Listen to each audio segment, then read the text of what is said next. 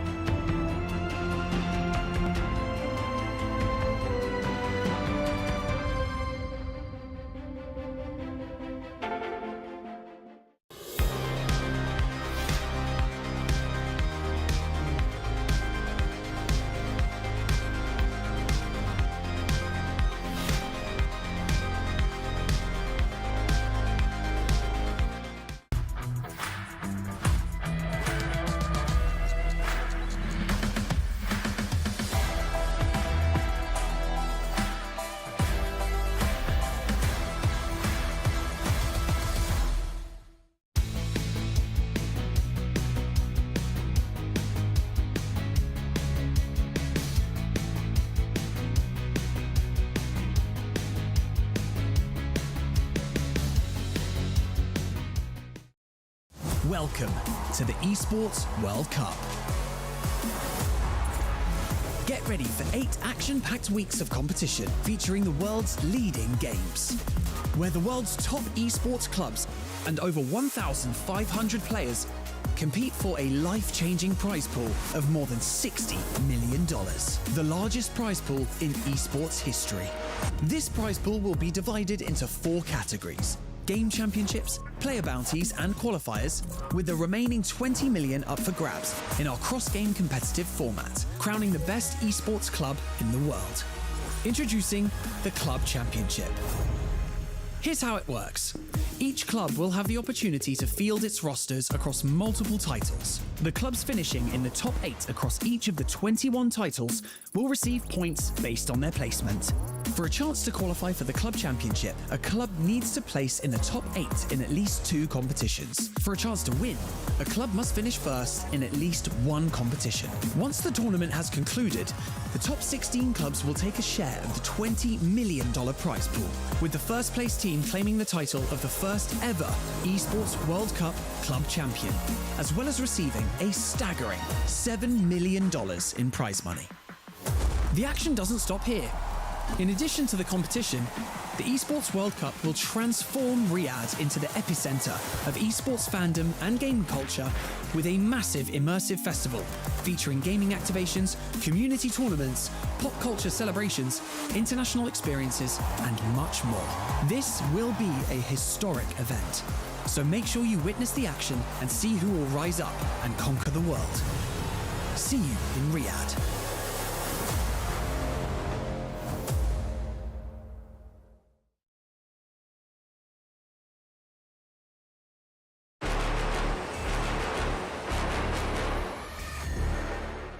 Hi, my name is Counterfeit here for EWC. I'm going to be talking for a little bit with Robin Songs representing Toronto Ultra. Robin, welcome. Let's jump right into it really. I'd love to hear a little bit about how Toronto Ultra as a team have been preparing for EWC. Oh yeah, so us 4, I guess it might be different from other teams, but we weren't really like close friends when we got together. So we basically boot camped in Spain and Madrid, and we spent a lot of time together, boot camped and stuff, and then I think we went from like being strangers to like really, really good friends. So I think that helps a lot with the team chemistry and stuff. Also, can you tell me a little bit about your teammates then? So of course, with Michael, we've got Replay, the Monster Attack Champion, and Relic on the team. Could you kind of give me a little insight into each of them? Yeah, so I think a lot of teams underestimate us because they're not really known like NA players, and people usually, they're from LATAM, and people usually underestimate LATAM players, but I think they're really, really strong. Michael's been a Worlds like 3 or 4 times. I'm pretty sure Michael's the best player in LAS, and then Relic is the best player in LAN. They're both like perma rank 1 in the regions. So I think they're really, really good. And then Replay obviously is a world champion. So I think we are actually a very strong team that people underestimate because we don't have names like, Dish Soap or Setsuko or whatever. But yeah. Looking to the tournament overall then, how do you think the tournament's going to go for Toronto Ultra? Oh, I think we're going to smash it. I think we're going first. Yeah? All right, that's very confident. I like it. Yeah. All right, so Robin, like the Vegas LAN before, this is a chance for players to come and spend time in the space in Riyadh here together. What's that experience been like for you? Yeah, so I've been playing TFT since set 1. So I'm one of the quote unquote OG players, and I've been competing since set 3. And to seeing it from competing in your bedroom and not being able to meet anyone at all to coming to Riyadh and gonna be playing in a whole stadium and is very, very exciting. I just see it TFT going up, playing in the bedroom to a small TFT LAN in LA into Vegas and now Riyadh and upcoming Macau. TFT is going to really, really big places, and I'm super excited. It's kind of surreal. Yeah, no, I absolutely agree. Well, so last of all, then, before we let you go, is there anyone you'd like to shout out? Yeah, I want to shout out my mom. She's been my biggest supporter ever since I started competing. I moved out now, but I used to live at home, and she used to make me noodles, because noodles is good luck in Chinese, and then she'd make me noodles before tournaments. And yeah, and then ever since I moved out, I haven't been doing well in tournaments. So I think it's a mom diff. And I want to shout out my girlfriend. She's also been very supportive of me as well. And want to shout out to my teammates, Toronto Ultra. Let's do this. All right, no, thank you so much. All right, so that's been Robin Songs representing Toronto Ultra. My name is KitKat for EWC. We'll see you guys again soon.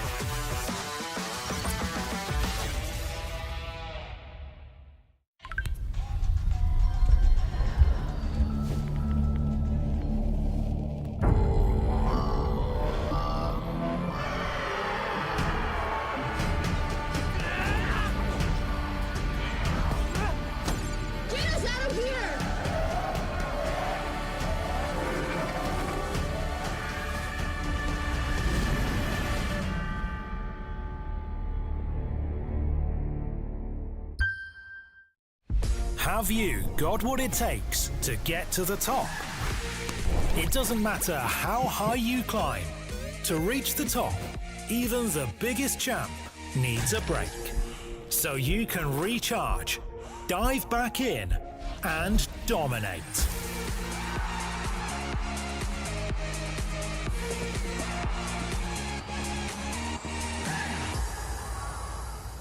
Have a break. Have a KitKat.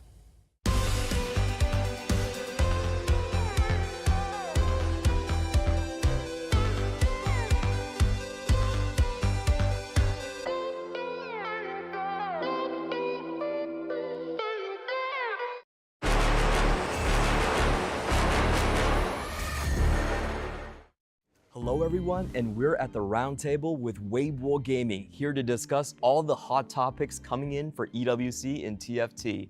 所以我想问各位第一个问题，因为毕竟四大赛区齐聚一堂嘛，各位对四大赛区会怎么样去排名？我感觉按最近2年成绩的话 ，NA 赛区还不错，但是其实他们就是2年冠军，然后其他的也就还好。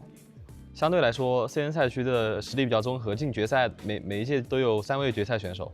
然后我觉得的话，大概就是 CN 赛区跟 NA 赛区大概是争个第一，然后那个 APEC 亚太和那个欧洲就要3、4，然后欧洲我感觉是相对比较不如那个亚太赛区的。哦，那这边这个译者的评比已经出来了，柯智呢会怎么觉得？我是觉得就是 CN 跟 NA 赛区肯定强嘛，然后亚太这边我看那个韩国队的训练赛，就是韩国队的4v4好像是比较有说法的，比较强的，所以我可能比较看好他们一点。他们电竞文化底子确实也是很深的哦。那这边韩信的看法？我就只排 CN 嘛，我就只排 CN 第一，然后其他我就没什么感想，就其他人随便了。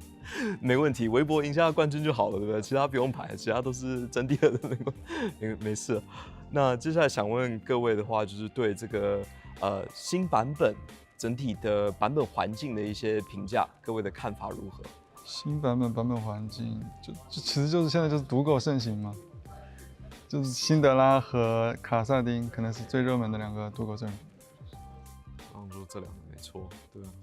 然后环境的话就是辛德拉会有很多家人同时选择辛德拉，然后甚至他们都会同时活下来进前4，这是一个比较罕见的情况，在赛季初就是偶尔会有这样的不是很平衡的表现。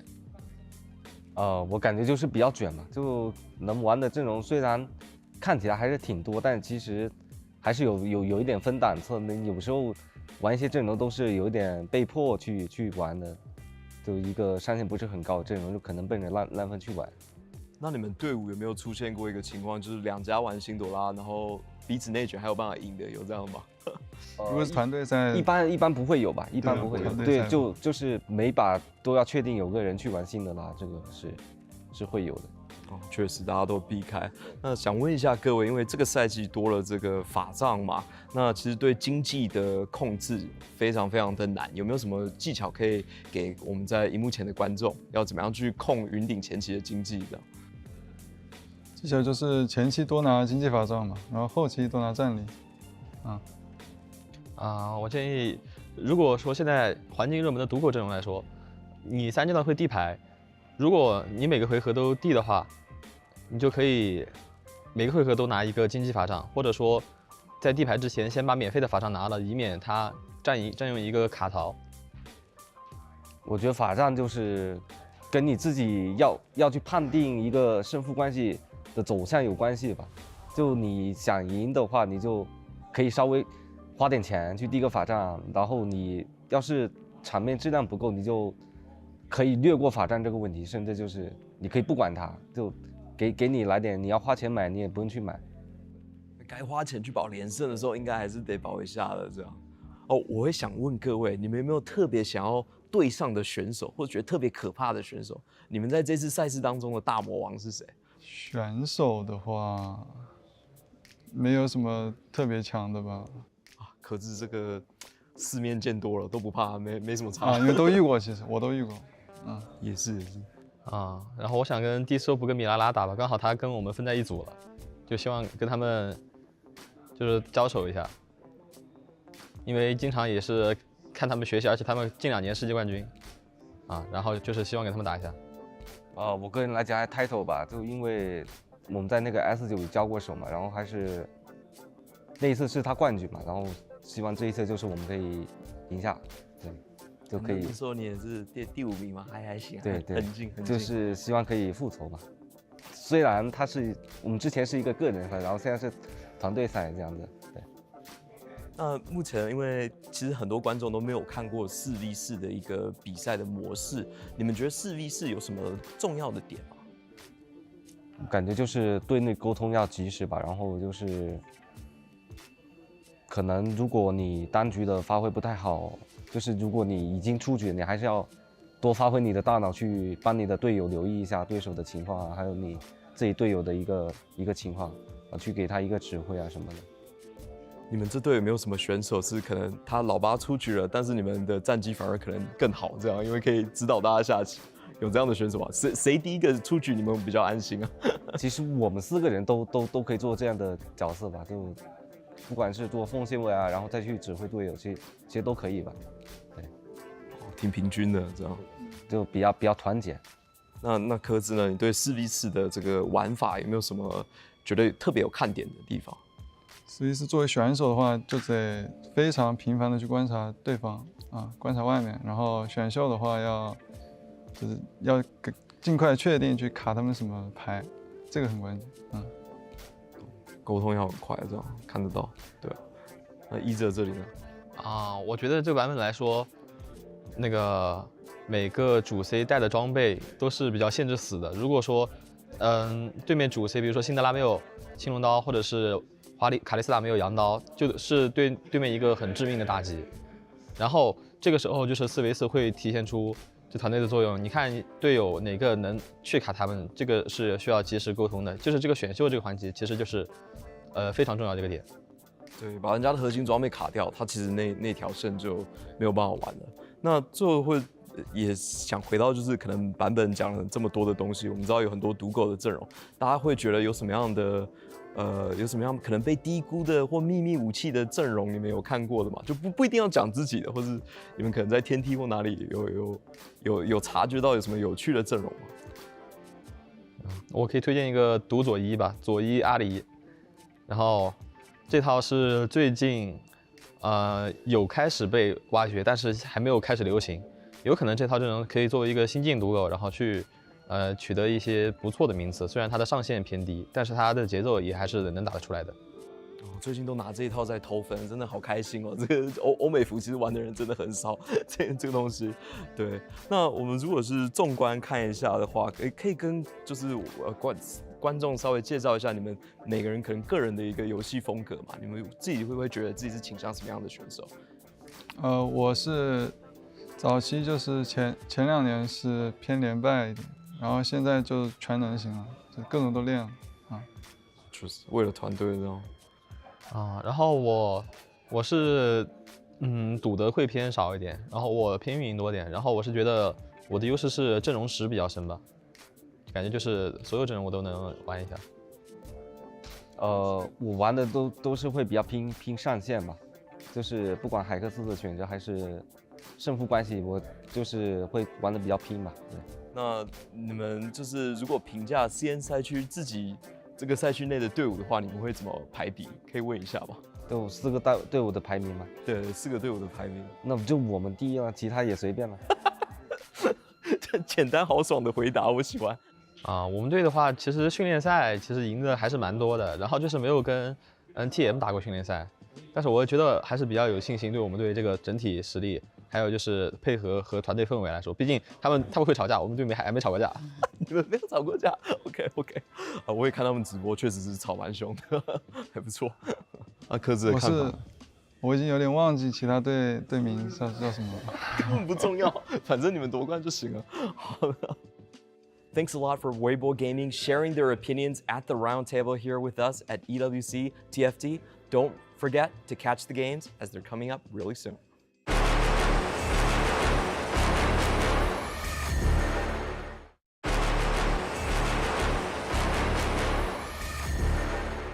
Hello everyone, this is Underrated or Overrated. We're going to be playing with Weibo Gaming. Hi guys.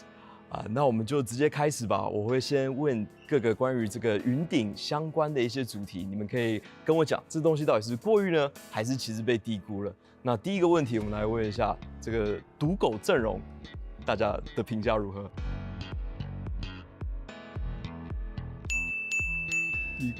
低估了哦，能跟我们讲一下为什么吗？壳子？我就是觉得赌狗就是现在环境很适合嘛。就你无论玩什么赌狗，就大部分人都会玩赌狗，然后卷死那些就是玩4费的人。玩4费的就可能运营不到。认可赌狗的，对吧？我是认可赌狗。现在环境就是赌狗最强嘛，所以我举了2个牌子，还行。那我举低估就肯定是更认可了，就是更认可赌狗了，就感觉赌狗还是被低估。就其实赛季初的环境就是很强，就不管是填色率还是吃鸡率，对。那接下来另外问一个主题的话，那问一下大家觉得 CN 赛区是被过誉了还是低估了？低估。大家觉得 CN 赛区真实实力在哪里？就是强啊，就是强，就是强 number one。对。OK， 没有问题了。那目前大家觉得 S12赛季低估还是过誉？还是低估了。很多人说那个 S12不如 S11， 很多人说 S12是史上最垃圾。我觉得可玩性比上赛季高，还挺好玩。那最后一个问题，我们来问一下，就是关于4费运营阵容，大家觉得是低估了吗？还过誉了？我觉得过誉了。4费阵容到底能不能玩啊？其实就是现在基本就是滑板鞋跟卡玛2套了，其他的感觉就维鲁斯就不是人用的，不是人用，挺好，行。那这边一哲的看法呢？我觉得就4费阵容，主要现在节奏偏快的环境下，如果你想玩4费，你必须要做到一个前期天胡连胜。如果你没有办法前期天胡连胜的话，就没有办法玩到4费阵容。所以说要求如此苛刻的情况下，它就是不太行的。韩星的看法呢？我觉得就是它里面还是有比较强的阵容，只是说相对会比较卷，然后你又是一个要去上8再去地排，所以如果你前期没有一个很好的过渡，再加上你上去面临一个会被卷的情况下，就会很难。所以我就是2个牌都举，就是你顺风的话玩还是很强的，但是你如果逆风还去玩，就可能没有很好的效果。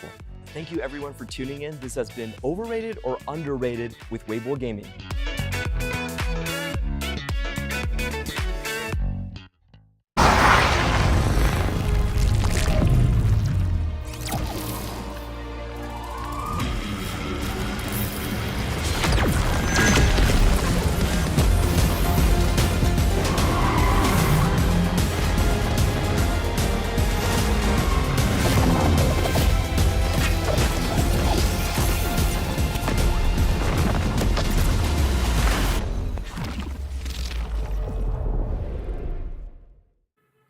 We've invoked the dragon here in Riyadh, offering some shades to my friend Hupeson, but also teams will try and invoke the dragon today, one of the strongest combat strength charms in set 12, especially teams like Z10 and Underdog Story, they're still alive, facing Weibo in our first decider match. So you're a dragon guy. You don't like, for example, Desperate Plea? Hupe, we saw enough Desperate Plea yesterday, okay? Okay, and the Desperate Plea will be now for the match of Navi against Falcons. Falcons are the favorite, and they should be the ones who take it away. Of course, now we're in playoff. Very important quarterfinals, and this is the largest TFT tournament in the world. Vamos!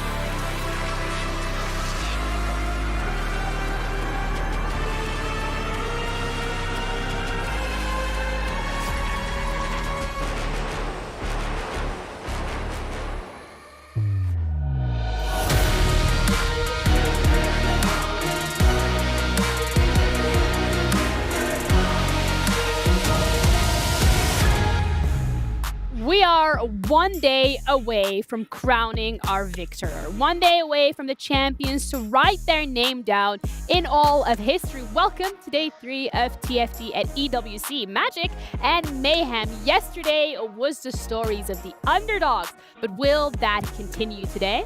Let's find out.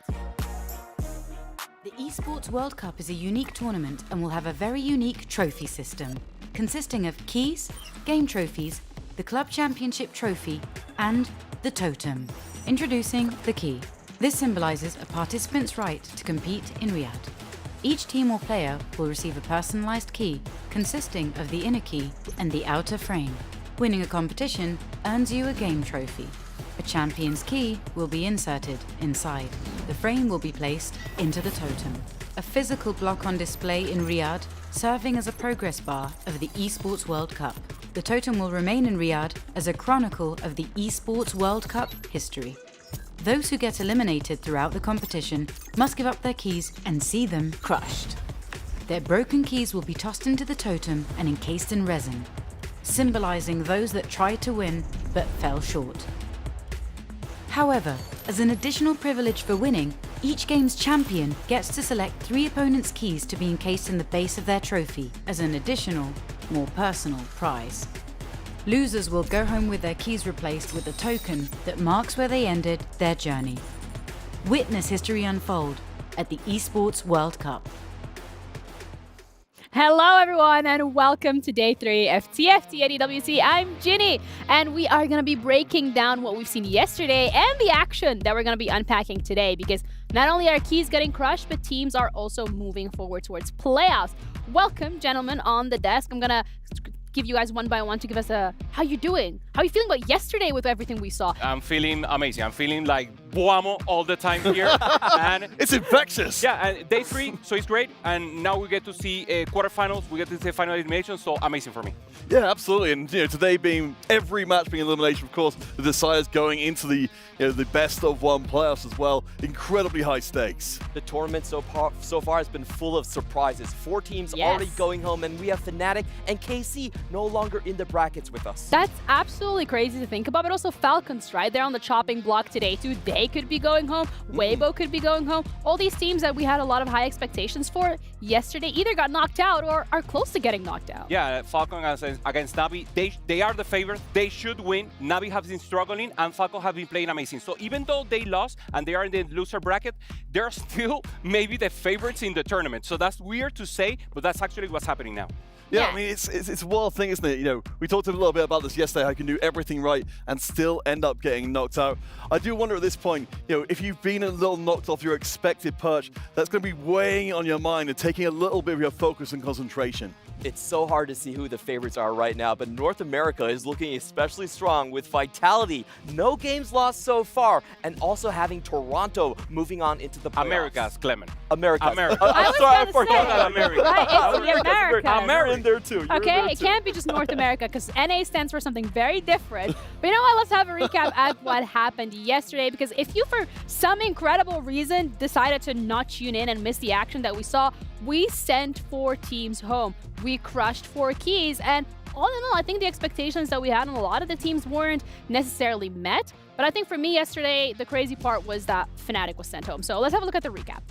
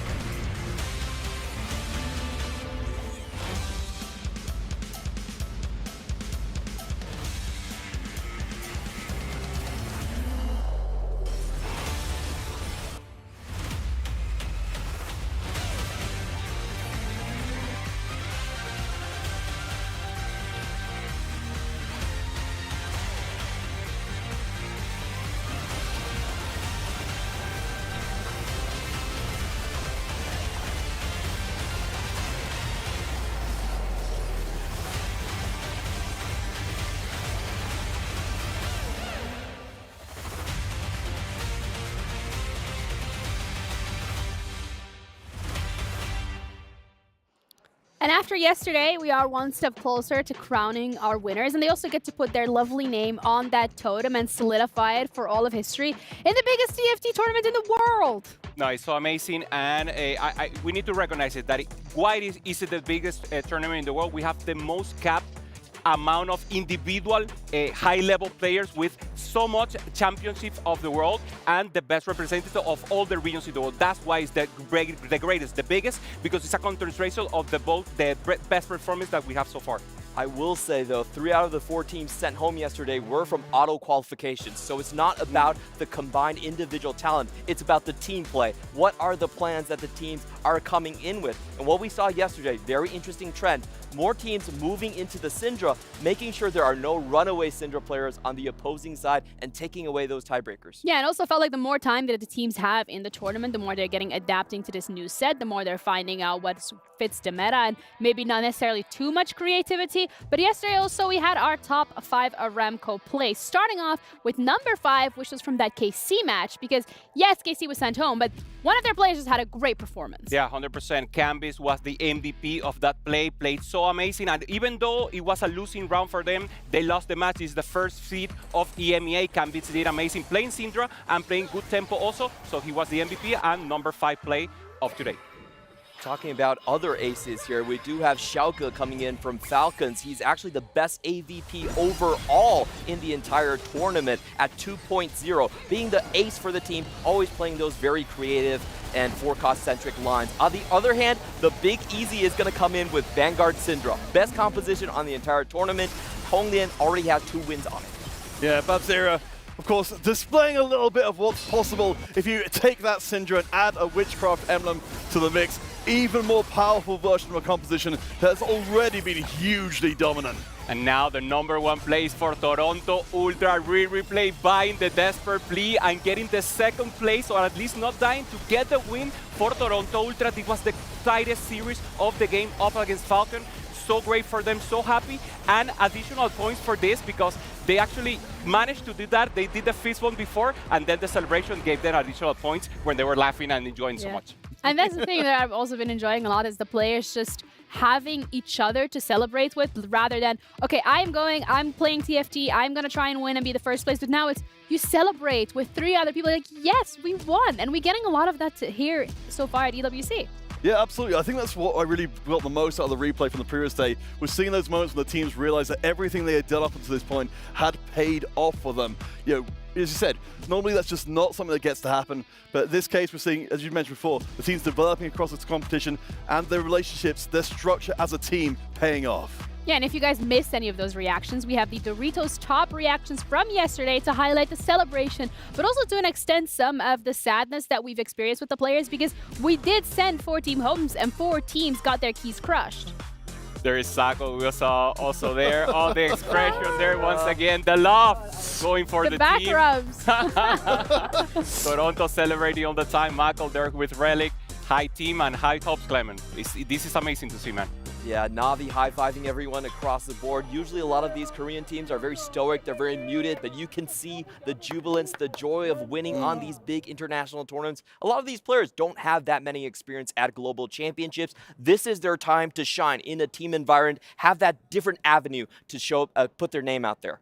And their name, putting it out there, is absolutely what they done, especially yesterday. And I want to kind of dissect it a little bit further, because we already touched upon the fact that it was a story of the underdogs yesterday. Some of the teams, like GK, for example, were crediting it to having more time here and being able to adjust. But what else could there be that has allowed some of these teams to really come out on top? You said it in the beginning, Counterfeit is individual talent versus team talent. So we're seeing that the ones who are communicating, the ones who are talking very consistently and doing effective communication to do the same thing at the same time and help by each other. For me, the hero is not the one who goes first. It's the one who's communicating to the rest of the lobby, even if he's dead. So the one who's dead is giving so much information that in the end, the teamwork is what's making the difference. And that's why even though individual players that were the favorites as a whole, maybe as a team, we should have another tier list. Yeah, it's a little bit of a different approach then when it comes to individual play versus team play. And we saw that yesterday. And it also shaped up the bracket pretty nicely, because we had quite a few upsets. We're going to be looking at this first one from the group where Wolves have already qualified. We're going to be looking at branching out, going up against GK Esports. That is an elimination match, but if you win this, you're qualified. Yeah, and of course, as we look through here, we've got so few matches left to see. We can see teams like Vitality, of course, Clement, you mentioned before, the only undefeated team in the tournament, waiting to see who they'll be playing up against. Overall, Chinese players have had the best AVP across the tournament. They're still looking at the strongest region, while EMEA really has to pick it up as they only has 2 teams left alive. T1 is already qualified here for this bracket, also waiting for the next qualification. The next one will be against Zero, Tenacity, and Weibo. That only advance, it will be against Vitality. So the crossover, we'll see it later, Jeannie. And we're going to have to wait for that. But Falcons going up against Na'Vi. And again, crazy for me to think that one of these teams is going to be going home. And as Toronto Ultra are the ones that have qualified from this group particularly, we're going to be starting off the day with Weibo Gaming going up against Zero Tenacity and followed by Falcons against Na'Vi. I mean, both of these games, you really do not want to miss them. We're going to be seeing who goes up against Vitality later today. And I think as well, this really highlights that you're not just coming in and playing one game. You could be playing 2 games. So you can have an extra shot, maybe. Yeah, for sure. Falcon, I want to highlight, Clement, we were talking about this. We have Shago as the best player, the MVP of the whole tournament. And that comes into account, right? That even though they're on the loser bracket, they're still performing. And not only him, the rest of the players are also. And it has been so tight that if you see the data, you wouldn't know who win unless you see, obviously, the final average scores. Falcon had the only decimation we saw in the tournament where they sent all 4 members of the opposing team into the bot 4. They're only in the lower bracket because of the desperate play, the highlight that we saw earlier right there. So I still think they're heavy favorites against Na'Vi. I mean, look, individual play has been powerful, it has been phenomenal, but it brings the question of how team play is going to be playing out. We're going to be heading in with our reporter, Ian, who has a little bit of an update on Match of the Day. So, Ian, take it away. Match of the Day. It's a tough one because we've got another jam-packed long day of TFT ahead of us here on the stage and on the B stream when it comes to the Esports World Cup. But I had to pick again, and I'm starting strong. My pick is Weibo Gaming versus Zero Tenacity. This should, in theory, have all the makings of an evenly matched 3-game series. Both teams lost to T1 earlier on in the tournament, 2-1. But both teams did also manage to knock out and beat the favourites coming into this competition in Fnatic. So that suggests that these two are pretty evenly matched. Don't hold me to it, but I'm hoping that is how we start the day very strongly here in Riyadh. That's my pick. All right, Ian, with the Jamil Motorsport Match of the Day being Weibo going up against Zero Tenacity, a little bit of quick maths that he's carried out over there. And I know that you want to dig into that a little bit deeper. Yeah, no, me and Ian share a brain because we had exactly the same point here. These 2 teams could not be better matched up against each other. Every single match they played so far, going to 3 games, playing against the same opponents, they got the same results. So I think the big question here is, where do we find the difference between these 2? Yeah, for sure. We have Chuso on the right, the only representative from Spain, versus the rest of the players that are Polish. So actually some barriers there, and Chuso has been the hero. So it's great to see. Alan is like the leader. He's been playing a lot of Syndra, Clement, and that's the highlight that we've been seeing from Zero Tenacity. What about Weibo?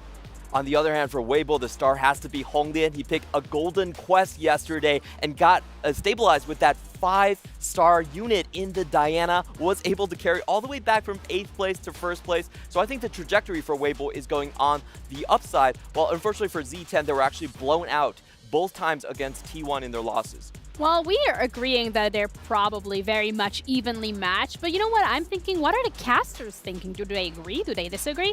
Guys, let me know. When you're looking at the maths, when you're looking at the history of both of these teams, do you have a favorite? Do you think they're equally matched as well? I think they got to be pretty close because looking at this group, as we just heard, every single match has gone the distance. And I think between these 2 teams, they've kind of had a similar style of having players take very risky lines to play for that 1st place. And I think no matter what, this is going to be an absolute banger.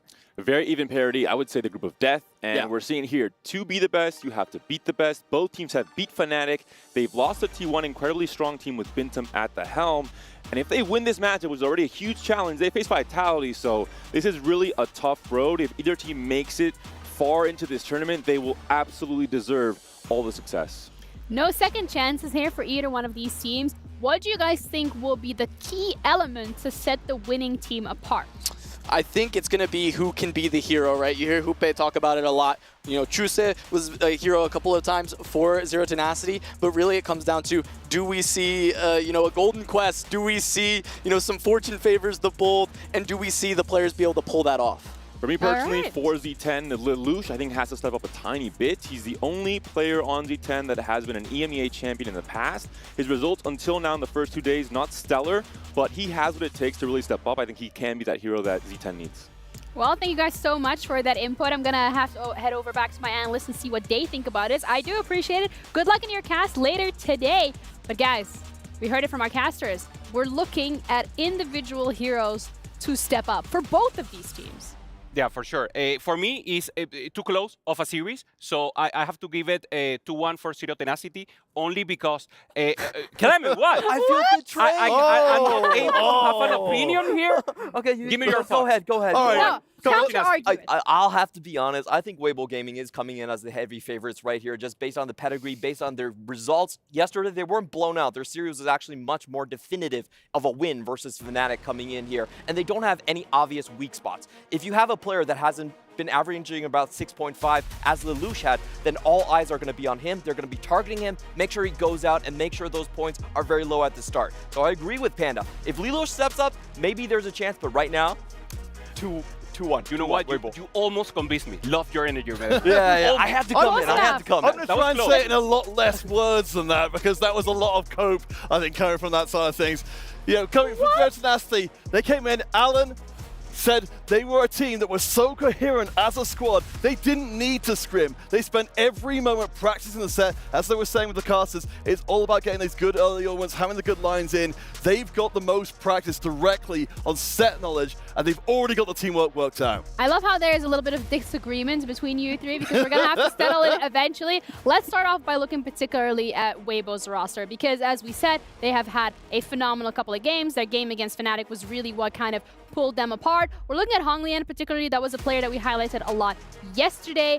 Are we going to continue highlighting this player? Is this the one that we want to step up, or is it going to be a team effort? I mean, day 2 was for Honglian, day 1 but was by Easy. Easy's talk about Fnatic recently in your interview, Clement, and they said they look up to them because of the way he wanted to play against Zizou and Milara, and they won against Fnatic. So actually, I think they have the possibilities to any of them be the hero in this case, and there's not actually a significant role or someone that always going to win. So it depends on the spot.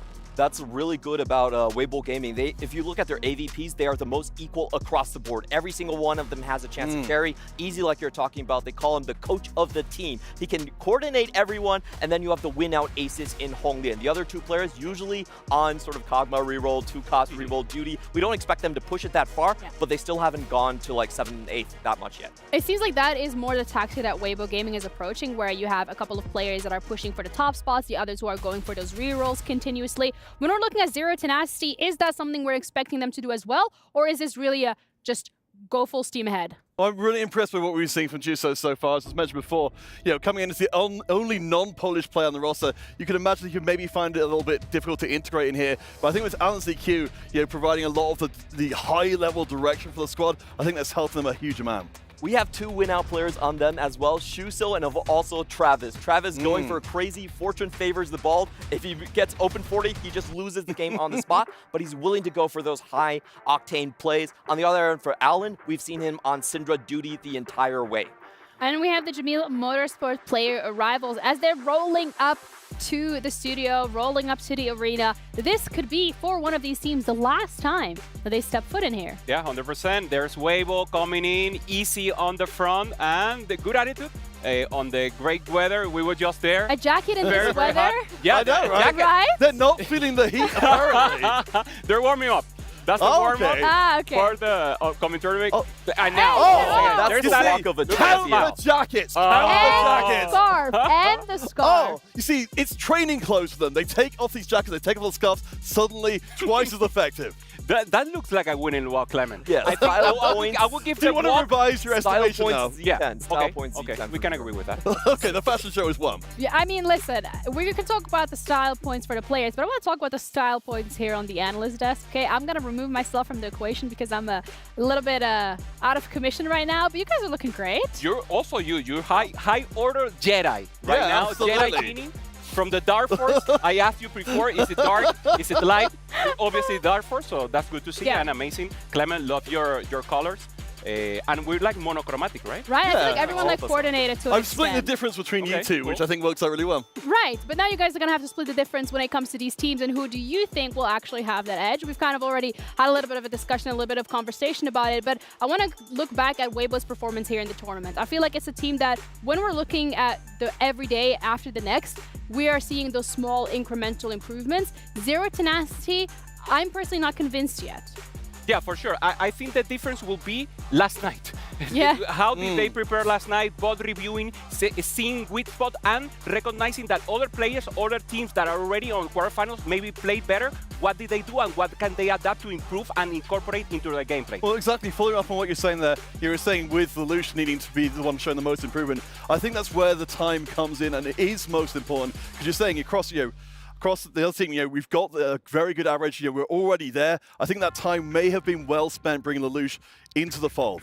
All right, well, for you at home as well, if you're wondering which team, or at least you have an opinion on what team will be coming out on top, Weibo Gaming going up against Zero Tenacity, cast your vote at sccplay.gg and let us know. Vote for your favorite team. Vote for the team you think is coming out on top, because Clement, you think it's going to be Zero Tenacity, right? No. Only the one. We're united. Just We're united. recapping right here, Weibo Gaming has the most consistent roster across the board in the entire tournament, while on the end for Z10, they have the most up and down players. Lelouch not really performing, while Shuso and Travis, they need to get lucky on the die rolls with the augments. Yeah, I want to see what's going to happen. The truth is, we don't know. We don't know. It will depend on adaptation, Genie. So this will be an amazing series, very close, and the audience will decide who will be the best. Let's see the game. All right, let's head into the first game of today. Weibo Gaming going up against Zero Tenacity, the most equally matched team so far on paper. But the question remains, which one has put in the effort last night to come up with some of these incremental changes to be able to come out on top? Let's head over to the stage for Weibo against Zero Tenacity.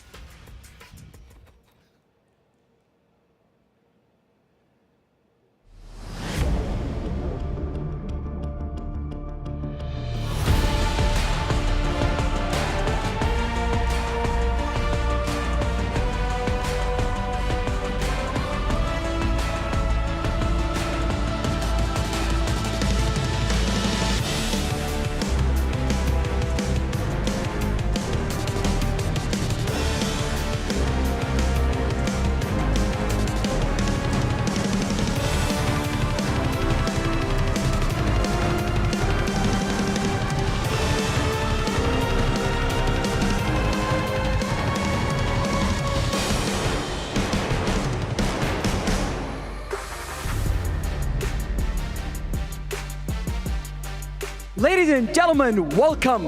It is the third day of the Esports World Cup presenting Teamfight Tactics. It is the last day of the group stage and it is the day of the quarterfinals. 4 keys got crushed, 4 more to go tonight. My name is Fancy and this is Veracity, and I am so excited about tonight's matches. Oh my goodness, Fancy. It's been a roller coaster journey thus far. 4 teams eliminated, as you mentioned. Karmine Corp and Fnatic being 2 of those favorites heading into EWC. Honestly, it was the day of the underdogs. Nobody thought that these teams will be eliminated on the second day before even getting to playoffs. And not to mention Team Falcons losing to Toronto Ultra that keep proving to everyone that they are the team to look for. Well, you know what, Fancy? Enough chit-chat from us. I do believe we have some pretty eager gamers ready and waiting to hop into the server. So should we go ahead and do this? Let's do it. Ladies and gentlemen, please welcome the first team on the stage. It is Weibo Gaming.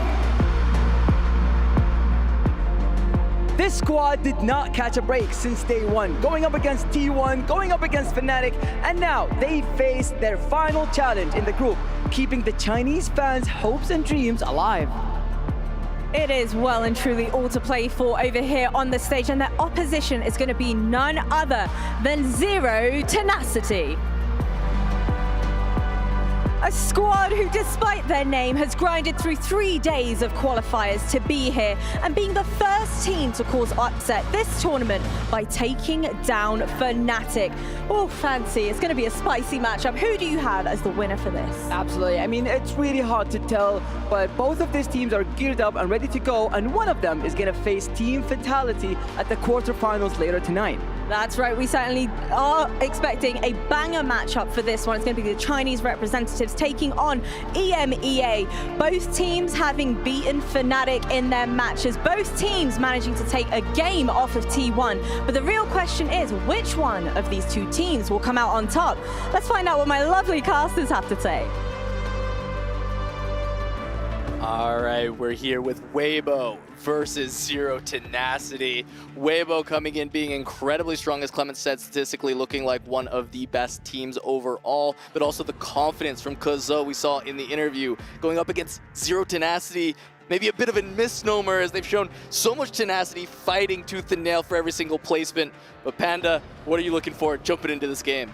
I think it's a huge matchup in terms of the underdog story that Z10 started off so strong, beating Fnatic, one of the tournament favorites, and being a part of their elimination in those 2 losses back-to-back on day 1 and 2, up against Weibo. And this is a huge, I think, David and Goliath story in this case, because EMEA versus CN. CN has been the dominant region for a very long time. EMEA, on the opposite end of the spectrum, has historically disappointed in the last few champs ever since Double 61 became the first ever global champion for TFT all the way back in set 3. Looking at these rosters, Weibo has a lot of international experience at champs. Looking at the roster for Zero Tenacity, it's only Lelouch that has made champs, and that's only one time. Alan ZQ has not even made it to EMEA finals ever, having recently transitioned to TFT from Legends of Runeterra, for example. So experience-wise, big difference in terms of what these players have already accomplished individually. Truly a David versus Goliath story, but I think, as was mentioned on the analyst desk, there's so much set 12 experience for Z10. They've been grinding non-stop ever since the release of the set last week. Yeah, at the very least, Alan may not have as much international experience in TFT, but he does playing many other games, and at least World Championship in Legends of Runeterra. He is a champion in that game, coming here to try and become a champion here at EWC with Z10. One more story for Z10. A player like Chuso. Chuso is currently hard stuck Diamond 2. And there is the joke in TFT very often, the GM buff usually near the end of the set, where you are not doing so hot on ladder. You come into a tournament and you outperform everyone, so you have kind of that buff for being lower ranked. Maybe the similar case for Chuso, who is currently the highest AVP player for Zero Tenacity. This is the first time a Spanish player ever makes it to an international big stage. Not a single time has a Spanish player made it through EMEA finals and into global champs. So a lot of big narrative stories, I think a lot of underdog stories, but we'll see what Alan ZQ specifically can do as kind of the leader of this team. A very strong start for what could be Zoe reroll, a comp we haven't seen too much of yet.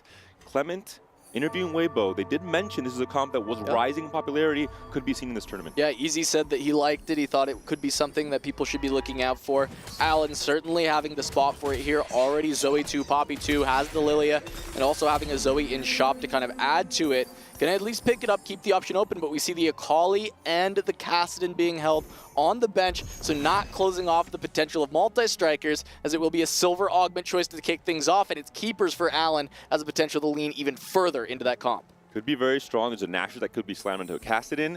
If a Syndra pops up in this shop naturally at 2-1, maybe Alan says, you know what, don't try and bait me into playing Kassadin or Zoe. I'm going to down the Syndra route, because he's been playing a lot of Syndra this tournament. He's been, I think, the dedicated Syndra player for the Z10 roster. He's played 4 games out of 6 into this Syndra line, usually around tempoing with Syndra to 8 instead of re-rolling her. Yeah, but this spot definitely feels like it's going to end up going towards the multi-strikers, takes the keepers, level up. kind of committing to the line, staying out of the 1-cost reroll. As you said, with the level up, that's going to guarantee we head there. And Nashor's Tooth could be the potential slam. Keepers plus the level up. It looks like Alan would want to win, waiting to see who his opponent is. It's Hong Lian. There's the slam. Gonna be a slam onto the Zoe for now. She is 2-star. Zoe, I think, one of the most, I'm not gonna say underrated, because I think all kind of pro players do play her a lot on your board. Just the MR shred, the flat MR shred in stage 2, so relevant for dealing more damage. And again, single target damage, especially getting kills, making sure if you are losing, you're losing by 1 or 2 units. There's no blowout losses. Yep, and exactly here. We're gonna have the 2-unit loss for Alan, not able to take out Hong Lian. As players start to build up those initial streaks, we really got to be watching out for the 5 losses, 5 wins coming out of stage 2. Those gold advantages can make just such a massive difference in the game, especially if a single team is able to pull out more streaks than the opposition. Chuso on mentorship for now, the best performing player for Z10. He's also been the most flexible player. He usually ends up on these kind of vertical Witchcraft, Fiora, Karma flex lines, not usually playing much reroll at all. He's been playing into 4 Chrono Karma as well, for example. So overall, he's a player that just tries and play high tempo, preserves HP, and stays strong in stage 4 especially. Yeah, playing around the multi-strikers for the early game, but as we saw Alan's spot feels like it needs to play into the multi-strikers, taking the early keepers. Yes, it's a silver, you can kind of sack the augment, but it feels like that's the direction he wants to go. So Chuso just using this as an early board, and we'll see him kind of sell out of the Kassadins before Alan ever wants to actually start rolling down. And the Crown Guard on Kassadin is a peculiar pickup there as an itemization option for Kassadin. It does allow for more of the Kassadin on the edge of the board positioning where you have the extra shielding in the early parts of the fight. And we saw it especially a lot in day 1 and 2 from the CN team. They seem to have that tech on lock. They like really itemizing Kassadin with anything they can because Kassadin is all about playing high tempo in stage 3, preserving HP for yourself, but also for your team in a team format. We look here, we've got Lelouch's board starting off with a nice little win streak, having a pretty upgraded board so far. Zillion 2 already, gonna help make this board even more powerful, and the front line looks stable enough, right? At least 2 in the early game, very, very solid pick, and the next in can just be this Jace. Considering his current amount of economy, I have to assume the Zillion 2 might have come off of a minor polymorph, one of the strongest charms in the early game. It upgrades a 1-cost unit you have into a 2-cost. If you have a 1-cost that's uprated, you can kind of sell off your units, make the odds, more in your favor, and get a big upgrade for a strong unit, but also just an economic upgrade as well. We see this is very cool from Lelouch. He notices that Travis is in his pool and decides to, instead of trying to push the tempo, become even stronger, he's going to end up selling the Zillion for Econ and kind of allow for Travis to pick up the win, continue the streak, and Lelouch will sacrifice his stage 2 streak to give a better position to Travis. And this is important as well in terms of, what gold you're holding on your board. Zillion, for what he does and what he costs, maybe not the best unit in the early game. The CC is not really as relevant compared to something like a Zoe that costs 3 gold when upgraded, and she does just so much work in terms of killing off units. I go first Carousel. Wow, Easy a bow and and a tier taken in a Syndra meta. Who could have thought? I never would have guessed that, actually. Yeah, complete surprise to me as we look at these streaks so far. Easy, Hanxing, going to be at the 3 loss. Might be contesting each other for that, so we'll have to keep an eye out if they end up facing each other. But on the top of the tables, Travis and Honglian on the 3 streaks have to see if they are able to stop each other if we get 2 full streaks into Krugs. Very unfortunate for Alan. There was a Kassadin with a belt on the carousel. Unfortunately for Kassadin reroll, if he goes on that route with the keepers, belt is not really a premier component once you've built your first Nashor's Tooth, which is the case already for Alan. So despite it being on a Kassadin, he chose not to go for it. Could indicate he just doesn't want belts as a component or just doesn't want to play the Kassadin overall. He played a Syndra's Keeper game yesterday as well. Keepers you can get value from it in other comps. It's just really ideal for multi-strikers reroll. All right, we see Honglian slamming another item, or at least getting ready to. Runs into Hanxing, doesn't actually have to slam it, but of course he's already crafted it, so see how this goes. Probably just not going to play it because he wants to allow Hanxing to try and get a little bit of a better loss here. Find at least a kill somewhere, as Travis on the other side against Easy going to be able to continue the streak as well. And we're seeing kind of on both sides the premier single target carry in stage 2. Zoe on the AP side, Namzi on the AD side. AD, of course, not really as strong outside of Kog'Maw in the early game, so Namzi you see a little bit less, but he's very good at bursting down targets and making sure that if you are losing, you're losing by a few units. Pretty interesting dynamic of the streaks for the early stages to me. It's not been common to see 3 players of a single team all loss streaking, and we are seeing that on the side of Weibo for this start. And I'm curious if that's going to end up hurting them, because it's hard to maintain those loss streaks, especially with your teammates, right? Because you're going to have to, one of you will have to break it. But at the very least, I guess you won't take too bad of a loss when it happens. Because with Silver Ticket there, we see he's very much going in the direction of the Kassadin. Reroll will be the designated player playing Kassadin in this game. He did play 2 games of Kassadin already across the 6 games played in day 1 and 2, so he's familiar with the comp. And we heard the interview with Clement, the roundtable with the Weibo Gaming team. They mentioned reroll is all about getting strong and finding your upgrades in stage 3. If you sack stage 2, if you maybe not open for but lose most of your fights, you'll have that much more gold to roll with. And we're going to see Alan will lose his streak once again.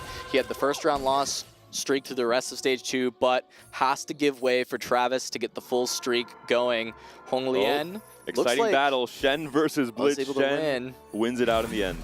Yeah, and so that's going to be one loss streak shattered at the bottom, because does end up losing his. Honglian keeps the win streak, and then at the bottom of the tables, Easy and Hongqing both able to keep a 5-loss all the way through stage 2. This Krug round going to be so important for Hongqing. He needs to find a tier and a bow. If he does, all of a sudden, BIS Syndra has been found. His game plan will be, again, so much easier to go through.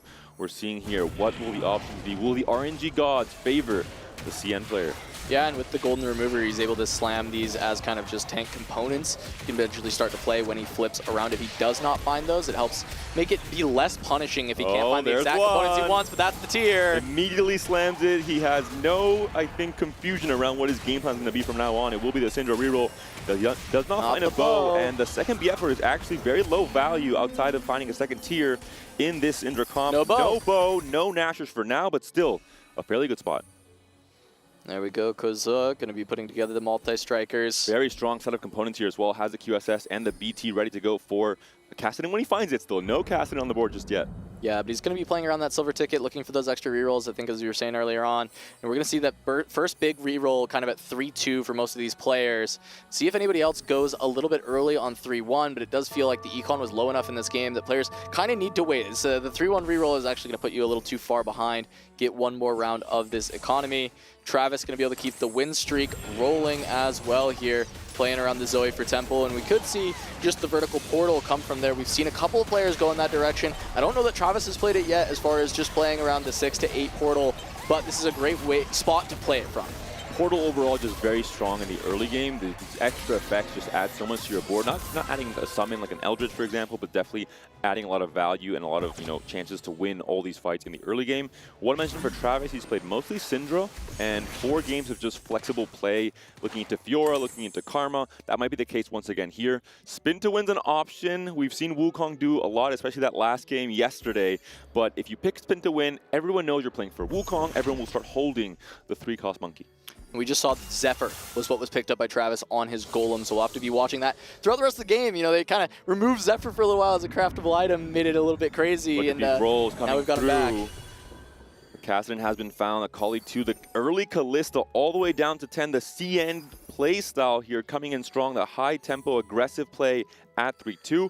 For Hongqing, maybe not so much in the rolls, but definitely in the augmentation. Has the Chalice, has the chance to get so much extra AP on the Syndra for these first few rounds. So many golems picked up, right? We're going to see for the Syndra board, we see the Chalice, which is exactly what he would want to see. And the Zeeks was found for the multi-striker, so kind of a lot of players finding exactly what they want. Travis, maybe not with the Zephyr, but you can still make big use out of that throughout this game. And Hongqing does not roll deeper here because he knows he needs to have priority on the carousel. He needs to find a second tier to slam that second Shojin onto the Syndra. He'd rather take some HP losses now, have that first pick priority coming to the carousel to guarantee that if there is a tier, it's for him. Yep, but I'm going to continue on this loss streak, as you said, for Hongqing. Not able to find the Sintru on the roll down, but not as aggressive as a roll down as we've seen previously from other players. Only down to 30 gold. Going to be able to make some of that back up, and there's the Sintru just immediately rewarded on this shop, finding that now this 7-loss streak likely to get snapped soon enough. There's only one tier on the carousel, and Lelouch and Hongqing are going to be vying for it. Lelouch, in this case, maybe even just to deny it. Where it is on the carousel, where these players load up, could be incredibly impactful. The power of first pick priority on stage 2 and 3 carousels is so important in this Syndra meta, especially in a 4v4 format where you can deny other players. Yeah, because also upgrading the Kassadin now. Let's take a look at Lelouch's board. He's got the Elders in the portal in, just kind of playing a normal tempo board for the early game. Not finding any Syndras, not finding a complete direction here yet, right? This kind of wants to go towards, I guess, something like the Karma later on, and just going to need to be able to deny the tier. Could definitely deny tier here, find the second Shojin for himself. This is one of the problems that I've had with the Z10 roster. I think they've played a bit too flex, leaning too much into the 4-cost flex, not leaning too much into the rerolls, outside of Alan ZQ especially, playing a lot of Syndra. There's been way more Karma and Fiora flex compared to the other competitors on the Z10 team, and no Kog'Maw whatsoever across the first 2 days. There's a single tier on the right carousel, next to Hongqing. And as the gates are open, Hongqing steps out and picks it up. And Lelouch gonna have to find something else here, ends up getting a belt. Just looking for some frontline itemization, it seems, at this point. Alan looked like he picked up Spellblade, so seems to be also on a path towards Karma. Do these players know they can't all play Karma? They'll be contesting each other. Someone has to contest the rerolls as well. It's going to be tough for Z10 and Totem. They've had in some of their matchups that they've lost in the past across these first 2 days. I wonder if the same will happen here, whereas the CN team, Weibo, they have very clear understanding of where they're going. Kassadin for Kazi, Syndra for Hanxing. See what Easy's going for as well over here. Could be Portal. Yeah, found Rise. This is a player who didn't play Portal. Actually, he did play a Portal game himself across the first 2 days. We've seen a few of the CN teams, and Fnatic as well was leading a bit into Portal. And overall, the AVP is very good for vertical Portal. They've had a lot of success. Yeah, early enough on the Rise. The itemization is actually just fine. Scary, This is what you'd want. Being able to get the Morello spread on everything, get the Ginsu to help some mana generation.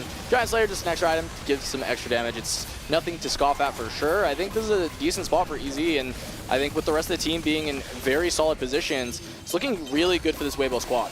It's a good loss here, but all in all, it is a loss nonetheless for Lelouch, a player who needed to stabilize off of his carousel. He needs to maybe roll deeper or hope that the stage 4 roll down goes in his favor if he wants to stop the bleeding here, down to 47 HP. All right, we're going to see Lelouch. The stim pack. Could this be enough to stabilize him? I mean, he gets an extra tier. He gets the sword here. I mean, he's looking for Fiora items. Awkward. It looks like already has a Sterax built. Does he want a second one? He does, it looks like. And will spam the Hodge as well. So full-on melee bruiser items. If the stage 4 roll down is not good, if he doesn't find one of Fiora, Camille, or the Gwen, he might be in trouble. And even we've seen Gwen struggle heavily, right? It really has to be the Fiora or the Camille. The Gwen, from this point, when he's at 47 HP, I just don't see it really getting him back into this game. It's going to be a massive roll down for Z10. Lelouch needs to be the one to step up today. We saw his AVP definitely struggling throughout the event so far, something around a 6.5. He needs to be the player to step up, and we know Lelouch is good enough to do it. It's just a matter of finding his footing here in the EWC. If Z10 manages to win this matchup off of this game plan, playing kind of a 4-cost flex game plan, hey, maybe there's still hope on this patch because they are really trying to push the limits of what can be done on 4-cost flex, especially considering that most of these players are going to look for the same units. Karma, Fiora especially, are the cornerstone pieces of that 4-cost flex that seems to work for some players if you hit your 2 stars. We've seen so many boards, 1-star 4-cost, not cutting it against these Syndras that have been stacking the entire game. Lelouch getting close to that level up. Should be a 4-1 roll down. See what other items are picked up off of Wolves. Very good item economy. Golden Orb, a Spatula comes through. Can this make any changes here? I mean, it's only with a bow and a glove. There's a Pyro possibility, but there's especially, I think, going to be a Witchcraft possibility if he finds the right components to slam that. Witchcraft Vertical has been one of the strongest variations of 4-cost flex, featuring, of course, Karma with the emblem and Fiora online as well. The upgrade on Nyla, Nami is found, but all in all, not really the 4-cost he's been looking for. He needs to find the Karma, he needs to find the Fiora, and he hasn't found him just yet. He could be open to playing Pyro. He's holding on to the Nasus and the Akali for now. Item bench full, has to start slamming to pick up this next orb. There it is, going to be the Gargoyles going to play onto the Nasus. Will this be enough to stop the bleeding? He's facing off against Juso, his own teammate, who's going down into the Kassadin line. Yeah, we see some stabilization potentially from Lelouch with these pickups. The Milio going to be able to help itemize the rest of the board, give some additional damage. The Nasus can hopefully be stable enough on that front line. Still missing out the main carries of the comp. We've seen the Milio fall flat time and time again when it is the only thing that is found. Great support unit, but does not do enough, and that's still a loss for Lelouch. That being said, continues to lose streak, it's a little bit of extra gold, and it is his teammate. So if you want to lose to someone at this point in the game, it's still going to be Chuso instead of a Weibo player. Maybe we'll see if an augment can start to bail him out even further. So we get duo Q as an option another for Easy. support Pass golem. it up. Support golem going to come in. As we all know, Eternal Flame comes online. And a Rise pair as well, Casa. Oh, there it is. There's the Rise. Easy hitting everything that he needs. Karma as well, making life harder for the 4-cost flex players from Z10. And the one benefit of playing Portal is that your 4-costs are not contested. Taric and Rise very much not premier units to play on your boards. Travis finding a replacement for the Kassadin, it's Diana, and these items are phenomenal for a Diana to anchor this front line alongside the Taric. Just being level 8 Diana 2 not going to be the easiest, but Travis is in a position to go 9 and actually make this Diana a massive carry for his team. And Diana, I think even more so than Camille, I've mentioned the 1-star forecast not cutting it, similar for Diana, but if you 2-star Diana in stage 4, she is a tank, a carry, a support unit. She fills in all of the boxes, especially as you mentioned with that itemization. So strong with some extra AP and some Omniband. All right, and there we go. We see Easy stabilizing around that rise. Should be able to find some wins, but going against Han Jing, and that's just going to be the Syndra just doing so much work. However, Easy, Rise 2, making it happen. Seeing the health bars actually starting to get kind of low here, right? Especially Lelouch, but we did see him just roll down, right? 28 health remaining, Han Jing at 34, and Hong Lian on a 6 loss, 42 health remaining, no gold remaining, and this board doesn't look incredibly stable just yet, but it does have the 2-star Fiora. It is a 4-cost flex, but a little bit on the, I would say, weird or weak side. Not sure which word would be more fitting. There's the Shen fit in, there's the Bastion with the Hecarim here as well. We're seeing the HP preservation is in favor for Z10 at the very least. The overall cap game plan might not be in their favor with the Syndra player really out-capping later in stage 5, but for now at the very least, they're doing a very good job preserving HP and really helping keep up the team HP to buffer in this 4v4 format. And once again, it's Travis looking for that win out potentially, right? We see him kind of saving gold again on the win streak on 8. I know you were saying trying to hit the Diana on stage 4. However, Travis, I think, look to go to 9 on stage 4. Be the hero for your team, be the one who goes for the win. And you want to get small losses versus your teammates, small wins if you're facing your own teammate. Not the case there, a massive loss. Travis also gets his win streak cut by Chuso here, so some team play or some team confrontations happening in the middle start of this stage 4. Might be okay for Travis since he is just trying to bank gold. Morgana and for Chuso Lelouch, it's needs really big. that win streak, but Lelouch finding the Morgana, massive, because as you were saying, the Witchcraft emblem, that's kind of the win con for Lelouch to come back and being able to find the 5 cost within that vertical, incredibly important here. There's another spatula available, Easy gonna grab that, as Lelouch had already slammed an emblem and so was not able to do that. The Fairy emblem was the pickup in the end, so again, just trying to find some value from spatulas. In this set 12, a little bit awkward to play around spats. The verticals, unless you're already deep into them, like Pyro and Eldritch, hard to really make great value out of a more kind of generic spatula, for example, but Fairy does fit into so many different boards. If he does want to change it to Witchcraft, he does have a charm that allows him to break into components, I believe.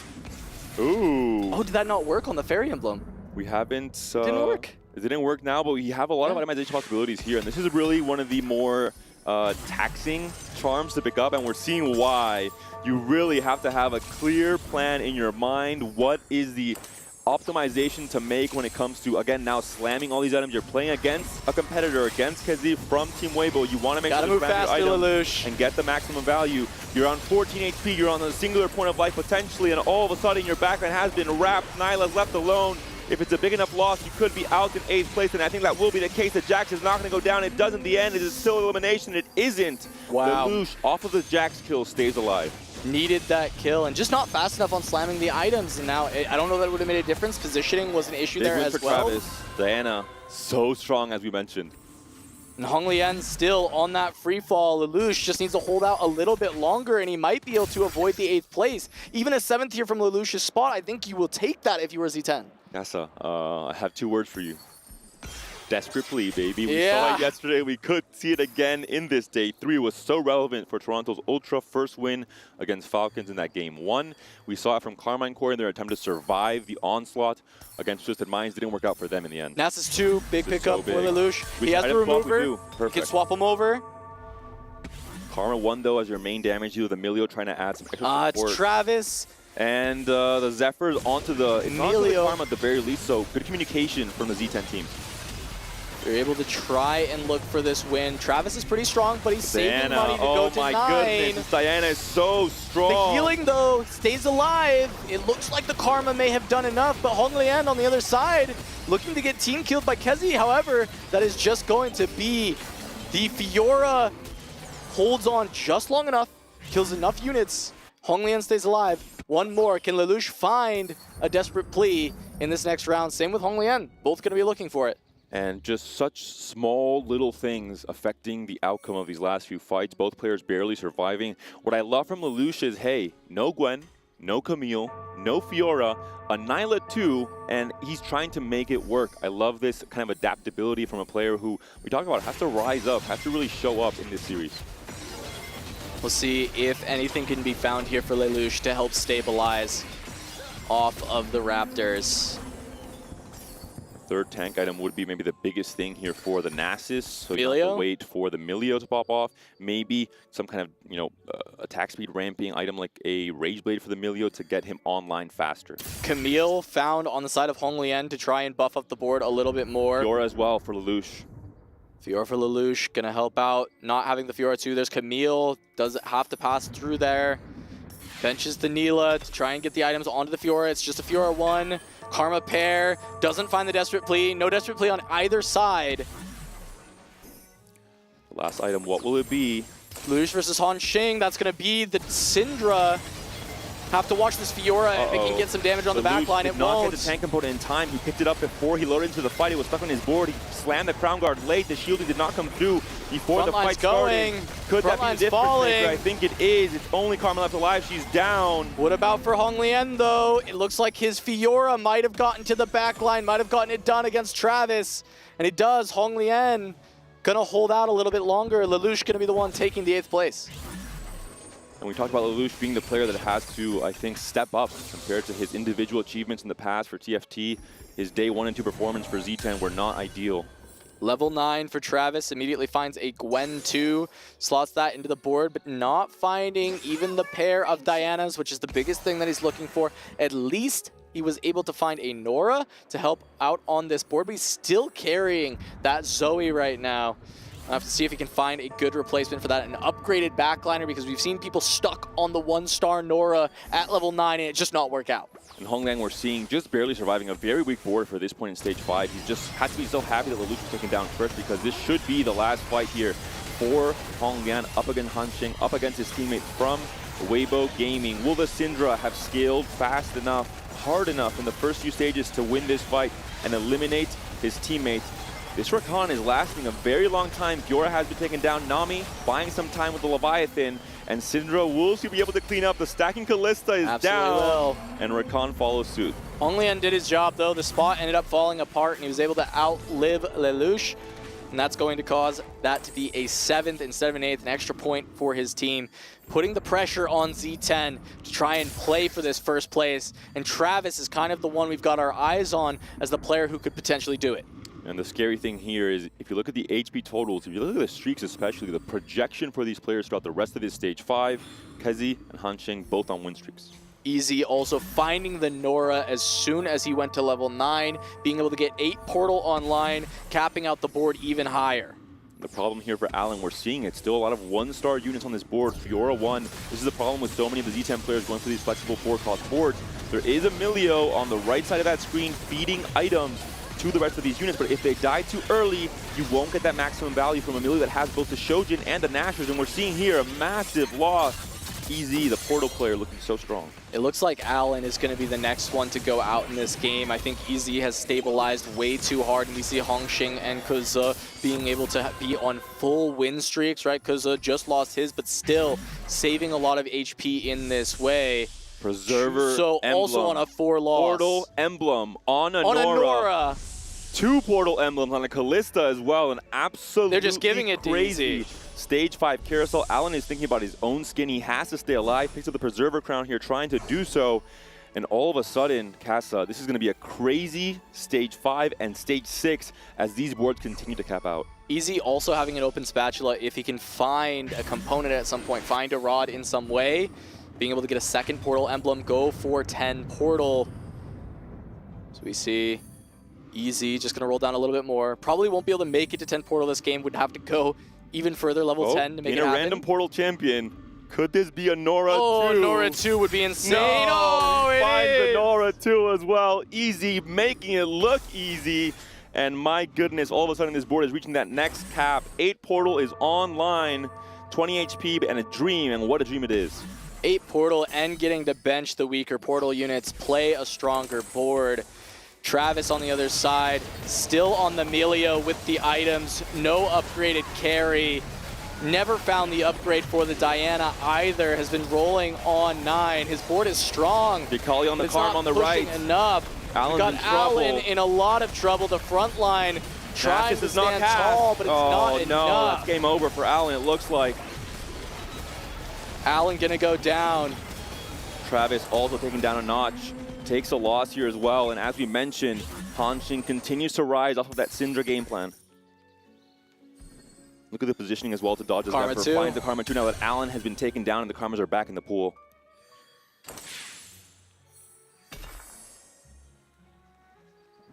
Syndra 2 away. Again, this is not really a reroll comp, but of course you stay open to the possibility of finding Syndra naturally on your rolls on level 8 especially. And similar case here now for the potential upgrade on the Mordekaiser. Waiting to see who you load up against. If it's your teammate, hey, I have a lot of HP. I'll share with you guys. I won't slam these items just yet.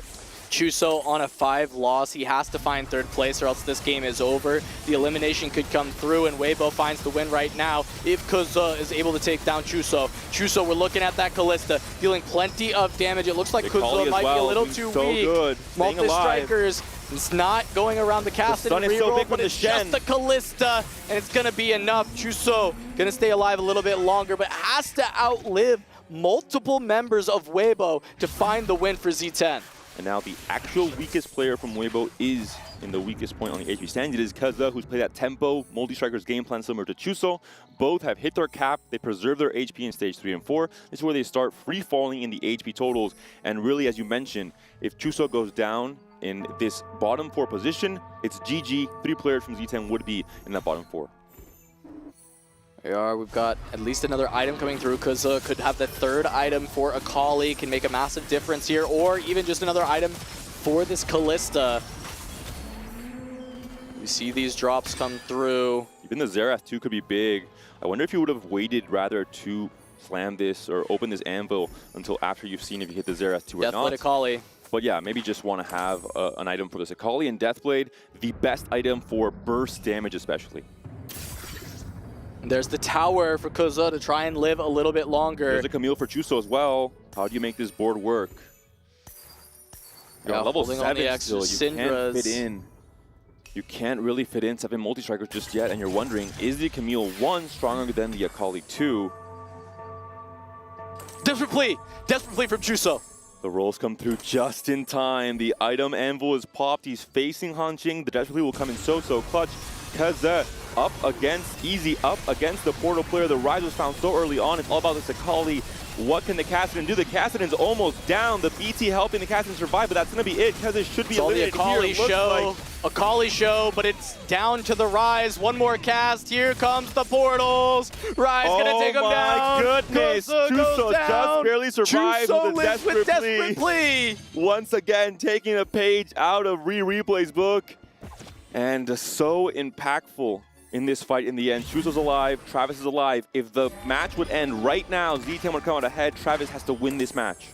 Chuso needs to make it to this 3rd place in order to make this happen, right? Chuso has to beat out Easy.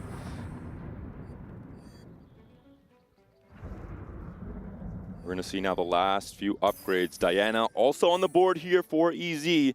Portal emblems, maybe a few too many. There's players that are not playing Portal even, like Chuso, that has a Portal emblem here to deny.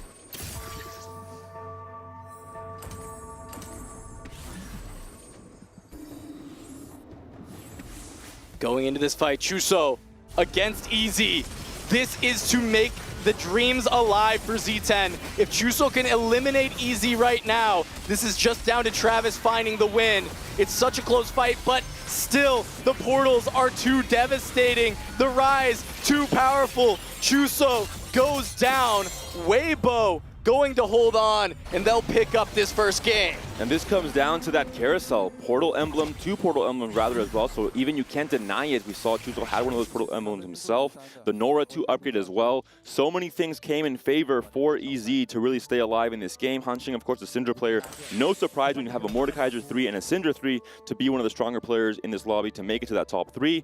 Again, props to Travis and Chuso, the 2 best AVP players for Z10. They've done it again in this game 1. They've proven they have the individual skill, but as a team, I think overall just not enough reroll players. It's been too flexible, and even the only real flexible 4-cost option, they share so many units, it's hard for everyone to hit. And somehow, you know, they're fighting for these 4 costs, and yet Hanqing is getting Syndra 3, but also Karma 2, and also Mordekaiser 3, getting everything put together, and just allowing the Syndra to happen on level 8 here. Yes, it happens after they're no longer able to hold the Syndras. But it feels so much worse to be holding the Syndras and not having anyone play them. It's way better to deny the reroll by playing the Syndra 2 on your own board and fighting in that way. It feels so bad as well because Travis has built a beautiful board using Diana as a stability point in stage 4, playing around not just the Preserver Karma line, but adding in Nora and Rise and adding in Portal in the late game as well. It's just fantastic to see. Overall, now looking at the final carousel, a few more emblems coming in, not as impactful considering players haven't already gone deep into the Pyro line. Yeah, Travis versus Hanxing, just playing for pride for AVP at this point, for some MVP points here as Travis, again, as you said, I think he put together such a phenomenal board. This Diana playing around it, we saw it happen with the Golden Quest, a Diana being played around by Hong Lien in their previous series, but not getting so many opportunities for players to actually push 9 and play around 5 costs in that way. Most of the time, players being stuck on 8, but Travis preserving so much HP, seeing a spot where, hey, if I try and play around these 5 costs, I can open up for my teammates to still pick up those 4 costs, does so, puts himself in the best position to try and carry his team to a victory. And the game plan really was, I think, sound in terms of the HP preservation for Z10 in the early game. I think that really did work out. The pitfall was, I think, Lelouch going 8th in this case, not spamming that Crown Guard in time, I think was really impactful in the outcome of that last fight. And Chuso not really finding the cast in 3 game plan at all, just playing tempo multi-strikers on 2 stars. Obviously that free fall off of the cliff in the later stages of the game. We're seeing now that Gwen trying her best, but the Karma does stay alive. The Syndra continues to scale with the double Shojin, and a big win coming through here. Yeah, I mean, at this point, the Mordekaiser 3 is just far too good, right? Syndra, obviously, we know that's good, but if you have a front line being anchored by the Mord 3, it's pretty hard to beat the cap of this board right now.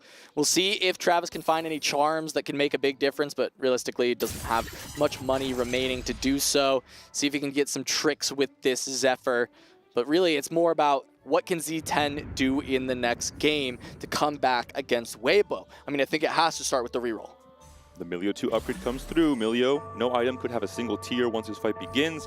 The Zephyr, we'll see if he's able to hit. The Milio is not going to be the purchase here. Travis down to 1 single life. The Zephyr does hit the Syndra. This time around, Hanxing maybe a little bit doubtful about the outcome of this fight, considering his main carry is up in the air.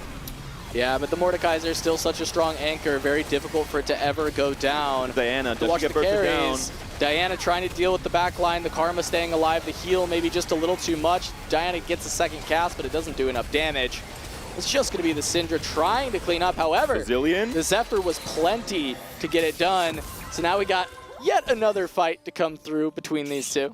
Travis wants to play for his individual pride. He wants to prove, hey, I haven't made it to the global champs in TFT just yet. He's been so close, finishing 5th a few sets ago. But coming into this big stage, playing against some of the best players from CN, playing against Weibo Gaming, individually playing a great game of TFT. Just one more chance to pick up some items here from the Rift Herald, stage 7. Either of them will just fall down in that final fight. Not a lot of room for more items for Hanxing, but he does have 1 slot open on the Nami. Can at least improve the board just a little bit. I'm not sure about on Travis's side if he's got any room for items at this stage of the game. We have to remember back for Hanxing, the Krug round that helped him so much, finding the right components for that first Shojin, getting that tier on the Nasus in the stage 3 carousel by not rolling too deep on 3-2, instead trying to lose a little bit more HP, guarantee the first big priority. So strategically, I think played a great individual game as well, with the help, of course, of something like a support golem, a very strong augments for all of Weibo Gaming across this game 1. Yeah, I think a lot of the support golems coming in clutch, right? We see the Chalice, that's such a big pickup for the side of Hanxing, and then we even saw it on the multi-strikers board, right? We saw that Zeeks, and now we got a Zephyr here. Oh. Zephyr doesn't catches Karma. I don't know if Karma is enough to deal with it. Kind of need to find the Syndra that we saw in that last fight, but we'll watch this Diana. Does she get enough damage on the back line? She finds the Karma immediately. However, the Mordekaiser still holding strong. Diana. It's a lot of power from the Diana. One more cast, another big heal. Buys a lot of space. Might have bought even enough space for Travis to once again find a first place. And Travis, he's been putting up such fantastic performances for Z10 time and time again. And I really love about this game, one, I think the overall game plan from Z10 with their HP totals, that was really big, but a stellar meta performance from Weibo. They know their lines, they know their augments, they know their carries. I love seeing Diana though from Travis. I think we haven't seen enough Diana. It's hard to really make her work. You need perfect items in my opinion, things like Crown Guard, the Spark, the B2 we saw there, and also a 2-star upgrade somewhere late stage 4, early stage 5. all in all, a great first game of TFT for this day number 3. Yeah, and even though the game ended and we kind of had to sit there and wait for, this to end and us to get out of the game with Weibo already being the victors early on, it was actually so much closer than it seems because it was just that final fight between Chuso, between Easy. Whoever wins that pretty much would have decided it, as we see Travis ended up finding that first place that would have been necessary for Z10 to win. So just kind of one placement away from getting it done. And I think exactly what you're saying is reflected on the faces here of the Weibo Gaming players. They are not looking cocky. They are not looking jubilant, joyous, happy. They are looking stressed because they know Z10 is a very tough opponent. They proved it against Fnatic. They're proving against in this game 1. And I think it comes down to LNZQ and the Lush. On paper, maybe the stronger players on the Z10 team. In the stats, not so much so yet. In this TFT EWC tournament, they have to turn it around. They have to prove themselves individually and as a team to try and force that game 3. We said it was the difference of 1 point. We talk about the value of going first in this format, but 8th, that is also just as big of a deal for Han Liang being able to avoid that. That's going to be it for this game 1. Yep, that's going to be it for this game 1, but we still have plenty more to go. Still looking to see if Z10 can come back. And again, I think we have to change the strategy. More reroll overall for Z10. That might be the name of the game for the game 2. Yeah, we'll have to see if they can get it done. Every game in this group has gone the distance. We'll have to see if they can continue to make that happen. If Z10 can find another win, we're going to go to a break, but when we come back, we'll have game 2 of Z10 versus Weibo. 贵，独家心得啦，还真是独家心得啦，这把一个都没有。对啊，既然能玩到独家，所以他们天生就劣势了，他们是。It's that time once again. The players making their walk, perhaps for the very final time here. Weibo Gaming, the first team to make their way up and past onto the main stage for what is a crucial series for them. I've got to ask. Hi, by the way. How are you feeling? So good. So good. You are an incredible team, and I think some fans might be surprised to see you in a situation where you could exit the tournament here. You're both, you and your opponents, similar form. Do you think it will be an evenly matched battle here? Do you think that they are good opposition for you? Yes, but after yesterday we beat Fnatic, it gives us very confidence. It's so great. So we often we can go to the final, and win the champion. So beating such a team like Fnatic fills you with hope that you can go all the way here and win the trophy. Yes. Best of luck.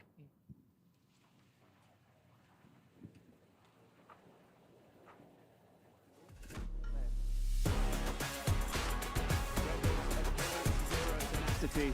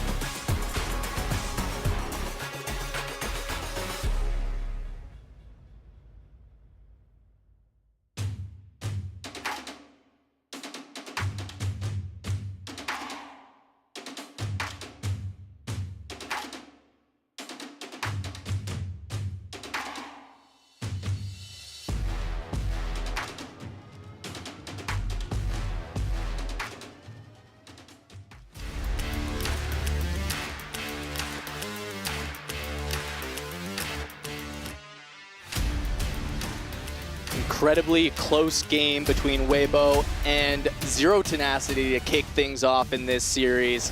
Every single game in this group so far has gone the distance, so we'll see if Zero Tenacity can bring it back. Casanova and Panda on the cast for this game 2 coming up. And I love to see the creativity showing up in small ways, but showing up in this game number 1. Portal coming in once again, a comp that was already played by Easy in the first 2 days of this tournament. We got to see, the Syndra game plan, yes, but also the very flexible late game comp from Travis, which is not your traditional early set kind of preserver karma board. It's that next level with Nora, with Rise, with Portal, with Diana added in. Yeah, and we even see some of these spots here, right? We saw it in these replays. You see that carousel, the Nora with the Portal emblem. You have to think, if Alan denies that, he went 6th anyway, is there a chance that Chuso can win? That's where the team play comes in, right? Alan playing to try and improve his spot, doing his best to find 5th for his team. He thought he could, but maybe in a different world, 1 point difference. And Lelouch, this is a player that I think really has to step up. He's proven individually, he has what it takes. He's been EMEA champion. He's on the top 10 on the US server every single set. He knows what it is to play at a high level and again, dominate very, very talented players. In this tournament, in this team format especially, it's looking like it's been a tough road for him to adapt. We'll see if this game 2, under pressure, with your back against the wall, he can really rise up and become the hero that I think Z10 needs. We see the faces, consternation, focus. Overall, they know they're against the wall, and they know that this is their elimination, not just series, but match. And we know that Z10 was a team coming in that we worried could have tilt issues. We worried that maybe if things started going wrong, they would stay going wrong. But so far in the event, I think they've shown otherwise. And I think leadership of veteran players like Alan, who have been in gaming, competitive gaming for so many years, hopefully he can rally his team. Hopefully he can help Lelouch continue to find the mental fortitude to push through and show what he is really made of, because this AVP in this event, that's not him. If they win this game and they force the game 3 and they win the game 3, I will very confidently say I think Z10 might be a favorite to win the entire tournament. I think this is their hardest challenge right now. But as you mentioned, these 3 players have very strong personalities: Lelouch, Travis, and Alan. Lelouch especially off of a mistake, in my opinion, not picking up that item component in time where it loaded up to his bench, missing out on the Crown Guard shielding value. That is something that can really tilt you, frustrate you mentally, and obviously let down your team in some ways as well. If they come back from that as a unit, as you mentioned, if they can pick up Lelouch in his spirit mentally, win this game and win the next one, the bonding they get from that moment, from having this hardship and getting through it, I think is invaluable. And this is one of the key things you need to have as a competitor. You need to be able to come back from a tough spot and come back mentally, and that's the name of the game in a tournament like this, in a series like this, against an opponent like this, Weibo Gaming. And on the other side with Weibo, they've shown time and time again that everyone can be a hero for this team. Hong Lien, 7th place. In the previous series, he went 1-1 in their wins. This time around, Easy just having to hold on for that 3rd. Ke as well, just holding out for as long as possible. And Han Xing, his turn to play Syndra this time around, and be able to make it as deep as he can. And they know their game plans. We saw the confidence that they had, rating themselves the best CN team, saying that CN is the best region coming into this in the roundtable that we saw from Clement in the countdown before the show started today. Overall, I'm looking at Ke as a player who I think seemed very confident in the interview. I think you need to have a player like this on your team, someone that can instill this confidence, can instill this spirit of, hey, we are the best. Let's prove it. Let's dominate. Let's have this fury as a team and showcase not just to our CN viewers, our CN audience, but to the rest of the world that we mean business. And when they were ranking through the teams, they were saying that there's no other team that can contend with them, right? It is Weibo only, Weibo all the way. And they said for the regions, right, CN maybe competing with the Americas region, but they didn't have a ton of immediate respect for EMEA. And we saw it on their faces after that last game. It was too close. I think they're not happy without domination over Z10 here. And so they're coming in, chip on their shoulder, game 2. They don't want this to go the distance. They want this to be the first 2-0 of this entire group stage for this particular group. And they're going to do their best to make it happen. Z10 going to have to hold tough as you said, biggest challenge of the tournament so far. And of course, you can't underestimate this Z10, not just because of the game one, but because they beat Fnatic. And Fnatic's a very, very strong team coming into this. So already, I think showcasing from day one, this is the group of death, in my opinion, the group C. We load into game two. Tacticians are here, the little legends are here, the portals are here, Anvil Buffet, Trainer Golems, and Overachievers. Do we see a last-minute switch to Trainer Golems from Z10? Do we see them risk their entire tournament run onto this portal? The answer is no. Overachievers. Who's going to be Z10 or Weibo Gaming taking the game two? I mean, this is one of the first times that we've seen the teams not aligned with each other. Most of the tournament, both teams have kind of agreed on the kind of least variance portal that can be stood on.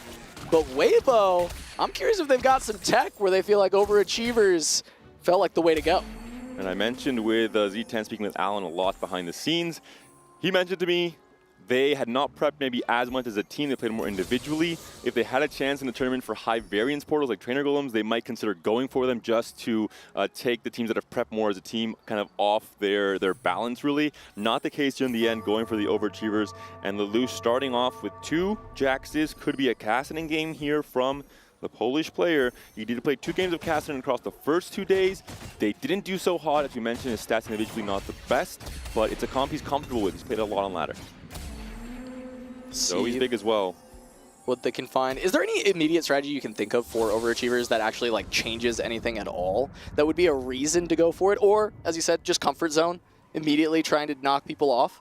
I think maybe just they probably prepped it more. They probably thought about the more niche combinations. They've gone through all the possible things that can happen in stage 3 that can change the name of the game. And they think, hey, if we've prepped all these niche things that maybe other teams haven't had a chance to do, it's the first week of set 12. There is so much to think about. They think we might have a microscopic edge. And sometimes in TFT, a microscopic edge is all you need to win a game. Absolutely, and we're seeing some of the starts for these players so far.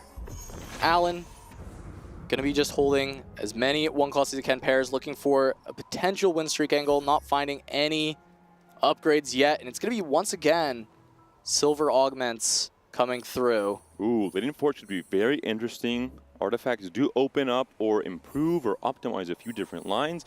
That being said, much harder than finding an artifact early on, where if you have on 2-1 an artifact that opens up a line, you know to commit to it, you know what units to hold. For example, Corrupted Vampiric Scepter Warwick is something we haven't seen yet this tournament. In this case, it will be the silver ticket. Alan committing to reroll. He's only, I think, played Syndra as a reroll option this tournament just yet. We'll see if he's open to things like Kog'Maw as well, holding a Nunu on his bench on the side. Yeah, immediately just going to see that silver ticket.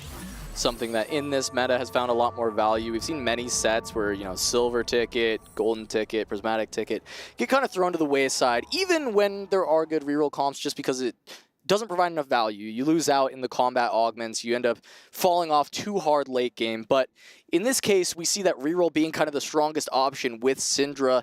It feels a lot more open to be able to go for these ticket augments and be confident in that, especially when you're racing a lot of the rest of the lobby to get there. We have to wonder what are the silver augments for our competitors. There is, of course, a lot of variance in terms of the best performing augments and the worst. This is the first balance patch, the first kind of start to the set 12, so there are some lopsided results in terms of the stats for some augments. Some of the ones that come to mind to me, silver Keepers, for example, is very, very strong with multi-strikers, with Kassadin. It gives a lot of direction, especially. We've even seen it with Syndra. I think Alan himself played a Syndra game with his Vanguard getting the value from the shielding on Keepers as well. Yeah, it is big to be able to find that extra front line. You just need time with Syndra, and the thing is if it's 2-1 Keepers, it's even better for Syndra because you're just actually getting more stacks, even if you're not winning rounds, and then by the time it's late game, yeah, it's just some extra HP, it's a silver augment, not a big deal. We'll see if that ends up making a big difference. Another one that can just be kind of lightly impactful and be quite nice in the current meta is the featherweights. It's quite good for Syndra because you want that attack speed, but also good for multi-strikers, kind of same thing. It's not exactly super impactful, but it's still a very solid silver that people are looking for. As we have this extra time to analyze these teams, I'm going to go a little bit deeper into Weibo and what they've been playing across the first 2 days. Overall, a lot of reliance on Syndra. Every player on their team has played Syndra at least once, with most players playing it up to 2 times, hunching with the last game, that game 1, playing it now 3 times in total. And they're very open to these gold augments that offer unique paths in the game. They had a Golden Quest player who finished with the first place. They've had 2 flexible games in day 1 that really worked out for them as well. And overall, they like Kalista as a 4-cost flex option or a way to tempo out of Kassadin in stage 4. We're back in the game. Silver Spoon is the option for Easy, trying to spoon some easy early wins on this stage 2 with the extra level. Yeah, and we see kind of the start towards multi-strikers, but the Shojin slam, so we'll be seeing more likely going towards either Syndra, if you can find it early enough, or we'll see that Karma later on. Everybody's still just going to be slamming the Syndra items early and then finding ways to pivot out of it if they're not the one to find it. So we do have a Young, Wild, and Free also picked up in this lobby, so we'll have to keep eyes there, especially with that priority on Carousel being so important. Young, Wild, and Free being able to deny that from your opponent can be so, so good. And for Travis, I have to assume the Caretakers here is the Galio, considering he 1 has item as a Galio and 2 has a Galio 2 already. And the fact that he's found the Syndra, this is phenomenal. One of the units that you reroll for the comp anyway, and now you're getting it for free. All right, here we go. Going into a fight, Travis having the Gargoyles, trying to keep the win streak here and also just buying enough time to get the early Syndra stacks. It's why it's so good to find it on stage 2, get the stacks rolling early, and then when you finally roll down an upgrader, you're just going to keep win streaking throughout stage 3. And the great positioning here is Will Ziggs throwing his little bombs into that left top corner onto Lelouch. Lelouch hoping to get a few more kills here. Ideally, the Zoe, the great single target damage, will kill off his Mordekaiser as well. That is the case. A great 2-unit loss for Lelouch here, and Travis ideally wants to lose to have item priority to try and build towards those Syndra items. No Syndra items right now. If he doesn't find a bow on this carousel, he could be in trouble and will be at the mercy of RNG coming into Krugs. Look at Hanxing here, taking the risky moves, trying to make a lot of extra money. A lot of times players, when you take this, you want to try and win streak, right? You kind of play a little bit more aggressively with your gold win streak because you know it's going to all come back right afterwards, but loses the first round even with these slams. And this does not look like that weak of a board overall. However, the backline a little bit soft here. Just the Tristana, just a bow, plus the fairy item. Travis once again becoming that superstar player for Z10. A 2-win streak for now. Can he go for a 5-win streak again in this stage 2? Risky moves are not one we don't see much of, but as we mentioned, with Silver Augment, sometimes you have to go for what the risky picks, or at least the pick you don't see as often because of the variance in the strength of the augments that you're offered. We're seeing already there a Nyla with the Shojin for Easy, so really trying to make anything work until you get a Syndra. Yeah. One thing that's nice about risky moves is that money comes in right about the time where you're trying to hit level 6 and roll down for Syndra and roll down for these 2 costs. So what a coincidence. Can work out quite well, I think, in this meta. I'm not sure how the stats are on it, but I can see it making a lot of sense as we've got our first carousel. Young, Wild, and Free. Where Chuso going to go? Only 1 bow, Travis's last pick, and Alan says, hey man, it's not going to reach you. I'm sorry. Find your Rage Blade somewhere else. I have to pick up a bow of my own if I want to slam the items that I need for my potential Syndra game plan. He is on silver ticket. He does have a Nashor's Tooth open. Nashor's Tooth can go into both Kassadin and Syndra, so I like the, openness from Alan to say, hey, if I find more natural multi-striker units, I might go into this line instead. Meanwhile, it looks like a Pandora's bench for Honglien, holding on to the early Zoe units and the Poppies. Potentially, we could see a Scholar reroll. We still haven't really seen that popping up too much. I think Pandora's bench could be a way that we end up seeing that happen. So we do have the Caretakers once again. Travis has found 5 Gallios on 2-5, looking to really turbo into this and also getting the Mordekaiser online. A lot of gold on his board and bench. However, the power that can come up from this composition, incredibly, incredibly strong with that early Syndra. Does Travis value the win streak? Does he want to slam an Ionic Spark and kind of lose one of those potential BIS components for the Syndra? Chuso seems to be locked into Syndra as well, so obviously not all players on DT can play for the Syndra. He does slam the Spark, the extra bit of damage, and the MR threat coming through for the Stage 3. Playing up against a CN player, playing up against a Weibo Gaming player, trying to defend his own win streak and have that HP lead that his team so desperately needs coming into the late game, as we saw in that game 1. It was so close at the end. But unfortunately, the Kassadin reigns supreme. Yeah, the shielding from the Kassadin, Ginsu plus the Quicksilver. Travis not able to hold the win streak this time around, and because he did not have much money, is definitely a huge loss for Travis. So look in this last round coming through, Alan and Honglien on the 4 losses. Kuzu, the only one to continue on a 4-win. And 2 Kassadins already on the bench for Chuso. Chuso has very often been the designated Cassidy player for this team alongside Lelouch. In this case, I think just holding to try and make life a little bit harder for someone like Kaze, who has not keepers but has featherweights, an augment that gives you extra attack speed and move speed. Very important for Akali and Cassidy to get from one target to the next. Yeah, Hong Lian trying to grief Allen in this spot. It looks like Allen full sold as well, went full open fort, trying to grief Hong Lian. He would have won the grief war there, as Hong Lian still held on to some units. However, both of them not going to run into each other. And so here we look at Easy, going to be just carrying a Hui Just rare. for the early Don't see stages. very often. Yeah, those tend to be the items we see people playing around with the Hui, though. I doubt we'll still see the reroll. I think eventually this wants to be Portal once again, maybe Rise. Does feel good with that Morellonomicon, but still having plenty of options open. Hanxing here holding the Jinx, maybe thinking about Wukong Jinx, although the stats were really not ideal across the first 2 days of this tournament. Could be, of course, just looking to Kog'Maw reroll, holding a Rumble there as well, Rumble pair really, or, well, as we know, maybe the Syndra that he played in game 1 just Syndra. could come online once again for this game number 2, and has a very early Fiora as well. Could this be a flexible game plan instead from the Weibo Gaming player? Yeah, there's definitely the option to go that way, right? You haven't slammed any Fiora items yet, but there's still so many items you're able to pick up. The Rumble, very nice touch from that orb, just getting the Rumble too. Finds Thieves Glove, so just a generic good slam. Overall, Could just TG Fiora early. It's pretty nice. Exactly. Very, very strong.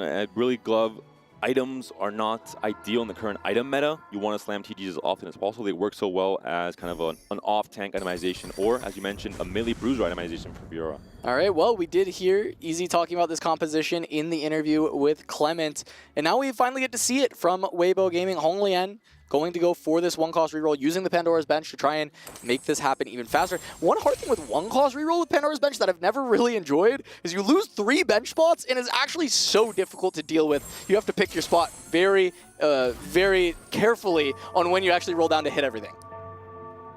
There is, as you mentioned, some very awkward situations, and this is the positioning that matters the most with this Ahri comp. You want the tanks, as we're going to see here, to wrap around and to try and get at least 2, ideally 3 different units hit by Ahri's orb, because the more you hit, the just more damage output you can have. If Ahri's only hitting 1 tank at a time, your DPS will not be high enough. Allen, one of the first players in this tournament to, be the victim of this Ahri comp. Yeah, going to be on that 5 loss, 6 loss now for Allen. Should be pretty rich, though, going forward into 3-2. We'll see what direction he decides to pick. Maybe off of this 3-2 augment helping him out. Scholar Crest, Epoch, Pandora's items has these options here for Hong Lian. For Scholar Crest, you get an Ahri, and you do usually want to fit the 4 Scholar, 4 Bastion, but maybe not enough tempo right now. Mentorship? Could he be going for Mentorship? No, Oh, Magic wow. Wand, allowing him to finish off the last and what I would say close to BIS itemization for the Ahri.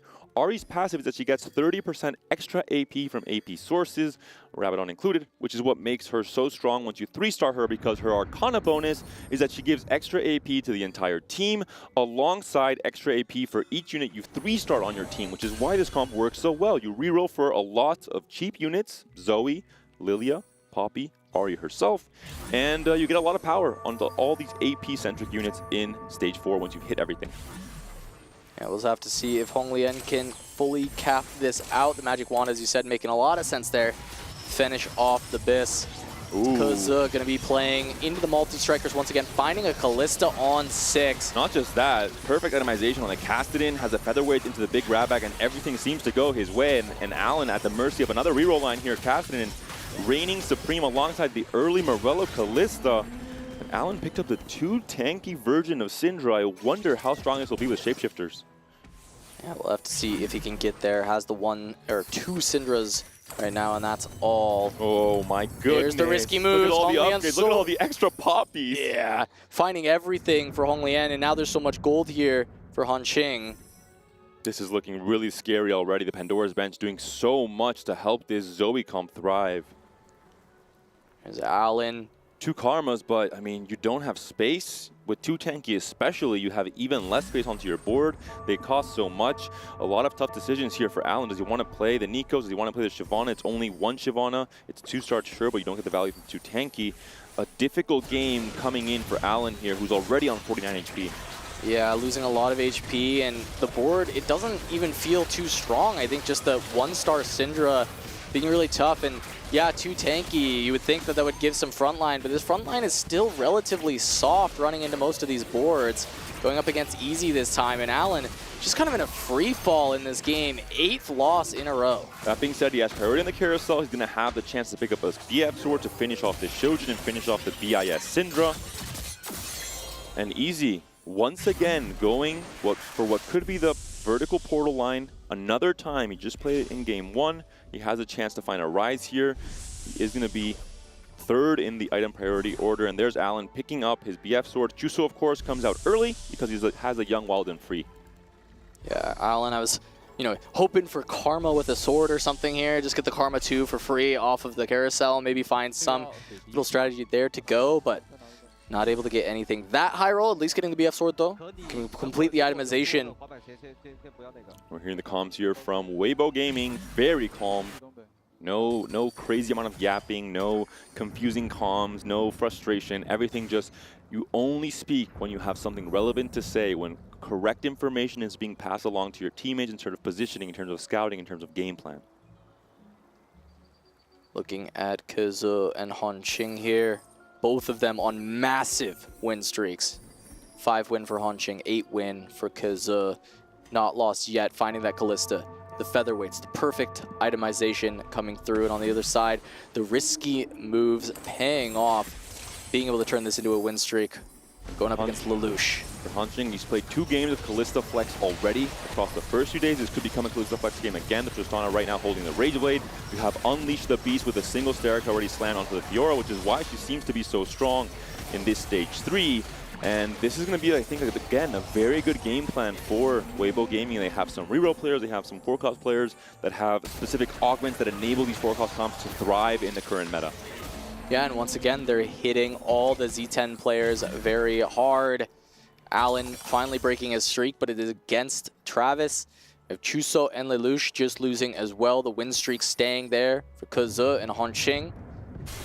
HP overall still not too bad for Z10. We're looking across the board. Honglian still quite low.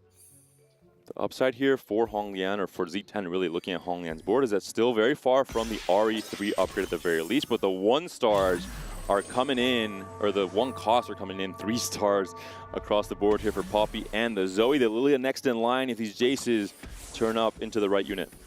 Yeah, I just need the Jaces to cooperate going up against Travis.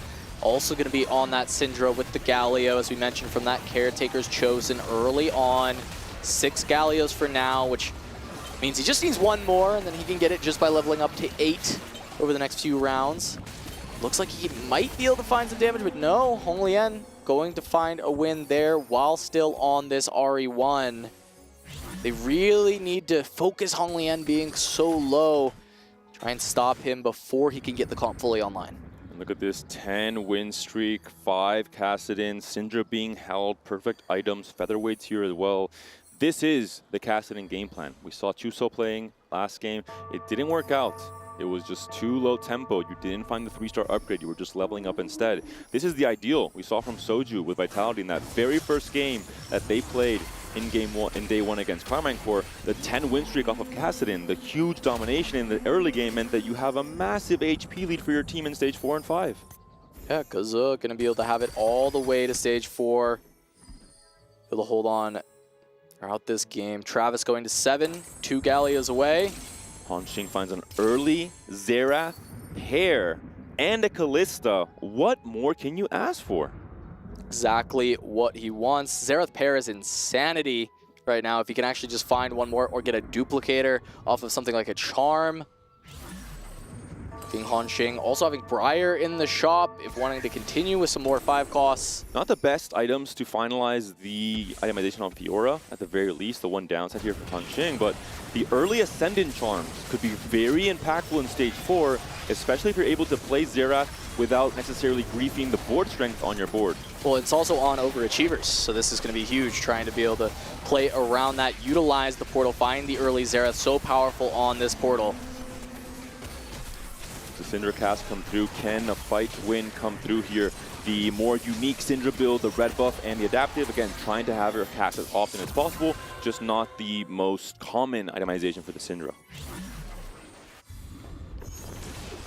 There we go, 4-2 augment selection comes through. Don't even re-roll the other options, just click support golem right away. Every time. It's gonna be a Zephyr, so we'll have to see easy Zephyr mechanics coming out. And that's scary. In the hands of a good player, of a focused player, Zephyr might be the best item to get on the support golem because of how impactful it can be in the late game especially. We saw 2 players from Weibo Gaming with support golems last game, at least 1 again in this game number 2. Item collector also very strong though, and we see Diana once again making a showing in this stage 4. Yeah, this time though, not going to be that carry Diana, just tank items for her. Still a solid tank in that mid to late game, especially if you can get the 2-star, but not going to be that massive frontline beast that we saw in the previous game for Travis. Easy rolling down, trying to make the strongest board possible. A mishmash of units have been assembled, facing off against this Zoe, against this Diana board. The items not slammed, considering it is a team confrontation here. Yeah, items just getting slammed now. Trying to find a little bit more. It's easy. Is looking to lose this one, but the front line's still alive. Just looking at the Zoe as the only carry, and now the Ascension proccing through from that needlessly big gem, getting the full damage value. On Lelouch. Lelouch gonna take a big hit there. Once again, we see Lelouch taking all his items off the board and then being a little bit too slow to slam. It's taking too long to make things happen. For Travis, one Galio away. Of Galio has already gone to 8, so already got the copy from Caretaker's ally for this level up. Has a Mordekaiser pair, has to sell some of these on his bench. But all in all, similar story once again. Lelouch, 8th place currently in the HP standings. Alan ZQ, 7th place in the HP standings. Chuso, who was much healthier last game, is now also in the bottom 4, even if just barely. It is very close in HP, near the middle of the pack. Yeah, and looking at Travis, doesn't feel like a phenomenal win-out angle, right? Just the Galio 3, Syndra will not come through. There's little buddies, and maybe that's a way to do so, right? Get the carries in your 4 and 5 costs Big instead. there. But he's facing a teammate. It's going to be Chuso, who now has a double Rage Blade Shojin Syndra. Ideally, you want small losses, but Zillion comes up a bit too clutch for Travis here. 2 big stuns on the Vex and then the Syndra to win this fight handedly and chip down Chuso's HP as well. Well, we talk about how Z10 ignoring the rerolls too much, not playing around Syndra, and now this time Chuso's free. It's too many Syndras from Z10. Not able to actually have anyone fully cap out. Chuso, Alan, and Lelouch, full control of the carousel in this first round, trying to, one, get their best components, but also deny the potential item slams from Weibo Gaming in this stage 4. Hong Lien just going to get the chain vest there. Holding on for the team with the 1-cost reroll, making it happen. I was going to say, Chuso has Young Walden free, but he's second pick anyway. He would have been close to contention there, so not getting the maximum value.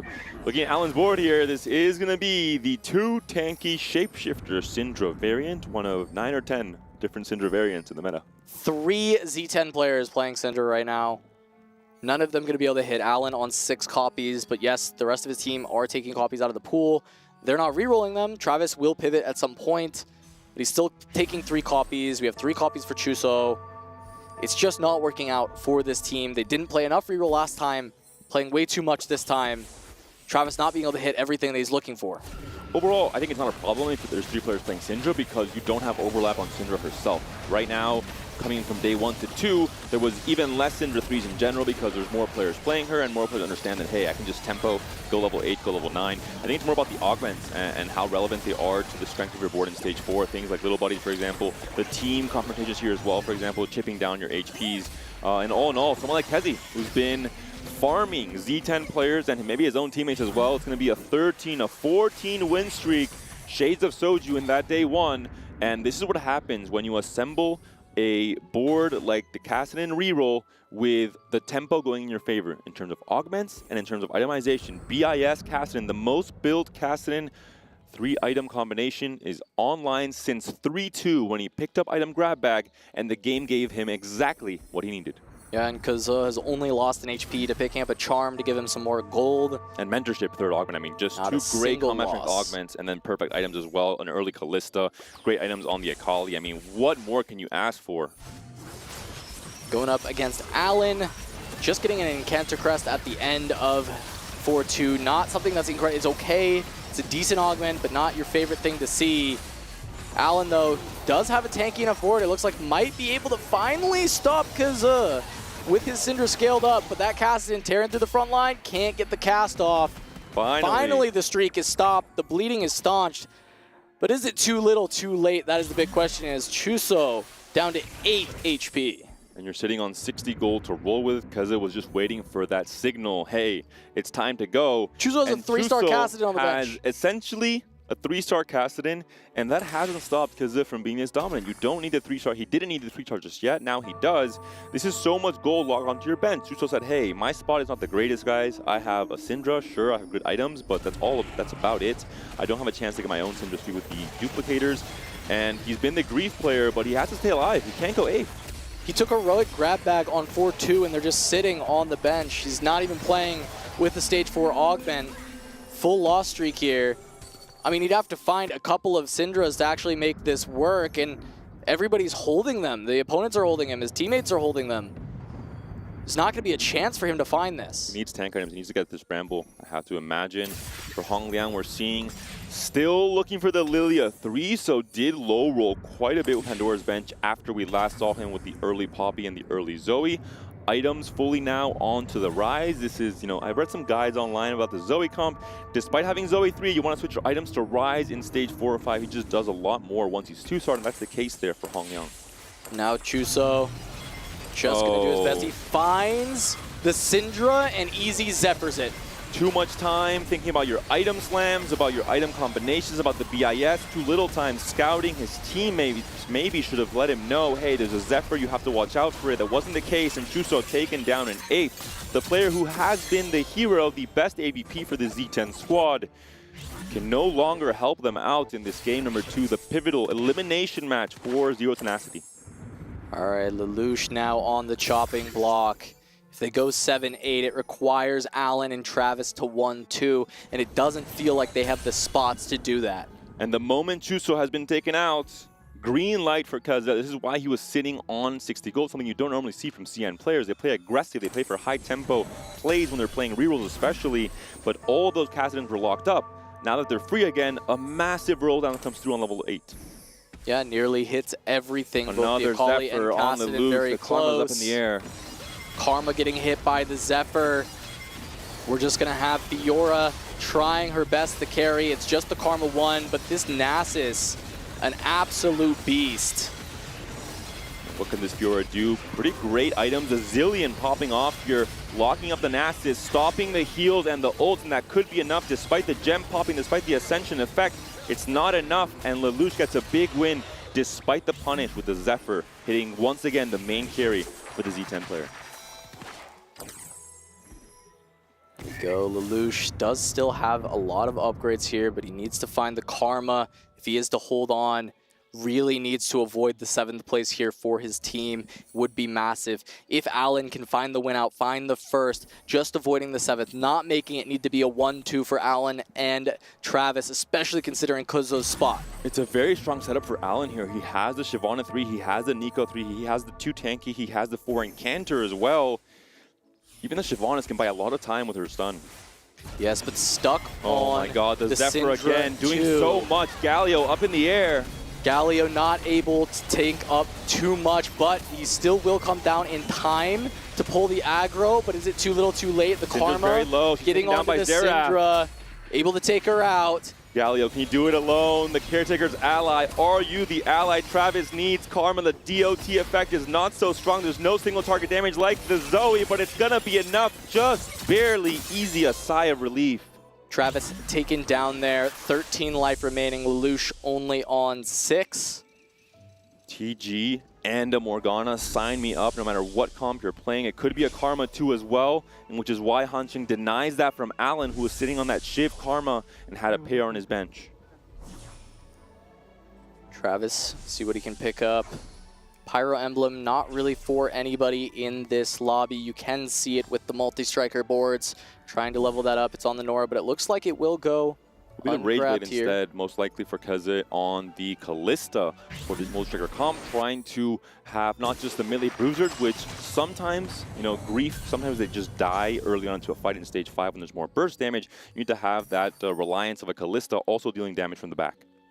And Travis still stuck on the Syndra 2 as the carry in this game, has the Gallia frontline. Little Buddy's not going to be getting very much value overall for this board. Yes, he now has the Briar 2, but the items are not there.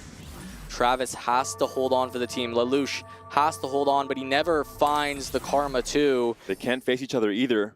Lelouch is going to face Hongxing. Honglian for Travis, and Honglian has hit the Ahri. Can the Ahri get through stunned? this board? That's a good cast from the Galio to buy a little bit of space. You have to watch the cast from the Syndra. Galio already going down. He's not the strongest 3-star of all time here. And it is just going to be the Ahri ripping through the board of Travis. Finds the win. Travis, will he go down? He will. Lelouch holds on. Hongxing goes down. And at least Lelouch has bought a little bit of time. Hongxing will take the 7th. Travis will take the 6th. Once again, though, 2 Z10 players are down. Alan, ZQ, and Lelouch are next in the pecking order, 4th and 5th. They have to come up big. They have to try and clutch up. And look at the HP buffer that Keze has to work with. Even if he's not the strongest player in the current lobby, which is debatable, he has so much HP to work with. 1st and 3rd, the necessary placements for Z10 once again. This time around, Lelouch and Allen need to be the heroes for the team. In the previous game, it was Travis and Chuso in this spot, but neither Lelouch nor Allen's spots feel like they could be good enough. Honglian trying to take out Lelouch, trying to close the game. Look at the out Ahri, for so much Weibo damage. to close the series. Ahri doing far too much. It's over. Just the Karma 1, and that's gonna do it. Weibo Gaming going to get the first 2-0 of this group and use it to move forward to the bracket stage. And a fantastic showcase of why this Zoe comp might be seen more often coming to this day 3 and 4. An alternate game plan in the reroll line. And look at what is working here. You have the Rabadons giving AP to the Ahri. You have the 3 stars with the Arcana emblem, signifier rather, on the Ahri as well. You have the Chalice from the support golem, the best possible hand-picked support item for this comp, onto the Ahri as well. You have the Magic Wand, second augment, also giving the Ahri AP. Guess what, Kessa? Ahri gets 30% extra AP on her passive ability. Absolutely dream setup here from Honglian when it comes to playing Zoe reroll. Even the Pandora's Bench, despite not hitting the Lilia, helped so much in stabilizing the early game. He's even playing for a Rise 3. Going for the Rise 3, a couple 4 costs to reroll for it. Just a beautiful display of a composition we saw in the interview. This team wanting to go for EZ, talking about how this Scholar reroll could get it done, and Honglian getting to showcase it, finishing in the top 3 of the game. Keze, EZ, and Honglian getting it done, whereas Hongxing in the previous game was the hero. This time around, he knows his team has his back. And Honglian practicing his APM, dodging the Zephyr from his own teammate as the fight loads up, making sure the Rise is not getting hit. The Ahri, of course, also not the target. It will be just the Bard in the end. And look at the power here from this comp. The cap is high, even without the Rise 3, of course, for all the reasons I previously mentioned. Really a dream setup for the Zoe reroll. If you play this on ladder because you watch this game, be careful, because this is really the ultimate power you'll squeeze out from this comp. Everything has been set up perfectly. Yeah, Honglian just going to try and fish for the Rise. He's got the Tarek 2 in the Pandora's Bench to try and get there. But let's talk a little bit about Z10 and their journey here. They have now been eliminated by Weibo, but they were able to take down Fnatic. They were able to take T1 to the brink. This was, in all effects, a group of death, and Z10 barely unable to scrape out of it. I think some great flashes of brilliance, some great flashes of, I think, their knowledge on set 12. I love the setup from Allen in this game with the 2 tanky shapeshifter setup for the Syndra instead. I think the flashes of brilliance were not consistent. It's the only problem that I've had, and I think it's a hard tournament. There's so many great players, world-class caliber. Even making it through the qualifiers was a challenge for Z10, and they dominated the EMEA side. And now we see it. Rise 3 has been found. I'm sorry, Keze, you played a great game of multi-strikers, but I think you're not going to be beating this. There it is! And there it is. The Morgana 3 is found. the first 3-star 5-cost in the tournament, and I have to imagine the last with how hard it is to hit anything like this in a 4v4 format.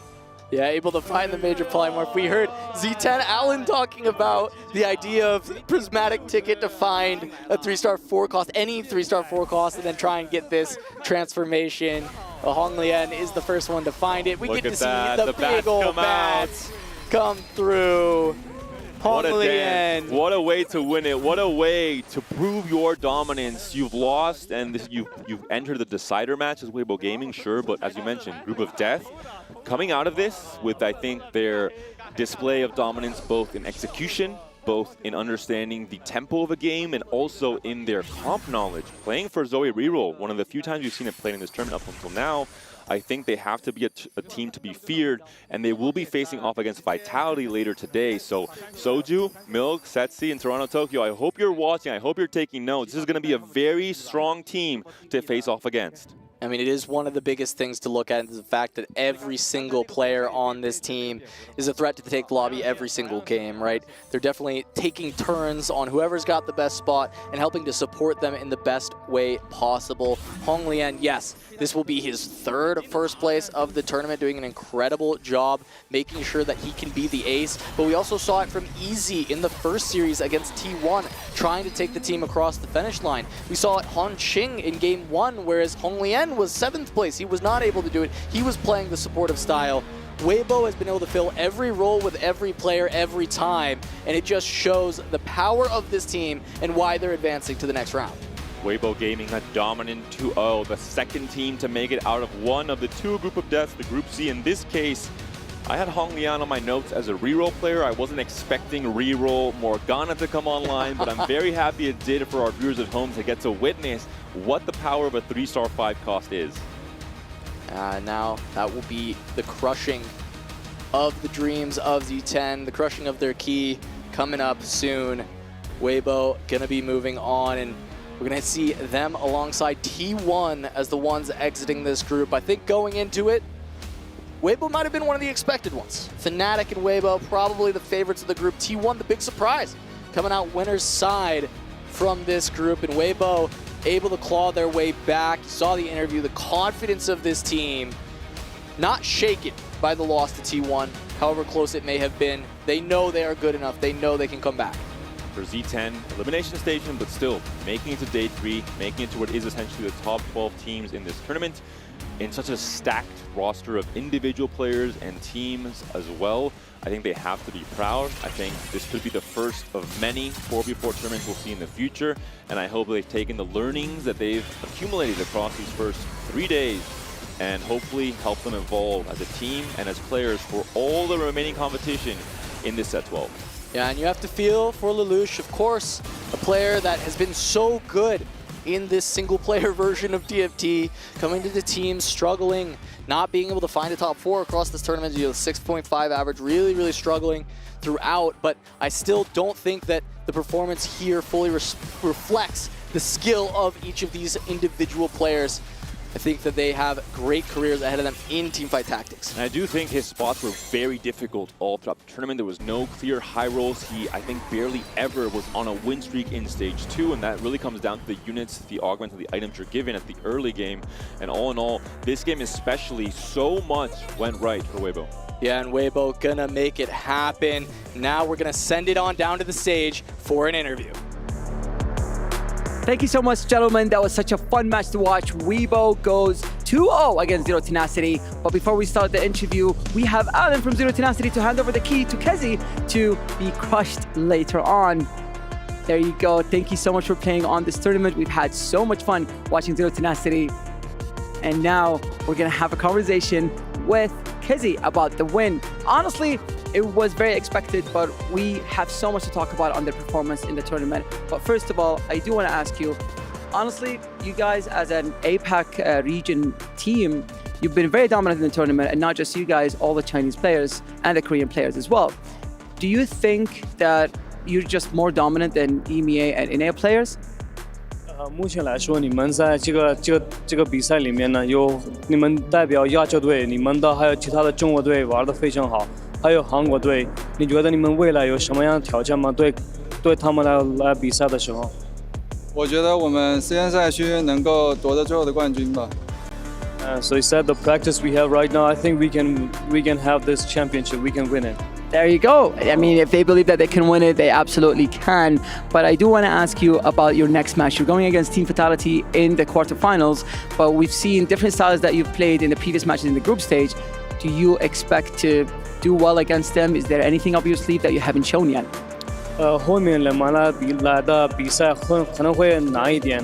然后你们对那些团队要比赛的时候，你有没有什么自己的要新的一个模式或者新的一个方法？你们要跟他们比，如果输了就要淘汰。因为我们觉得，就我们已经打过了最强的2支队了，所以我们后面无所畏惧。So he said, as for long, we already play with some of the best teams already, and we win. So I think for the future, we don't have any problem, I believe. We're okay with that. Yeah, I mean, honestly, you guys heard that. They can do it if they believe so.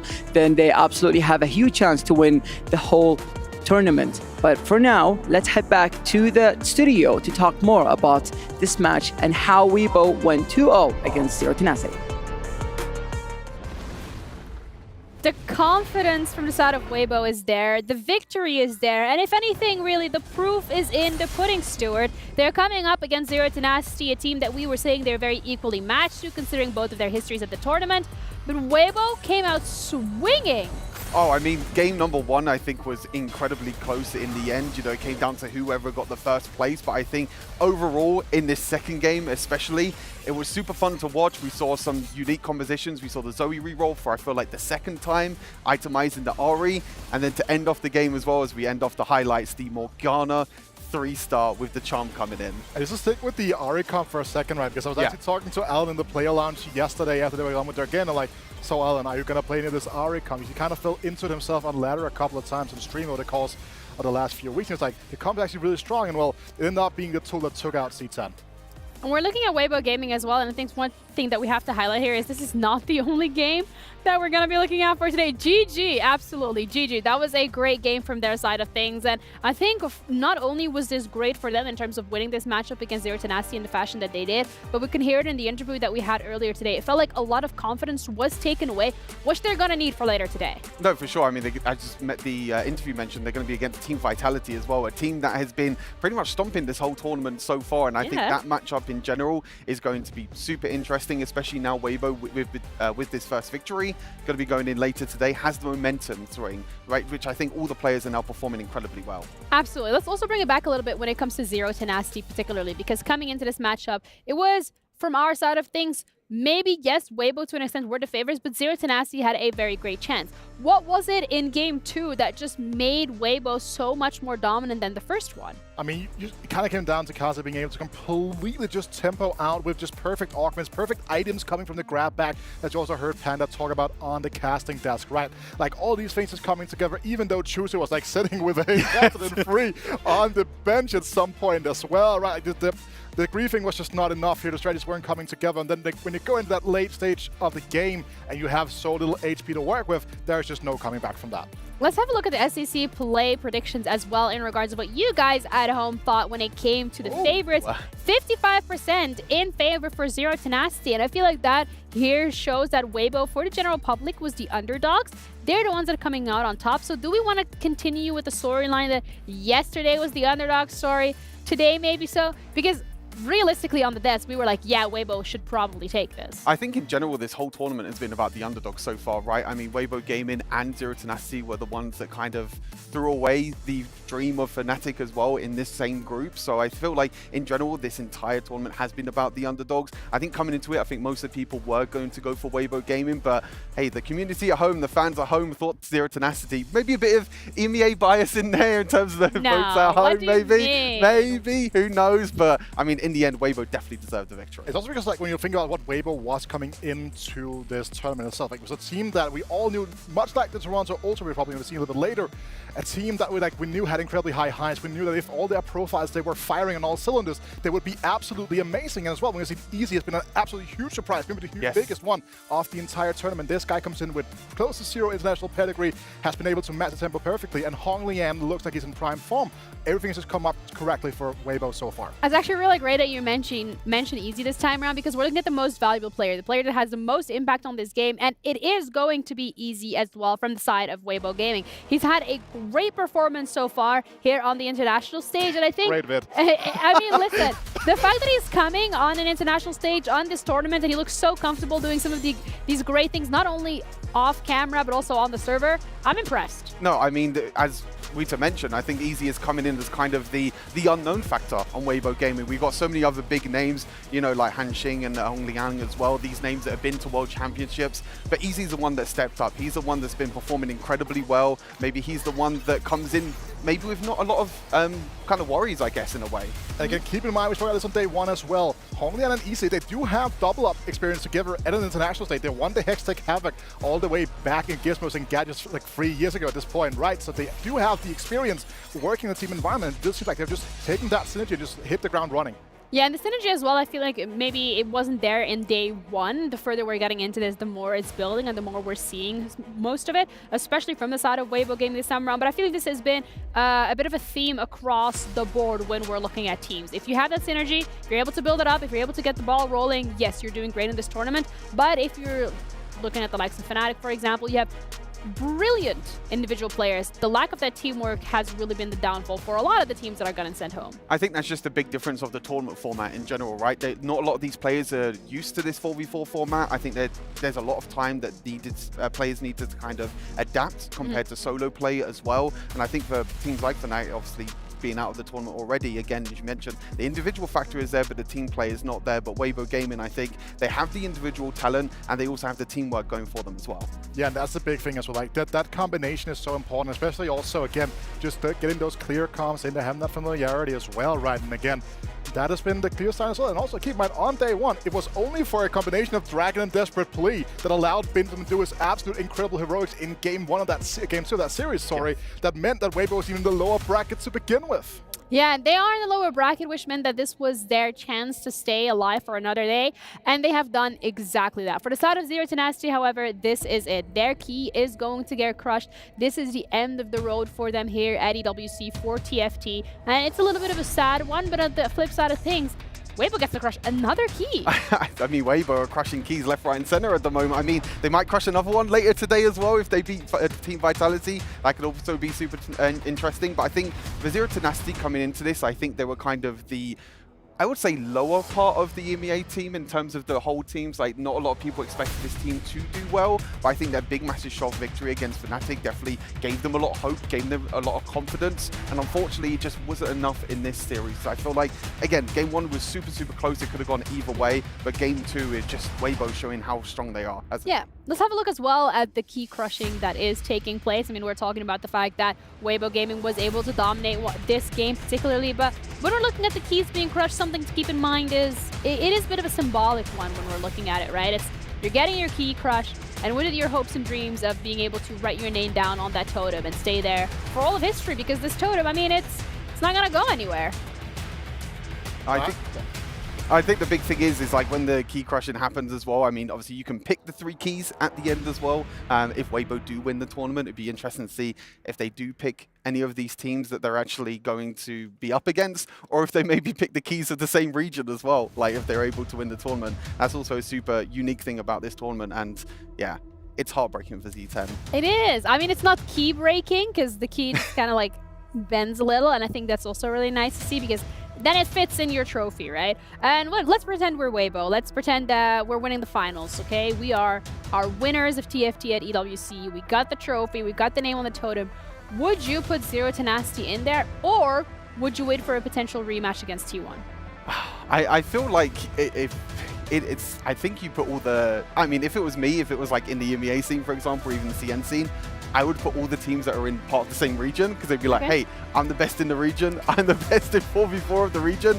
But I mean, we've seen from other games as well that teams have been able to put keys that they've beaten because it's more of a story more than anything else. More of a personalized touch, if you do say so myself. But we are ready for the second game of today, Dr. Suleiman El Habib game of the day, which is going to be Falcons going up against Na'Vi. And again, like, someone pinched me because this is a lower bracket game. They're going home. Yeah, I mean, one of the teams are going home. I mean, Falcons, this was a rematch of day number 1. Falcons pretty dominant in day number 1. Yeah, absolutely right. It was such like there was like no debate about anything. Like, it was blowout on blowout here as well, and also some of the teams that I've spoken to us play against Na'Vi as well. Like, they said this is a team that is very error prone. It's a team that doesn't have a ton of pedigree on the international stage. Like, their average placement at these international championships is not very high. So I'm super excited to see whether or not they can be able to take what they've learned in their first game against the Falcons on day 1, bring it back here in day 3 to make it into that quarterfinal. Yeah, rematch that, I mean, Na'Vi might have been looking forward to.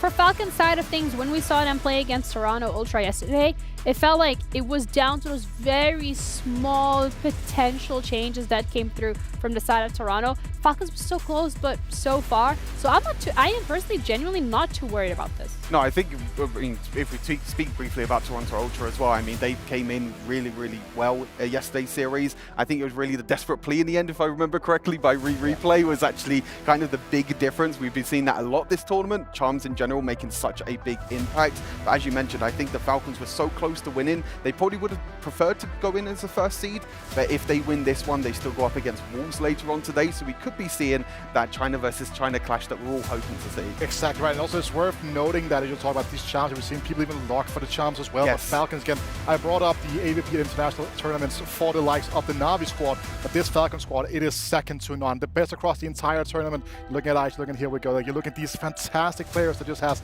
everything going for them, being able to just bring that talent, like, on a player individual skill level. It's a whitewash between these two teams, and it's going to come down to that team play. And from what we've seen so far, it's also going to be a whitewash. I'm super excited to see what Na'Vi has to bring out of the bag, but they have to bring out a damn big rabbit. When you're talking about Na'Vi having to bring out a lot this time around going up against Falcons, what is it that can make the difference between them holding on and being able to be the ones to go up against Wolves, or losing and getting their key crushed? I think it's a difficult one for them. I think they're definitely coming in as the underdogs. I think that in general, But it is, players, it's tournament to I the underdogs. I have to put my hands up there, but I think that their confidence is growing. Obviously, the win yesterday was really, really huge for them. I think coming into this, Na'Vi need to step up their game. Some of their highlight players need to step up as well. You know, as you mentioned, some of the players do have the international experience, but I think it's all about the synergy. It's all about the team play. It's all about the difference in terms of the kind of tempo that we're seeing in these lobbies as well, right? You know, maybe not as many re-rolls and more playing towards tempo. Yeah, that's been a development over the course of the meta from day 1 to day 2, as you're talking about, so right again. And we also kind of saw that in the C10 series, so many people playing tempo syndrome, more so than playing for the re-roll angles and then going to those capped out level 9, level 8 boards instead. And will Na'Vi have been able to make those adjustments? Because I have no doubts in my mind that you can get any game or any state of the game to any player on Falcon to be able to navigate that to perfection at the highest of levels. Na'Vi had to show the same thing as well. Yeah, let's pick apart potentially more the Falcons roster coming into this, because the players are here, they've arrived, and we're ready to go. But Falcons particularly, this is a star-studded roster, and I feel like especially from what we've seen yesterday, I don't really know who to pinpoint here and be like, oh, they're the weakest link. It doesn't feel like that's even possible. No, I don't think there is a weak link at all for Team Falcons. I mean, all of them, when they go on an international stage, like a big tournament like this, they always do incredibly well. I believe every single one of them has made it to a last lobby every single time they've made it to an international tournament. So as you mentioned, a star-studded roster, but again, we've seen it before that these star rosters, you know, with Fnatic as well, that they can crumble, and it does come down to that little bit of decision-making in terms of communication and everything else. But also, like, we have Chito quickly on the screen behind us, right? Like, he's a player that yesterday showed a completely different style of approaching the way of playing the Khazad and reroll line. Going into the hedge front and Augment you normally associate with going towards those higher level 8s, but now he's used it to tempo roll instead. Yeah, something to keep in mind as well for you guys at home is that you can still vote for your favorite team. Who do you think is going to be making it out on top? Head over to scplay.gg and let us know. I feel like he is us here on the desk. If we're going to cast our vote, I'm going to take a wild guess. Falcons. 2-0 Falcons for me. 2-0 Falcons. Yeah, 2-0 Falcons. Repeat of day 1. It's not even going to be close. I'm going for two blowouts. You're going for 2 blowouts so far here today. That means that Falcons is going to be going up against Wolves if we are right. But we are ready to head onto stage with the second match of today.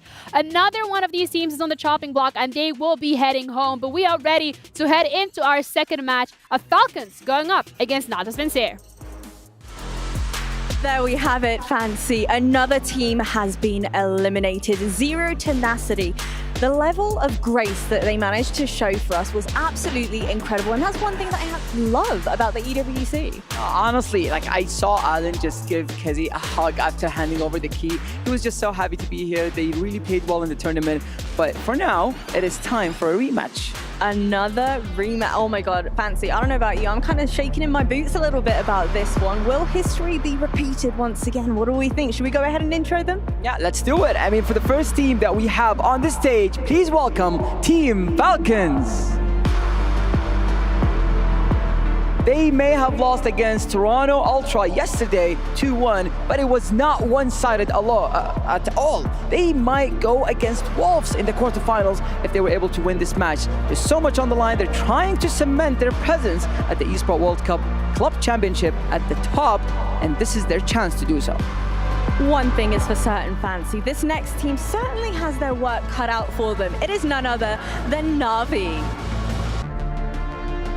Having lost 0-2 against the Falcons previously and then knocking out on Separ, have the last 2 days been enough time to revisit the drawing board and claim their revenge? Absolutely, it's going to be an exciting one. Winning this match means you get 60 points toward the Esports World Cup Club Championship, and $15,000 are all on the line for this match. So how about we send it to the casters for one more match for this night?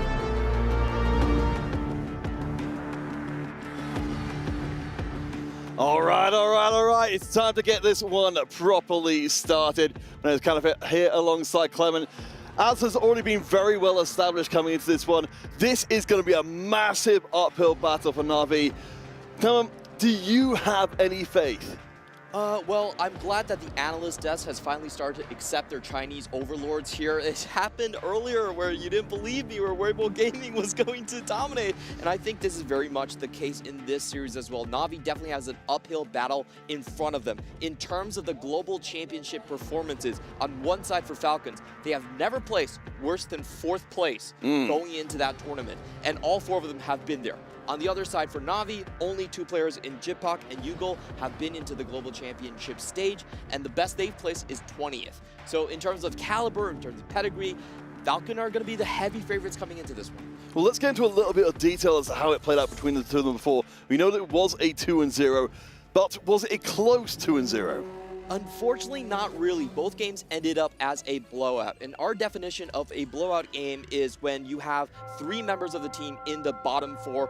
Game is already mathematically over, it's just closing out then. So I think the most important thing for Na'Vi to kind of adjust is how do you protect those low roll players. That has been the key because Falcon are absolutely relentless. This is what they like to do. They like to target people who are low HP and on the bottom of the HP pools.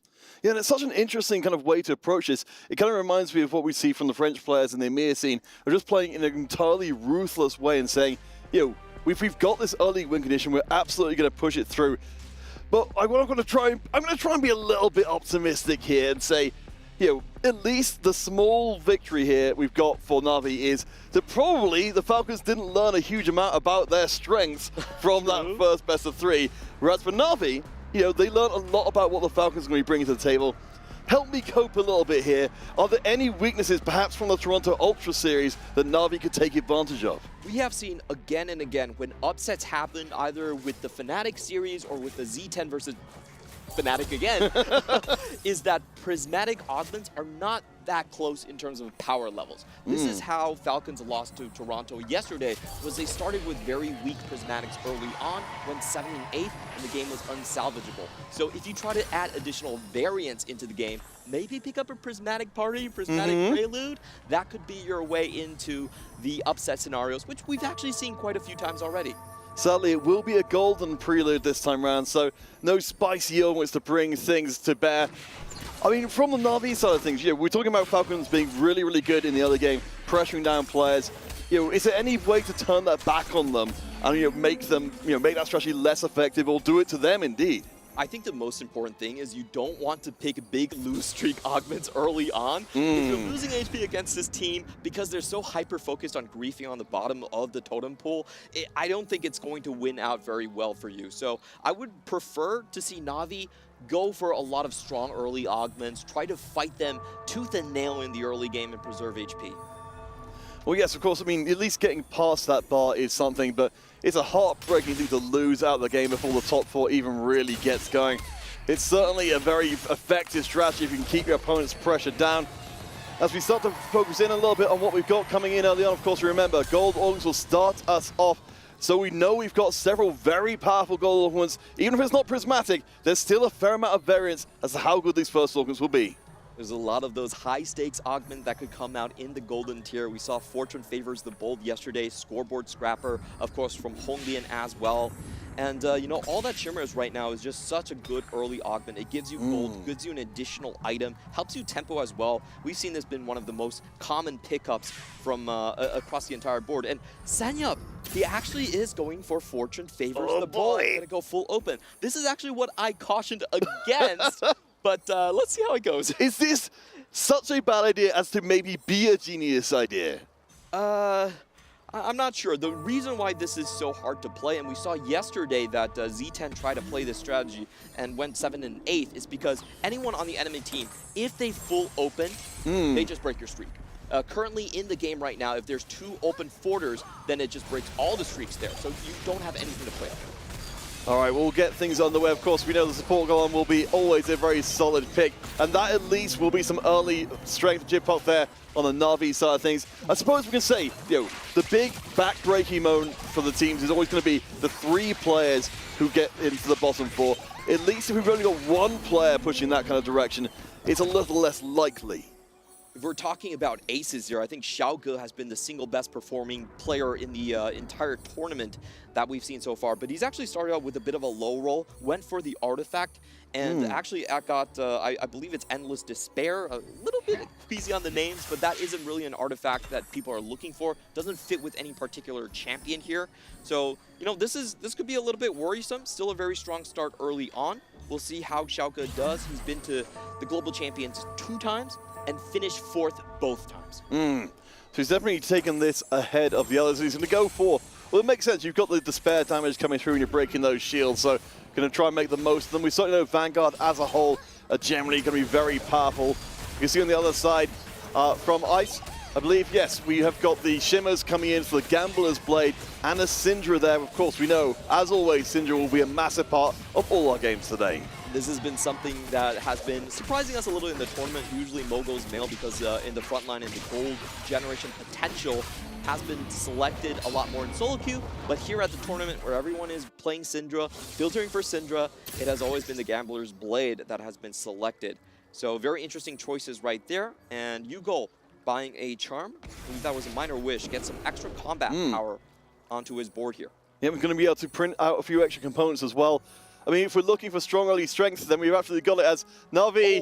Oh no, thank you to our observers for highlighting for us. You called it immediately as soon as it came in. Open fort versus open fort. We know that this is going to be maybe a disaster brewing here if the Fortune can't get going. Finds it. And it's the empty field, one against the other.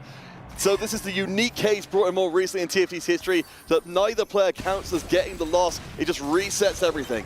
Yeah, and that's a huge blow here. It's not just only the reset, but it means he has to cash out on Fortune Favors the Bold.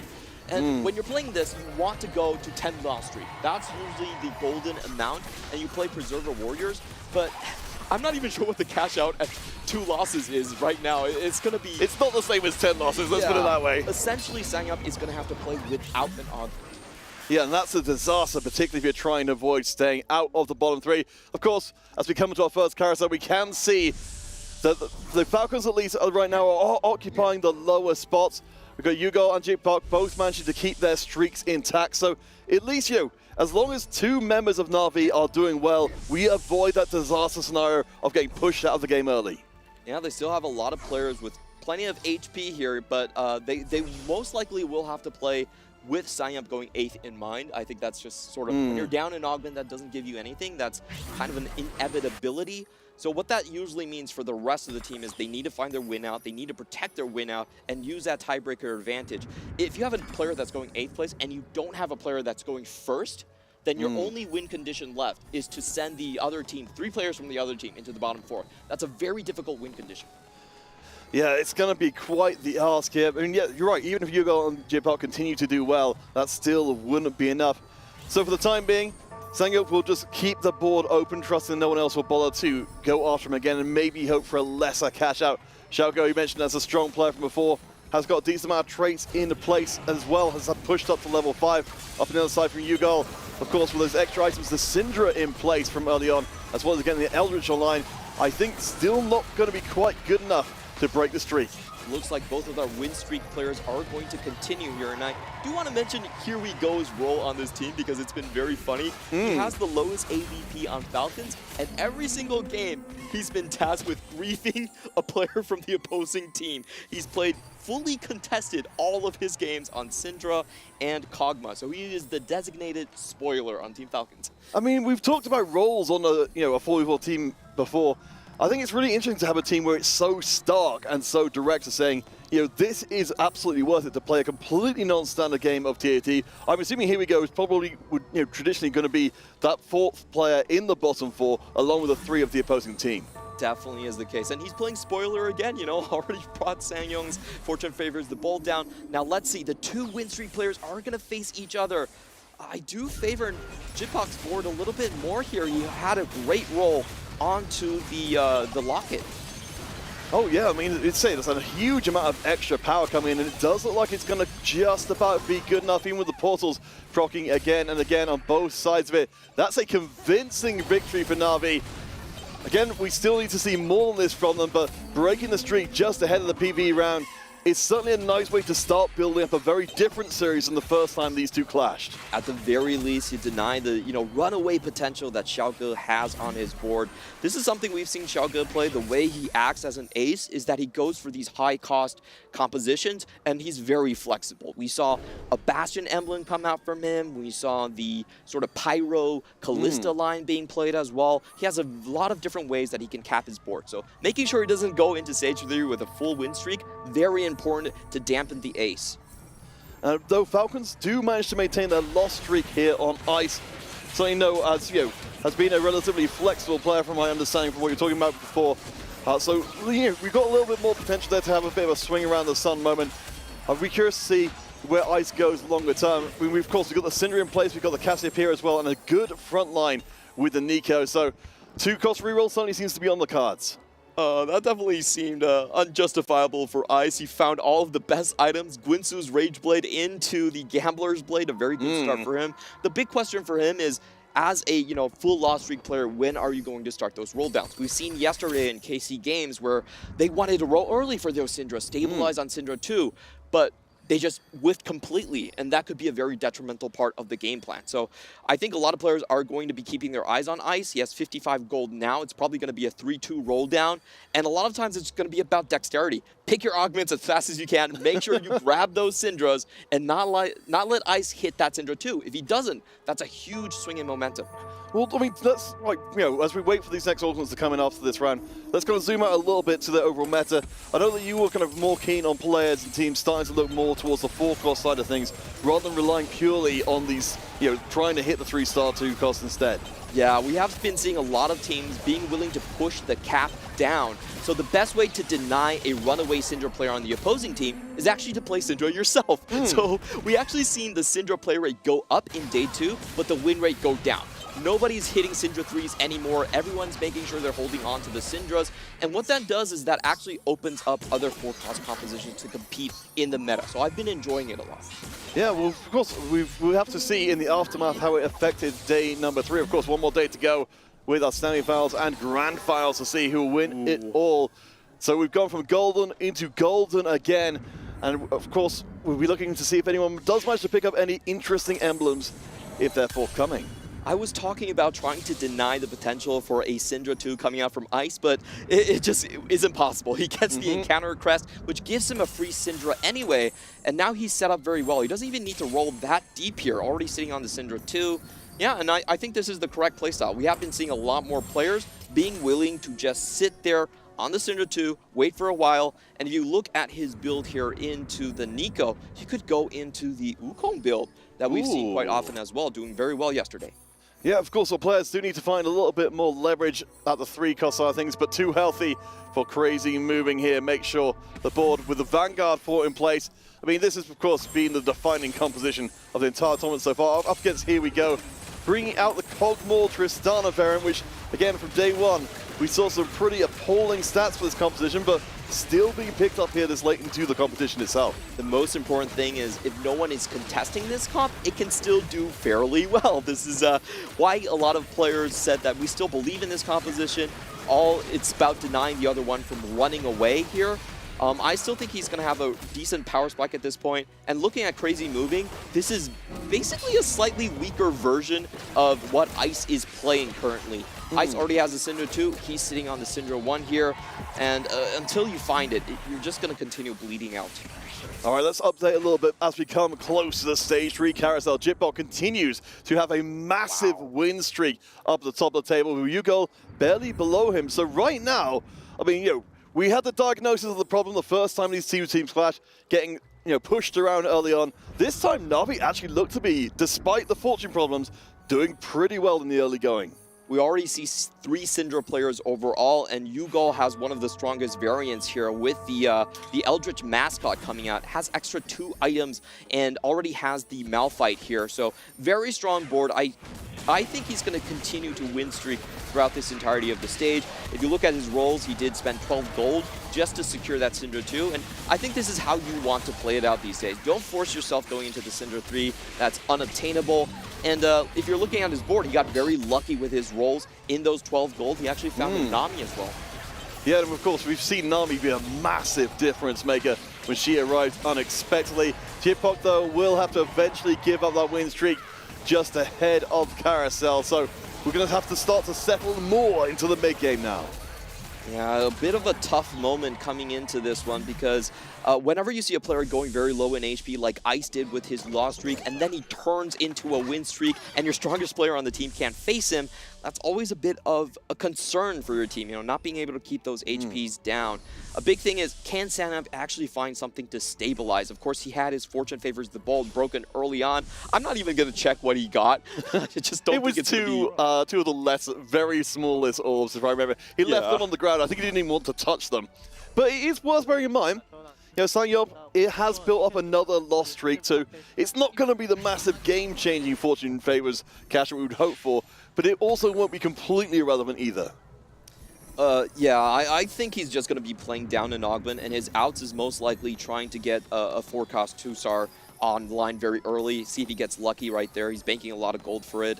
On the meantime, Ice, I think he's in a very good position, but doing a huge roll down onto level 7. And as I was mentioning, because he has the double gargoyles, is going to go for the Wukong build. This is the build that only started getting played yesterday, and it has a 50% first place rate. Wow, that is pretty wild, especially in a land where you can't necessarily get hold of all your 3 stars otherwise. We'll see how it does here in this round. Of course, I do kind of like generally the idea of having that one big tank on the front line, because Syndra, of course, does a lot of spread damage around the place, but a single target, a little bit less impressive. Yeah, it's very hard to take down this Wukong in stage 3. You can see Ice rolling down all of his gold. I think the only consolation prize on the other side here is that, hey, Ice did not pick up any additional Syndras. So, those characters are still in the pool. There's still a chance to hit that 2-star for him. Taking another quick glance across, you can see Na'Vi, they've got the top and the bottom of the scoreboard locked down so far. Oh, wow. Sangyup has got up to a 6-loss streak. Crazy Moving with a 4. Of course, Yugo at the very top itself. So I'm kind of curious to see how Stage 4 ends up developing here, because presumably there is, still a good amount of money flowing into the Na'Vi bank account. Counterfeit? Are you seeing what I'm seeing here? Oh. It's a golden quest again. Let's go. I believe, well, you tell me if I'm right on this one. I believe we are two 2 successes, 0 failures so far, at least in terms of what we've seen on streams coming through from the Golden Quest. Oh, I love this Augment. It's just so fun to see players go for this. A 3-2-1, but he started in a very interesting spot. He actually had a full win streak going into this Golden Quest, so not saving up as much gold as some of the full loss streak players. It's going to be interesting to see when they cash out. When we saw yesterday from Soju and Honglian, it was around 4-2. I think this might be a little bit later. Well, that was the question that kind of came up at the time, was, you can push towards completing the quest as fast as possible by giving up all of your HP, or just treat it as, a very long-term investment and still try and play as regular a game as you can. Absolutely, and it all comes down to what you actually get from the pool. Soju got a Camille, a great solo carry, and Honglian got a Diana, 2 of the best possible options. But if you find something like the Smolder that requires a lot more setup, or you hit a support champion like the Milio, your game plan could go down very quickly. Yeah, and of course, when you're playing that risky, you've got to do it. I do think from the Na'Vi side of things, you'd expect to see them wanting to take the big risks in this game because they come in so disfavored. Having lost 2-0 in the first time out. Worth noting, Yuko though, from Na'Vi, it's stepping up to the 6-win streak up at the top. Sang-Up again, the Fortune player, needs to eventually be trying to get that cash out before he runs out of HP. A massive low roll on the side of Xiaoge and a very good roll for Sang-Up. He was already playing within the portal line and he just hit a level 8 Nora right off the bat. It's going to allow him to play 6 portal. He has plenty of AP items to then fill out his entire composition. I think Sang-Up will be stabilizing after losing that Fortune Favors the Bolt. And we're seeing a little bit of a taste of what Fnatic showed us yesterday just before being eliminated, bringing the Rise into play. The Quincy's, of course, enhancing, but double AP, including the Archangels as well. If this Rise gets time to work with, he should be able to nail down absolutely everything. And his teammates are helping him up. Jidpak, he has a lot of HP, but not a lot of the future. He's only sitting on the Syndra 1, so they're shifting HP over to Sang-Up. Sang-Up, even though you don't have a combat automate, you wasted that one, you're still going to have to be the carry right here. They're banking their hopes on him. And he's already on 2 Noras. So the big thing here is, if Sang-Up gets into that carousel, there's a Nora 2, that could be the win outcome. Well, we'll see if the 3rd Golden Augment will help get along that way. Something inspiring at Epitaph would be a fancy way to make sure your board stays intact long enough for the Rise to get the job done. Of course, we're keeping our eyes out across the field to see how things develop, but I don't know. I mean, we've had the breakthrough. Maybe Sang-Up's got what it takes. Let's take a look at the items here from the rest of the players here. Sang-Up, does he find that Nora 2? Doesn't really get it. Also, Rise 2 would be a huge stabilizing factor, but misses on both accounts here. Jace is not going to be really enough, so he's still not out of the woods yet. No 2-star carry here. It's looking a bit shaky. Oh boy, looking so closely at this board, exactly as you said. So we're making sure, of course, Yuumi is enhancing our primary carry here. I do think the front line's looking decent, if not absolutely incredible, up against fellow teammate there. Of course, Jidpak can afford to take the L. Sang-Up really needs to find his feet. Yep, Jidpak, of course, playing for that Golden Quest. His items are more suited for an AP backliner, so I don't even think that Xerath can really save him, so Jidpak may be looking for potentially Morgana as his best option given his items here. Of course, with the Golden Quest, you do get a full set of carry items as well. But, having that extra flexibility definitely helps. So 4-3, here we go. What is the 5 cost going to be? Oh boy. All right. I think we can live with this. Briar's certainly going to be able to make a pretty major impact. You can see we've got the items there on the bench waiting to be deployed. So we're getting, of course, the Bruiser style play in there with a little bit of extra shielding as well. I think we can work with this. Yeah, definitely a solo carry. You want one of those bruisers. I think, Diana and Camille are the best ones. Briar probably in the 3rd best position here. Also finds the Nasus, so gets the 2 shapeshifters in the early game in. And, yeah, you could just pop those items on. A lot of times, yeah, the Titans and BT are definitely mandatory. IE is a little bit more suspect. I personally do like the Sterix a little bit more. But, you gotta make use of what you have here. Well, yeah, I suppose at this point, Briar's being asked to do a lot more of the carrying than perhaps you'd like. But hey, I mean, it's working right now, so it's a bold play being taken for Na'Vi. Things are looking okay, though, while we see as a team, again, we start to get a little nervous seeing 3 of them currently in the bottom 4. In terms of overall situation, Na'Vi seem to be doing better than we've seen them before against the Falcons. Yeah, the HPs are very, very close. Even though there are 3 of them in the bottom 4, which is the blowout condition, I think they have a lot of win-out potential here with Jipak and Sanyap. The key thing here we're going to have to look for is that if that Rise 2 or Nora 2 is online. So Sanyap actually hit the Nora 2. That's a huge find for him. And Rise 2 as well. Sanyap very possible to move up on the HP totem pool. Meanwhile, taking a look at Xiaoge, he's going to be going for the Callista kind of reroll plan. I don't see a lot of win-out potential on the side of Falcons. They did a good job pressuring, but now going into late stage 4, not sure how well they'll hold up. Yeah, I'm really intrigued. Again, you know, if we've established with Falcons, certainly at least against Na'Vi, a very distinct and clear avenue attack. You know, sweep the leg very early on. Don't let Na'Vi find their feet. Well, it's been a little bit riskier, a little bit more fortune, a little bit more, you know, out there than maybe would have liked for Na'Vi. Ultimately, they stuck the landing so far. It feels like they're in a good spot to make this one work. I love this strategy. This is exactly what Z10 pulled off against Fnatic. If you feel like you're outmatched individually and team-wise, why not go for an insurrection, guerrilla warfare type of style? Throw in the variants. They took Gambits with Fortune Favors the Bold with a Golden Quest. Now the big question is, can they actually make it pay off? And like I said, I feel like Sanyap has reached that a decent spot where he can stabilize. Of course, Rise is considered a little bit weaker of a 4 cost. This is a comp where you still need to go for level 9 to win out. I'm a huge Portal player. I like to go for the Xerath and the Tom Kench within it. Well, let's start to zoom out a little bit as it's starting to seem like we can have some hope in Na'Vi here. You know, for the Falcons coming in as tournament favorites, for them to even be here in this match is a surprise. The fact that they, you know, dominated Na'Vi before, this feels like a best case scenario here for Na'Vi. If they can get a convincing first game win, they can show that they have managed to find a way to get past Falcons' guard and maybe tilt them for the series. Absolutely, and taking a look at Here We Go's board right here, this is not a very strong board at the moment. Still stuck on level 6 going into stage 5. He has hit his critical 3 stars, of course, but as we've been mentioning, his job is to spoil the opposing team.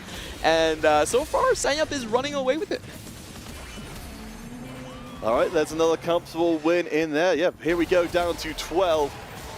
Gosh, what a world it will be. Of course, you know, the final insult here, you know, the best case scenario for Na'Vi is the push 3 Falcons members out in the bottom 4, but maybe that's a little bit too much of a stretch. Yep, Ice also losing out here. None of the rerolls really working out. Here we go, uncontested on the Kog'Maw, hits late. Ice going for a straight tempo strategy, not even trying to roll too deep on level 6 as we've seen. Spend most of his rolls here, and looking at his front line, it's very far away from being stable. That Mordekaiser not even 2-star. No, missing a few of those incredibly important pieces, but yeah, we're living on a completely different planet for Falcons, especially if they take the first 2 losses. As you did note before, we have got a very volatile lobby all the way from 4th place down to currently 8th place. There's not a ton of HP in it, and win streaks and loss streaks are both hard to come by. Yep, Jitpak on a 3-win streak, Sanyap on a 5-win streak. So it looks like Na'Vi has 2 players that are basically unstoppable. No one has been able to dent them so far. Now, maybe Chitu's board can do it. We haven't seen his board in a while, but I don't see Ice or Here We Go really having a shot at these 2, you know, cap-out players on the side of Na'Vi. No, we will see in this round. We'll keep our eye out for Here We Go as well. Because, yeah, this board looks like it's in a little bit of trouble. But on the other side, of course, we can see, you know, what we've been seeing more and more. You were calling for it before to see more focus on the forecast. The Karma coming in from Crazy on the Na'Vi side of things. Would love to rip through the board, and it looks like he's going to be able to manage it. The Karma is doing a lot of work, does get focused, gets a couple of shots off. The Syndra is good enough. Here We Go goes out. And for Na'Vi, that is the first step towards a very different series. The spoil doesn't work. He gives up an augment, but still finds an out. What an incredible way to play the game. And honestly, this is something that I felt like Fnatic pioneered at this tournament, just playing around the portal vertical line. 6 portal, you know, not even going for the 8, and trying to stabilize and scrap out placements. It definitely works if you're running into those low roll opponents. Yeah, I mean, look, as we get deeper into this game, talk to me. Why you said you weren't necessarily super high on the Rise from before. Well, where is this comp most weak then? Well, it doesn't cap out particularly well unless you hit the 8 portal, and it's very hard to fit the entire board. The 6 portal is a rather weak trait. It only gives you the golems, and as you see here, the golems, they provide additional targets, but they're very, very low on HP. With 8, you get extra items from the portal, which a lot of times tank items will help your Rise scale up. So I think it's more of a tempo gameplay. Fnatic, a lot of times when they're playing it, they're aiming for 3rds and 4ths, not necessarily going to first places. Oh no, it looks like the pull, isn't quite there, I think. Oh, Mordekaiser, another cast? It's Sanya will be taken out. That was a heroic attempt in the game, but ultimately the only thing he did was stayed out of 8th place. It felt like there could have been more. Yeah, that's kind of what I was saying. You don't really consider it a win now type of composition, and that really changes the landscape quite a lot. I was expecting Ice to go 7th, and then, the rest of the 2 Falcon members would have to win out. But now with him, Sanyap going 7th, there's a lot more potential to play for. Well, Ice and xiaoge both are low on HP, so it's still not out of the question. We could see a blowout in favor of Na'Vi, but Jipcock spending every single piece of gold in the inventory. Keep an eye out, of course, the Briar in place from the Golden Quest before. Shabu has provided a lot of disruption, as well as you said, taking a bigger risk by going heavy on the damage side of things. At least means there's a little less pressure on the Milio on the back. Yeah, but Briar's already in the back line. Can Syndra actually finish the fob? No, and Ice goes down. All right, we're starting to get into that miracle scenario. xiaoge is the last remaining piece into what would be a miracle game for Na'Vi. I would not have credited it. I don't think anybody would have credited it. They could turn the tables and actually do the same thing that was done to them. There was a lot of questionable starts coming out from the side of Na'Vi, but they all clawed it back. I love this win streak idea for the Golden Quest, a new flavor to play this augment. We've seen full loss streaks both times that it was selected here, but this time around, he uses the HP as a buffer, gets a late Briar coming into the composition, and his traits are just beautiful. The full left side of the traits are fully filled out. 4 Preservers, Warriors, plus a Briar. I think that's one of the things that's really easy to miss when you first look at the Golden Quest as well. That you can just build up a strong, expensive board and then just sell the whole thing and immediately complete the quest just like that. I certainly like that a lot more as well. For xiaoge, a lot of eyes on him. Of course, for Chitu as well, up at the top. He may still do well in the lobby, but he's so reliant on his teammates staying alive. I don't think Chitu has the win-out board necessary. Even if Na'Vi goes 4th here, it would still require Falcons to go 1-3 to win out the game. So it's looking incredibly difficult, and he might even team kill xiaoge. If xiaoge goes down, game is already mathematically over. That would be a devastating way to go, but at least the Kalista does come in, and you can see when she finds her target, she can rip through it in a hurry. So enough of a mismatch there, making sure that the Falcon players stay alive. Crazy moving does go out, so we have a 2-2 top 4. Yeah, but just a reminder here, it is a 2-point advantage in the bottom side. Na'Vi going 5th and 7th, so they have 2 points here. It means that Chitu or xiaoge need to win. Someone needs to take out the Briar board from Jipok, and it has happened before, but I'm not sure who's broke that streak yet. So if I'm getting the maths right here, for Na'Vi to win the game, they merely need to get 2 players into the top 3. Is that correct? Yep. That's all they need. As long as they deny first, they actually just win. So not a terribly difficult win out. I just don't see who can take on the Preserver board. We're going to have to take a look at xiaoge here. What upgrades does he have? He still has a chance for that Diana 2, a very strong carry. But at Diana 1, she is known for being a very weak 5 cost. Not enough HP to get into that backline. However, perfect items on the Kalista. Wow! All right, well, we might need to start revising our timetable a little bit here as Hugo goes out in 4th place.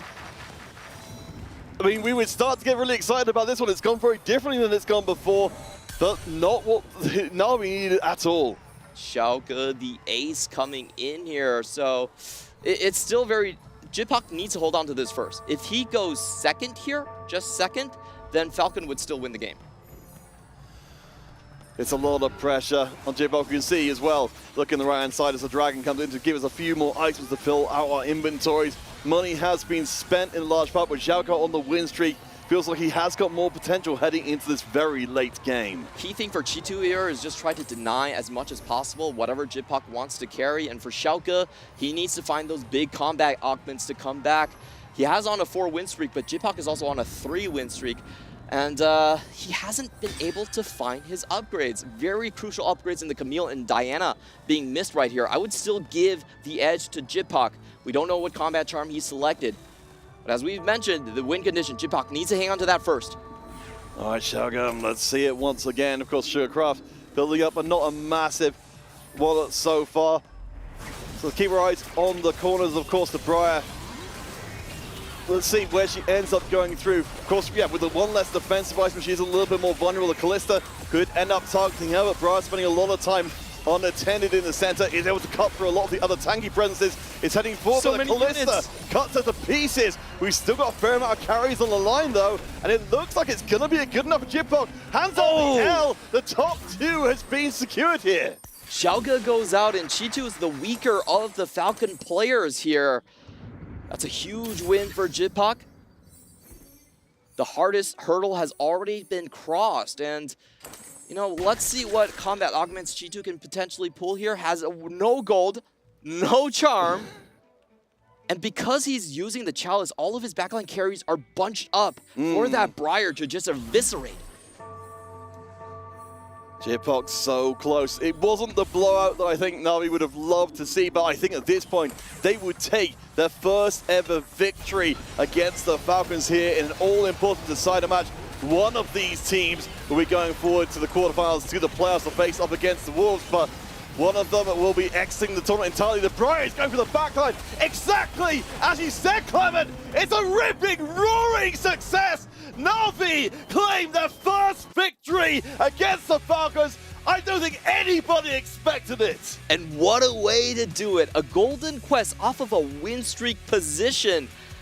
Finding all of the necessary upgrades there as well, going a little bit later into the game. Warrior Preserver lines with a giant Briar in front, just too much for the side of Falcons to handle. And this is something that I was worried for the Falcons team. They spend a lot of energy at trying to deny the enemy team, trying to make sure that they go 8th and 7th. They did so with Sanyap here, but unfortunately no one could outcap the likes of Jibok. Yeah, I was absolutely with you there with having the whole fortune grief situation. It feels like that's such a burden on the team, but to be able to come back from that anyway, to find the incredibly narrow path through the crevasse of taking on a team, which again, everybody expected coming into the tournament to be the one to go through and take the entire event. For Na'Vi, this is a breath of air finding their lungs finally. To start the series this way, they couldn't have asked for more. Yeah, and they're one game away from making the largest upset so far at EWC TFT. All of the Korean teams still in the running. What an amazing set of players from this region. I love seeing it. Look at Na'Vi here. They are very solemn for a team that just won an incredibly hard match. You see just relief on their face. Honestly, I can't wait for this rest of the series. That's the key here. When faced up against a team like Falcon, you have to take some gambles. Go for the Golden Quest. Know you're going to get a bruiser carry for your Stage 4 and Stage 5. Sanyap doing a good job not going 8th here, despite Here We Go griefing him. That ends up being a +1 on the side of Na'Vi. Great pivot towards the portal vertical line. And for Falcons, you know, they had some win-out players in Xiaoge, but it just wasn't enough. The low rolls kind of dragged everything down. Here We Go, you know, uncontested on the Kog'Maw reroll, couldn't find any purchase there, and Ice as well. All right, so looking forward to game 2, of course, for Na'Vi. You know, it feels like the biggest problem there was, you know, the fortune catch-up, but anything else you want to see either team really dramatically change for game 2? Well, I just want to see, you know, them going for maybe more of a late game playstyle for Falcons. A lot of it is about judging the tempo. You want to be just a tiny step slower than your opponent. All right, gentle friends, we have our way out. The Lotus Tournament Al Habib Showdown will continue after the break. We'll see you for game 2.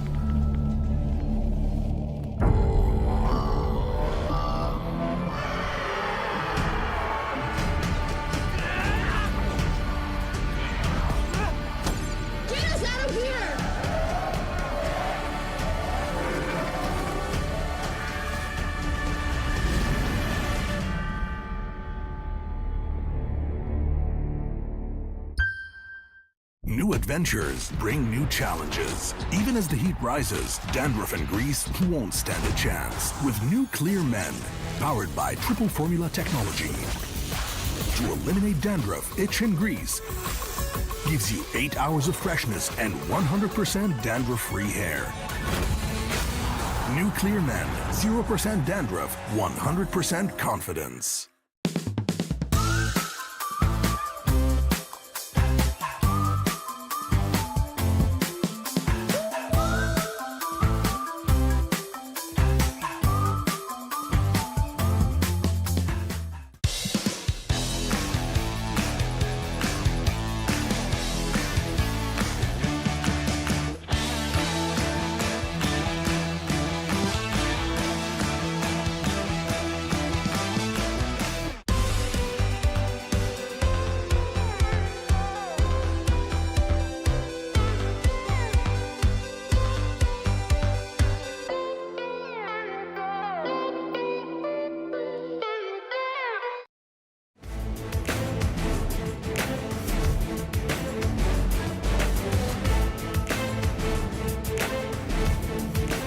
Welcome back, one and all, to the Esports World Cup. We are coming to the second game of what is already a shocking series. Na'Vi getting their first victory against the Team Falcons. I don't think anybody saw it coming, and the way it happened as well. Unbelievable play coming out from Jipak, really reviving his career. He's been off the international stage for a while, but coming back with such a huge roar. He has the highest AVP on the team and is the designated ace, the win-out player coming in from Team Na'Vi. And for anyone tuning in late, of course, we saw when these two teams faced each other before in the group stages, it was a blowout in favor of the Falcons, pushing Na'Vi out in the bottom four repeatedly and ruining their day. It wasn't completely the flipped picture, but it was a fight to the very finish, and it was a fight that Na'Vi won. Jipak able to get that Briar with the Golden Quest on 4-3 still relatively early, changed the face of the game. It was looking like Schalke might run away with it, but he hit the Briar, as we were mentioning. So important not to hit something like the Smolder or the Milio here. And I just can't believe it. A Golden Quest, it's been 3 for 3. Every time it's been selected, it has been a win out. I'm starting to think it might be a good augment. I mean, I think you point out really well. We saw not just the augment being strong, but a different approach to that augment, playing strong. I like that so much more than what we saw the first two times, where players are being reduced down to around 5 HP and then using that legendary to come back. In this case, we're playing strong, and then we're just getting stronger. This is definitely the most comfortable spot that we've seen. You know, 5 HP yesterday from Honglian and 8 HP from Soji before they finally climbed into the win-out situation. Being able to recognize that I've been banking up gold to level or reroll, and then just getting the Golden Quest for the extra gold. I think that's just so important. This is a big reason why you do not press F a lot of the times. A lot of times you want to sit on that gold, especially in 4v4 situations where that extra gold that's not, you know, over 50, not generating interest. You can use it to deny. You can just sit on it for Golden Quest. Don't spend it. I know my trigger finger always presses the F because I'm kind of slow, but you can see the win out here. I mean, I certainly know in other games, teams have had certain players have their keys removed from the keyboard to keep them from such terrible things, but let's get into it once again. This time we will not be seeing any golden preludes or golden finishes to give us a minimal variation game. Ascending augments, I suppose, is the closest we can get. I've got to say, this is starting to get sweaty for Falcons here because, okay, they won the portal judge.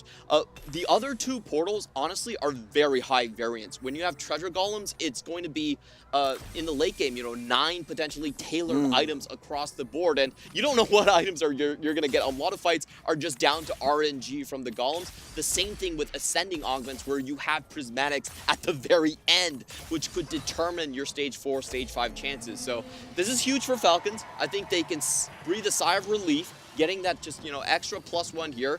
Don't need to worry too much about the variance. So let's kind of recap, you know, the story so far really here.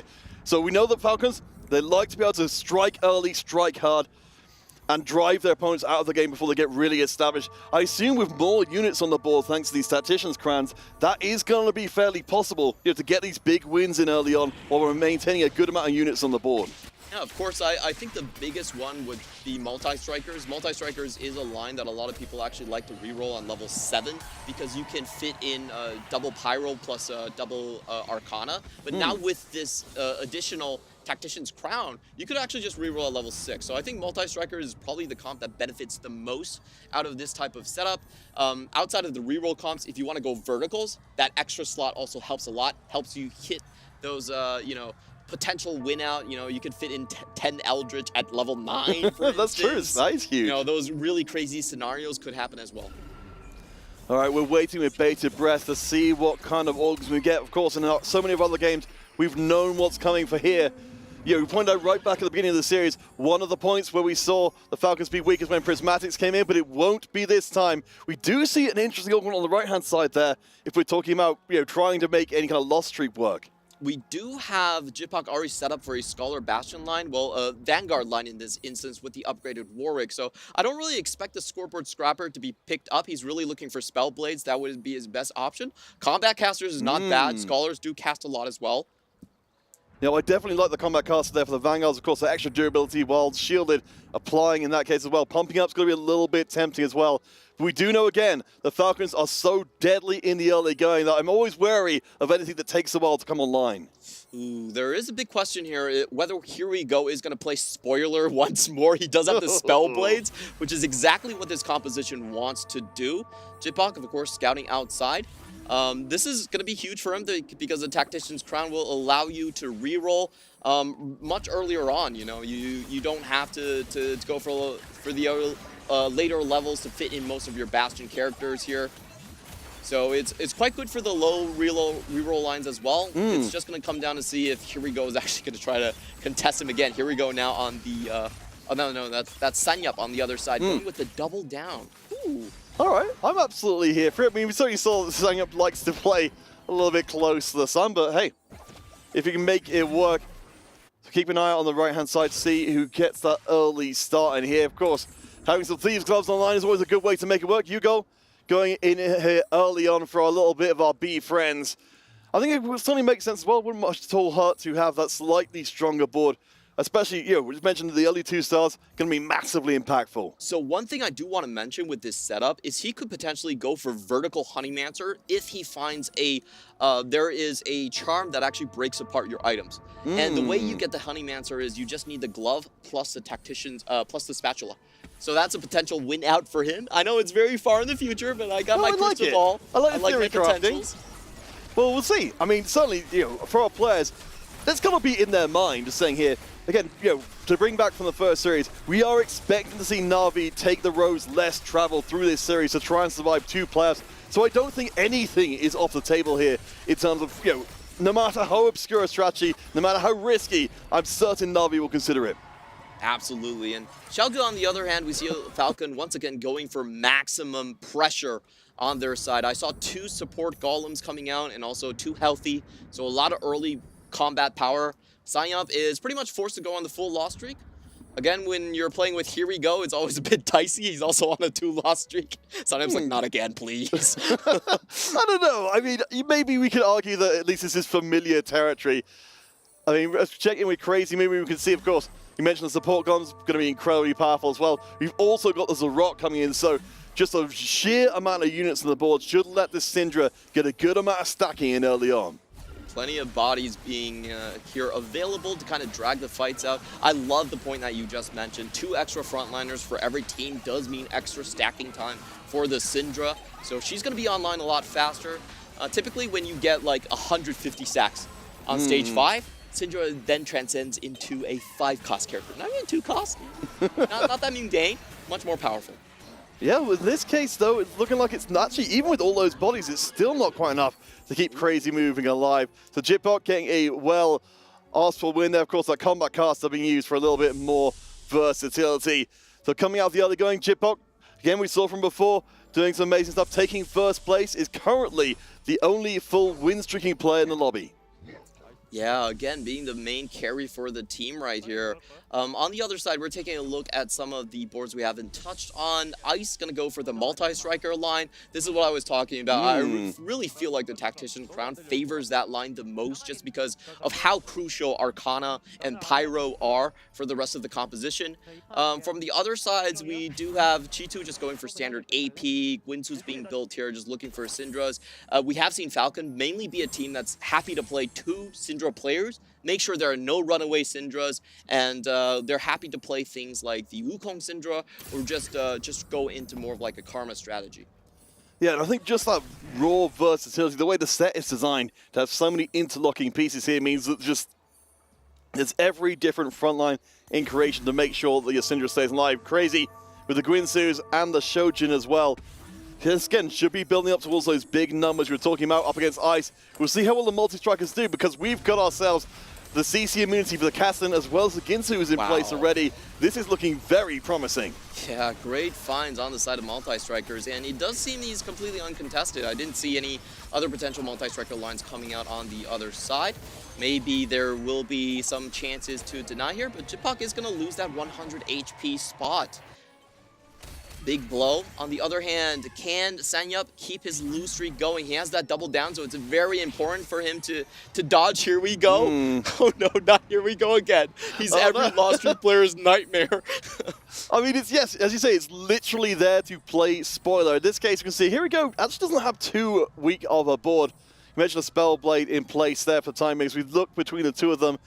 It looks like it should be a pretty one-sided competition if they do actually come face to face. The only character he's not selling is that Syndra. Everything else can go. And everything else is going. That Syndra goes right to the front line. It's 3 versus 1 and a 3 versus 2, 3 versus 2. But there is a good Rage Blade.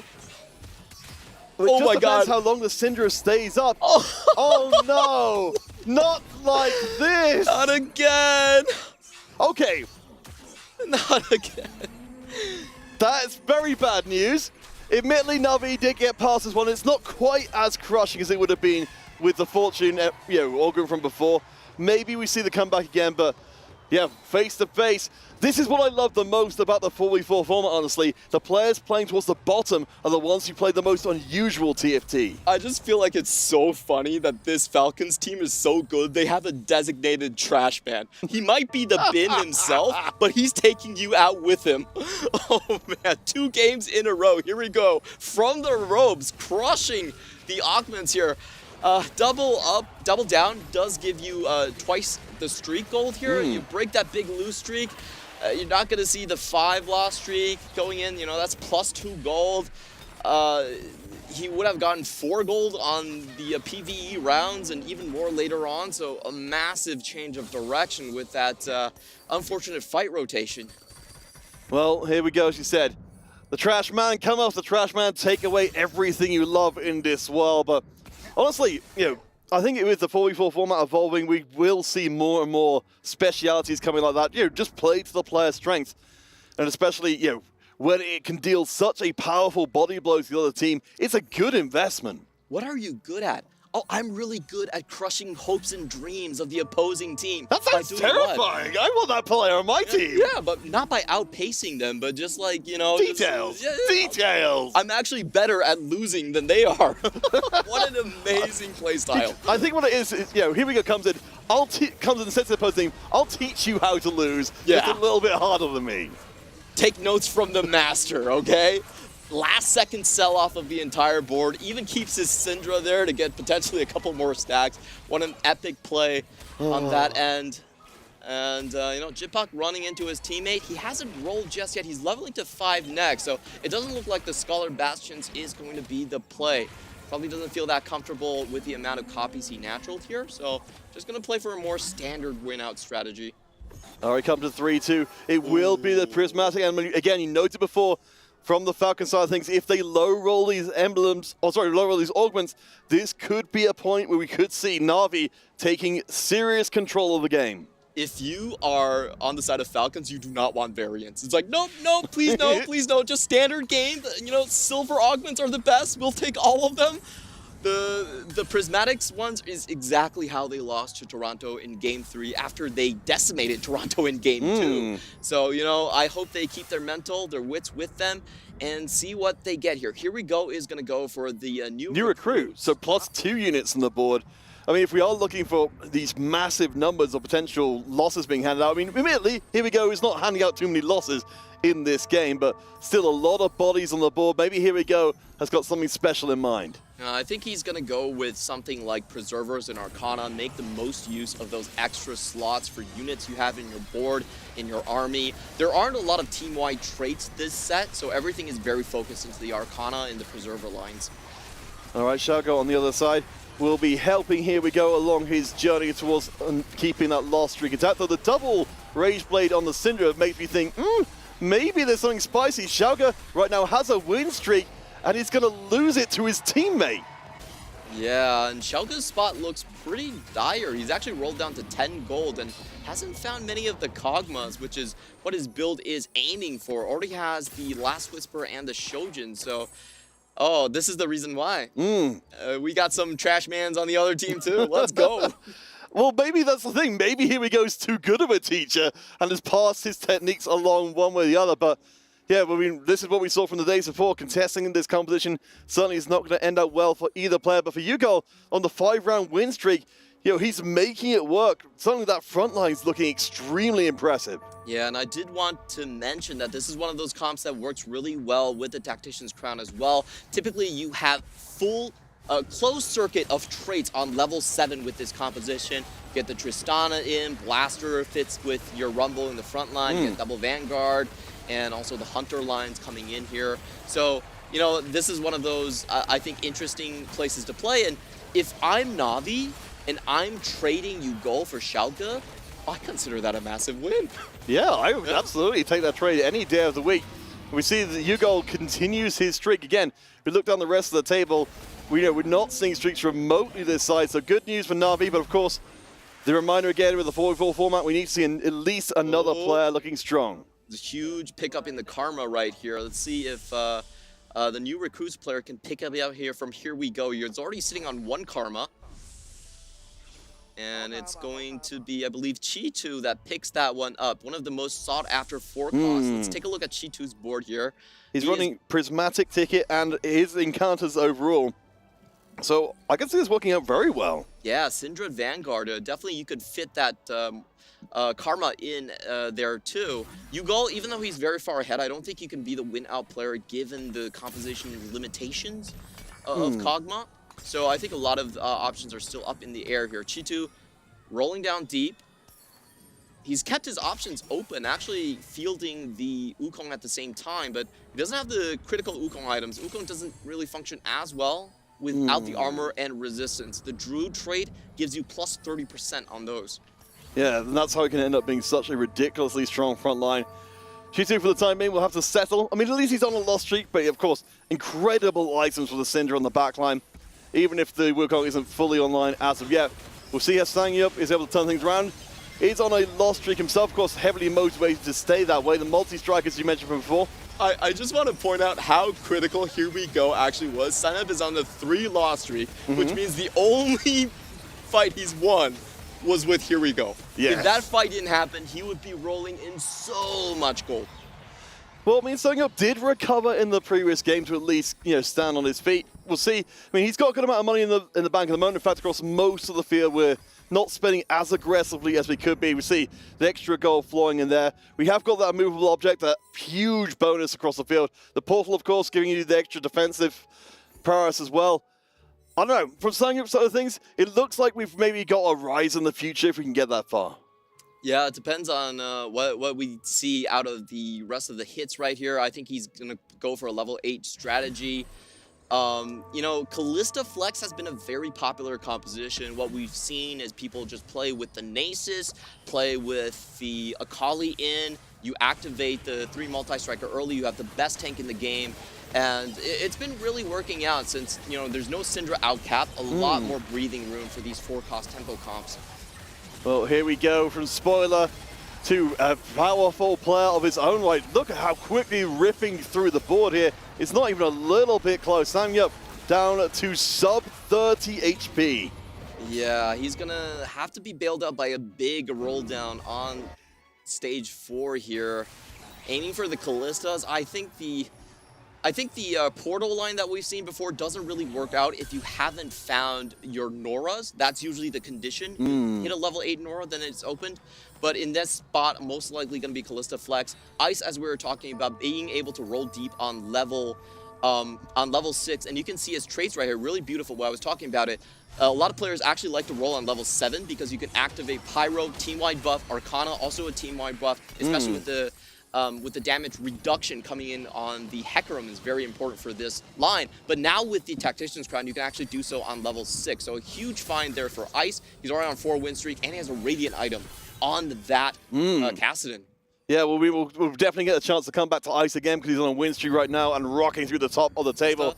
But Sangyup, things are looking a little dicey here. He's going to start rolling, hoping to find, she said, to get the portal online. Does at least find Emilio and the Briar as well.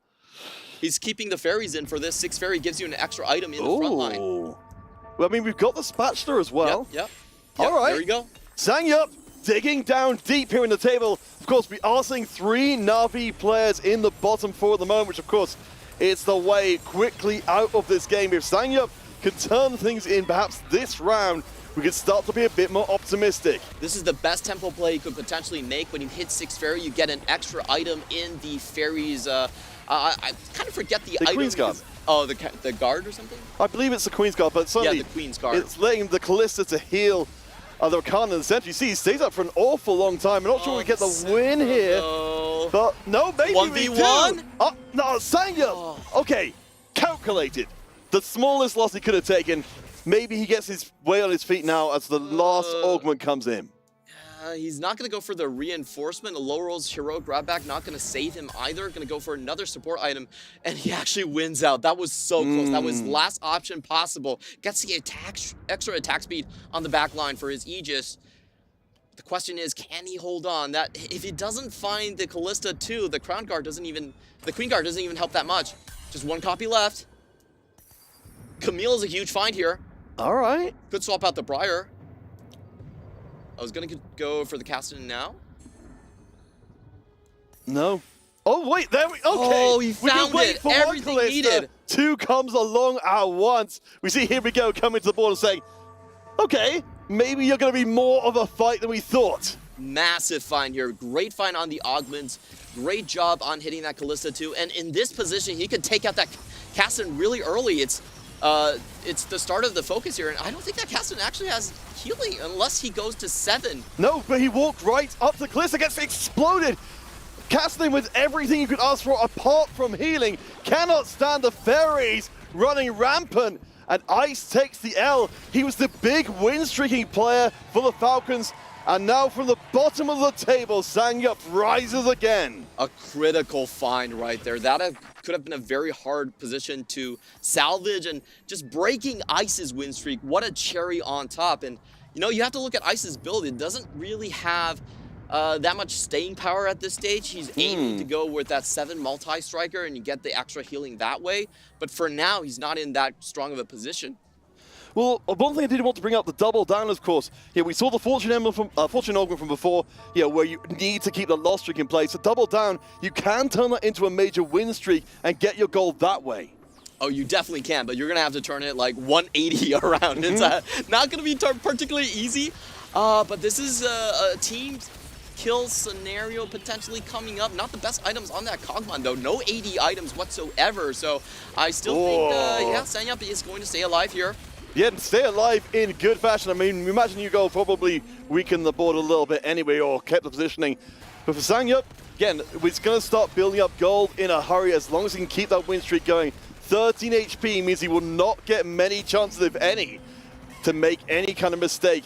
We see the distance, though, between Here We Go and Sangyup. It did just drop a little bit with with Chitu dropping down into 7th place. It's a long way for Sangyup to get out of 8th, though. Yeah, taking a look here at the 5 cost, that Morgana looking very juicy on the board. Of course, Ice looking for that Camille, not really going to find it here on the carousel. And then we have Xiaoge in the top 2, going for a 4 Hunter line. I'm surprised Xiaoge has so much HP, given that he's contested from Yugal. as heavily as he is here, I expect him to start dropping a little bit in terms of the HP rounds. That's what happens typically with the Kog'Maws. Ooh. Okay, we'll check him back in with G2 step. Trying to build up a little bit of steam here. We're one away from the Wukong 3. We're none away from the Wukong 3. All right. So this should be a massive amount of time coming in. We've got the item collector as well for a little bit more grunt across the team. And we've got, the Gargoyles comes in. This is a rock-solid front line. It might not look like it right now because G2 is at 7th place in terms of the HP, but he is going to be the win-out player on Falcons here. I don't think Schalke has that potential. Ice maybe. All it comes down to, though, is that damage. How many stacks can Syndra actually power through? Only a two-star Syndra right here. 2 copies away. The thing about Kalista, though, is that she's a very slow character against solo tanks. Takes a long time. But in terms of general board strength, I think Sanyap is still going to win out here. Yeah, looking good. But yeah, it took a while to get through that Wukong, but even at 3-star was not good enough. So Sanyap, you'll start to see that number creep up as long as he does not take the L and get knocked out of the game. From Jipok on the other side, of course, looking to try and climb his own way up. Right now, the Falcons, they've got 2 very good positions for Ice and Schalke at the top. Over 70 HP in the bank.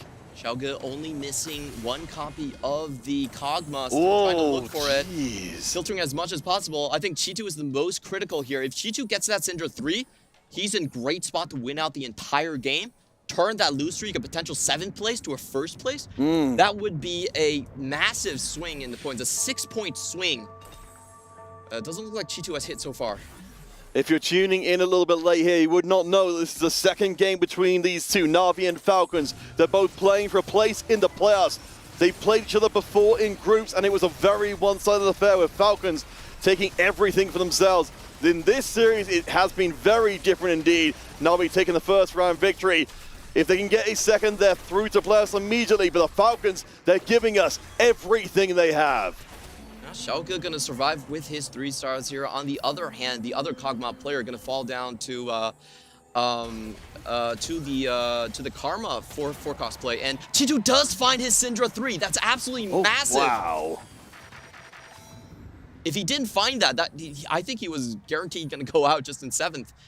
Yeah, I mean, you see the amount of gold he's got left over. It wasn't an easy find by any means. And we've been talking about this. A lot of teams have been fielding double Syndra players. In this game, it was actually double Kog'Maw players. So he had the opportunity to go for this Syndra 3 here. Big win out condition. Taking a look at his board, he just needs to fill out on the preservers. So we've got 2 players on lowest HP right now. With G2 getting the Syndra 3, you put him directly up against Sanyap. Which one of these 2 can survive to 7th place at least? It's going to be very hard to say. There's a lot of factors going into this. For Sanyap, there's a huge win-out potential coming in. We're going into stage 5. You could get just a spatula from Charms, and 9 Fairy is very much on the cards. Radiant items coming down for that composition with the additional, tankiness from his Aegis and his Randuins. I think that could be a very, very strong turnaround position for him. Right now, it doesn't look like it so far. And, for Ice, he's looking for 7 multi-strikers. So we're on just 1 step away for a lot of these players to turn the corner and be unstoppable. Well, let's see if G2 can live up to the hype. The 3-star Syndra is in place. Sanyap, of course, just below on the win streak as well. This should be pretty good. Yugo, I don't think it's in the same weight class right now. We can see the Wukong is almost full health by the end of the round. I think G2 doesn't need to have anything to worry about for the time being. Yeah, this is what happens with Kog'Maws in the later phases. Whenever you're playing Kog'Maw, you're just trying to make sure the opposing Kog'Maw places lower than you. And unfortunately, that's not going to be the case. Schalke is still very, very healthy here. Yugo, he had a 3-star front line, but that was his Voidling. Oh boy, 3 Na'Vi players in low position. Tristana coming in, but she's not itemized. I'm starting to get a little bit nervous for Na'Vi because 3 members on probably a single life there. We could still see the blowout return. Actually gets another Voidling onto his board. I was like, what magic trick is that? It actually hits the charm for it. Okay, so a lot of combat augments could shape the face of the game. We have 3 Na'Vi players in the bottom 3, but the Falcon players are only 17 HP here. So very close situation. Of course, it's still much more precarious for Na'Vi because 17 HP, you're not really going to go down in one fight. No. Team fight situation for Jitpok. I think Ugol survives this round. He's still taking out a fair few units. We'll keep things updated. Of course, standing up at the bottom. Oh, that's exact KO. That's exact KO. No. Oh, so unlucky. If he just was able to kill one more unit, he would be okay. But on stage 5, you lose 10 HP base. So very unfortunate.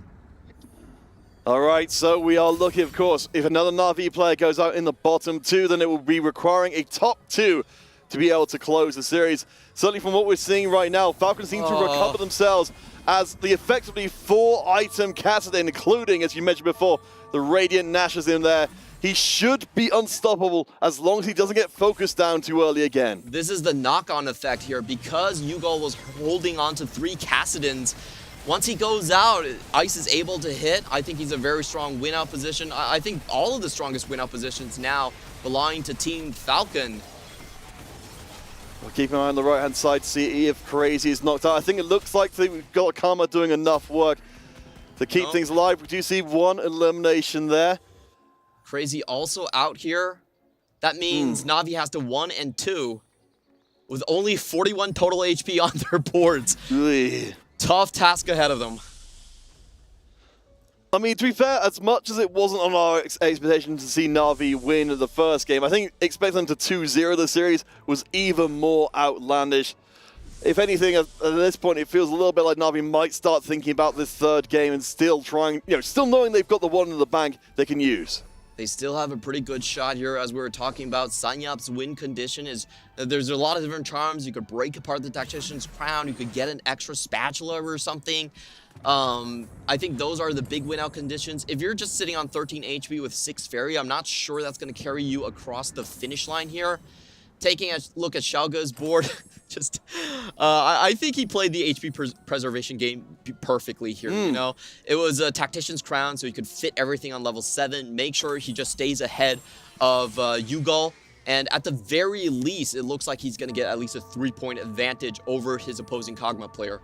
All right, we'll keep an eye on staying up. Of course, again, as you said, top 2 required here for Na'Vi to pull off a miracle. Here we go. Of course, honestly, at this point, I think we'll be very happy with everything he's been able to accomplish in this game, down to a single HP. The board is pretty solid. The Hunters from Xiaoge's side of things, they're slowly chewing through. We can see that our friend Nunu is lasting an awful long time, but Nami makes such a mess of these clumped backliners, and here we go, we'll hang on for even longer. The trash man stays alive. Oh my, here we go is such a hero this game. It proves that not all heroes wear capes. You don't have to win out every time. You can just break the streaks. Yeah, look, he's hanging on 1 HP. That 1 HP is a 2-point difference.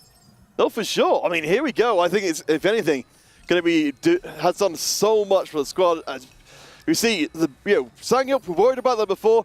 Maybe not so much now, but Jitpok becomes the focus of concern for Na'Vi, down to a single life with no money in the bank. If he goes down, this is done.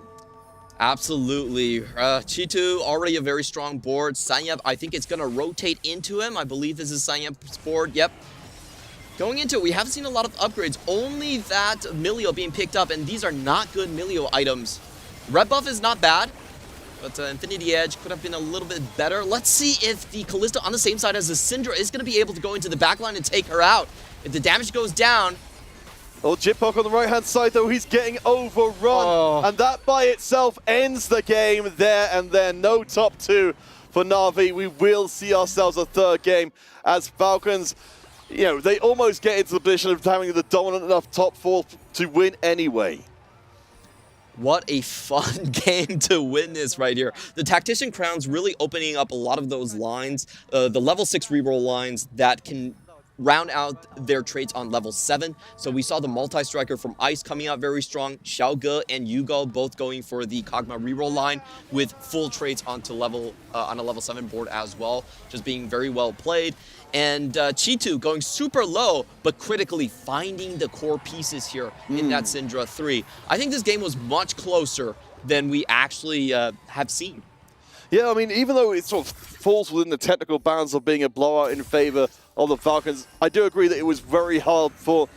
I am really astonished we're in a world where the Syndra 3 could come online, but this is kind of one of the things I was worried about, that, you know, we move past the point where everyone assumes that Syndra is going to be played widely, and in that one situation where she's not, suddenly she's back to being a monster again. I just want to ask production, can we give the MVP to the lowest AVP player? Can we give it to Here We Go? I'm with you. I am with you there.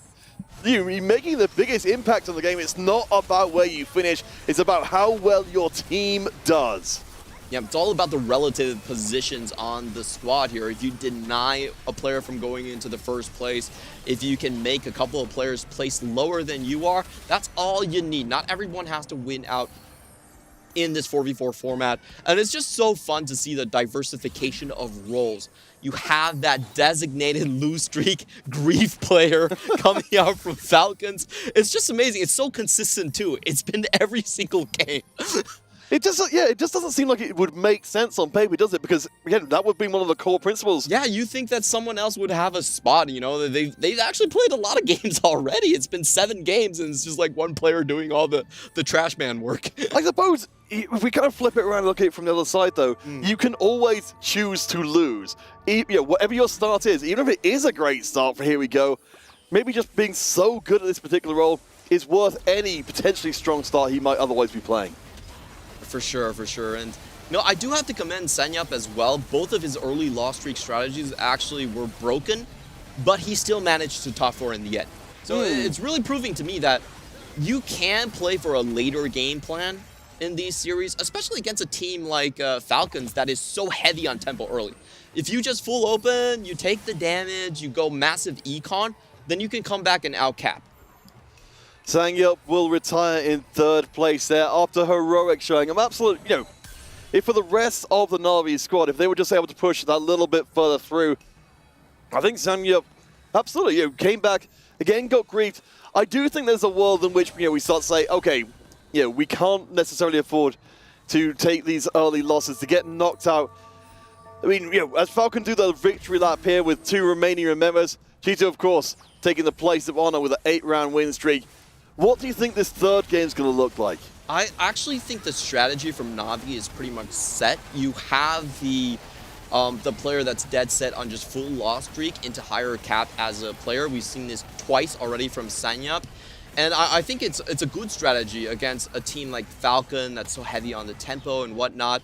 And we have to stress again how close this game actually was. Here we go, only surviving on 1 extra HP for 2 additional fights, gets +2 points here.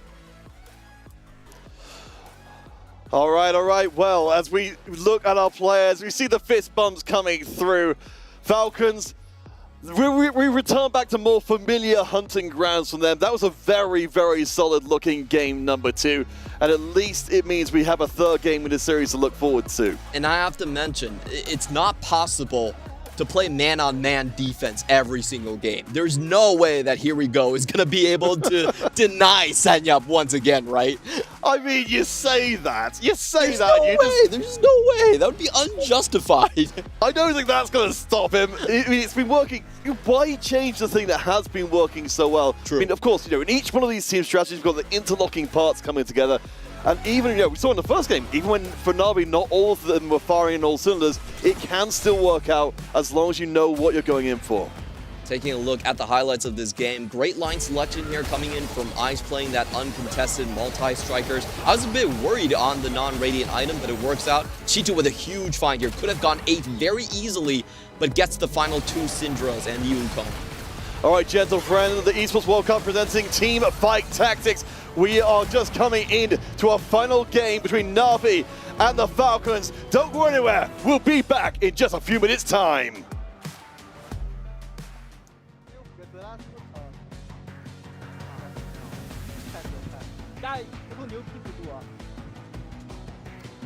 Hey everybody, it's Quickshot here from EWC Central. Today we close out the group stage and kick off the quarterfinals in the EWC presenting Teamfight Tactics tournament. So let's find out how this impacts the EWC Club Championship update brought to you by SDC.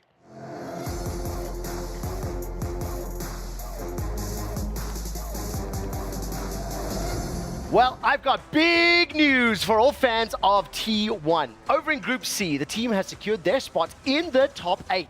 And together with their title in League of Legends in Week 1, the club has now become eligible for the club championship. They have at least 1,060 points. They are already in 5th place in the standings. Now for Fnatic, this is turning out to be a week to forget. Fnatic to forget, that's a great line. Coming in at week 6, they had teams in all 3 games, and they've already been eliminated in Teamfight Tactics and in Fortnite. That gets them a jig by gigantic donut. Now, at the top of the overall standings, Team Falcons and Na'Vi are still fighting for their tournament lives today, looking to secure those important points in the top 5 race. Just outside of my top 10, we have Team Vitality and Toronto Ultra, who have already secured their ticket to quarterfinals. They are looking strong to secure more points, and maybe, if they make a deep run, join the illustrious graphic that I talk so much about. If you're interested in any more updates about the EWC Club Championship or any of the games happening this weekend or any weekend, why don't you tune into EWC Central? We run from 3 until 7 at twitch.tv/EWC and youtube.com/EWC. And that does it from me. Quick shot and this edition of the EWC Club Championship Update brought to you by STC. We've had another series completed over on the B stream. Branching Out versus GK Esports is done. Now, Branching Out, of course, already had a bit of a mental edge over GK because last time these guys battled it out, it was 2-0. Some key points here. Branching Out is using alternative strategies like Tactician Crown, Zoe Reroll, Six Sugarcraft, and Cassio Carry. GK did dominate mid-game, pushing 2 Branching Out players to 7th and 8th in Game 2, and both teams are using the flexible augment in the last game. Volteriux played Mage Syndra, while Babzera played Witchcraft Karma, which are both very strong in the meta. Branching Out just simply excels at securing first place, which is, of course, crucial in this 4v4 format and showcasing a high-win French playstyle. They booked their spot, and they will be in the quarterfinals.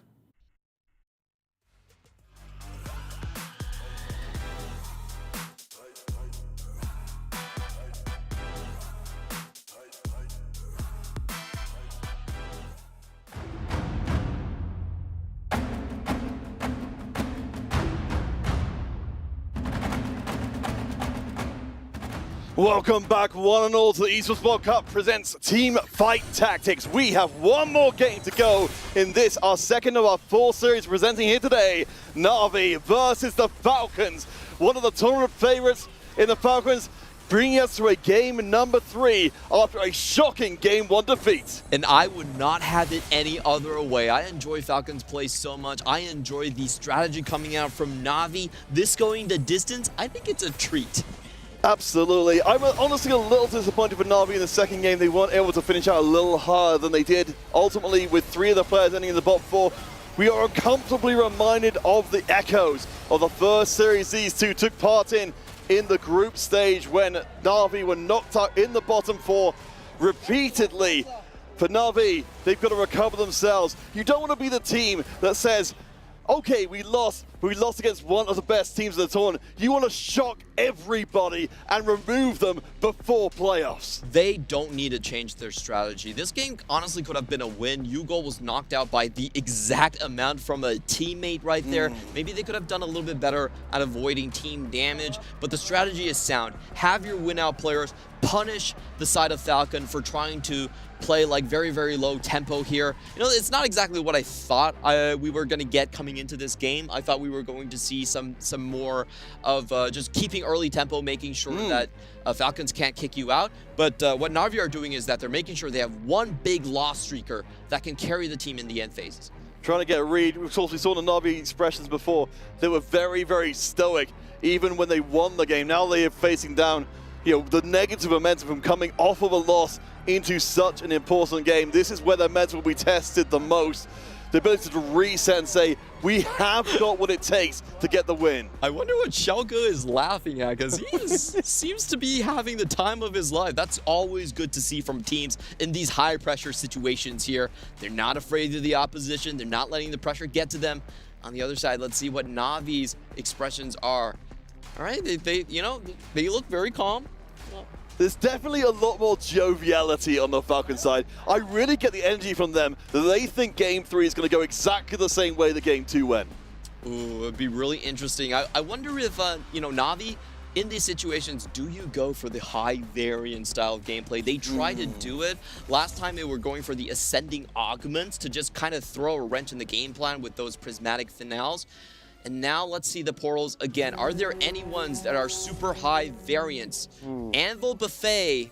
No, Anvil Buffet is actually fine. No, all of these are pretty standard. Okay. Yeah, it doesn't even look like there's too much effort being put on the Falcon side to contest this one. So 3-cost champion. We've got a little bit of variance bringing in here. Maybe we find something especially tasty. But otherwise, yeah, just a little bit of extra gold. So once more, one more time, this will be the last time we will see one of these teams in the entire competition. Both teams are laughing and smiling as they load into the game. Pressure not getting them. The situation and the implications are massive here. Who will move on into the playoffs? All comes down to this. Of course, the Wolves going to be watching this one with extreme interest. Their opponents already pre-selected for the quarterfinals. So you've always got the thing coming from the lower bracket. You have to give away more of your strategies just to stay in the competition. But that's much, much better than not making it to playoffs at all. Oh, this is interesting tech coming out from Schalke. 1-3, Jax can't actually handle this by himself. You have to know about these situations or you're going to miss some interest. For 1-4, the only character that can actually do it is going to be Warwick with belt or chain. So that's kind of the secret tech here. Lilia and I believe Jax can both deal with 1-3 perfectly. And of course, Warwick can as well. Well, one of the other little optimizations we can see is putting the Syndra on the front line, as we've seen from Sony before. Sangyup, definitely the hero of the previous game. Maybe with a start like this, he can be the hero the whole way through. Very strong start coming out of Sangyup's board right here. He has the position to play portals and then transition back into Vanguard Syndra. I believe that's the game plan. All he's missing right now is those tiers and those bows. Can he find them? Bow, good find. Are there more? Oops. All right, Sangyup. See what you can do with your carry shoes on. We start with silver, so exactly the opposite of what Na'Vi would have liked to see the high variance. We go the lowest variance possible. Yeah, I really wonder what Sangyup is going to play for this time around because all of your high-risk augments have to be gold or prismatic above. So I think we might be seeing some things that are just over-encumbered, generally very strong augments. Again, a loose streak strategy most likely going to be employed here on the side of Sangyup. I do like this, though. I mean, Sangyup has got pretty decent items, as you said, finding at least some of the ones he was looking for. We won't be able to hold on to all of these units, but should be able to bring a decent amount of gold into the bank and maybe buy time. Okay, yeah, there we go. We got the level to give Syndra more stacking time. I think you have to hold on to the 3 portal and, of course, the Vanguard Edge with Galio, so definitely want to level. Here, though, Ice finds the perfect items. Winsu, always the one you want to get early on. For the rest of the players, here we go, the Trash Man with Tinny Titans. Yes! Once again. He just likes playing the game. He just wants to stick around in the game for as long as possible. You can't cause trouble if you're out of the game. That's true, that's true. I can't believe you have a griefer at this level of play. You have a player on the team that's never looking to win out, specifically just trying to ruin someone's day. He's the best he is at what he does, just that happens to not be very nice. He's the Dennis Rodman of TFT. Doesn't score many points, but gets a ton of blocks and rebounds, and that is MVP caliber performance. What a player, what a player. What can I say? Hey, we love him. We love to see what he can do. A player who's a big rock dropped into the pond that will be this game. Here we go. Gets up to 20 gold, aggressively selling. Of course, with that extra HP, you want to make that into gold as soon as possible. We can see across the rest of the field, nobody else even close to this level of economy. And what this does is it makes sure that no one can go into full loss streak and get a big econ win. We've seen this happen in previous games where someone that loses a lot and then just gets a big roll down, hits everything, or even just levels very effectively. So I actually like this play from Falcons. They're covering all of their bases. They're making sure that they cannot be overtaken by a loss streak player. Now Shaga will be trading it a little bit back on the forward stack as we look around. We see the Ice, of course, yeah, with just such a fantastic start here. We'll hand out the L to Jitpok with that over-encumber from before. Guys, I want to see more and more of what we've got online here. As Ice has got a chance for a tiny little upgrade to push the power of the board. Is the run right now, along with, from the Falcon side of things, who's got the early couple of wins. Yeah, double Gwinsu is such a good find here. Of course, it's a temporary item, but helps you stack up. So, great situation. Yes, he's actually holding on to it to see if he wants to extend his win streak. It would be better, of course, on the Ashe. And if he's going to win anyway, then he can just put it onto the Syndra. So, really smart holding on to the additional items. Let's see who he rotates into. This should be Chi2. And he already knows that his teammates is running a board that, is fairly strong at this moment. So, just going to go for the extra stacks. I mean, my eyes are drawn to Yugo on the far right-hand side. Again, the two-cost warriors, an underexplored avenue, but at least being used as a temporarily strong enough board for Yugo. Has early beginnings of the streak, and looks like he's actually going to be able to put together solid early plays. Oh, Ice actually still wins with the Gwinsus onto the Syndra. Wow, I have to say these players have much better fight judgment than I do. Here we go, full open. Here we go again. Well, I mean, this is why they're some of the best players in the world at TFT. As we look forward to what we've got, so Ice and Yugo, they're the front runners for the team in the early going. Again, as we've said so many times before, looking to pass the baton to someone else long term. I do notice though, we've got Shito down at the bottom side, our only big loss streak player from now. Taking a look across the boards here, there's a couple of problems here. There's only Syndra players on one side of the team divide. Only Falcon being able to find ones. And, I want to talk about like tactical inting here coming in from Hirigo, because it just takes away the possibility for players to outcap you with lose streaks, and it means that Falcon's playstyle of just pushing pressure on the lower side of the players is a very successful strategy. Nothing's going to upset them. Yeah, and of course we've already established this is exactly the strategy that's worked so well for them before, not wanting to depart too far from the wheelhouse. So let's see, here we go. Least actually does have a board now up against Chi2, who of course has that silver ticket to get a little bit more reroll longer term. They're very happy to take the L there and keep the streak intact, heading close now to the first PBE. It's putting some items here to avoid some damage. Every single point counts here. I believe Hirigo was going for a minor wish, wanted to get some extra econ, but finds combat instead. Not the best position, not the best find for him, but definitely still acceptable. Yeah, I mean, it's still ultimately going to be a ton of gold in the bank. Though G2 has managed to catch up, and Jitpok as well. I think the difference is a little bit less noticeable than before. So G2 going to build up a little bit more power in the bank. We're close to the end here. Ice is our only win-streaking player with a full streak. Crazy moving from Na'Vi, the closest Na'Vi have got.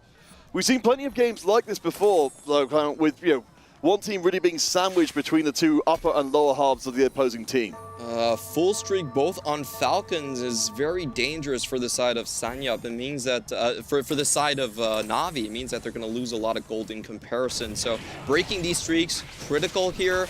Yugal, only upgrade on the board. Actually has 2 upgraded front lines. So there is a shot here. Okay, let's see. Yeah, Yugo has taken a loss so far. I do like seeing the Spoils of War in there as a rare one, but wow, Ice just goes through like butter, pits him up to 30 and keeps that win streak intact. Wow, so all of the streaks going on to the side of Falcon. It's a bit worrying. When you're playing from a middle position, it typically means that you have to be more of a scrapping situation. You don't have the full streak gold. That's absolutely critical. If you get the 5 streak, it's +2 gold on the PvE rounds here. So we're going to see. I think, just judging from stage 2, Na'Vi will need a couple of high rolls to get back.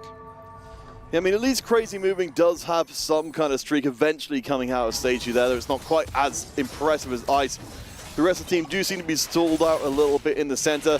I guess at least this time around, it feels like the big difference from what we've seen before. Sanyup, one of the top 2 players rather than being the one, accepting the beatdowns. Yeah, going to go for more of a win streak strategy. Had a great portal start from Sanyup. Crazy Moving now, going for a more shapeshifter Syndra sort of build. And does seem like we have a bit of an issue on stage as a player, I believe, dropped out. Yes, okay, we may mean we're going to be resorting to a pause in just a second. No, it looks like we're back Oh, up. it might just be an observer. Okay, well, in that case, no worries about that one. We'll keep on moving. So crazy moving. We really like the shapeshifter line, and we've got the Syndra at the back. This is one of the less popular variations on the Vanguard line, but still very powerful. Absolutely. I think a lot of people have figured out that in this line, you really need to hit a lot of the 3 costs here, and it's not really possible given how easy 3 costs are to deny in a 4v4 format. Not having access to that Nico or not having access to that Swain could sink this comp a lot more. And now we're going to see if Ice can continue his win streak. His item being rolled right here, Runan's Hurricane, not exactly the best, but still provides a little bit of attack speed. Yeah, I'm not rating the Here We Go's chances too highly here, especially as a player on a massive loss streak. I think maybe hoping to at least get 1 elimination, but does get punched down. Still, though, only just dropping down. That Tiny Titan's really paying off. I think as much as we've been praising Here We Go, Tiny Titans, I think, gives us Here We Go plus. True, it's the perfect augment. It's Here We Go again. Can I play on Falcons? I feel like I could do it. A Golden Quest! What? Oh, this no is way! He's starting to ask his teammates, can I pick a Golden Quest? I have 63 gold here. He's got 71 gold already! He should do it, he should do it! No! Oh, you don't have to play full spoil! He's laughing there! Here we go! He's too humble! Oh, second one for the team! This quest is too great for him! I am the trash man. I will not accept this honor. Excalibur will not be picked up there. Oh my gosh, it felt like the perfect chance. Here we go. Knows his role, though, on the team. That's all he needs. Even Here We Go was laughing. He had the perfect spot, but he's sticking to the role on the team right here. He's just going to carry out the trash. Wait a second. We do have another big development, though. Spin to win from Jitpot being picked up. We know, especially with a Bloodthirst in place, this is extremely powerful. Yeah, this is interesting. So spin to win, not exactly as tanky as the other variants here. It does mean that you need to maintain a lot more tempo in order for this to kind of win out. So your attacks are no longer going to scale with the resistances. Of course, the tankiness does stay the same, but your build does need to trend a little bit more into the Bruiser build to kind of make full use of it.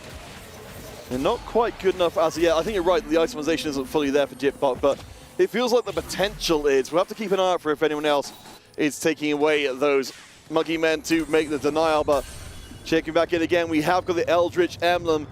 Ice, we know the verticals, they are extremely good here. And we should be expecting Ice to, who's already making a major impact and is undefeated so far, to keep himself that way. So I do want to point out something very important here. We see the sequence of roll down. So Kog'Maw has the lowest cap. You want Kog'Maws to roll down first, filter the pool, and then you have your Syndra players roll down. So Falcon's definitely getting the correct strategy in here. On the other side, Crazy moving, full roll down, and only gets the Syndra 2, so not looking too hot for him. No, not at all. And again, we've seen the Na'Vi players struggling a little bit. They've been towards the center of the pack. We've seen teams before struggle to break out that center without having that extra streak gold. And G2 will just rip through there. Crazy gonna have to step back a further step, and we can see now the Falcons, they've got Ice, they've got G2, they've got two win streaking. Okay, no, sorry, my apologies. One win streaking player towards the top as Ice takes the L, but still 2 players in dominant position. Yeah, that was a very critical win coming in from Jitbot here, able to break this streak, and he's also contesting Ice as a player, so very critical. You take his HP low, and maybe he'll give you some of his Syndras later on. Ice, though, does have the Eldritch Emblem, which is very critical as it allows you to play 7 Eldritch, really punishes a lot of those comps that need to be grouped up. And we have seen the main line with this, just you kind of fill in with Karma in the Eldritch vertical line. All right, looking forward to seeing what Ice has got for us longer term. Absolutely, here we go. We could be in a very different game, Clement, if only Here We Go had got the nerve to pick up that golden quest. But again, just trying to play spoiler here, the 8-round loss streak. I mean, the Tiny Titans just making such a massive difference in keeping Here We Go from getting knocked out remotely early. We've got very tight HP from 3rd place all the way down to 8th place. There's only 8 spread between those 2 positions. Yep, and Here We Go actually waiting until the last second, make sure he's rotating into an enemy team here, and then he slams the Guinsu. So he's trying to preserve as much HP on the rest of the members as possible, keeping to his more sacrificial role here. Sanyap, on the other hand, already on 5 Kassadins here. So a lot of people should be holding those Kassadins. We saw Chitu was at least holding, I believe, an upgraded one. All right. I mean, as much as we're getting to see the enhanced version of Here We Go, we're getting to see what Sanyap can do with a little bit of more power behind him. I do like what we're seeing so far. Chitu, though, of course, the 6-round win streak with a Crown Guard enhanced at the front line. I mean, that's just an absolutely incredible Nunu to buy so much time. So we're going to see we'll have to see if this strategy actually works out for Falcons. They are playing to ruin everyone's fun and just hold all of your copies. They are, Here We Go is trading all his HP to his teammates. Meanwhile, Chitu, knowing that he's playing the Kog'Maw with a very low cap, is going to try and bring Sanyap down with him, holding 4 Kassadins here. And, good fun here from the Falcon members. Calculating the EV that it's better to just grief, so puts the Nunu on the back line. Okay, I'm absolutely here for it. Here we go. They're going to be able to get or at least a good amount of time to be able to at least get a couple of units off the field. But very good. G2, yeah, I really like this as well. It's something we've discussed coming to the event is when you're in a powerful position in the game, you have got more flexibility to soften your wins against your teammates, to potentially grief with your extra gold as well. And taking a look at Yugo's board, it's been a while since we've came here. He's going with the Spoils of War game plan, but hasn't been able to win streak that well, so not getting a lot of value out of that one. And also a generic gold augment on 3-2. So I would say his spot is the hardest kind of make heads and tails of. He could be playing for more of a scrappy role. I think the lines we might be seeing are Portal with the Rise and also with the Callista Flex, but unfortunately Callista has already been picked up by Here We Go as well. Yes, I'm not keen on this either. Oh, that's a huge reroll with 4 costs. Oh, wow. Okay, this is going to change the game. So you've got the Callista immediately. You've even got access to Karma and the Tahm Kench on the front line. All right, maybe this is enough to claim some Spoils of War. Wow, what a lucky roll right there. Hits all of the critical 4 costs, Rakan, Nasus, and the Tahm Kench. That is a dream scenario coming in, and this is why charms are so exciting. Any one of these charms could instantly change your fortunes. Down on 50 HP, we'll see. So up against the spin to win board. I don't know if this is good enough to cut through us here because we are seeing, the Wukong being armed in a very bruisery style, exactly as you were hoping for. We'll be able to stay up by just doing a raw amount of damage. A lot of melee carries just getting torn to pieces while Syndra does her work. For Yugo, the loss streak is not stopped. At least it does mean Jitpok is looking very strong. 4-2 augments coming up. He really wants to hit a heroic grab bag here for Jitpok. That would take him closer to just 1 Wukong off. If you're going for spin to win, you have to keep full momentum. It's not a tank really that much in the late game. So we'll see if the big grab bag comes out onto the side of Jitpok. Currently, we are looking at Here We Go. I want to see if he's holding any Wukongs, being a good trash man like he is. I guess he didn't find any. Don't worry, he'll keep on digging. He's very tenacious in that respect, but we'll see if Here We Go has got any more punch behind him. Suddenly we've got the Xerath hanging out on the bench, keeping an eye out to see. So okay, there we go. Ooh. There's the first one, the first Wukong being taken away. A little bit of time being bought for Falcons to make sure their opponents stay just that touch weaker. Massive hit coming in on the side of Sanyap here as he gets the Kassadin 3 with the multi-striker +1. So he doesn't need to find Camille to hit 7 multi-striker. Also has enough HP that he's holding on to 5 Kog'Maws. So it looks like what's going to happen is they're going to be trying to send one of these Kog'Maws players out. I believe it was Chitu. But I'm surprised that Chitu is so healthy. 89 HP, okay. So must have hit earlier, had some very good fight rotations. We'll see. I mean, the Kassadin is having a lot of his teammates being evaporated in a hurry. We have got a little bit of extra healing coming through. Kassadin is barely surviving, gets knocked away, but all right, Sanyap getting the chance to be the hero from much earlier on in the game. Navi managing to build up a couple of players towards the center as Crazy actually will break through into top 2. We're starting to see Navi finding their feet. HP getting really low on the bottom right here. Xiaoge only 30 HP, and here we go, 38. You know, he's been playing for a long time, and I'm not sure Ice and Chitu are going to win out. If you have 2 players sacking for the team, that means the other 2 have to have very good placements to counterbalance that. I'm really intrigued how this one goes. Again, remember, gentle viewers, whichever team wins this game goes through to playoffs to face up against the hungry Wolves. Whoever loses is out of the competition entirely and no chance to win the entire event. Certainly Falcons were one of the favorites to win the whole event coming in. It would still seem absolutely wild to see that journey end here. Chitu's playing around with a 3-star Tristana, but no real items here. So he's actually in a power trough, even though he's the highest on the HP leaderboards. I don't think he's going to be able to continue this, and this game is getting very dire for Falcons. I see more win-out potential on the side of Navi at this point. Is there going to be a potential? Oh, that Camille is absolutely huge. Oh, you guys all over it. So talk to me about what we might see the rest of Stage 4, Stage 5 look like. You know, say you're starting to lean more towards Navi. Yep. You know, from Falcon's side, what could they do? What could happen at this point that could turn the tide? So we're looking across the boards, and if you look at Xiaoge, he's still sitting on Syndra 1. Oh, that wow. doesn't look like a win-out position. If we are looking at Ice, 7 Eldritch is not typically as strong, and he's only hitting on Nami 1 as well. So a lot of low rolls coming out for Team Falcon. Even though they might have the HP lead total, I don't see them getting out of this. He needs to hit the Karma 2 and the Nami 2 to really salvage this, and I think what he's doing instead is just trying to play spoil here, holding on to the Wukongs. But it doesn't matter. Oh, Jitbak boy. hits. I think it's, yeah, we can see the gold across the board with nearly for everyone apart from G2 is almost out, so the ability to hold is almost gone. This could be a huge couple of rounds coming up. The spoils of war on the other side, of course, means we're looking at Yugo, who has got the Kalista in a good position here to start hitting some of the big frontline targets as soon as is possible.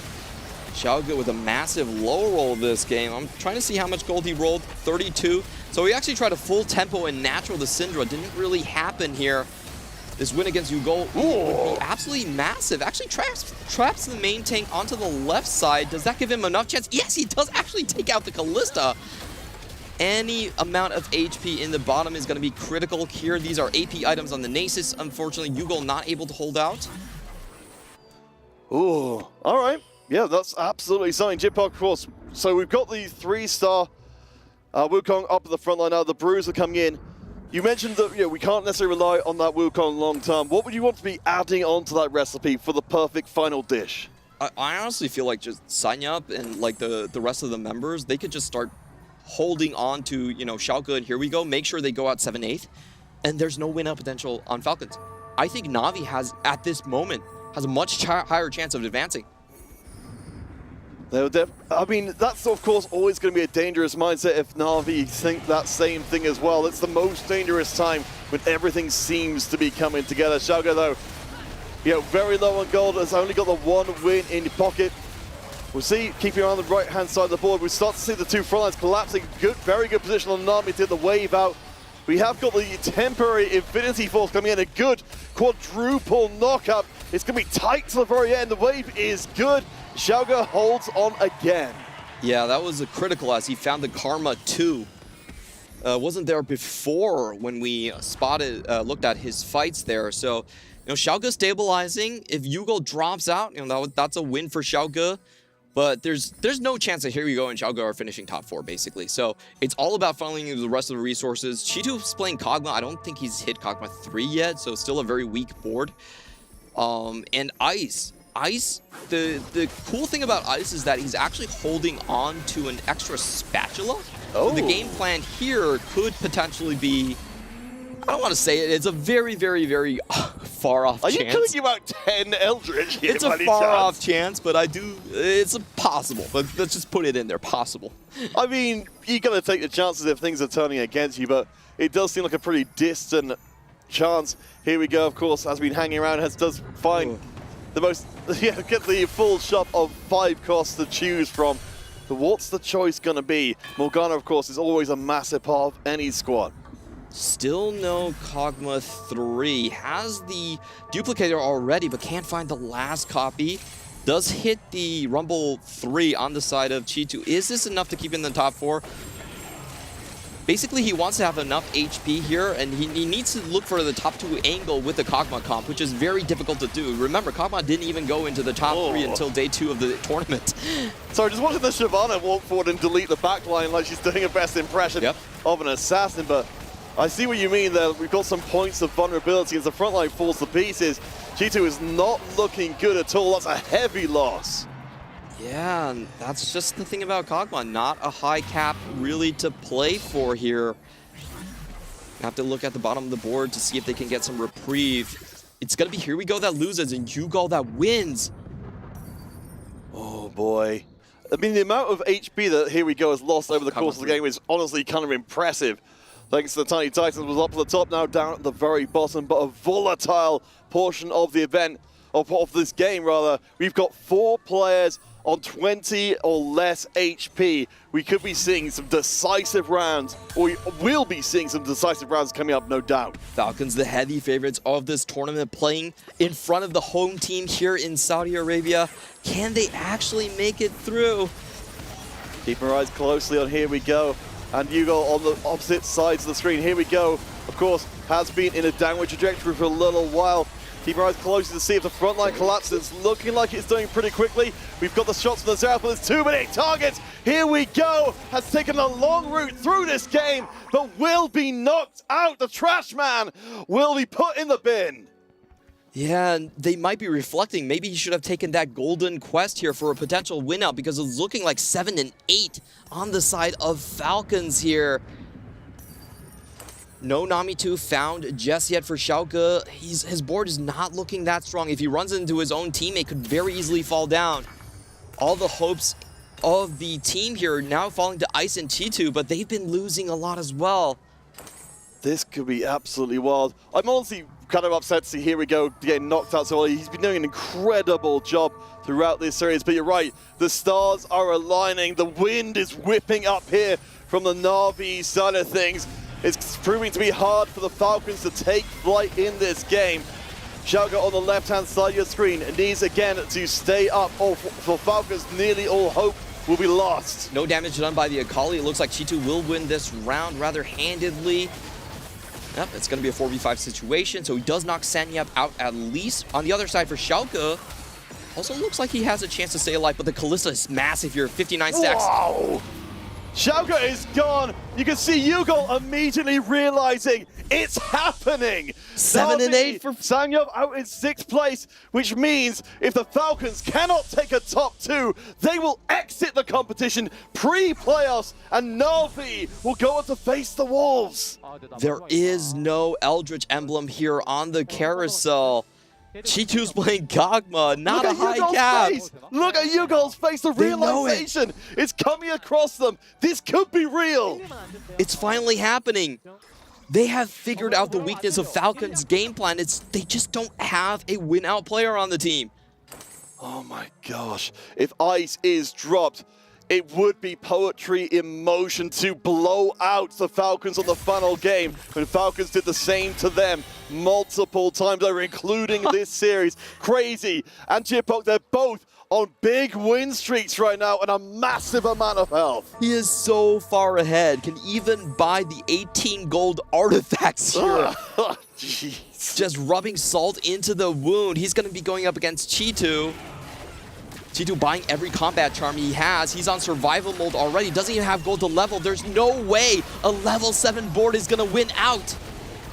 Oh boy, yeah, you can just see there's so much crowd control and knock up the front line is good across multiple units. So Shyvana being an absolute MVP of disruption. Ice in danger. Yeah, Ice on the right-hand side takes the hit. I think Ice is out. No, no way. He's One on HP? One HP?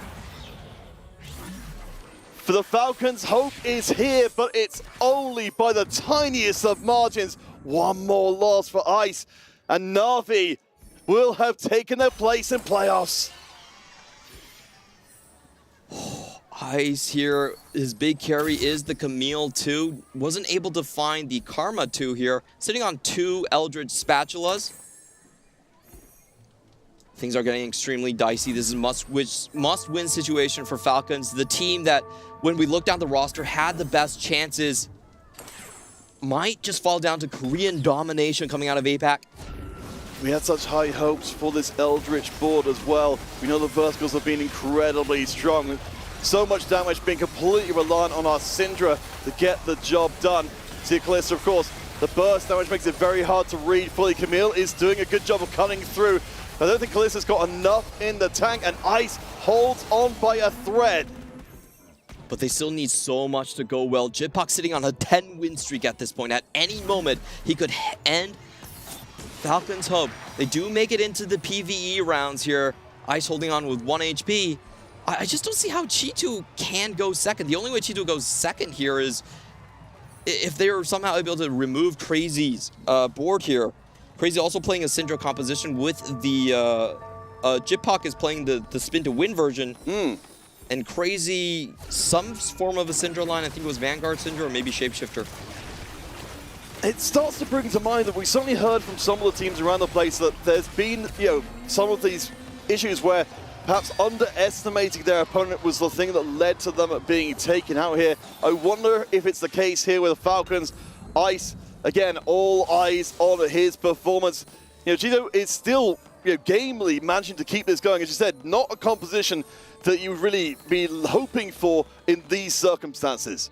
A key component missing from Falcons' roster compared to teams like Twisted Mind is that 4-cost flex player this time around. They had Xiaoge on the 2-cost reroll, low-rolled, and then didn't really have anyone to carry the mantle forward. So will it end here? Crazy moving, taking a look at his board. 6 Shapeshifters coming in, going up against Ice. That's a lot of beef there. So it's Syndra versus Syndra. Of course, we got the big volley bear coming in for a little bit more disruption, but Syndra being taken out of the picture a little bit. Again, the Shyvana doing incredible work just to buy a little bit more time to work with. Volibear is holding for the time being. Nico is getting low, and I think this is going to be another survivor round for Ice. They need Crazy moving to go for fourth to go out in fourth. That is the first move, and then they still need to take out Jitpock. So there's a lot of things that need to go right. Ice only on 1 HP. Even a team rotation could be devastating. Chi2 can't even play too strong of a board here. No. Of course, at this point, at least, it's a little easier to predict what's going to be happening, but for Na'Vi fans, you can see both their players on the loss streaks right now. Things starting to drop down. The Morgana here makes the Rakan such a stronger tank, extra HP and mana regeneration just as the Wukong is falling down. And this could be the round that seals the deal. This could be the knockout. A little bit of extra preserving on the front line. You said the secondary tank needed to be absolutely there. We have got the preserver on the backside as well. And the Archangel is spin to win, spin to win. Spin to win. It's bringing the front line's down. You can see Na'Vi. They're fighting. It's happened. The dream is real. Ice has been melted. Na'Vi go to playoffs. The Falcons have been dropped. Na'Vi means born to win. And these 4 certainly were. I am at a loss of words. Na'Vi was considered maybe the 3rd best Korean team at the tournament, and they still knock out the favorites here in Falcons. When it comes to team game esports, there's just something special about Korea.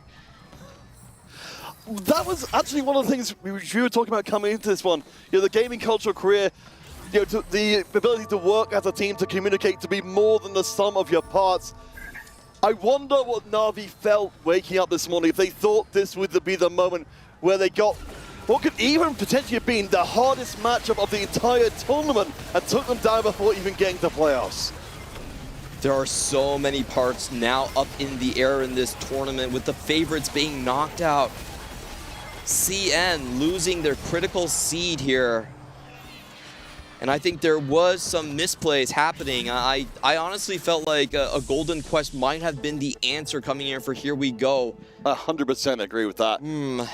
I think just saying Here We Go, yeah, if that had taken place, again, we've seen every single time, and Here We Go's position for it. He had so much gold in the bank. I think we would have been looking at a complete series flip. JitPok also piloting this Wukong Syndra line perfectly. You know, this is, we've seen win outs again and again with this composition. If you can hit, massively powerful. Falcons ruminating on their loss on the left side in the screen right here. It's been a very tough year for Chi2. You know, he's probably the highest profile player on this squad. Just seeing the faces of Falcons there as well. We saw how they came into the game, you know, after game 2, being so dominant, thinking they had found their way back in again. Full of fire for this game, but I mean, it's not just been a win for Na'Vi, it's been a dominating win. They've done so incredibly well here to do exactly what Falcons were doing to everybody else, to push out the multiple opponents in the bottom 4. It wasn't the immediate win, but it was still nearly as powerful as it would have been otherwise. JitPok smiling to himself. It's been a while, JitPok. Welcome back to the international stage. It's a quiet smile, but a well-earned one.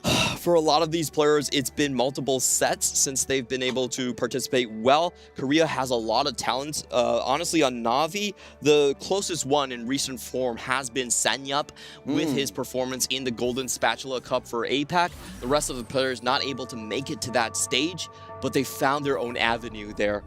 Nobody thought that they were gonna perform. We were very surprised when it was in the APAC Open qualifier. 3 Korean teams taking the slots here, and all of them still in the running. T1 dominating there, going through to the playoffs. And now Na'Vi going to follow in those footsteps as they put the finishing touches onto Falcons. What an upset, what a series. And the headset put down for the final time by the Falcons there. You could just taste the moment in the air. I think it's an air of disbelief from Na'Vi and happiness mixed together as well. They're going to the playoffs. They're going to be playing against the Wolves. I think it's starting to dawn through there. What an accomplishment they have just put before our eyes. And the devastation and disappointment on the other side. Na'Vi came to me and asked me, you know, what teams can we pick up in APAC? And I told them, have you seen this team? This team's actually really good with Sanyup. You might want to give them a try. I hooked them up and they signed them. I didn't even think too much about it. I thought I was like, oh, give them a try, give them a shot. Maybe it'll happen, maybe it'll not. They got them after the open qualifiers, and here they are taking the keys from Falcons. That's amazing. Of course, Na'Vi, for anyone who somehow does not know, a massive name in esports. It's quite a thing to take on that name for yourselves, but I think they've absolutely done the brand justice here. An incredible triumph there, and again, I can't even imagine what it must be like to be the Falcons right now, to just drink in the moment that it all slipped away. Yeah, we could see they had very designated roles, but when the game changes and your plans cannot move along with it, you're in deep trouble. Chi2 was never supposed to win out. He's playing the Kog'Maw game plan. He spent a lot of his gold trying to deny the Wukong, but it didn't work. JitPok still found the Wukong 3 spin to win in the end, and then here we go, missed on his chances for a golden quest. Went for the trash man strategy, but the hold downs weren't enough. When the opponent team is lucky enough and they have the win out players, then suddenly pushing downward doesn't matter as much. You have to meet the bar yourself. I think I'm still in disbelief as to how that series ended, but that, of course, with that there, that brings our decider stage to an end, and we go on to the quarterfinals now as well. It's going to be a short journey there. You know the Wolves were watching that previous game. I think they are probably just as shocked as well, knowing now what they're going to be going up against. Yeah, and I just have to say that's 4 teams that actually auto-qualified already out in the tournament. I think the teams that got the extra month to play through the open qualifiers, to practice, and actually have a freer selection of players because they're not selecting for auto-qualifications, was the strategy that paid out. Congratulations to Na'Vi. Their gambit with this relatively unknown squad paying dividends here at EWC. Gosh. And of course, as you said, with the quarterfinals starting momentarily, there's not going to be very much chance to kind of come out of this one for Na'Vi and just bring things back and to do any kind of adjustments. They're going to be thrown back into structure again, but let's head to the stage. Going 2-1 and absolutely destroying Team Falcon's hopes and dreams. But before we start the interview with Crazy Moving, we have Xiaoga to hand over the key to Crazy Moving for it to be crossed later on. So please, if you can hand over the key. Thank you so much, Shaga. But now we have so many things to talk about with Crazy Moving, and we have an interpreter here to help us translate for the interview. But the first thing that I want to talk about is the changes that went through for this match specifically. You weren't doing much for the first match against Falcons, and then coming into this match, you won first place on the first game, and then top 3 on the last one. What did you do that was so different for this match? 일단 승리 축하드리고요. 일단은 첫 번째 질문은 아무래도 저번 경기에서는 크레이지 모브 선수가 좀 별로 좋지 못한 모습을 보여주셨는데 그래도 이번에는 그래도 되게 좋은 모습으로 이제 반등을 하셨어요. 이번에 또 마지막 판에는 또 3등까지 하시고 또 여러 개 또 좋은 활약을 보여주셨는데 좀 어떤 게 달라지셨나요? 일단 달라진 거는 저희 오더를 맡고 있는 쌍엽 선수가 아팠었는데 이제 컨디션이 돌아오면서 오더를 잘 내려주고 그렇게 명령을 잘 내려줘서 그 부분이 가장 크게 달라진 것 같고 이제 저 같은 경우에는 이제 좀 계속 양보를 자주 하다 보니까 이게 박는 모습이 많이 나왔는데 이제 팀원들이 이제 양보하지 말라고 그냥 형 하고 싶은 대로 하라고 해가지고 그때부터 좀 괜찮아진 것 같아요. So team-wise, our RGL Sangyap wasn't in a good shape because he was sick. So team-wise, I think we got better after he got better.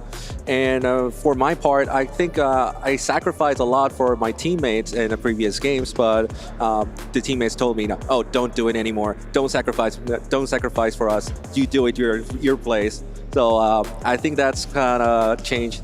Yeah, I mean, honestly, your team letting you play how you want to play and giving you your full potential was definitely a key moment here. But at the same time, I want to talk to you guys as a team. Honestly, you guys have changed a lot compared to the previous matches, not just against Falcons. So how did you work on the communication to get to where you are now? 확실히 그런 부분이 많이 좀 달라지신 것 같은데 그래도 이제 팔콘스 이전과의 이제 그 경기에서도 확실히 좀 뭐랄까 좀 다 그렇게 좋지는 않았었는데 그래도 이전의 경기들 그 이전 이제 그룹 경기들과 지금을 또 비교해 보자면 또 어떤 게 좀 달라졌을까요? 일단 팔콘 선수들이 리롤 덱을 좀 빠꾸 없이 이렇게 그냥 강하게 자기들 각이 아닌데도 좀 강하게 밀어붙일 때가 많아서 저희가 처음 만났을 때는 좀 도망갔어요. 아 그렇게까지 할 거야? 그럼 내가 뺄게 이거였는데 이제는 저희도 뒤가 없거든요. 그러니까 최종전이기 때문에 그래서 한번 해보자. 너네가 할 거면 우리도 할 거야 안 빼 이거가 컸던 것 같아요. Well, obviously, Falcons did do a really hard push on the reroll game, so we kind of backed out before. But now facing elimination, well, we do not have anything else to do. So like, if you're sticking with that game, okay, we're gonna do a game of chicken for ourselves, man. So like, we don't have anything to lose, so let's go. That's our mentality. Yeah, that changed their mentality completely, and we can see the result here on this match. Again, congratulations on this upset. You guys are moving to the quarterfinals now, so it's gonna be exciting matches. So thank you so much for joining me on this interview, Crazy Moving. But for now, let's head to the studio to talk about this crazy upset between Navi and Falcons. Navi dominate the competition, knocking Falcons out of TFT at EWC. But not only that, it's also them putting themselves in the lead for the club championship points and ending Falcons' opportunity of getting any on the board here. Absolutely incredible scenes. Like, I expected this to be a 2-0 blowout, but Navi came in with a bag full of tricks here, really bringing the mayhem to this action-packed game that we just had. Right, the game one strategy, absolutely amazing. We saw them play for 2 incredibly high cap players with Fortune as well as that Golden Quest, really just laying the foundation for the first game. We were talking about upsets and Falcons being a really big one. Fnatic was also a huge one, but you guys are kind enough to join us on the desk here today. So I would like to ask you your opinion in regards to how this one played out between Navi and Falcons. Yeah, I think what happened in this Falcons and Navi game was, I think Falcons maybe came in with like the expectation that they're better than Navi, so they took a lot less risks. If you can see, like on stage 3, what happened with Here We Go, he was sort of in the spot where he was full open and he could have taken Golden Quest, which we saw Honglin do against us yesterday, and he ended up winning out with the Diana too. I think that's something he's probably upset with himself, that he probably should have taken that line, because considering what happened on stage 3, no one on Falcons was really in a spot to win out, and that could have been his responsibility. How has the changes for you guys been as well, coming from playing individually to playing together as a team here? Do you think potentially that teamwork was also something that was missing for Falcons? I'm not entirely sure about the Falcon team dynamics, but like as a scrim partner, that we probably scrimmed them one of the most. They're probably the favorited team that going into the tournament, and they also had probably one of the best scrim results.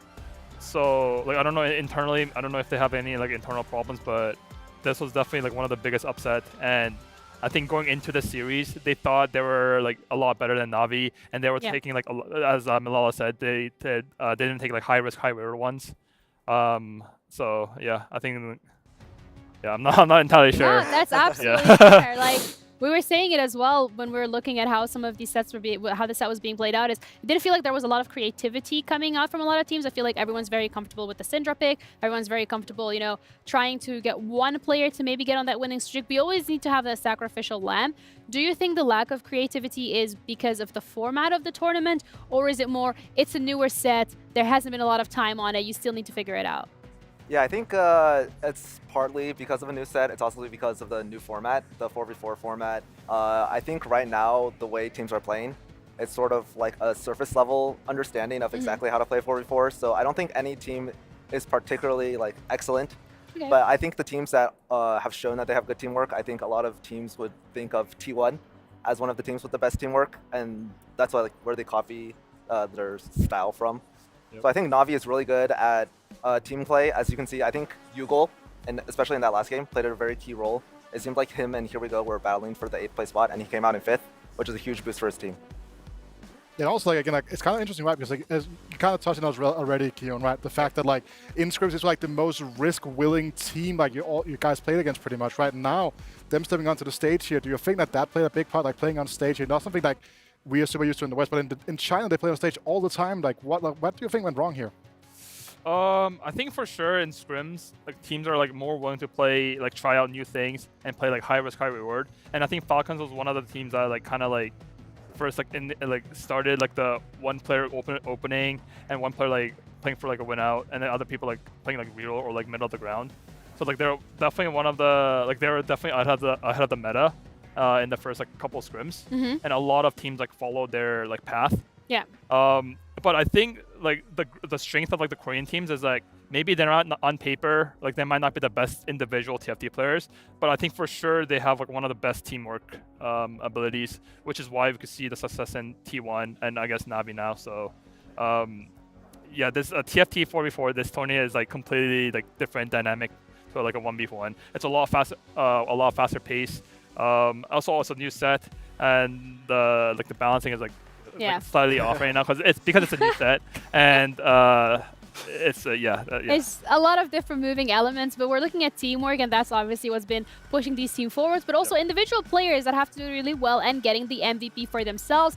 This time around, even though Falcons might not have been able to close out the game themselves, they do get the MVP on their side of things. And it's also really important here to keep in mind that there's a prize pool as well for that MVP, so you gotta battle for that one too, right? Yeah, I think a lot of players, certain players on certain teams play kind of roles. I think Chi2, who happened to be the MVP of this match, plays a really important rock role on Team Falcons. I think Falcons counts on him to be a very consistent player, a player that will usually top 4, but maybe never win. But yeah, I think he did really well this series, so he's very deserving of the MVP. With the dynamic of 4v4 and having a lot of rosters that have a lot of star names on them, just like yourselves as well, does it add a little bit more pressure? Do you become a little bit more nervous because you're oh, I'm going up not against only one player that's really good, but there's 4 of them? Right. I think on our team, we definitely do have a lot of stars like Dishop, Just One Worlds, me, I guess, and Wajan and Kyun. Yeah, you guys do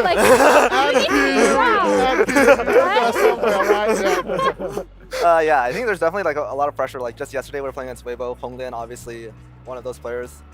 I think for us, we just can't get too psyched about it. You have to be confident in your own game plan, have to be confident in your teammates that any of us can win the game. And even if someone on your team goes 8th, you just have to believe and trust in your teammates that they can pick up your slack. Yeah, and I mean, for Falcons this time around, unfortunately, this is the end of the road for them, but we also have the STC play predictions to see which one of the teams you guys thought would come out on top. 83% were going for Falcons? I mean, I'm assuming you both also thought Falcons was going to be the ones to come out on top here. We were in the Vitality practice room yesterday. We were talking about it. A lot of us all thought it was going to be like a 2-0 sweep. It was probably like 95 favored Falcon, in our opinion. But like there was Milk, like one of the Vitality players. He's also one of my close friends. He's like, Na'Vi, like 2-0, it could be possible, or like it could be an upset. Anything could happen. It's TFT after all. So. It is, right? Yeah. Like it's been like the story of the underdog so far. Something that you guys also have experienced, unfortunately, is getting your key crushed, and Falcons is now going to have that experience themselves. Talk us through how it felt for your end of things, because you know you get the key, you have to give it to the opponent team's captain, and then they put it in the machine and they crush it. Yeah, it's definitely very heartbreaking. I guess going into tournament as one of the favorites, you expect to do the crushing, but to be crushed is definitely a very sad feeling. And you just see like the key melt. I feel like it just like looks like it's melting like butter instead of like actually being crushed. Do you think teams are going to be picking up your key as well as Falcon's key to be putting it in the trophy? I think a few teams might choose us and Falcons. I guess like if they see us as like one of the tournament favorites, maybe they'll pick on us. Would you have put Falcons in there in the trophy? Would you take their key? Like had we had one? Yeah, just. I mean, we were very far away from winning. But yeah, for sure, Falcon, Vitality, I don't know, and some random team, I guess. I feel like to an extent it kind of like puts a target on the back of the teams as well when you're coming into this as the favorite. It's like, oh, that's a little shiny key with Fnatic on it. I want it. And of course, the Fnatic key is now in the pile of things, and Falcons is as well. I mean, I am very surprised coming into this, but I want to further dissect the fact that it has been so much the story of the underdogs coming into this. Like, what do you think is the reason for that? I mean, a lot of it's just down to the nature of TFT being a game where every single player that is at any global stage have immense capabilities of navigating pretty much every single line. And you guys are talking about as well, these small details in the communication, these small decisions, like here we go, skipping that golden quest when they don't have a win-out player in a good spot, right? These are the small things where we saw Na'Vi playing very risk-willing, especially in that first game of the day. Well, let's have a look at the bracket in terms of how we got where we are today, because, you know, we are kind enough to have the Fnatic players join us for a little bit of a desk segment, but that unfortunately meant that they are not going to be here in these quarterfinals. Instead, we have Wolves that are going to be going up against Na'Vi. I mean, that is maybe not necessarily what I expected to be seeing. Vitality against Weibo Gaming, Toronto Ultra against Twisted Mind, T1 against Branching Out. I feel like, correct me if I'm wrong, but so far T1 was one of the favorite teams coming into this, and they're so far really the only team that are still holding on to that spot. Right. I think coming into this event, a lot of teams that have had success. So primarily for us, we're close to the other Americas teams, like Team Vitality and Toronto Ultras. Obviously, we weren't able to scrim T1 because they're in our group. But after talking to those teams, they told us they actually like copied the playstyle of T1, and that's why they're able to be so successful. Personally, I expect T1 to go all the way after hearing what they have to say. Do you think T1's going to be going all the way as well? Yeah, I actually didn't have that high of an expectation of T1, but after listening to every single teams that scrimmed T1, which we weren't able to because we were the same group, they said they learned a lot from T1, and they, as a team, like play the best as a team. And it's like stuff like certain players, like even though they're not afraid of going 8th, and on like the round they're dying, they're still holding on to the enemy players with units and stuff like that. So you could see like their teamwork and like their general like idea and like read on like 4v4 Tony is really good.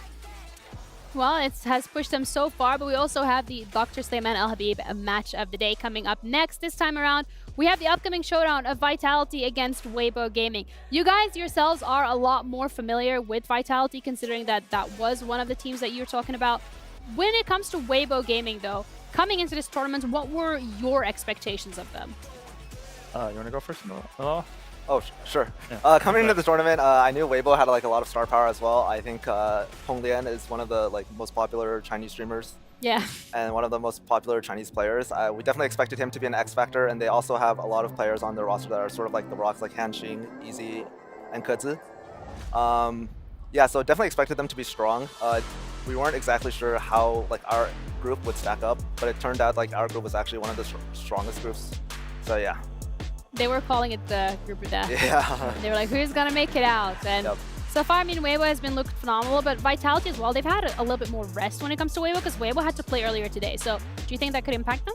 I think so. It's definitely got something that's going to keep in mind. But traditionally speaking, a normal tournament of TFT is 6 games, right? So it's a normal sample size for most teams to kind of be adjusted to. But also, I think the big deal here is the fact that the Vitality boys look locked in Keon, right? Like they've been practicing very heavily. We haven't seen Soju stream for more than a month. Like this is like this unreal. Is the longest break. Boot camp. Yeah.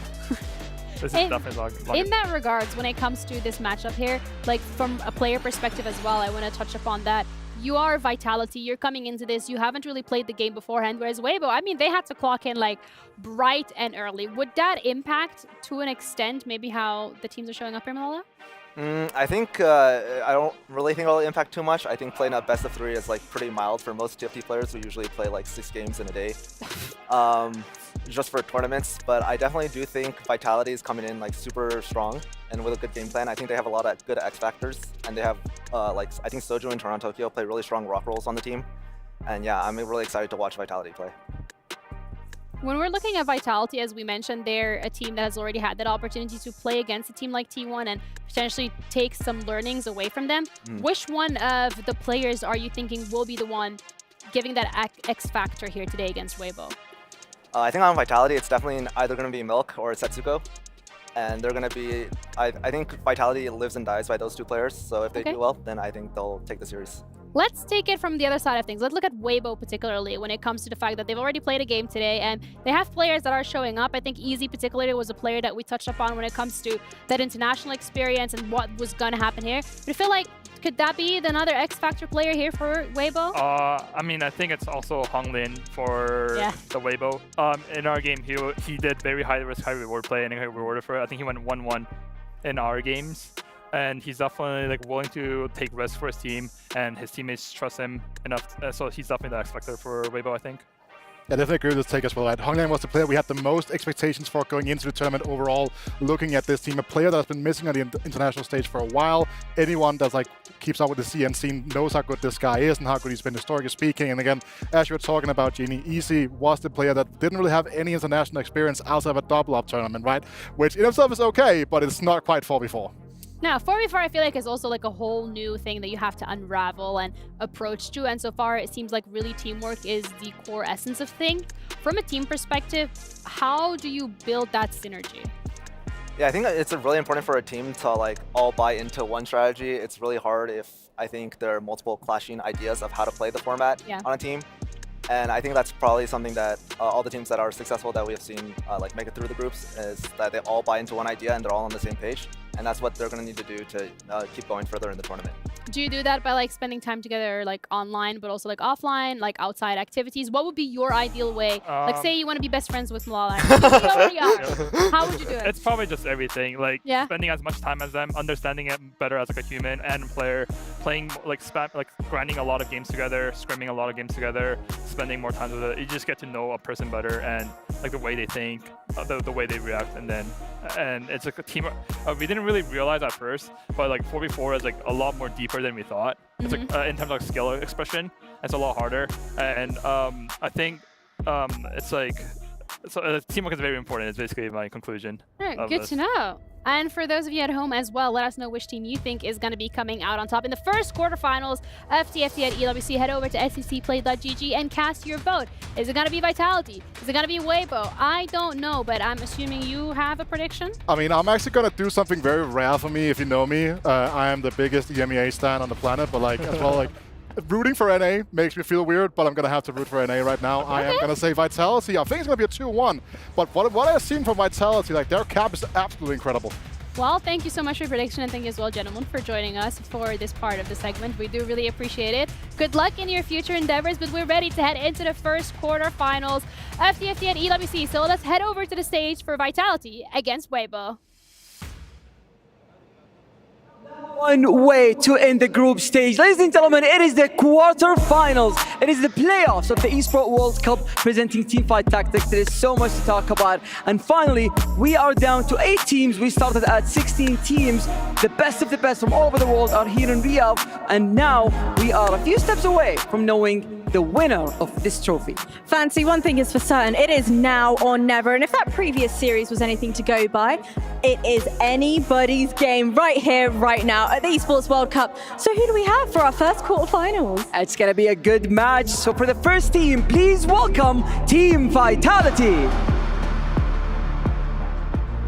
Team Vitality have qualified first from their group, going 2-0 in their matches, and also they are one of the reasons why Team Carmen Corp is not with us in the playoffs. They have done very well and they are now one step away from heading to the semi-finals.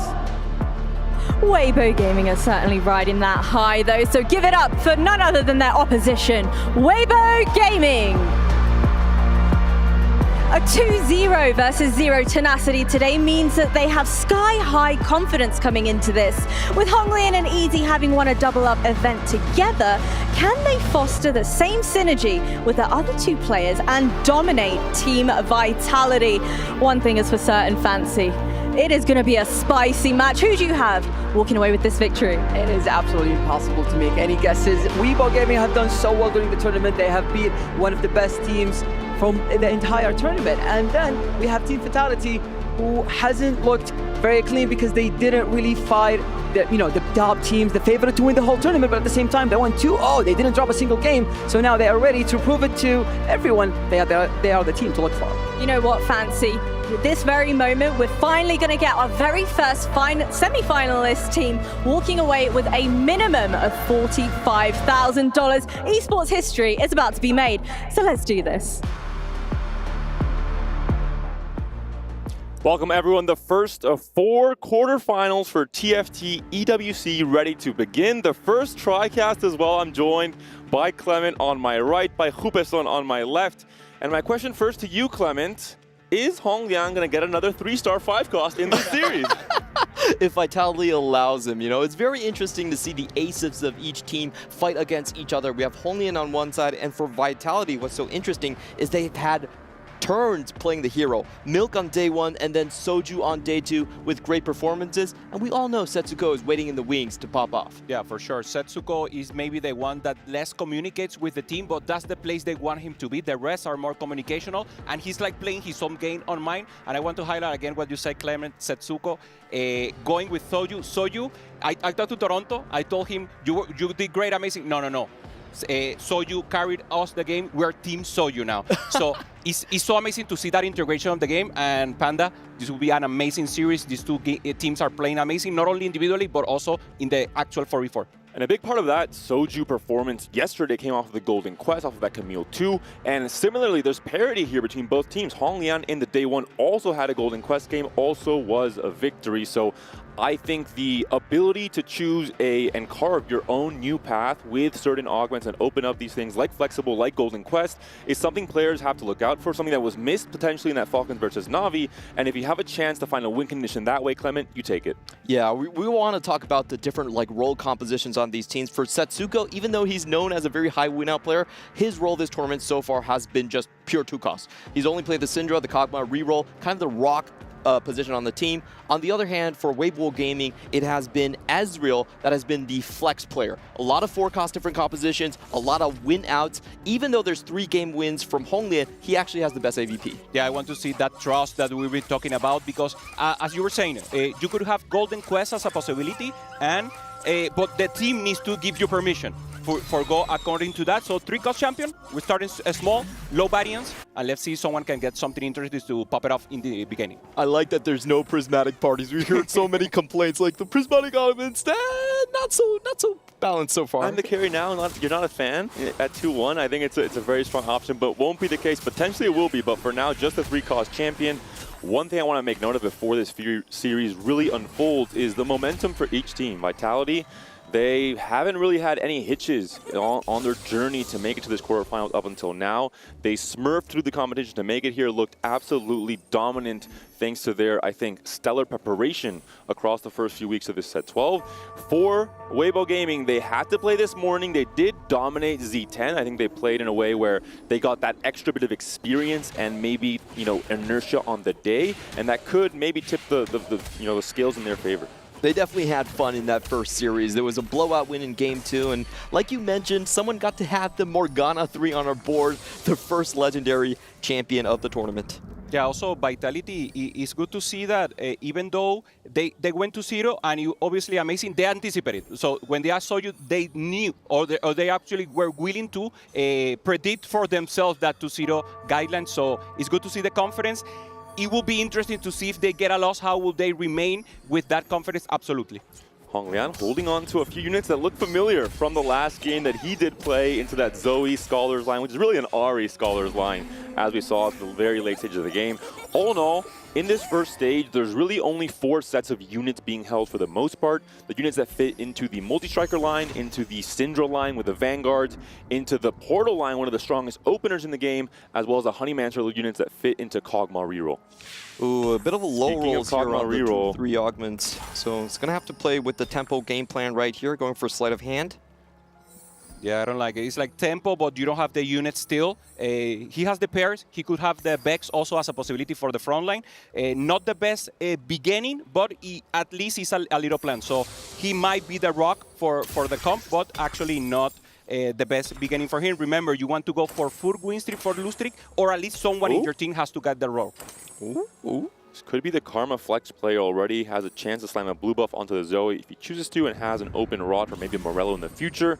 That being said, maybe he wants to stay open to still playing Syndra, depending on what the next few shops give him. He is, as you mentioned, playing an augment that you want to win streak with the Band of Thieves, so maybe forced to slam here all of his components. This is pretty obscene from Milk. This is probably the best 2-1 flexible that we've seen so far. Incanter coming out.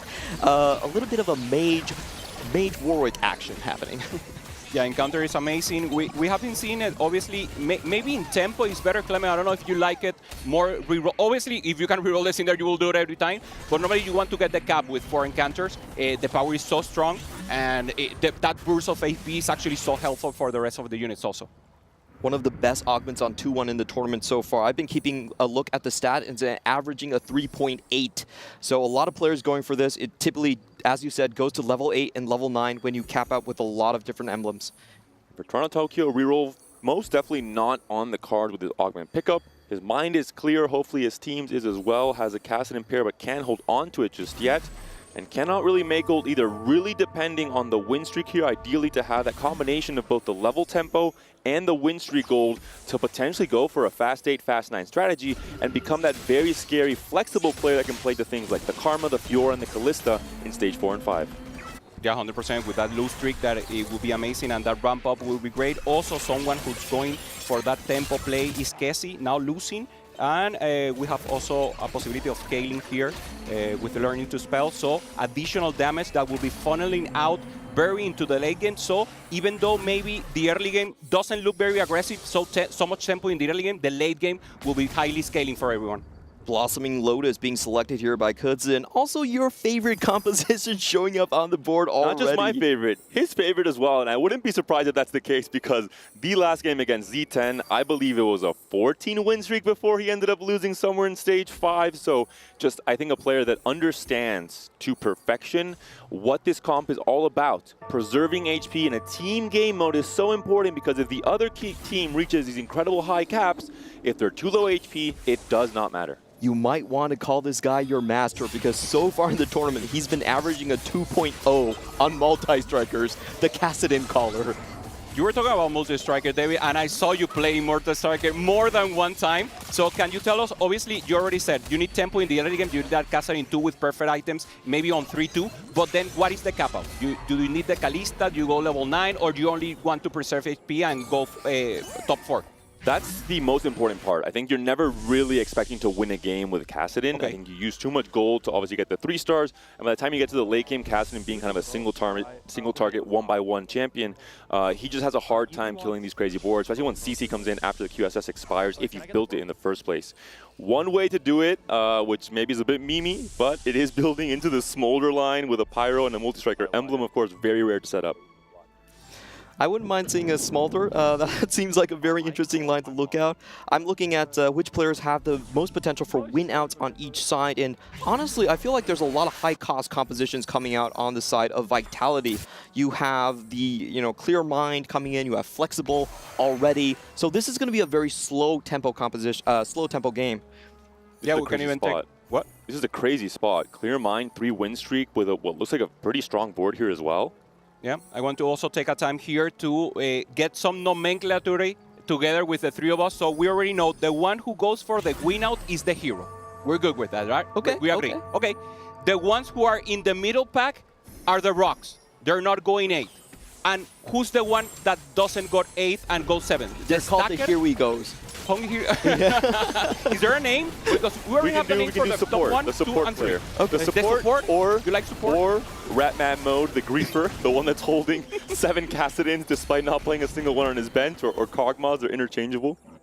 Ooh, Toronto loses his streak to teammate Soju, who's playing a very an augment we don't see all that much. The extra steric Scage that gives you attack speed and immunity from crowd control.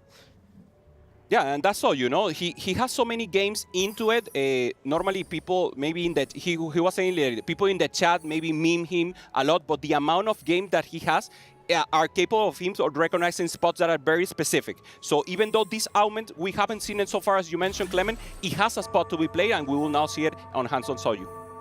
It's very strong, of course, on Fiora. If you make it to that point, that red buff could go on Karma later on as well. Could be another flexible player on Vitality. We've seen the pitfalls of playing too flexibly. If all 3 or 4 players are playing for 4 cost, there's only so many in the pool. You make it so you're contesting your 4 cost despite not being on reroll into hitting those 2 stars and finding stability in stage 4. As we know, a Fiora 1 is very different to a Fiora 2 with these items. Yeah, and then you need to cap up maybe level 9, go pre-server, and it's not easy to get there. But if you get there, we saw the data, Clement, you were just realizing that and giving it to us. And Warrior Preserver is actually a great comp if you get there and you actually finish and are able to balance and get it into the late game. What an insane stage 2. 4 full streaks still intact, 2 apiece on each team. You could not ask for anything better to go in and establish that foundation for these teams. We wanted to make a visual representation of our naming convention. There you have it. The win-outs, the rocks, and the supports. That's perfect. The winners, no, the rocks. The heroes, sorry. Right, okay. right. We're heroes, win out, the rocks in the middle, and support. You guys now don't like my trash man one? I kind of like it. It's a bit too much? Too visceral. Oh, okay. Support. We have to keep it, tone it down a tiny bit. All right. Sure. Support is like a feeling of helping, of being there for your teammates. Now flexibility here for Milk. Let's see what is the next that he gets. Ooh. Okay, shapeshifter. It's in the same line. Is this handpicked? Did I miss something about this augment? Do you get to choose from a Tome of Trades? Is that how it works? Milk does have a line to Morkdog, and it's up to Morkdog if he answers or not. Well, he answered about the emblems, maybe not so much about the components. They don't look too great for Syndra. Has the single Shojin Slam, but not much else going on. Just half components for, but could be an Asher's later on. So you're still keeping up the tempo. Maybe we'll see a slam. He's waiting to see who he's up against and maybe taking the decision in the last moment. He has 2 possibilities there, and there it is. He goes for the slam, goes for the full tempo, going up here against Kessie. Let's see if it's enough. I do want to say this line looks a lot like a Frost Hunter's line. The items, I don't know what you guys are thinking, but the items do fit. The really good Varus items, very good Olaf items. Before the Syndra epidemic began a few days ago, these items would scream to me, it's Karma Flex. You have items for Fiora, you have a Redemption for your tank, you have a red buff for Karma as well, who's so good at spreading that anti-heal onto so many units in that stage 4. Yeah, I would love to see the Olaf performing Clement, but we saw it yesterday in Michael's hand, even with a perfect augment for him. It was an 8th in the perfect spot, so I really don't think we'll see it, but I want to be surprised. It's going to be a dramatic ticket. This could lean into a Shapeshifter Syndra game without really caring what your final emblem will be at stage 4-1, because by that time you've maybe already hit a lot of your upgrades and you have obviously a very solid game plan in playing for that Syndra reroll. If you're not playing for the Syndra 3, at the very least you're making it that much more difficult for anyone to hit, but a Karma has been found early in 3-2. Units have been sold and the board is starting to shape up.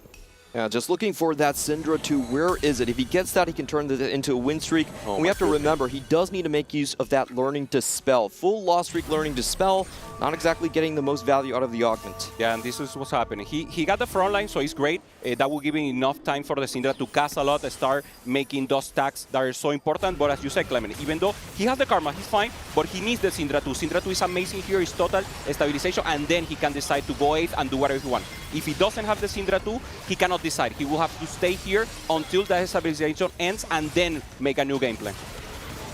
For Milk, we're seeing there, he has the Mana Zane off of the Spellcaster's toolbox. That means that there's one player on Syndra with a very good projection and very good items. On the flip side, we have Setsuko here, who has maybe not the best items just yet, only the adaptive right now, but a lot of frontline upgrades on the Vanguard and the tickets to hit all of his upgrades later on. Big win streak fight between Easy and Soju, and it's going to come out on Soju's way. Unorthodox early game. We really haven't seen much of these augments being selected, but it works out, and there's only one streak on the board now. Yeah, it looks very good. Maybe it's not a table that will win on stage 4, but as you said, he maintains the win streak. He's pressuring the rest of the lobby, preserving so much HP, and being maybe the possibility of being the Rock. Maybe he will not cap out as the hero, as the best player of the team, but he actually will be able to preserve that HP and maybe funnel it out to the rest of the players and of the team when it's needed. Gonna have an easier time hitting his upgrades as well, thanks to the new recruit, thanks to the extra duplicator he has on his bench right now. And really, truly flex play here from Soju, fitting a Namzi on his board, a unit that a lot of players maybe don't even purchase because he just hasn't been really the star of the early stages in stage 2 and 3. In this case, perfect with the Jinx, helping get these initial kills, the takedowns especially for Jinx to get that attack speed. Yeah, normally 2 dragons, maybe we see it in the early game because you don't have something to cut, to wound, to cut the healing of the enemy, but actually not a trade that is performing right now. So obviously transition, getting good tempo here. I just want to say I'm a Namzi believer. Namzi is a beast. The rest of the Hunter line, maybe not so much, but I think and dragons, Namzi's really do you like good. dragons, Clement? Huh? Dragons, like 3 dragons? Yeah. Dragons? Dragonlance, Awesome. you know, CN1, you know, so I'm a big fan of that. Item components so important here for the Syndra players in particular. Setsuko goes for a glove, interestingly enough, considering that he did only have that adaptive onto the Syndra. Maybe it's how he's not playing for Syndra reroll, instead going to try and go tempo, but he had to take it, so I think he has to at this point in time. Just favoring the item onto the Mordekaiser for now, it seems like, is steadfast. Yeah, Hansi with the Olaf, maybe going into deep on the Hunter line there with the Tristana as a possibility. And now here, blue buff, only 1 cost, Zoe 1 star, holding some Syndras here. So not the best position for him. He should start losing here, but he has to he's preserving his speed thanks to his helmet. So another position on the right, Hansi going with the Tristana. Also, the carry is not 2-star yet.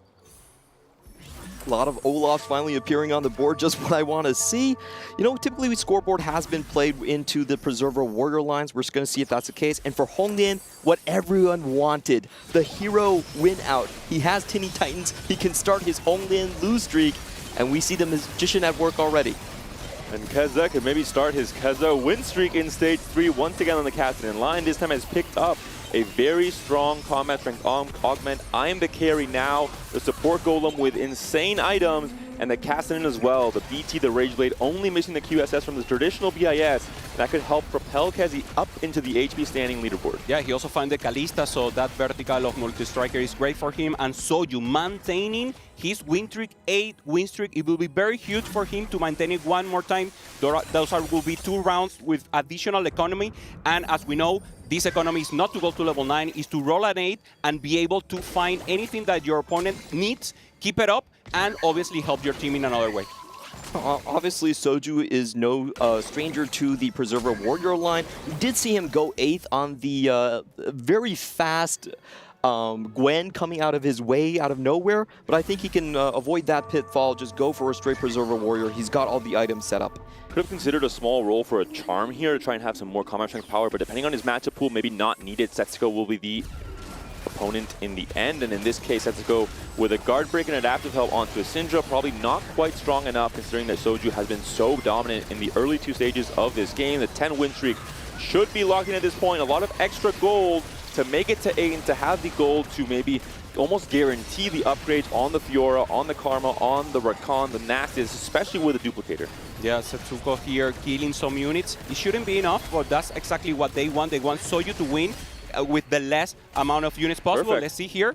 Scaling, but... Perfect. Okay, perfect. Perfect win for both of them. So now Setsuko will need to preserve HP according to in round 4. And of course he's scaling, so he's in a good position, but he has the Prismatic Ticker and he's still very far. So he's actually trapped now on level 6. Huge find here with the natural Karmas. And what is up with Karmas today? Free Encanter emblems, Karmas across the boards for Vitality. Just does seem like, you know, the favorite 4-cost in the meta showing up huge for the side of Americas. Nami as well was there for Toronto Tokyo. support golem going to be the pickup here with the Randuins in the Moonlight for Easy. A strong tempo play from so many players. They seem to be foregoing the reroll line, potentially playing Syndra in the tempo option instead. But for Milk, very clearly playing for Karma here. Mana Zane, Shojin, a lot of mana generation thanks to that Spellcaster's Toolbox. And the Zonya's coming in as well. The next emblem is Honeymancers, a little bit more awkward to fit and make good use of in the late game outside of the Kog'Maw reroll. Yeah, maybe impossible to fit it in, but he already got 2 emblems that are amazing for him. And now stabilizing once again, going for the Karma tempo. And on the right, we got Toronto with the Rise 2. So great for him for tempo. It's not a unit that we're seeing as a possibility of prioritizing it, but if you get it, it's very good in this moment of the game. And I think Fnatic on the analyst desk is going to be proud. This is the line that they kind of pioneered. We saw Milala playing actually a lot of 6 Portal and just be that sort of rock player we were talking about in the middle of the pack. And look at this spot from Milk as well. Has 3 levels, staying above 50 to level to 8 now, and already has 1 copy of Fiora, a copy of Nasus, and a copy of Karma with 3 items.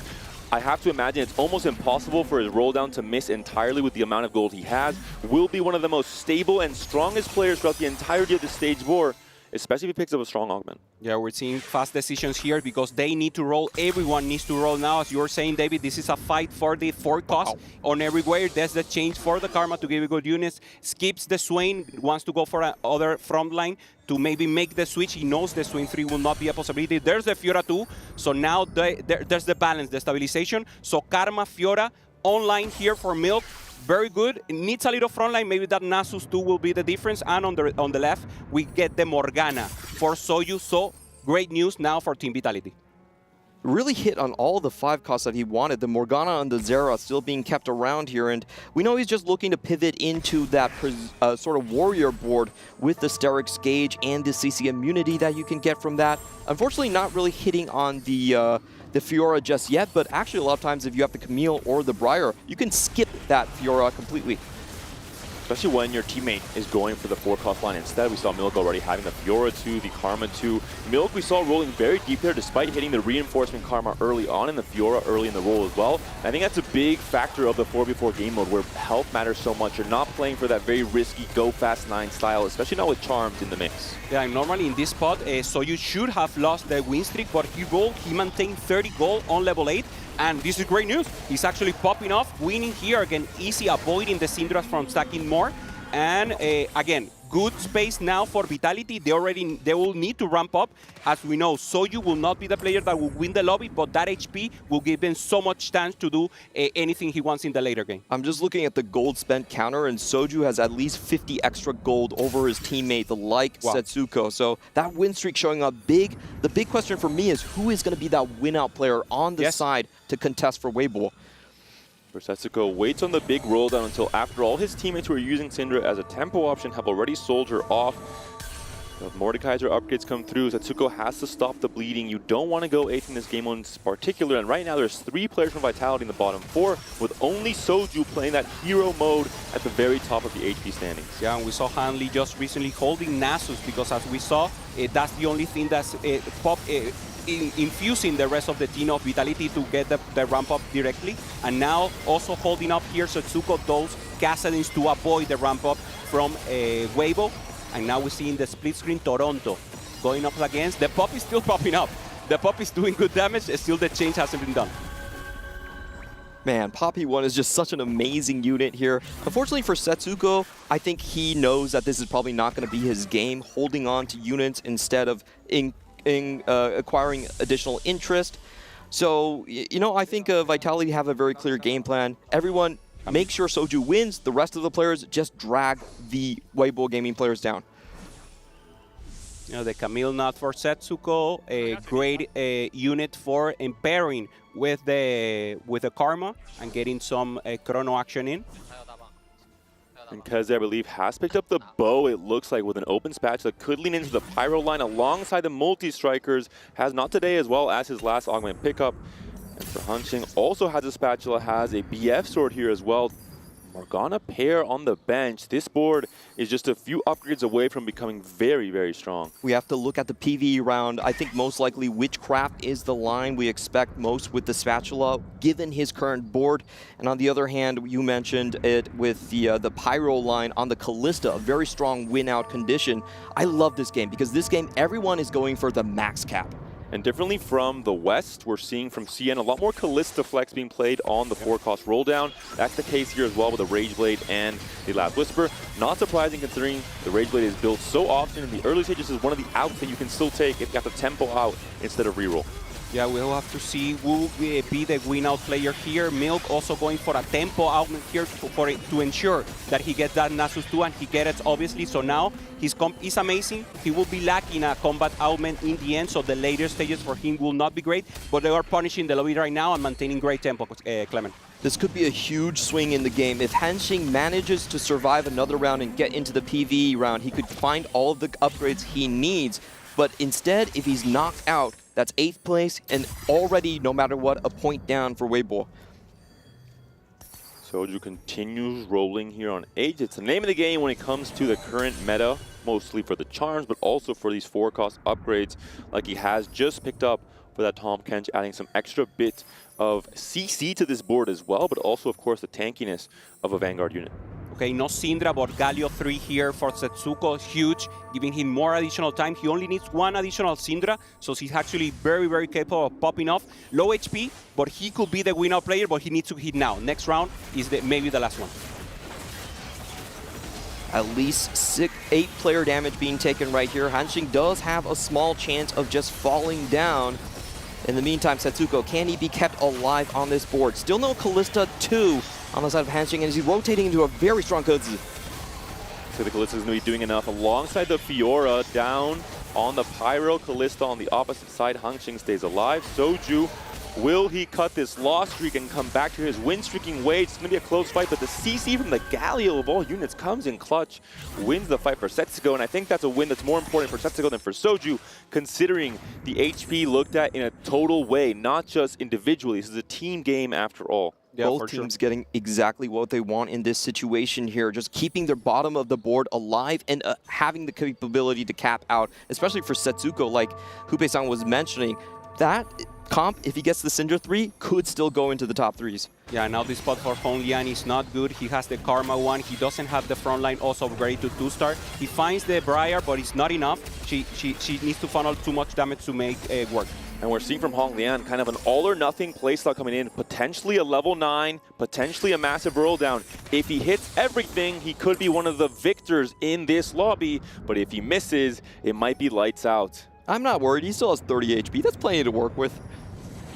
Okay, I'm getting a little bit worried now after the Maybe rules. the Part 2 is not exactly the, the all-star upgrade you're expecting at the start of this stage 5. And surprisingly, Clement, so many tempo game plans from players, not the degen kind of reroll aspect we've been seeing a lot of in the first 2 days. Yeah, I think with the golden ticket, the prismatic ticket of Setsuko changes everything. He got the Casadin, he was holding for everyone, and no one saw that angle to contesting for the 2-cost, so everyone went level 8 and they're playing tempo. This is a new type of game, so it's amazing to see. Hong Lian facing off against Kazu. The Nasus upgrade did come through in time, but he's facing off against a very scary attack speed Callista, red buff and pyro emblem, and the Nami. No items, no damage, cannot stop this Kassadin from doing his thing with a not today as well, buying some extra survivability. A big win for Kazu, but still a loss for Hong Lian.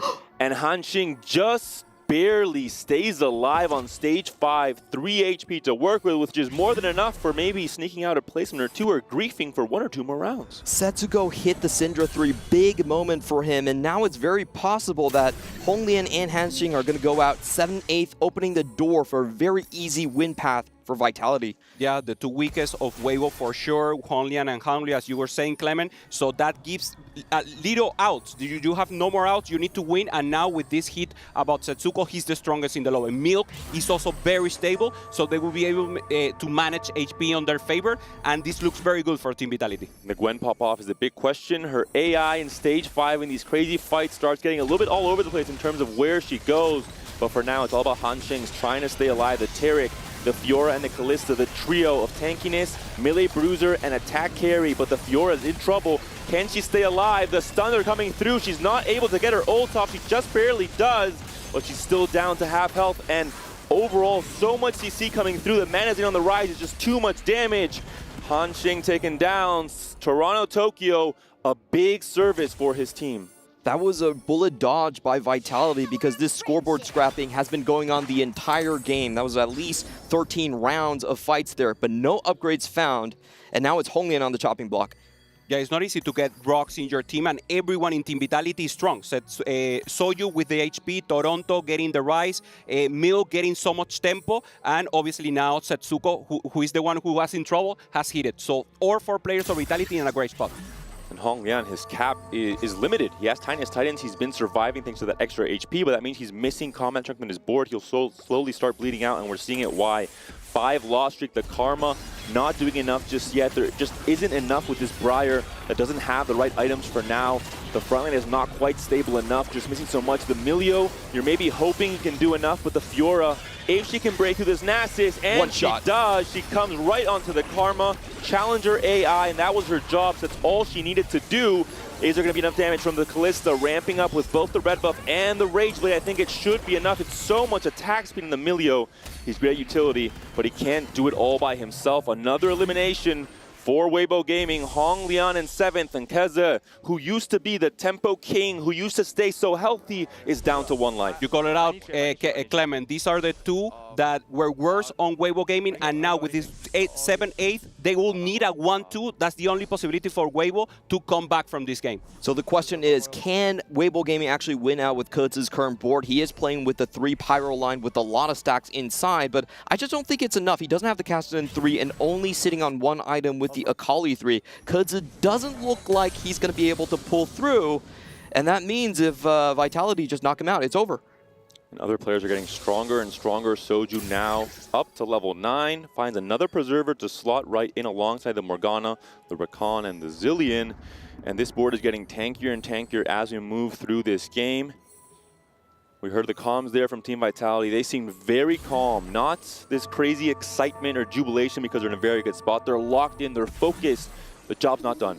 9 Kassadins on the boards of Setsuko and Soju here, so just denying any chance of the win out from Kutsu. They know if he goes down, so does Weibo Gaming.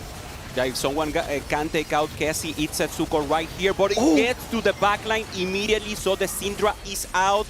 Bad news for them, so Kessie will still have a chance here, still fighting it out. Watch the Mordekaiser. Yeah. He got in the back. Oh! Takes down 1. I'm sure the Mordekaiser can't solo the Kassadin, or can he? Some big ults coming through. The tankiness is not quite there. His damage ramps out the fight, but that's going to be it. A close win for Kaza, who takes down Setsuko to 1 life as well.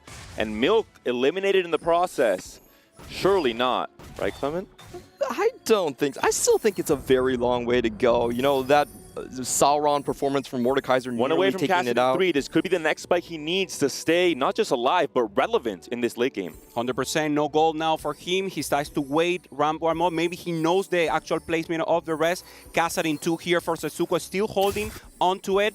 Getting the Mordekaiser, this is huge. Maybe. Oh, do you sell though? That's the big question. Probably you do at the very last moment here because of the power you get. Or maybe maybe he doesn't have a face-off to understand. He goes against Soju, so he doesn't need it right now. But he needs to win. So obviously he needs the power to avoid dying here first.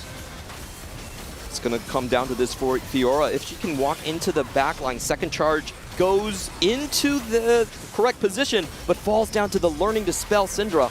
Good news for Setsuko, good news for Team Vitality. There's no team kill here just yet, and Kaza on the flip side will be the Kalista mirror match at the very end. The Taric nearing Kaza's Kalista, and the Kalista just not have enough damage. Kaza's taken down. Weibo Gaming another elimination, and also Setsuko as well, but Kaza takes more damage, ends up in that 5th place position. 3 players from Weibo Gaming in the bottom 4. GG in game 1. Vitality continues their streak. The Grim Reapers of this tournament do it again. Completely undefeated so far. 5 game wins going into the tournament, and I really like their game plan. They slow the tempo down so much, not over-indexing into the reroll compositions, everyone playing tempo and just bringing it to the side of Weibo Gaming. I felt like Weibo Gaming played a little bit more greedy this time and were punished by the sort of middle-of-the-road game plan. Yeah, Milana was just saying that in the interview, the importance of having rocks in the game that don't go 8, don't go 7, and then the rest of the game just play out. I just want to highlight also that this is one of the few times that we will see Soyu like in the middle of the screen. So every chatters or viewers, moderators of Soyu, please take a picture here and enjoy. We're actually seeing him in the middle, and this is so great to see. Huge completion and good bond structure. I think instead of genius mode, we need a hero mode here because Soju, he's doing it again. The HP buffer he had, the early game, the tempo game plan using the Poppy and the Jinx and the Namzi, for example, to propel him to these heights is absolutely fantastic. We saw in the very first game against Carmancore on day 1, similar game plan here from Soju coming out as the hero that his team needed to, again, dominate this game 1. Full tempo, not re-rolling, you know, not folding for the Olaf like I suggested. The absolute correct move right there, and moves into this win streak position. If he can take this game home, his scoreline will be 1-2-1 in the past 3 games. Yeah, this is solo queue gameplay also again for him, knowing that this is a couple board. Normally in the 44 you cannot do it, but because they talk about it and they knew they had tempo, so you had the chance to use that AP on his favor, go to La Montagne, get Perseverance in, and in the end, a great win here for Vitality going up against Easy. 31 lives, so you losses. This is a great win. They're happy. We see Toronto there on the left. They're already talking, enjoying themselves. As Panda, you said just now, they haven't lost. Still one game on this 4v4 on EWC, so the mental is still very strong for them. And for these last few fights, just going through the motion, taking the time to maybe get some practice in when it comes to capping your board, positioning against some of the best players in the world, seeing what is working and what isn't when it comes to stage 6 fights. But more importantly than that, I think as a team, thinking through the game, what went right? Why did we get in this position? Why were we so dominant? Why did we preserve so much HP? Try and answer those questions and try and formulate that same game plan for game 2. We saw from Weibo Gaming, they had 2 big lose streak plays coming out in the scoreboard scrapper, in the Tinny Titans getting HP, but their spots were not strong enough. They actually lost plenty of HP going down, while on the other side, I felt like the high cap potential for the side of Vitality was much more grounded. They had good boards, they had augments we didn't see that much before, but very strong given their situations and their spots, and that was the key factor in this game 1. Yeah, when we're asking the player what does it take to win a 4v4, normally what they say is we need to have in a position that we have practiced before. So obviously Vitality has practiced this tempo play, going with the win, Mill getting an augment that wasn't good to cap off the game, but giving a good 6th place, and that's the way you have to play the 4v4. So great team play, and again, very happy for Vitality in this first game. Remember, this is the best of 3, and now we are already in quarterfinals. So whoever wins this series advances directly to semifinals tomorrow. It's just so crazy to think that Vitality has gotten here without Setsuko actually taking a first place at all. They still have more in the tank, more in reserve that they can bring out. Plenty of firepower and weapons on this squad. All 4 members going to the global champions before. One of the big surprises for me for this game 1 and across a few games throughout this tournament already is the power of Kalista, really. A unit that I think was forgotten about a tiny bit in high elo in the grind the first week of the ladder, forgoed, and instead the option was given to Karma, to Fiora, to Gwen, just because of her traits really, as she fits in very cleanly with Fiora and Bard in the Preserver line. But Kalista really putting a lot of work, the key unit that's winning all these fights, the back-to-front unit that's slowly killing these tanks one by one and allowing these players to win fights. Soyu with a chance here to close it against Easy, and it looks like it's enough in the end, and it is. Great game for Vitality here. Wow. Great win again for Vitality. Soyu being the hero once again for this team. Team Soyu, Toronto has called it, and Team Vitality once again, they haven't lost, and you see the happiness. They're actually peaceful, good energy, and only preparing for the next game. And now finally some timid smiles come out, but they do know this is a very strong team they're facing off against. This is quarterfinals for a reason. This is Weibo Gaming, a team who started off on the wrong foot, losing to T1 in the very first game they played. But they were also in a very strong group. These 2 teams came out of the group of death, or the 2 groups of death, I would say, Group B and C. And they're no slouches. Vitality has to focus, has to lock in. There's still 1 more game to go. And for Weibo Gaming, they still have to come back into this. They have very designated roles. Setsi, once again, the only reroller on the team, while the rest of the team levels up and goes for a full tempo game plan. I love what we're seeing out of Vitality. And that's going to be it for this game 1. A lot more action in store for us for the game 2. Weibo Gaming needs to come back to force that game 3. Vitality wants to continue their Grim Reaper run streak. Don't go anywhere. Get some snacks, some drinks, and then come back to us in 5 minutes. Oh, yeah, also the only thing about that game. Holy fuck, Bryce, top 3, baby! Yeah. But the only thing about that game, right, is I'm here with Toronto Tokyo here, getting set for the first quarterfinal of the day, up against Weibo Gaming, Team Vitality. You finished yesterday with a really strong result, booked your spot in the quarters. Are you well rested? We are. Everybody's well rested, everybody's prepared, ready to win. What do you make of Weibo? Easy for us, 2-0. Seriously? Yeah. How passionate are you about this tournament? It's obviously something that's completely new for TFT, the Esports World Cup. Are you treating this as serious or even more serious than any other event? Yeah, I mean, I played at the World Finals for TFT, and this is the exact same level. We were all in the boot camp playing 16 hours a day. Some of us were playing 20 hours a day for a while, so we went all in for this. You're giving me very confident energy. Best of luck. Thanks. Appreciate Thank you.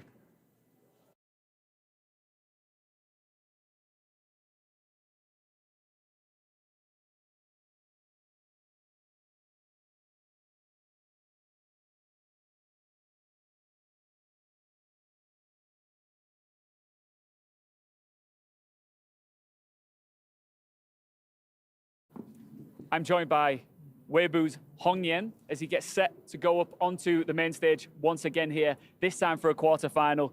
You're just coming off the back of a great victory. Do you feel great going into this game? 刚刚你们有了第一场比赛，你们赢了，然后你们是不是感觉很幸福、很开心？对，而且上一把我们是追到一个3星5费嘛，追到一个3星5费，所以特别开心。对。So yeah, we're very happy about the game we had just played. We're very happy about that. Who do you think has an advantage here? You, having already played, or Vitality, having well rested since yesterday? 你们觉得你们谁有优点？你们的团队有优点，因为你们已经打了一个游戏，然后或者说 Vitality 另外一个队，你觉得哪有优点？我觉得我们队应该会更强，但他们队也是一个劲敌嘛，因为他们队在最初的排位是打得很好的，就他们队4个人都很强。Maybe we have the advantage today because we already played a game. But about the other team, they're also very well known and a very good team. So I think we're going to have a good match with them. Best of luck. Thank you. 谢谢。Quick update from Stream B as every single quarterfinalist is now locked in. We've just seen Twisted Minds versus MSJ, and here's what happened. Twisted Minds dominated stages 3 and 4, pushing MSJ to the bottom half of the lobby. Syndra continues to dominate the meta across various builds. Twisted Minds showcased superior individual skills and strong fundamentals, and MSJ just couldn't repeat their past victory over them, suffering a convincing defeat. 60 seconds was the first player to use the Bastion Syndra variation in the tournament as well. So a lot happened, but the key takeaway here is Twisted Minds continue on.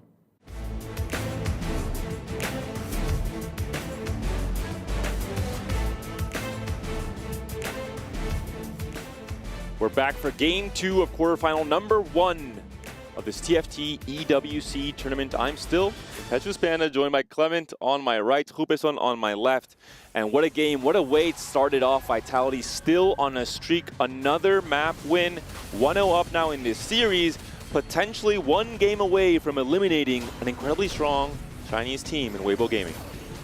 Yeah, and again, Setsuko popping it off here. Didn't have a good start going for the prismatic ticket, but Soju was the one who carried the game. Clement, he preserved so much SP, such a great win streak, and he played a tempo. It wasn't easy to achieve that, and actually that's what helped the rest of the team accomplish what they did. They were very safe.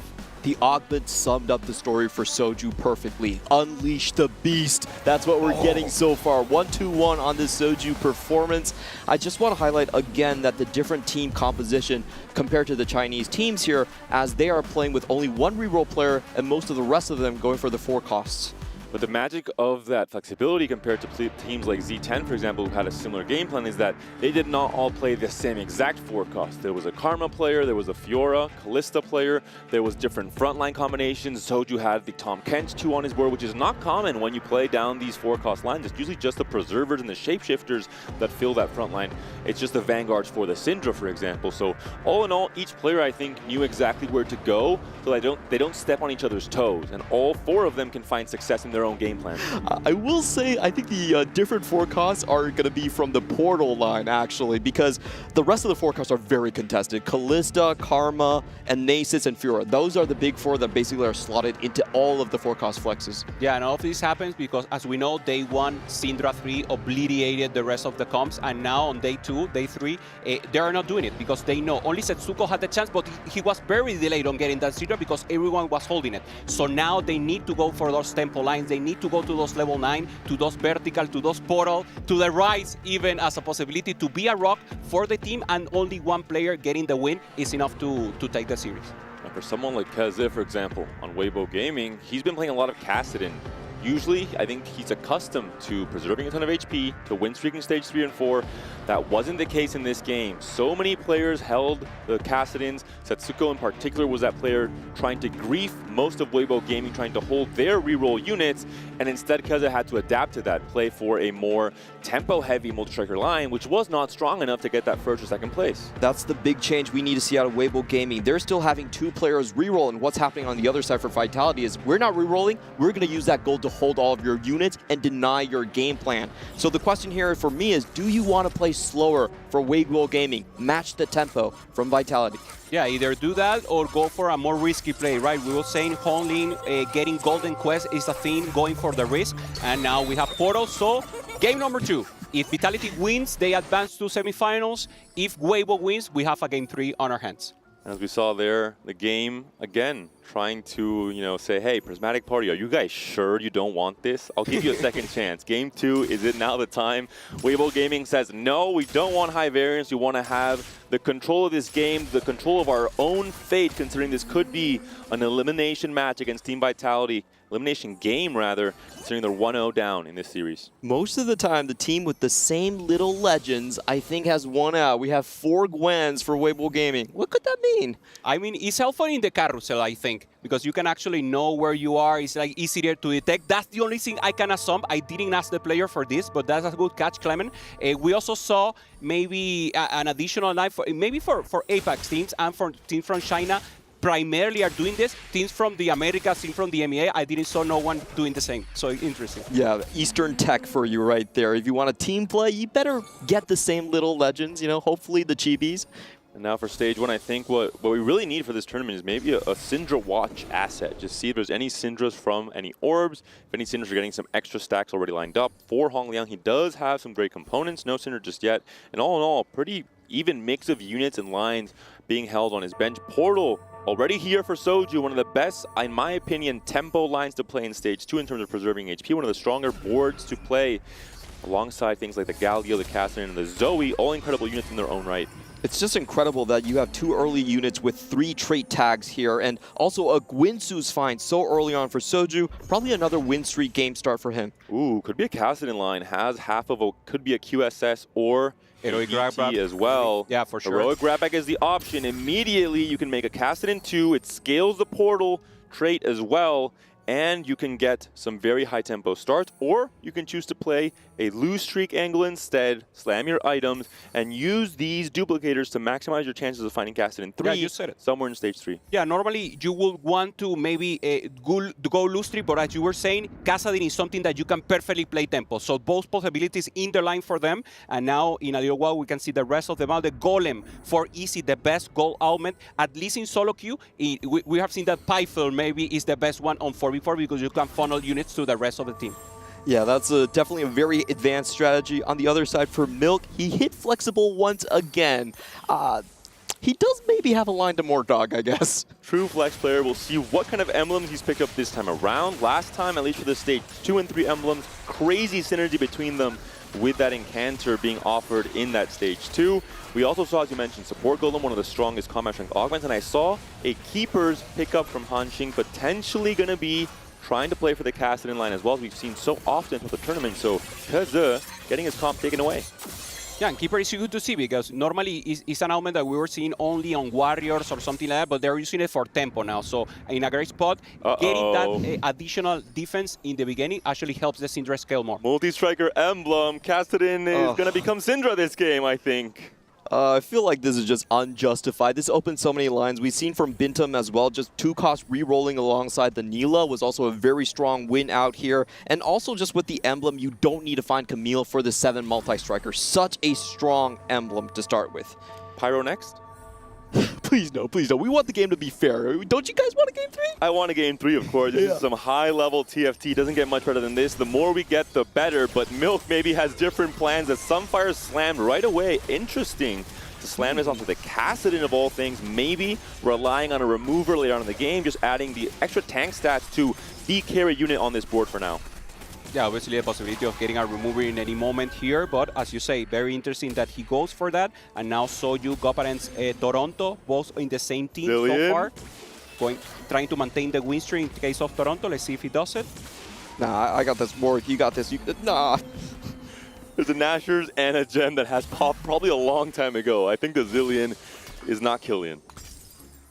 Yeah, eyes also on Honglian, Toronto. Those are the two that could get the win streak. No one is in a perfect win out or tempo position for the early game, but some of the people such as Milk already have a good plan, and that's what you want to see. It doesn't matter if you're already not with the highest tempo, maybe one can get it. That would be Toronto for Vitality and Honglian. And in the lose streak, we have Kessie and Milk, and those are the ones who don't want to face each other or will want to grief the other one, maybe with an open fort, and try to go for that cap out in the later game. Milk, maybe he could not lose because he cannot sell the Kassadin, so maybe Kessie has a possibility to grief him a little. Toronto with just such a strong board here, playing around the 2 chrono that, of course, get double the stats on that 60-second countdown. So actually a very tanky front line. If he can hold through, also has the big gem. I just really like the combination he's been coming up with. Talking about combinations, Setsuko picking up the Pilfer. A very strong augment just in the stats, in solo play on ladder. But when you enter a team format where you can communicate with 3 of the people you're facing and saying, hey, you're playing a Vanguard frontline, can you play the Mordekaiser on this side so I can kill it first, get a Mordekaiser 2, maybe a Mordekaiser 3 in the future. It works on 4 cost as well. It's potentially the secret tech towards trying to find a 3-star 4 cost with a frontline 4 cost tank in stage 4 and 5.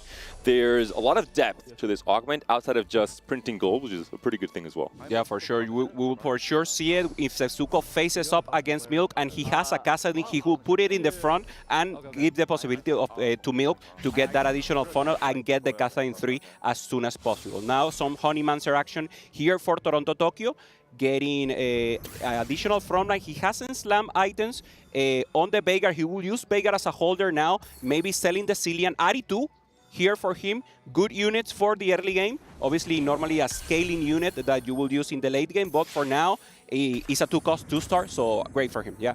If you want your win streak, you definitely have to trust in the Ahri. Usually, I never upgrade my Ahris. I just throw her to back into the shop, but this is the spot you would want to do it for sure.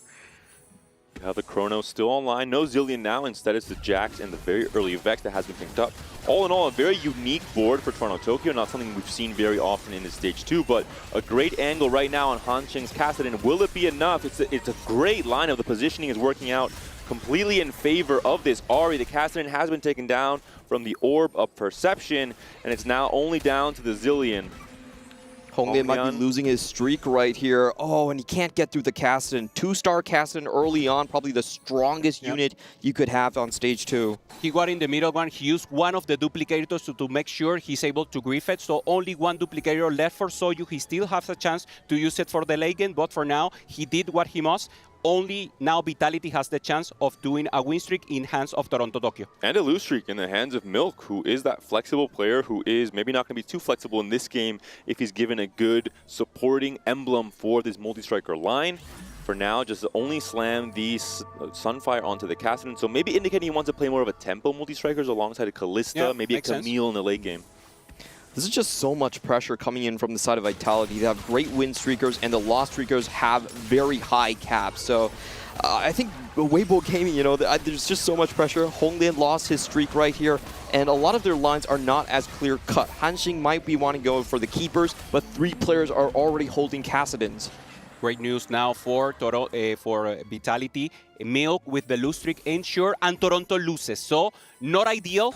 It's a win in the bottom side with Milk with the lose streak, getting a lot of economy and making the decision, as you say, Panda maybe going for the tempo play. But unfortunately, Toronto cannot maintain the win streak, so he will not funnel more economy or preserve HP for the rest in the later future.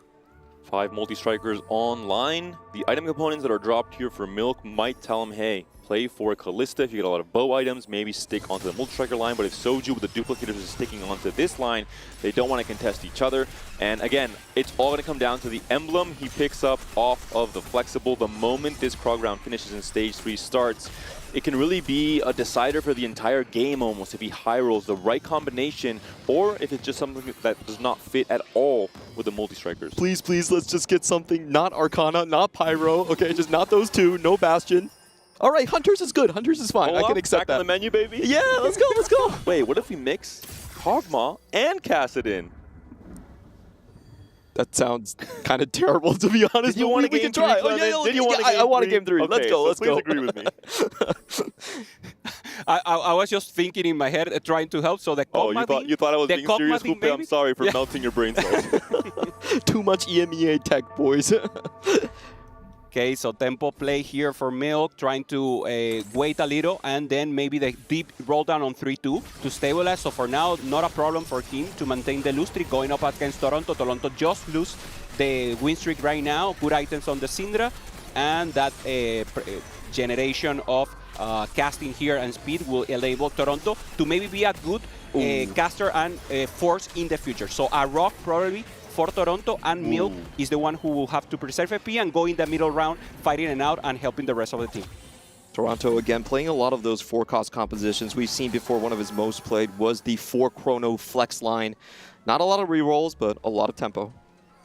Can't really restart mission due to the emblems, of course. Going to go for the Unified Resistance instead, which will scale a lot better into stage 4 and 5 as you add more units to your board. Featherweights for Soju. He is locked in. We saw it that game 1 against Carmine Cord in day 1. The way he started off this tournament, he's trying to finish it off at least for the quarterfinals. Back on Kassadin, back on that tempo-heavy game plan. He had a 10-win streak against Carmine Cord in that game 1. If he replicates it here, Weibo's in big trouble. Yeah. This is when Hanxing says, what about me? Because he's going with his keepers and all these multi-strikers are gone. Syndra 2 also for Toronto here. Stabilization is the name of the game here for Vitality. They're very strong. And now we will have to see how Wei will respond. They cannot allow to give all the stage 3 to Vitality. That's what happened in the later game. They need to ramp up here, even if that means they go deep on economy and obviously spend a lot of gold and be very down on that. Just the lines coming out for Vitality so strong. 2 multi-striker lines. Toronto obviously on the portal with the big gem Chrono as well. So just, you know, making sure there's a lot of pressure, taking away the possibility for Weibo Gaming to kind of sit and scale up or even go into a win streak onto stage 3. A lot of desperation coming out on these faces for Weibo Gaming. Taking a look at the board here. 6 Akalis, an interesting situation. Actually went for the restart mission. Maybe restarted a bit too hard considering he's kind of going into the line of his teammate who is trying to play the Kassadin in a reroll with Akali, of course, as a secondary item carrier and is getting a little bit in the way of Soju as well, though he is, of course, locked into the Kassadin line with his current spot and his upgrades. Yeah, and we were just seeing in the middle screen, Kessie, he's going for the Syndra, but he only had Syndra 1, 2 mana generation, I think, but that's not enough. So, once again, Weibo is not in a good position in the mid game in this stage 3. This stage 3 seems to go to Vitality, so great news here for the Americas versus Weibo. So, China in a tough position here, Clement. Yeah, but we did just hear that Twisted Mind did advance, so, you know, at least we have one more team to cheer for.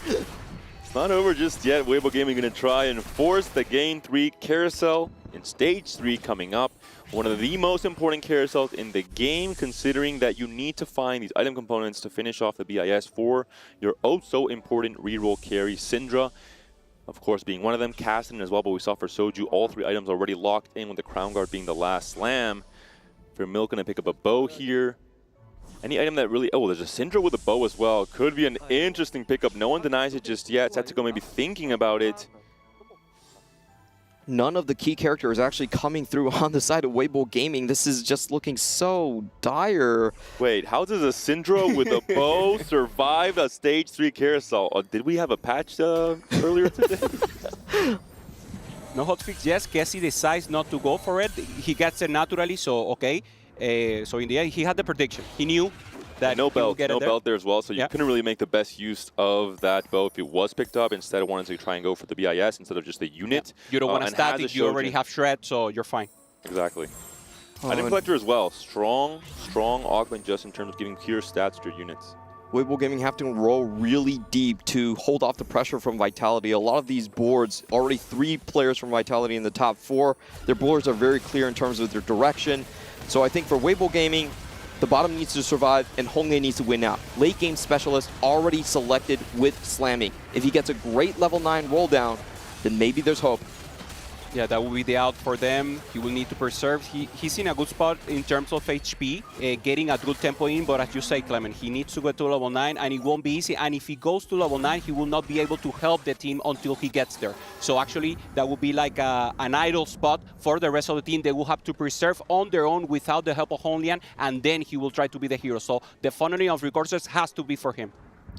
And Soju, you know, you heard Malala say that it comes down to Milk and Setsuko doing well. They were the cornerstone, the rocks of this team. He said, you know what? I'm going to pop off. In the driver's seat once again in this game, too. He took that personally. He's been called an influencer before, but we can see here why he absolutely is not. When he's locked in, he's an unstoppable entity. Another massive win streak to preserve so much HP for his team in this game, too.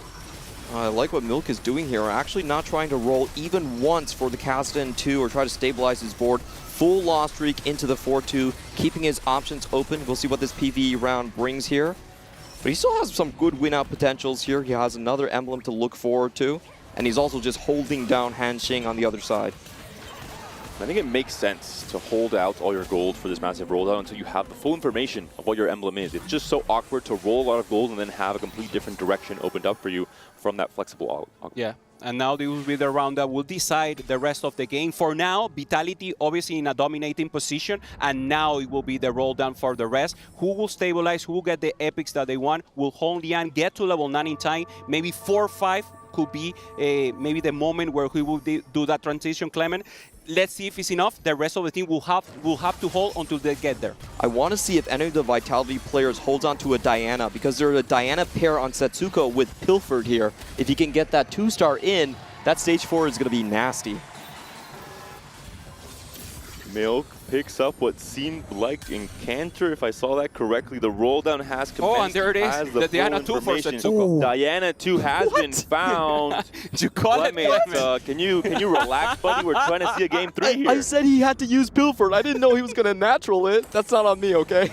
All right, Clement, this is your last cast of the tournament, buddy. You're too powerful. You're moving into the developer team instead with more dog. Am I going back on the same plane as maybe Weibo Gaming here? This is going to be so rough for them. A lot of items that have to be slammed here for Milk. He has found the Fiora. He can start loading her up with the right offensive items to become the carry throughout the stage 4. Eyes on the Fiora here. Remember, Fiora has access to the byline, 3 spots she can go. So normally you want to have her in the other side of the carry so that she goes to the center and close to the carry and then go to the back. In this case, it is enough. The Fiora takes the win in counters here for Milk, taking a good chunk of HP out of Kessie. Kessie still hasn't rolled down yet, sitting on full gold, but only 5 copies of the Syndra. Ooh, Radiant Refractor, very strong augment, but Prismatic Augment's going to elevate the tempo of this game, going to add quite a lot of variance in terms of what the high rolls and the low rolls might be for these players. Call to Chaos, definitely a lot of variance there. New Recruit could offer some stability with a duplicator. Oh, Chaos? It will be the Call to Chaos. And we get 2 lockets to help Kasdan out. Amazing. What's an absolute synergistic high roll here in terms of working similarly to Duelist in the last set, where you want this shielding on your team so that the Kasdan can start ramping up the Rage Blade. And he's hit Kasdan 3. He has a Nico right there, instantly hitting it, putting full pressure on. We see the boards from Vitality, from the side of Weibo Gaming, not really hitting their stride so far. So the game plan is clear. Full court bench press. There we go. The only unfortunate thing for me, I would say, is that there was a loss right before this passive spike came through, so there isn't that win streak still going on for Soju. Yeah, even though dominant in every spot here for Vitality, they're totally favored here, so we will need to see something crazy here. Still, Hong Lian hasn't gone to that level 9 to do the ramp up, but as we know, it's very difficult now in this meta to ramp up. You need either Preserver, either Arcana, or a lot of Legendaries to stabilize on level 9. There's not enough gold, enough resources to do that, so a dire spot here. Hong Lian might not be enough here to take it for Weibo. I just think this is comes down to strategy. Weibo Gaming sticking to 2 rerollers. Hansing unfortunately getting naturally contested multiple ways, just not really hitting the rolls. Even his teammate EZ going into his line. And what a unique line from EZ. He seems to be rerolling Shen and Katarina of all things. 5 copies right now. Have you seen this at all this set, Clement? No, first time. First time the charm, maybe? It's an interesting combination of items as well. The Sterax, the Crown Guard, and the Rage Blade on Katarina.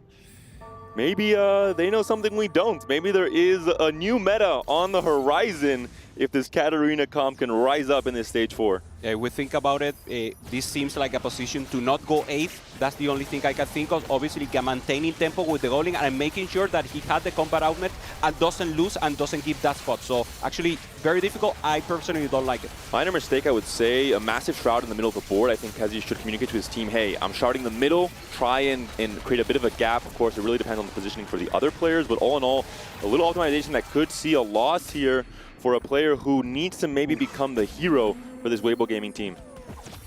Hansing actually hitting his stride here. 5 win streak. Even though he has no chance to really hit the cast in 3, he's still going to be playing tempo.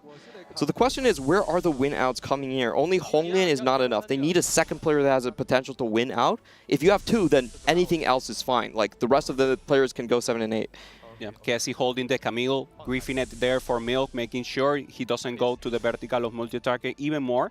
And now the rest of the units here for the components. Soju, once again, let's see the lower table, very stable with the Kassadin 3. Hansing, the one who needs to pop out, already has a Briar, has the Tankens, can go for the Arcana, but for now, still only with Kalista 1 as a carry.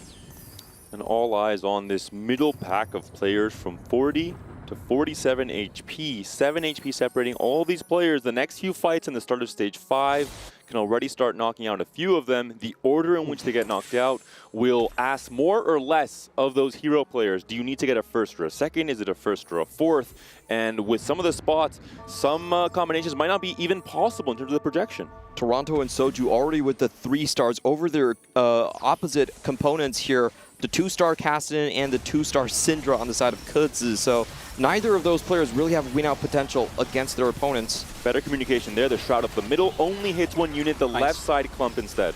Yeah, for sure. And Hansi, we see the rest of the comp now. Good tempo comp to get here, but actually not getting the ramp up, not getting the Kalista. He doesn't even have the pair, so it will actually be very difficult for him. Maybe he will do some transition, but even though he's winning here, he's taking a chunk of HP here for Kesa. Lose streak, and now Soju here, Toronto loses us against Milk, and once again with Easy. Let's see if he gets the Katarina, and maybe he'll surprise us. I want him to surprise us, but he needs to hit. Even though he's playing uncontested units, at least in the Katarina, he's not hitting. He's not getting the power spike that he would like, at least for this creative comp.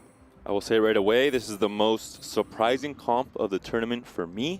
It was not on my bingo sheet to see Katarina reroll no matter what the circumstances, but there must be something I don't know, or the pressure must really be getting to Weibo Gaming where they're trying to find any chance to elevate their board to find a game plan that has not already been contested when it comes to rerolling. Since they only have 1 win-out player, their most likely game plan is to send the other 3 Vitality players in the bottom 4. If they can take out Milk, Toronto, and Setsuko, that's what they need to do. With the Katarina onto the Karma, the Chrono comes through, the time stop. Will it be enough? Oh, Karma's she went to the other side. Time. The Archangel is stacking, but it's not enough time. The Katarina, the Akali, The new reroll setup is good enough for now for the stage 4. We now enter stage 5 though, and the pressure will start increasing for all of our bottom 4 players. And that's not good news again for Weibo. That's a comp that hasn't ramped up. He doesn't have 3-star and he's winning against his teammates. So the power, the strength, the possibilities here now. Finally, the cash out for Honglian. Let's see if it's enough. He will wait here a little, trying to roll, getting some value rolling here, and then trying to ramp up. He needs the Karma too. He will need additional legendaries to ramp up. There's the Camille. I think he knows he wants to have first pick on all of these 5 costs, rolling a little bit of gold, making sure he has the APM to continue rolling the end of the gold, and finalize all his items as well before losing any more fights. For Chrono and Preserver, this is one of the highest cap compositions that you can play in this game. Also great synergy with the extra Randuins, gifting 50 extra armor and resistances across the team. He just needs to find these legendary two stars. Honglian is the player who maybe is going to have to take that role of a hero. Diana, pair has been found. Diana 2 would be big. Rakan 2 is big. Nasus 2, big frontline upgrades. One off of the Diana finds a Taric instead. If he can fit both the Diana and the Taric for the Bastion, that would be absolutely massive.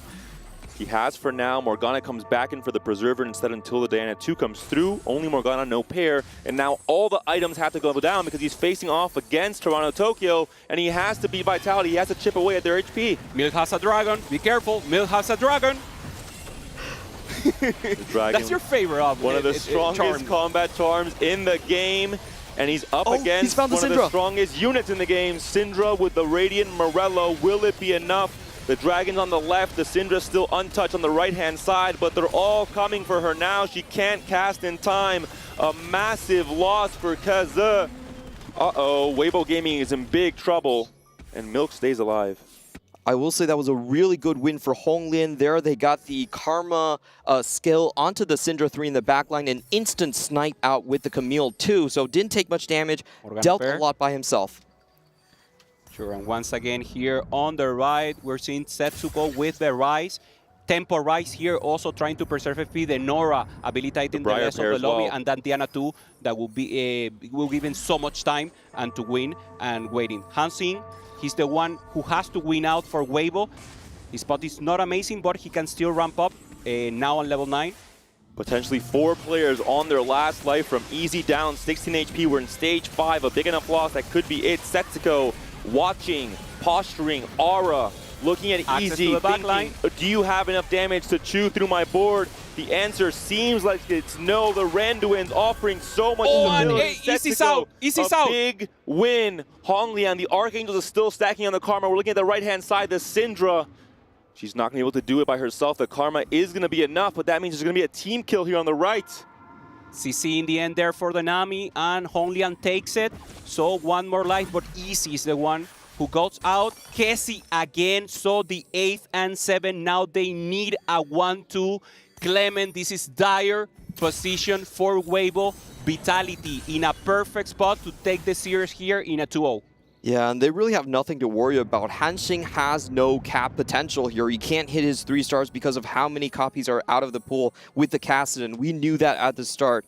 Very sad to see that Katarina 3 not even scratch through the portal shields at all. Only one reset that fight. And Milk, despite being low in the HP, the hero for Vitality, staying alive these last 2 fights, allowing the 7th and 8th positions to be filled up by Weibo Gaming players.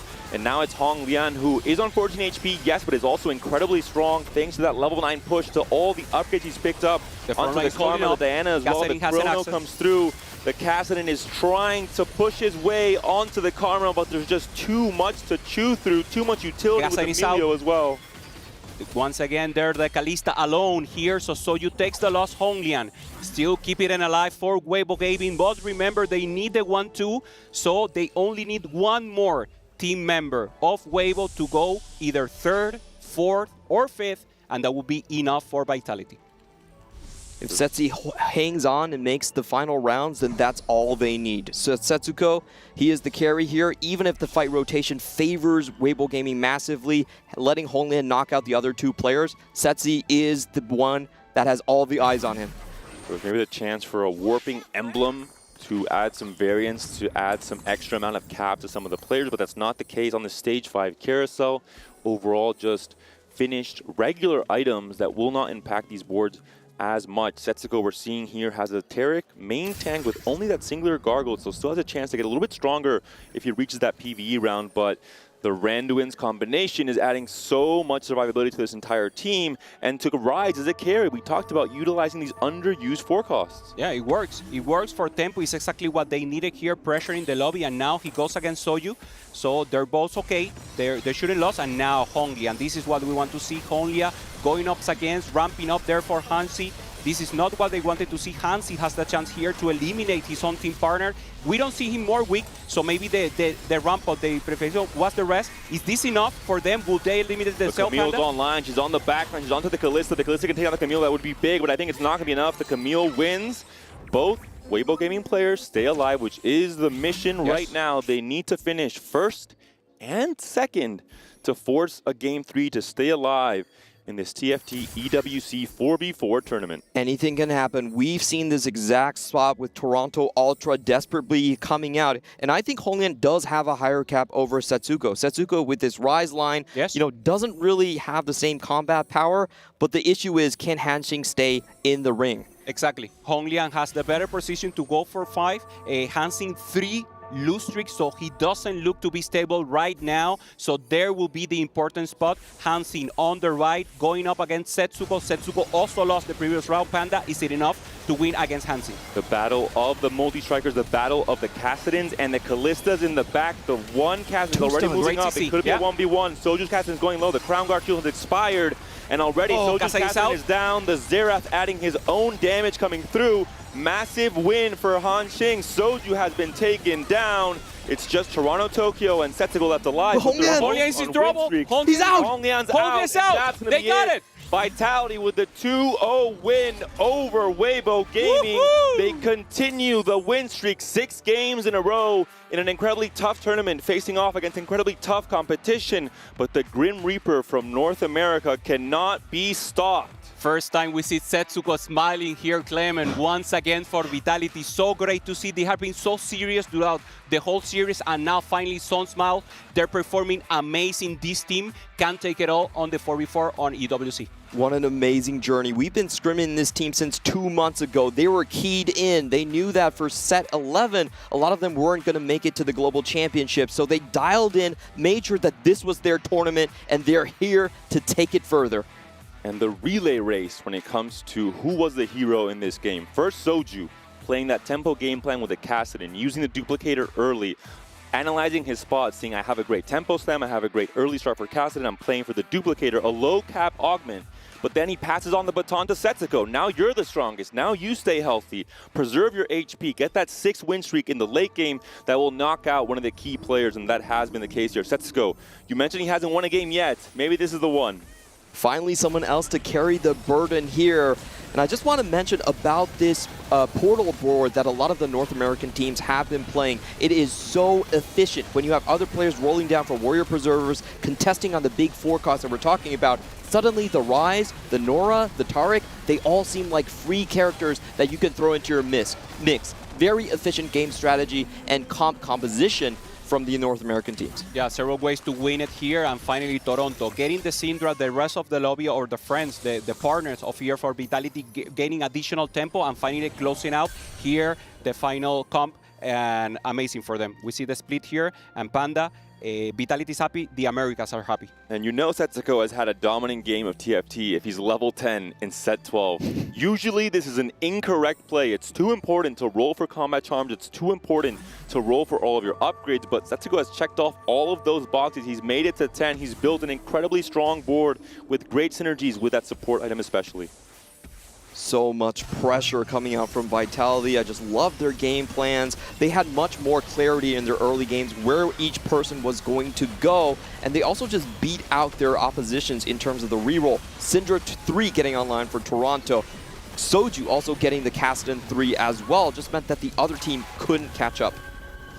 Dominant last win here from Setsuko. And I do want to give major props to Weibo Gaming. I think they played a fantastic tournament. They had incredibly strong competition. T1 into Fnatic, into Z10, into Vitality, some of the strongest teams in this tournament.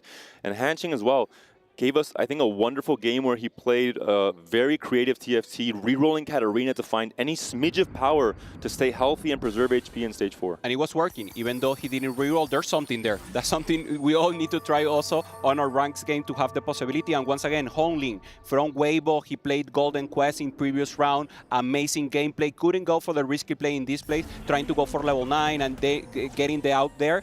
And obviously Honglian, the hero for this team, couldn't perform. He didn't get the spot, Clement. It wasn't that he played bad by any means. Simply the spot wasn't there. They played as a team and they lose like a team. Yeah, unfortunately, unable to keep a pace in the early game for Weibo Gaming, I think, was the big problem coming into both of these games. Very early blowout indications in both of these games that we've seen so far. I think the planning from Vitality, the general composition to go a little bit slower than these Chinese competitors, working out for them. And all in all, a quiet game from Toronto Tokyo, but really the giant Mighty as his last combat strength augment, putting him right back into the game, especially alongside the first support item he picked up, the gem. Once you have the extra HP to scale your board into later stages of the fight, that Ascension effect comes through, and this Syndra really comes up and ramps up. And this is why we're seeing the 1-2, the Toronto-Tokyo Setsuko, trading blows now at the end, both incredibly strong boards. That will be the end of this match. It ended really a few minutes ago once that Weibo Gaming player was eliminated in 4th place. But all in all, a dominant win from Vitality. They continue their streak. That's the most important thing. They're not just barely making it to semifinals, they're dominating on their way. And they had, I think, one of the hardest paths to make it here as well. Yeah, knowing exactly the meta, but playing around it. So ensuring the Syndra, ensuring that the rest of the team don't have a win position, and then going for the flex play. Milk, I think for me, even though he doesn't have the highest average placement, probably will go there. For me, he's my MVP. He played flexible 2 times, 1 time with very good emblems in the early game with the Encounter, and then once again with tempo play to ensure he doesn't go, say, in a bad position, helping the rest of the team. So that's what you want to see here in the 4v4. Just goes to show you the depth of North America as a region. I think that is what is so scary. We thought all the highlights were going to be on Fnatic with 2 global championships. But you look at this team from Vitality, a lot of players that have been there, not necessarily made their mark, now coming into the EWC. It's just such a scary region to look at. And that was that first tragic round all the way back in early stage 5, where there was a double elimination in 1 single round on the Weibo Gaming competitors, on Kezi and Easy, making it so that you had to have this crazy comeback. You needed 2 players to finish 1st and 2nd, not 1st and 3rd, not 1st and 4th, but 1st and 2nd. And that is incredibly hard in TFT when it's a 4v2 essentially for 1 or 2 stages, and the other competitors can grief anything you're trying to do in terms of items, in terms of units, in terms of rerolls. Not enough presence in the early stages. I think that was the problem. We had a big level 9 game plan for Honglian, and then a complete reshuffle from Easy where he sold his entire board. So not a lot of control of those pool manipulations, not enough early game pressure. Vitality runs away with it. Yeah, Vitality playing different. Playing actually different in day 1, in day 2, now in day 3. Their first team now to get to the semifinals. These are the contenders. These are actually the contender falls out. Obviously, Toronto is the next game, but we'll see. Obviously, also someone that haven't lost. But Vitality is looking amazing. The team is great. These are not content creators. They are, and that's they are content creators, and they're great at that. But they're also the best for now in the 4v4 and one of the best players in the world. They're mainly competitors. Yeah. That's what they are. And the sacrifices they've made to lock in at the start of this set, to not stream, to keep the tech to themselves, to not play ladder, instead just scrim teams 24/7 to come into this tournament as strong as possible. The respect they have for their competitors to lock in this way, and the fruits of their labor, I mean, they're here. A 6-0 win streak with the path they've had to make it to semifinals is absolutely astounding. I think even if you've watched these players play at their peak level, it's hard to expect this level of dominance when you're considering they're playing against T1, against players like Bintum, against this Weibo Gaming roster that is stacked full of very strong CN players. I mean, all in all, I think this could be the team that will be favored to win it all tomorrow. They're keeping their eyes on the prize. Of course, $7 million in the first place for the club, $60 million overall in the prize pool, and $500,000 in just this title alone for TFT. So Vitality, great pickup, great from these players to make these sacrifices and go for the biggest move up in their careers in TFT. Yeah, we have to remember it's 1,000 points for the team that wins the first place in this 4v4 of TFT. Falcons is up there with 4,000 points, something like that, but the second, the third place is up for grabs, so that podium could be for any of these teams. They might not have much other teams, but with this first place, 1,000 points, maybe something else, and you get that prize pool and great money. Come on, that's just absolutely ridiculous. 3% odds and he hits a 2-star Diana to stabilize. That's all you, Clement. That's all you, buddy. That's all on you, man. That's on me for Weibo game. And look at this, like the Katarina 3 doesn't even scratch the shields. What is that champion? I love Please, that normally dog. the debate in Rise is, do you want to give him Ginso? Do you want to give him red buff? No. Blue buff, Morello, adapting help. And one of the big things I want to mention is props to the flexibility in those 4 and 5 cost boards. Every single unit in the current meta found a spot in the Starlight, including Rise, including Diana, including Tarek, Tom Kent's outside of Syndra lines as well. Callista being a big cornerstone unit for both the CN and the North American teams. We're going to hear from Vitality on the big stage, a big interview coming up. What a series that was that we've just had, but another key must be crushed. Honglian, if you would do the honors, please, and hand over your key to Setsuko. Congratulations are in order. That now makes it a 6-game win streak. So tell me and the folks at home, what is it about Team Vitality that has allowed you guys to be so consistent on a brand new set?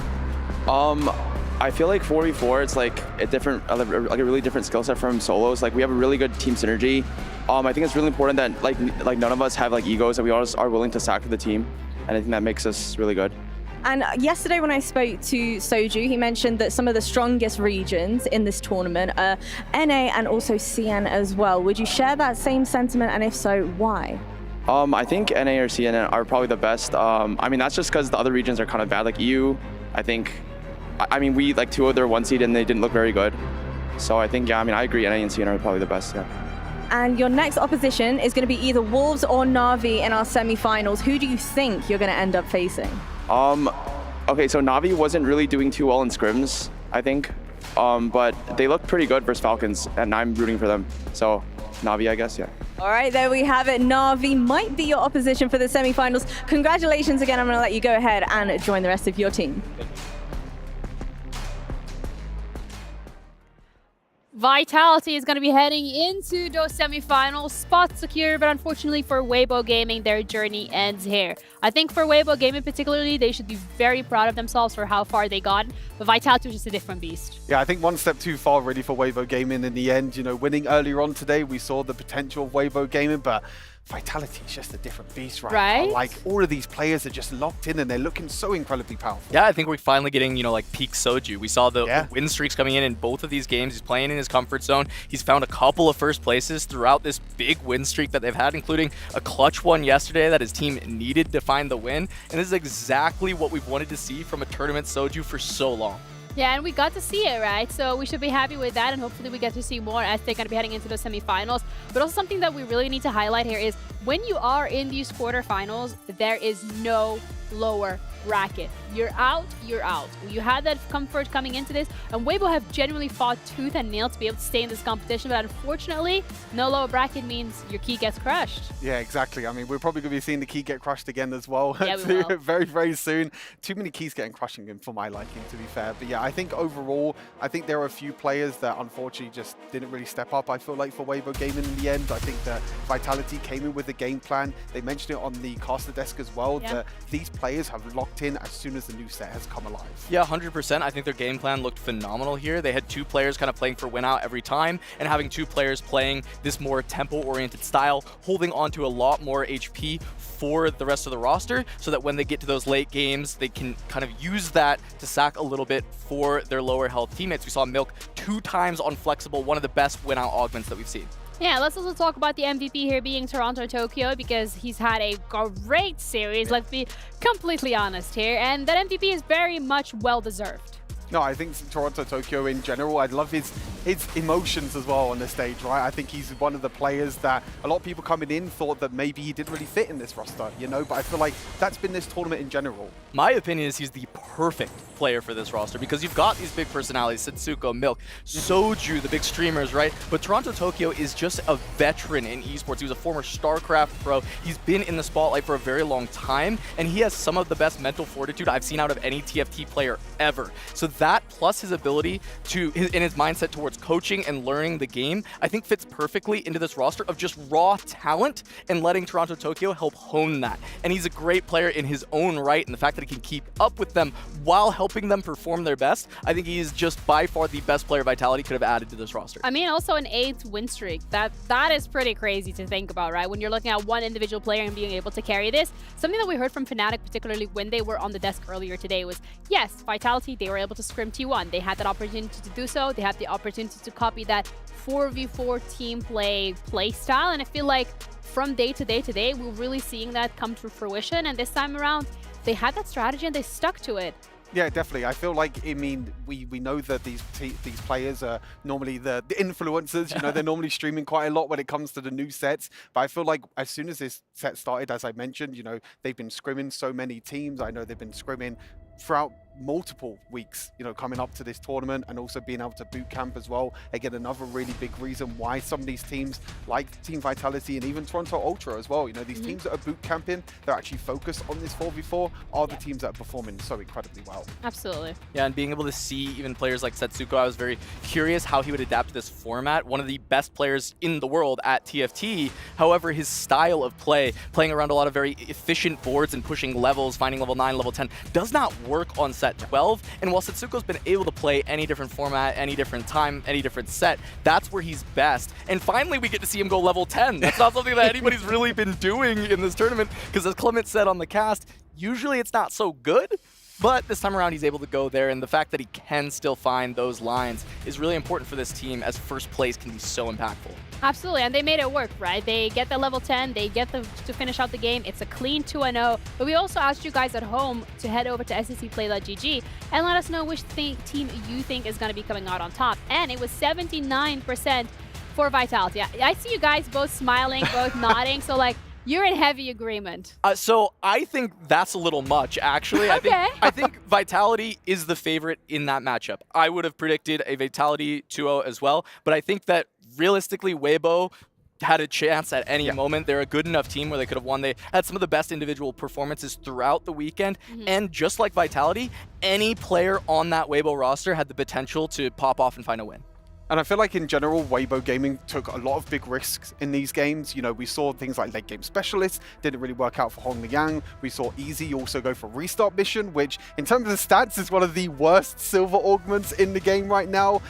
Picking up the 2 Akali 2s, the Shen 2 as well, trying to play a Akali Katarina reroll, which we haven't seen before, but as we saw, didn't really perform too well. So I feel like if there was maybe a little bit less risk in terms of Weibo Gaming, maybe they could have stabilized their boards a little. Well, does fortune favor the bold? I guess this time around the answer was no, because with that, Weibo Gaming will also have their key crushed from the side of Vitality, as they're able to put it in that hydraulic press and press the button, and you just see it curve out. And I think for Vitality here, they have had such a great tournament so far, yet to lose.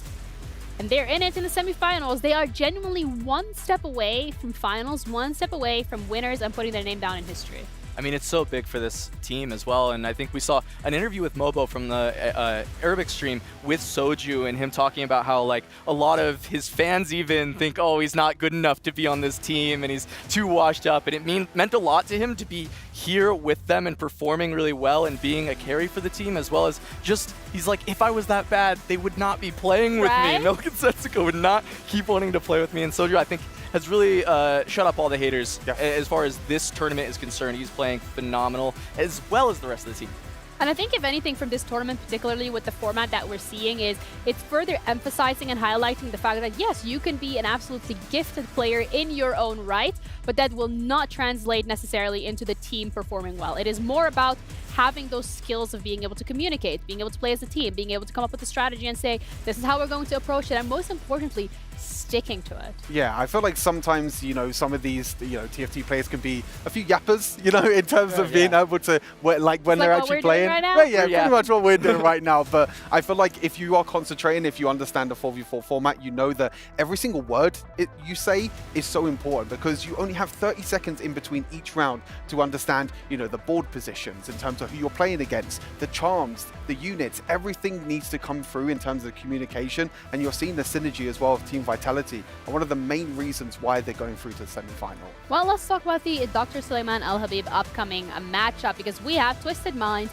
going up against Toronto Ultra. Again, both of these teams looking and gunning for that spot in the semifinals, but only one of them will be able to do so. I think when we're looking at Toronto Ultra particularly and their game yesterday against Falcons, to me, they're sitting so comfortably and they feel so confident as well. Yeah, they're such an impressive roster, and I think only concern for them with that Falcons game, because it looks so good, but they did get bailed out by a desperate plea, and that's the only question mark we have, is because Falcons lost, they got bailed out there. It might not be the biggest thing, but they've been so impressive in their strategy. Another team that's doing really well with kind of having a couple win-out players, a couple tempo players, but they also showed us that kind of full court press, 4 tempo players, hit the lobby as hard as you can, come running, and a lot of teams were not prepared for that. I've been very impressed with specifically Relic, consistently at the top of the tables for his team, playing Syndra, playing tempo with 4 costs, playing around pretty much anything, and I'm looking forward to seeing how this team continues to play around that. They've done the rerolls really well, playing against 2 costs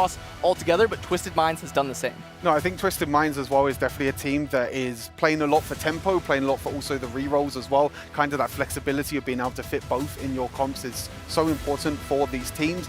Big win for them yesterday as well. We didn't see it on stream, but they were able to beat MSJ, which they actually lost to in day number 1 as well. That big, massive shock defeat in day number 1. So I feel like throughout this tournament, they have definitely been growing a lot, and I feel like they have a decent chance against Toronto Ultra, but I feel like at the moment, Toronto Ultra are looking incredibly strong and they have the momentum. Let's talk about Toronto Ultra then in terms of the roster that they have. We already talked about a little bit about Relic. We saw a real play yesterday as well, having a great play coming out. But when we're looking at this roster particularly, I think we had questions coming into this tournament, potentially how it's going to play out. But if you have to pick the star-studded hero of this lineup, the person that could potentially be the difference maker between them going to semifinals and getting a key crush, who would you put on that pedestal? For me, it actually has to be Michael. And so far in the tournament, we would actually say his results are a little disappointing for the skill level of this player. He's an all-star from Latin America South. He is the best player in the region. He is known for being so incredibly consistent, playing around, you know, top 4 styles.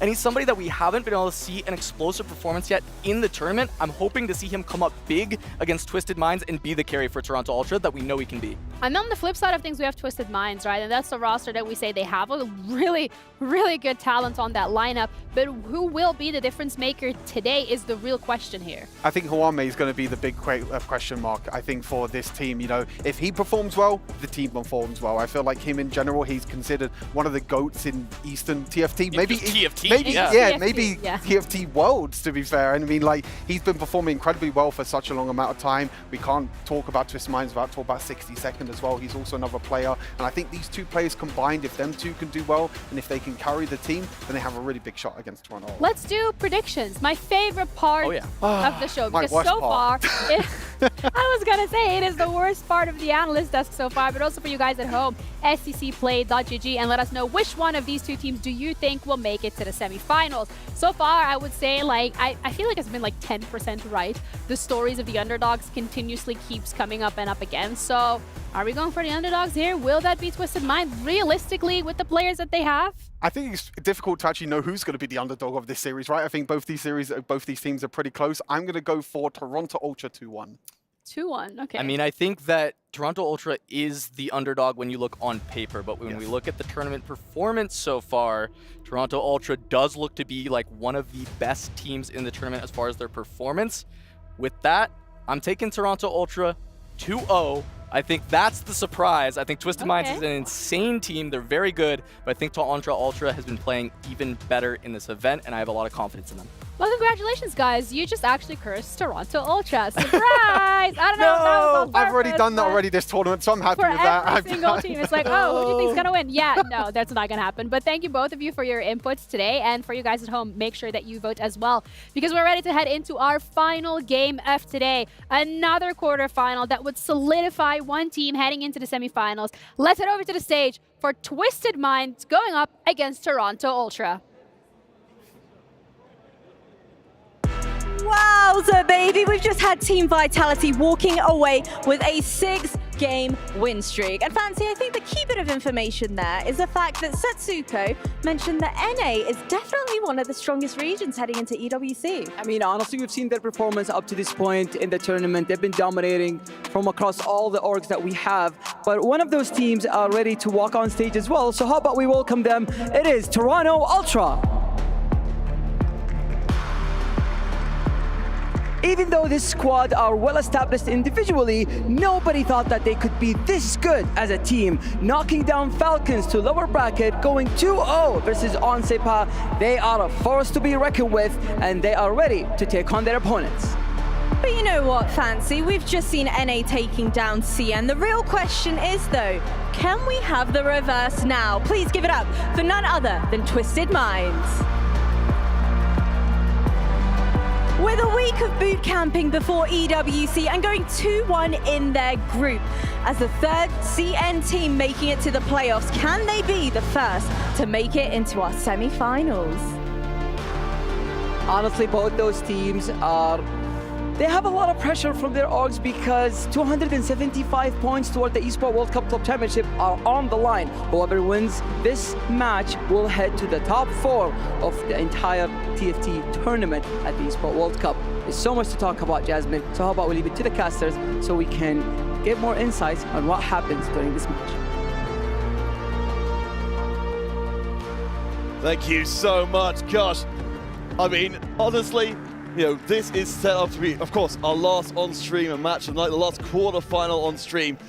Weedham, you know, we saw Michael's smile there. Don't you want to see that smile come back again? I want to, man. Michael, as Kat was talking about, and Clement as well, I believe, and one of the greatest, not them, like, well, Stuart and Casanova spoken about on the desk just a second ago, right? I've been so focused on this match. Like, Michael, he is one of the highest cap players in the game. Like, his skill cap is like his individual level so incredibly high, and he is one of the best players coming out of that Latin American space here, and even proved his consistency after the regions merged going into this most recent season.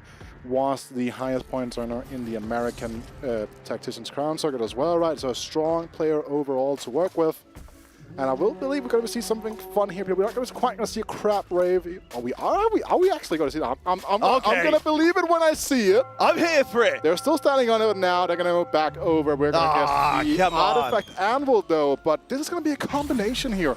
This portal opens up interesting stuff. We saw yesterday out of the Falcons team, the reliance and the real strong stuff on the likes of that Mittens Kassadin. All right, gentle friends, we are getting into our last quarterfinal. The winner of this goes on to play either T1 or branching out in the semi-finals. We'll be joined in a second by our third caster, Stuart, to come and join onto the field. As we've already established, Artifact Anvil will be online, so there will be a decent amount of variability coming out of our early game. Just catching my breath a little bit. Yeah, I'm sure moments ago you were on the analyst. I know I'm dashing. I know I'm dashing, but now I really haven't had the breath taken away from me before. These shoes running up the stairs, that is not good. That is not a good idea. But no, I'm really excited for this series. I mean, as I was saying on the analyst desk, I feel like this is actually going to be a pretty close series. I feel like, in general, Toronto Ultra have been performing pretty well in the 4v4 format. Well, we do. Of course, we've heard from Stuart already on the desk. From your side of things, we've seen multiple predictions cursing the Toronto Ultra side. Are you going to be the third person to make that happen? I mean, it's really tough. Look at who they're up against, right? You're looking at Juanma, you're looking at 60 Seconds, two of the most storied players in that Chinese space. Juanma, again, potentially the undisputed greatest player of all time across the entirety of the TFT sphere. But this Toronto Ultra team, Peter, they were put together because they're a good unit Like, that was a big thing that they were looking for in D12 was a sign. They were looking at players with good team experience. They brought in Relic, and then the rest of the team kind of came together around that. Well, so just to expand a little bit on what we were saying there, because I think it's really important for this one and reflects on our talk across the tournament overall as we do see gold augments coming in and maybe some spice. You know, a team put together purely for their teamwork potential, and so far the teamwork seems to have been paying off. Teamwork's paying off for both of these teams right now. I think especially for Twisted Minds as well. I think the big thing was that comeback victory that they got yesterday against MSJ. They struggled in day number 1, but in day number 2, day number 2 yesterday, they actually performed really, really well. I should say previously today, day number 3, they performed really well. So getting that comeback victory, this is their second best of 3 of the day. We already saw the Weibo Gaming lost their second best of 3 of the day. So can Twisted Minds maybe pull up the curse? Who knows? It's going to be definitely something that's going to be super important to keep an eye out for here, right? And again, also the first round of augments coming through. We saw the school matchup being brought out in that ever so insanely well-played game 1 from Nadis Vencer earlier on today. This time around, we get to see it on the way from 2-1. One of the strongest augments in the game. Getting those items onto the Eldritch Summons is such a powerful thing for Tempo. Yeah, School Mascot is fantastic. On the other side, though, from replay, we can see another very powerful choice. Going to be bringing out, of course, early access to Syndra is obviously fantastic. We'll see where we go from here as we keep checking in. Of course, we've got the Spellblade coming through here as well. And Relic picking up the Spoils of War. Golem and 2 healthy on this side of things. 62nd with a potential very good game. Spoils of War is definitely an augment we haven't seen too much for in this tournament. I think it is very, very risky because if you're not playing for tempo and if other players are also trying to play for a win streak early on, it could be really, really costly. But we saw in the previous series, Soju 2 win streaks in a row. So if you can do that, it could be pretty good. Yes, worth noting again, just kind of sticking here. We're going to see the 2 support golems coming on here. Standard procedure. We know this is one of the most powerful augments in the game right now. But just to stick with that Spoils of War here, and not maybe you'd think, okay, cool, like you get all the extra resources in the early game, but it's actually not necessarily an early game augment most of the time. It is very strong in the late stages of the game with so many accessory units on the board. There are a lot more changes to start farming, and if you stabilize, it's kind of like having Fortune Online. Well, we've got the chance to double down for Relic here. The Mogul's Mail being picked up, of course, from the Artifact Anvil early on, and with the Spoils of War, well, if he can have a strong early game, and this looks like a strong early game, he could be rolling in money. We know right now that Mogul's Mail is one of the strongest artifacts in the game, especially with Goggle's Stone Plate on top of that as well. You can get so much extra gold over time. You're getting gold from Spoils of War, gold from Morgan's Mail as well, so it could be extremely scary stuff at the moment. But it's worth noting that he might be too strong to even get the stacks rolling here. This Shyvana 2 is an absolute menace, right? And sure enough, it's not necessarily a huge downside, right? But like it is still something where you might have to wait a little bit until other people kind of catch up in tempo and board strength for that to really come through here. Another thing we've seen kind of all throughout the weekend so far, Peter, have been these players that are going to go for the Syndra. Not necessarily open folding per se, but definitely playing for the loss week for those huge 3-2 roll downs to really like restabilize the tempo in the game. Yeah, and of course, we've got another artifact coming in the Manzane, meaning that even if this is on a board on the weaker side, we've got a decent enough front line to mean, especially with the Manzane coming in, we're looking at a decent amount of stacks coming in every round. For the Manzane, you can actually make sure that you get the extra cast off on the Syndra as well, which is going to allow her to stack even more during the early stages of the game, so it means that you can keep on stacking. I think in general, though, the kind of comparison between day 1 and also day 2, day 3 as well is that we've seen, it seems like a lot less Syndra reroll and more Syndra playing for tempo as well. The roll downs at 3-2 can sometimes be a little bit difficult, as we see finally the first bit of gold there. There we go. It came out in the end, only took one more round. It took the extra gargoyle on the other side from Elise, but you're seeing that how much extra gold you can get on top of it, because I think a lot of people might not know that with Morgan's Mail, once you reach that maximum stacks, Morgan's Mail, I know he's Morgan's here. He's always been here. I've been talking to him way too much, to be fair. To be fair, the guy who walks around, he just leaks money everywhere. That's entirely, I believe the actual thing was based on him originally, but just taking stock of where we are overall in the game. So Robin Song's up at the top, has got everything going on. As we hear now, we have the listenings coming through here, just kind of like hearing how these teams communicate. Just like buying some time for that as well. I think it's super important to kind of get those live listens and to really hear that team dynamic working. especially during a carousel as well, right? I think that's such a big thing because communication is so important. Whether you want to deny away a component, actually grab away a component as well is so big to make sure that you can actually get the best items for yourself, but also deny the items as well, even units as well from carousel. All right, so again, to take stock of where we are, Robin Song is keeping the win streak going. Michael looking pretty good as well. Down at the bottom of the table, I believe the Toronto in a pretty decent shape down there. Additionally, we can see, of course, we have noticed a couple of the golems coming in. Toronto, I think, have done very well out of this early part of the game, finding a lot of the augments they really wanted to get off to a flying start. Yeah, again, when you get the full overview of the leaderboard, we can see when the lost streaks are coming in. So far, they haven't been griefed. Right? We saw a very focused game plan on griefing the lost streaks earlier on from the likes of that Falcons roster.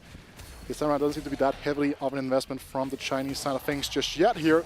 Because we can see at the bottom of the screen right now, it is in fact going to be double Twisted Minds right now at the bottom of the leaderboard trying to build up those lost streaks.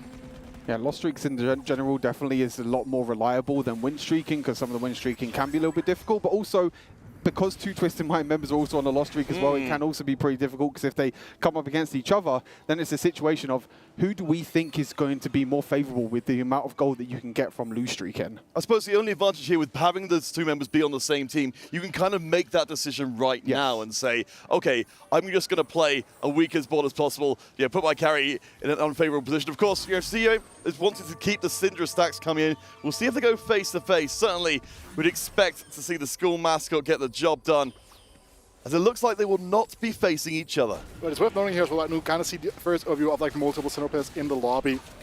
We have the school matchup, school mascot cab out. We're gonna have the 2 healthy as well, and alongside that, you are gonna see that spell blaze on top of that on the other side of the field. So you have 3 vastly different Syndra compositions here that will cap out in very different ways here, which means that we have different avenues of approach. And it's worth noting as well, we did get a little glimpse of Michael there running the Cogmore composition. Of course, part of the equation is always going to be that possibility is open. I don't believe we've seen anyone contesting in the lobby so far.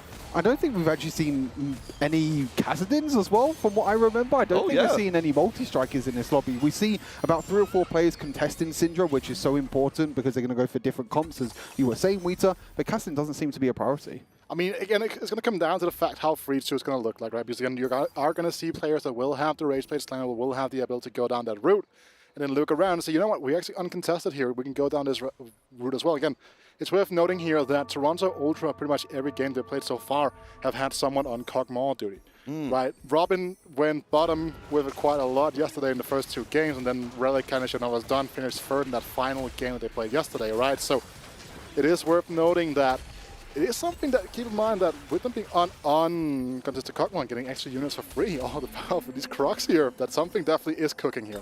And it's worth noting, with the Cogmore looking decent for Michael, though not dominant certainly by any means, that we have got Toronto Ultra and Twisted sharing the win and loss streaks unevenly. 62nd with the win streak. Ziwei and Huame, as we mentioned before, managing to both maintain their loss streaks coming out the first round. So from stage 2, it certainly feels like Twisted Minds are in a good spot.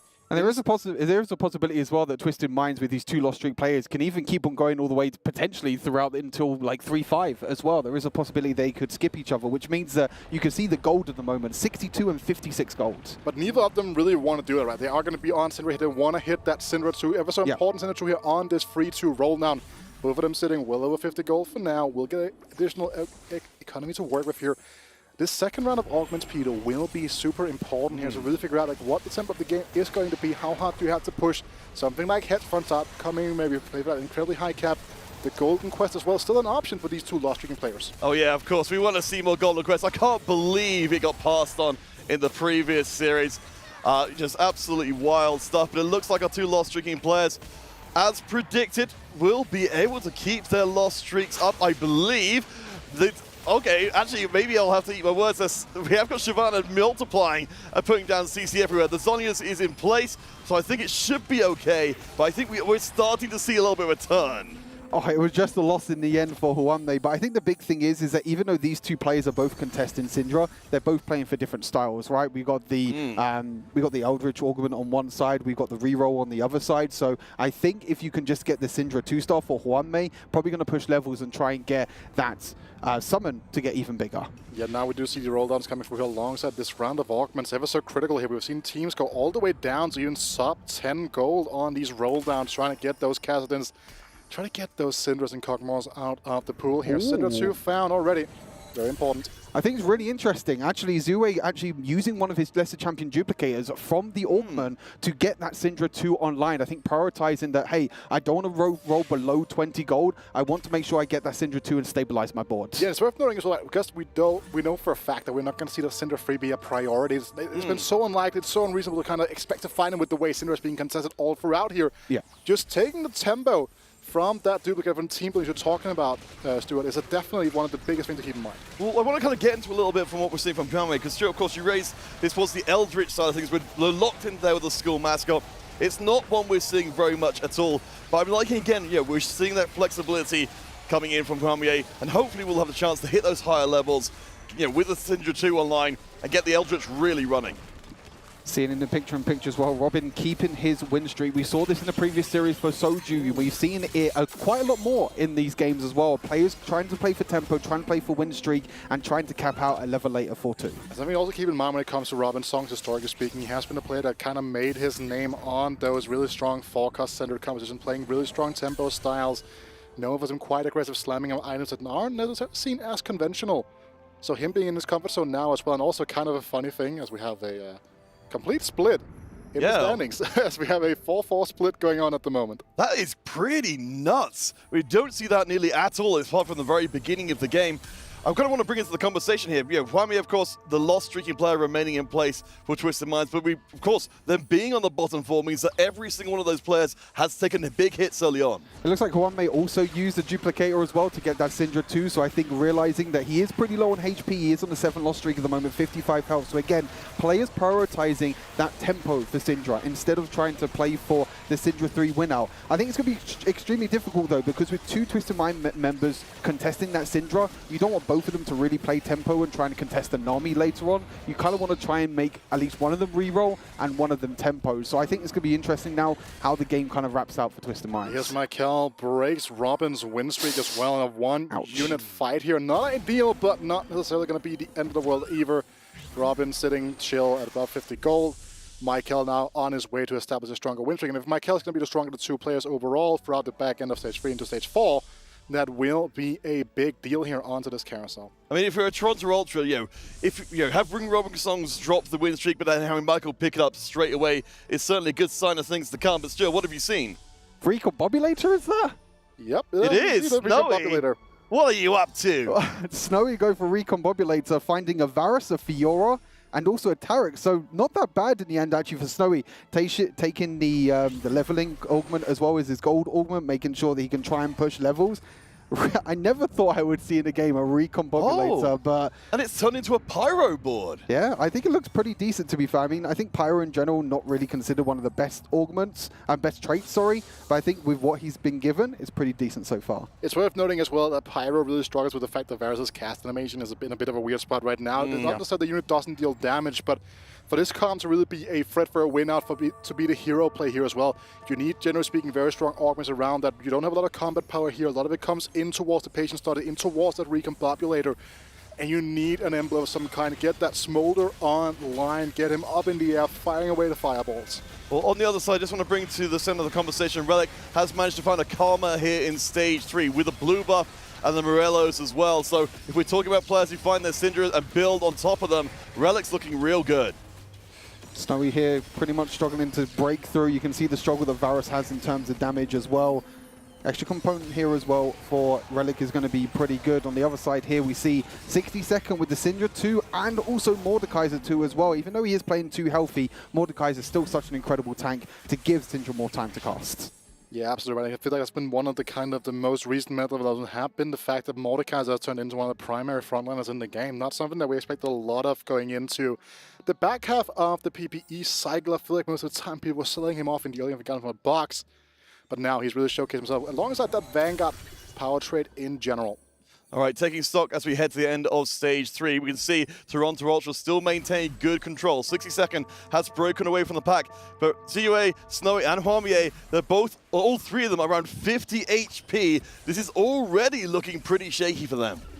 Michael actually doing really well to actually kind of win streak and keep this streak going with this Kog'Maw. Most of his units are upgraded at the moment. It's about trying to hit the extra rerolls, trying to hit these 3 stars later on as well. But as you can see, just winning round after round. It's maybe going to struggle a little bit against the Spira, Shogun, Manazane on the Syndra. But the backline's actually doing quite a lot of damage here. Can the Cogmore do enough to actually take down the Syndra? It's going to be close. It is, and you can see the celebration for Michael. He knows it was a big round to keep his streak because he had such little gold in the bank. And keep in mind as well, he took Robin's win streak here. So if he had lost this here, it would have been a very tough spot for this Toronto tempo game plan that had been going down at the moment. I would really like to see, a 60-second as the only player from Twisted Mind in the top 4 at the moment. I would like to see him on a win streak as well, but that's not the case. As we do check out our picture-in-picture, we've got a couple of Karmas there on the bench. We're definitely moving into the later game. Definitely are, right? Again, we kind of spoke about this already, right? The fact that the power of this Karma here now is both Relic and Replay currently rocking Karma. I don't know if you need to have your name to start with an RE to get a Karma this early. She always comes back around. Oh, right, okay. Oh, jeez. Wow. Stuart, save us. No, I mean, that was a good one, Wheater. I applaud that one. It was a good one. Wheater's full of puns today. I love it. Okay, well, hopefully you won't be encountering too many of them if you don't have a replay emblem. 60-second again. The player who was really going to be the hope for Twisted Mind starting to slip down. Animo Visage at the front, looking to try and keep that Mordekaiser online. It does look a little bit like what would otherwise be Wukong items under other circumstances, but 60-second, he's stalled out, no streak. Is that a Karma? Is that a legitimate Karma 2, by the way? I feel like it has to be, right? We're level 6 Karma 2 here for 60-second. Wow! That is most definitely an out to play for here as well, right? That's going to be a massive thing because he's also the player in the higher HP right now. Being able to play spoilers towards the likes of Michael if he has in his pool, right? But it also just means that we have so many players in this Twisted Mind teams all anchoring around this Syndra for now. It is such a rough spot to be in here. Meanwhile, Snowy, right at the bottom here on a 5-loss streak, 0 gold. If he's not able to turn that around, that is going to be a clean race to the bottom for him. And that means that the rest of this Twisted Mind roster has to figure out a completely different game plan. I think with 3 players near the bottom right now, Twisted Minds, I mean, they have to rely on 60-second, but also at the same time, we know with so many of their other members also playing Syndra as well, I don't think we're going to see any reroll Syndra this game. I think they're also going to try and go for Temple, which could be troublesome for Twisted Minds because Toronto Ultra are definitely playing some different comps. Taking a quick look at what Robin Songs is up to there. Board looking pretty solid. We are seeing the legacy of Fnatic coming back to haunt us once more. We've got Rise in the mix. Yeah, we do see Rise here alongside with the benefit. This is a board set I play a lot of here, right? I think this is something to keep in mind, that this is just a strong tempo thing here. Rise, again, not normally a comp that you play from behind, not something you play to win out necessarily. But when you are in the spot of Robin here, this is again something I was talking about as well, the fact that he played these tempo compositions. Rise is a composition right down the alley of the old man, right? Sees a little bit of himself in Rise as well here, and I think that's something to keep in mind. I'm just saying, how is he going to turn this into a shot? I want to highlight the itemization here as well. Something I've seen people kind of avoid doing is putting the Morello on the Rise up and put it onto the Karma instead very often. And Rise is such an efficient user of the Morello Nomicon. Now, you made your joke, Wea. You have to stick with it. You can't escape out into analysis. But let's get back into things once again. Replay. It's got the very good spot. We've got the Zhonya's and the double Shojuns here in the corner, which means Syndra is very hard to put down. The 3 itemized Karma, it's hitting too hard, though. A replay is going to take the big hit from Relic. Yeah, you're seeing the AoE damage in the end as well as the Rise. Not going to be able to do too much damage this time, unfortunately, for Robin. But I think with that reinforcement, I think Robin's job this game is just to stay as high on HP as possible. Trying to make sure that he doesn't lose that much HP. But you're seeing kind of the struggle in terms of damage with the Rise as well. But Twisted Minds, I mean, we're seeing Robin playing a different comp. We're seeing Replay also playing a different composition. Well, so let's talk a little bit about what we've seen from Twisted Minds in the tournament so far. We know that the style tends to be strong early mid-game. This game just doesn't feel like that at all. It feels like there's been some kind of confusion, right? Like they've been discombobulated in their communication. Just had a completely different read on what this game is supposed to be played out like, right? A lot of players here angering around the Syndra. We've seen teams not doing that at all here. And again, if they're unable to find a way out of that Syndra, it is going to be a difficult spot to be in up here. Look at Hwanmei right now. 17 HP. Replay also on a long loss streak here, has not been unable to turn that around, but he still has a good amount of life on Hwanmei, who is currently looking like he will be going out in 8th. Yeah, I think the big thing now is that because Twisted Minds have, like you said, been contesting so many different Syndras as well. It's so different. Hwanmei surviving on 1 HP, but it still doesn't look good, unfortunately, for Twisted Minds as well. And I think the yeah, something happened during this early game for Twisted Minds that didn't work out, because we saw both players for Twisted Minds actually going for the lesser champion duplicators on the Syndra early game. It's worth knowing as well, we saw from Robin Songs here 2 good losses in a row. Right now he's trying to bleed out, trying to like just give as much time to someone like Michael. There's a much higher cap to play for. Michael chilling at the top of the standings right now, but again, 62nd here, 3 win streak. We're talking about Snowy as well, needing to kind of turn it around. Back on a loss streak here now on top of that, so bit of a rough spot to be in. Yeah, I mean, I do take what you were saying before about the slow decline from the top makes a lot of sense. The baton pass we talked about so many times. I do want to bring to the conversation over replay and Huamie. Huamie on a single life, replay on a couple, but with a massive streak behind him. Still has the potential to pull himself out of a 7th, but again, right now it's looking really good for Toronto Ultra. I think the big thing now is just as long as replay doesn't go AVE, which it seems like it does, I think in this tournament, especially in this format, I think the big thing is not actually getting near the top, it's actually trying to avoid that 8th place, because that 8th place with only that 1 point means that you need to try and counter out that on the top side in terms of leaderboards. And it's where a spot like Robin's becomes super important here, right? Because again, he's trying to bleed out into towards that top 5, top 3 area, right? So he's not the ace player here. The ace right now seems like to be Michael, who's putting up to success here. And then we have Relic also in a very good spot. He found that very early counter instead of to play around. 62nd might end up knocking his teammate out here. We'd assume that his board has been made weaker, though we can see the Mordekai's we were praising before staying up pretty well. Was kept on the extreme flanks, so maybe intentionally 62nd opening up his back line, but it might not matter anyway. Surely not this way. Huamie is the first one out.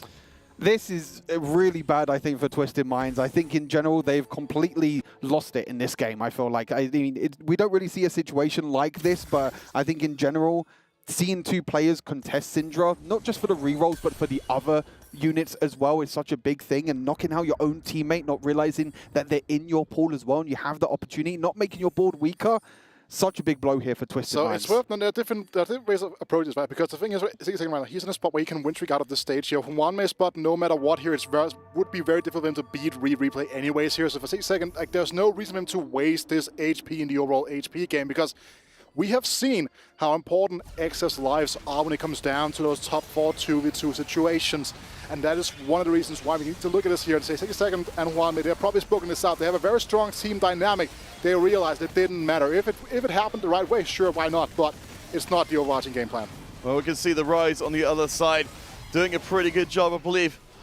That should be able to win out the round and hand replay one of his 2 remaining lives in the game. So we'll hopefully be looking to retire gracefully from this one in what's still looking like a very strong position. 62nd on the top side there.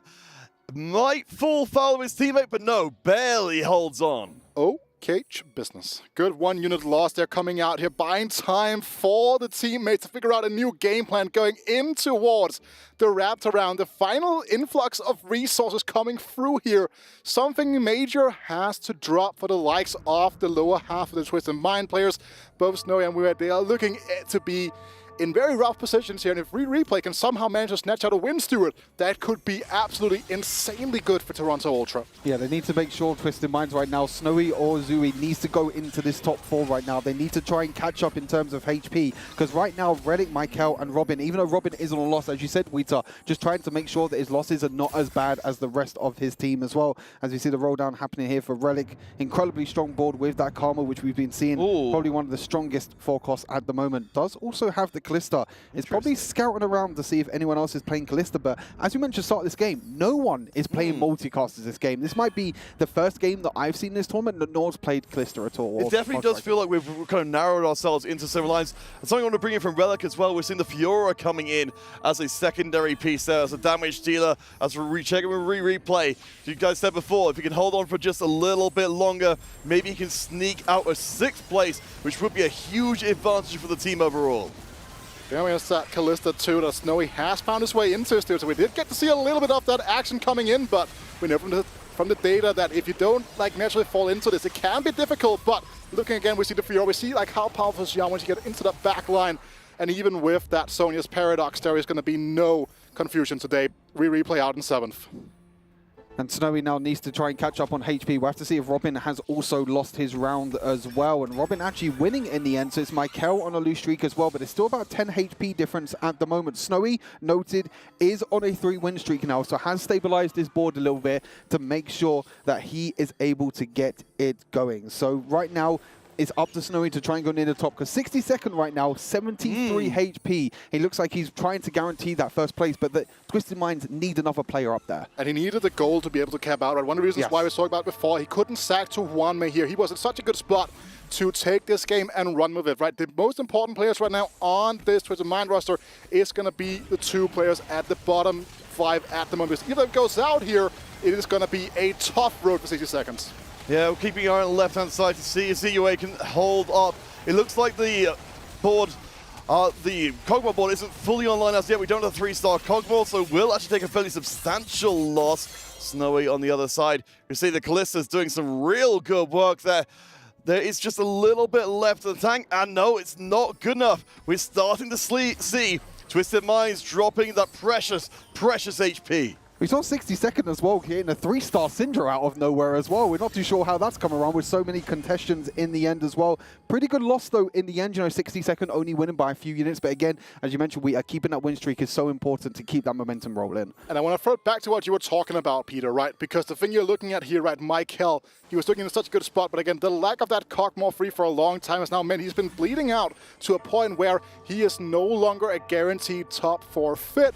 And the second that he starts falling out of the way here, and we also know Robin is going to on a bleed-out game plan, Relic can just step it up. And 62nd is just too strong right now as the hero player. It opens up a grand avenue for Twisted Minds. Yeah, we're starting to move back into the territory where Twisted Minds could conceivably get back into this one. If they have 3 players drop in the bottom 4, it's over immediately. But you're right, the HP for Robin and Michael is not looking good. With Zero getting a solid win here.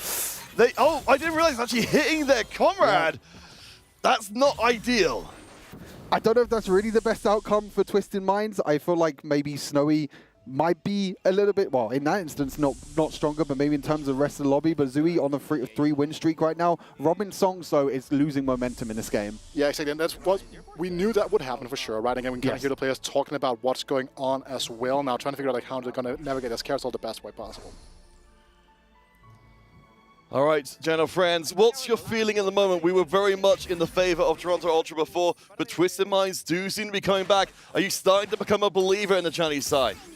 I feel like I'm a believer in the old men, though. I'm a believer in the rise. I'm a believer in the rise. Rub his head for good luck. I believe the rise can still pop off here for Robin. I mean, he needs to just make sure that he can try escape a top 4 here. Just trying to roll down a couple of more of the upgrades. I think the big thing, he has the rise at the front line, but he doesn't have that 2-star front line to actually protect the rise for him to ramp up. So the way though the rise comes normally cap down is around having that Nora secondary carry with any of your excess AP items. You don't have the Karma alongside the Galio and Vex frontline. Such a efficient frontline here, and they are going to be going up against Michael and Robin here. Very important fight to kind of navigate. And meanwhile, on the other side of the field, Stuart as well, Snowy in dangerous territory. Yeah, I think it's extremely difficult now for both sides, both coming up against each other as well. The Rise is just not going to do enough damage, I feel like, to take down the Cogmore. So this could be Robin going down, but Michael still has hit his spike now with the Cogmore 3-star, the Tristana 3-star as well. And I believe Robin's gone down. It doesn't look like his health's gone down yet, but on the other side, 1 unit loss is really, really good here, and it means that Snowy also stays alive. But Robin going down means that things have started to swap around. Yeah, we can see a complete reset on the lobby, but we've got a huge amount of volatility. Snowy, TUA, they both got a single life each. 62nd is looking magnificent right now, but they're still not out of the danger zone. So it doesn't see here as well, right? Again, matchup becoming super important here. At this point in time as well, anything like a desperate play here could change up everything here. It is so important that the Twisted Minds players try to make use of their numbers advantage to the best of their ability right now, trying to take out and deal as much damage to the Toronto Ultra.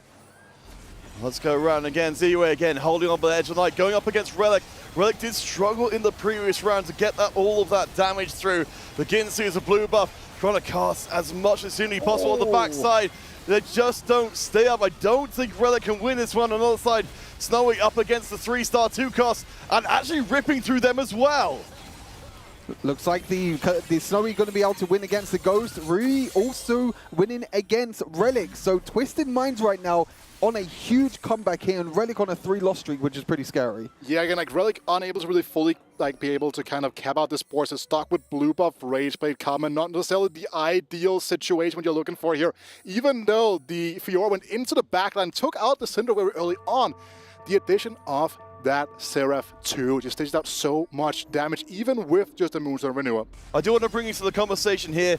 It's a little misleading because the HP is so close. If Relic gets taken out in the bottom 4, this will be over immediately with 3 players down there. It looked like it was Toronto's game for such a long time, but this next round is going to be everything.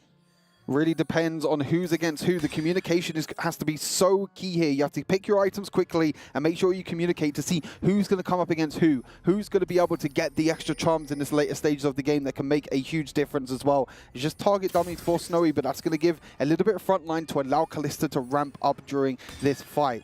Big thing right now is making sure that Snowy and Zui can stay alive, but Relic also on 1 HP. He hasn't really upgraded his board. He's got 50 gold in the bank as well. All right, one more time, Relic. Trying to hold on. He goes up against his teammate. Michael can likely absorb at least a soft loss here. This will let them hold on for one more round, which might send Snowy and ZUA out. It's going to be right down to the wire. Karma caught right in the corner. Should be able to do a decent amount of damage, but no. It's looking like his teammate might have enough in the tank, and Relic is dropped. With that, it's likely over. We'll keep an eye on the other Twisted Mind members to see if they pull down. Snowy is down as well on -11 to Relic's -9. And that means that is there still a way? No, that would be... That puts Relic into the top 4 here, so Michael, if he's able to win out this game, it's an unlikely, untreacherous road to travel up the mountain here. It's going to take a lot more than 60 seconds, but that is who he has to go through to get there. Michael needs to win this lobby now. He needs to win this to get the win for Toronto Ultra. But he's so much HP behind, and I feel like 60 seconds is just on such a big streak. The only player to hit that 3-star 2-class on the Syndra, and it looks like he's going to win the lobby here for Twisted Minds. Yeah, it seems like it's almost a done deal. We'll go up against his teammate there. So Michael might get a reprieve for this round, playing off against the Ghost Ball, but 73 HP in a tank for 60 seconds. There seems no reasonable way. The Ghost Board, I don't think should give too much more trouble, but I still don't think there's any way through. It's also worth noting, right, look at the amount of gold 60 Second has been able to hold on to now. And again, it all started when he decided to not give up his life for one match we were talking about earlier on, was able to maintain an 11-win streak, just maintain that economy for as long as possible. And now being able to give out that HP in that ever so important advantageous situation in the late game here in the 2v1 situation. I feel like Michael as well is just a little bit behind in terms of leveling for the tempo. He's gone for so many of these 2-star 3 costs to make sure that, 3-star 2 costs to make sure that he can try and get his board capped, but he's just a level behind everyone else. 60 Second now, level 9. It's worth knowing, it was because of the delay on the Cockmore hitting, right? Even with another huge contest here, just being stuck so far down the road, trying to get towards that Cockmore free, finding it way too late, unable to find those last 2 damage that, for example, would need around to eliminate Riue, right? So it's such a difficult spot to be in. Toronto Ultra had the game in their hands, but it slipped away from them. Michael needs to somehow make these 2 costs. Take down a huge ball, but wait a second. We're starting to see the power ramp up. We've still got a Syndra in play. She's still going to hit like a truck. She blows up the Kog'Maw. Michael gets hit directly in the face. He's out of there, and this one is done. Incredible comeback here from Twisted Minds. In the early stages of the game, we thought they might have blown it, you know, with so many of these players contesting the Syndra in the end, but they made it work out. 60 Second in the end with that huge, massive win streak. He was the big win condition here for Twisted Minds, and Zui on that 4-win streak as well, being able to creep up into that top 2. So, Twisted Minds, incredible game for them. And it looked like for a while you're talking about, right? They were down and out, but they found the way out of there. The Toronto Ultra's tempo game plan slowly but surely falling apart at the seams, being unable to find those last ever so important unit wins in those fights when they had the momentum, when they had the tempo pushed, and just being able to uncap out. Well, gentlemen, of course, with this one being more of a formality for these last couple of rounds for MVP points, talk to me a little bit about what you want to see coming out from Game 2, particularly from the Toronto Ultra side. I don't feel like they did anything too bad, to be fair. I think they all went for different compositions. They all had different game plans. The communication was great. I honestly thought it was Twisted Minds, the ones that kind of the communication wasn't really there because there were so many of them contesting Syndra. But I think just being able to understand and realize how strong your board is and that realization of how much damage you can deal as well is the big difference here to make sure they can creep into that top 2. And especially also the fact that we didn't see a single Kassadin in this game, right? It's a very big deal as well, because there's one more 2-cost in the pool not removed, making it a lot more difficult to find that Kog'Maw 3 that you were looking for so desperately. Because if that Kog'Maw 3 is found 1 or 2 fights earlier on, all of a sudden, Michael is much stronger. So like how much he was able to dish out damage-wise, it would have been much more difficult to the Minds to put together that game plan to win the game. And unfortunately for Robin Songs as well, he wasn't able to secure that top 4, right? He tried to play the reinforcement, he tried to play the Rise with the full win streak, wasn't able to secure that top 4. If he secures that top 4, that's maybe a completely different story here for Toronto Ultra. So unfortunately the game plan hasn't worked out for them this time, but they still have 2 more games potentially to go. All right, do remember, of course, gentle friends, that is the first game of this quarter-final. Still at least 1 more to go to see Toronto Ultra try and come back and face this one, but let's start breaking this down a little bit more. She said there was a lot to like here from Toronto Ultra, but the finishing was where it was lacking. Yeah, the finishing play here, unfortunately, with just Toronto Ultra not being able to hit the insane spikes in the end. All right, gentle friends, we'll be headed to break. The Del Suleiman Al Habib Showdown will continue after the break.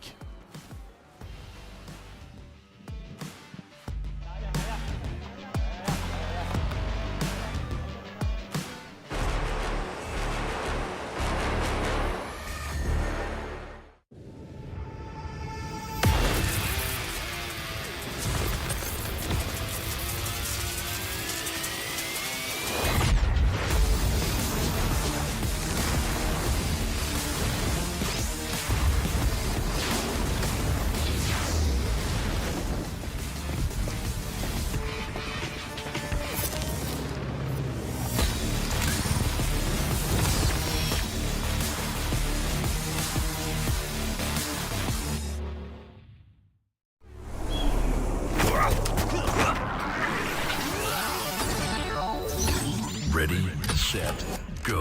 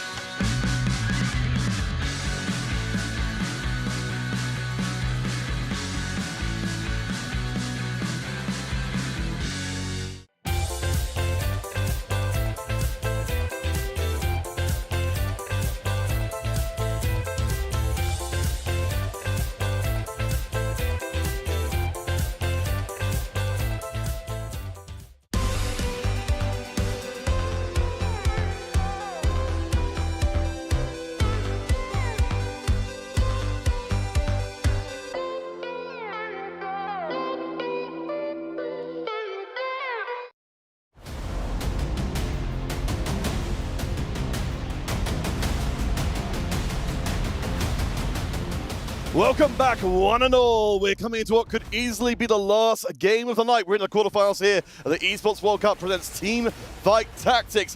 And gentlemen, what seems to be a sure thing for Toronto Ultra slipped out of the hands and into the hands of Twisted Minds.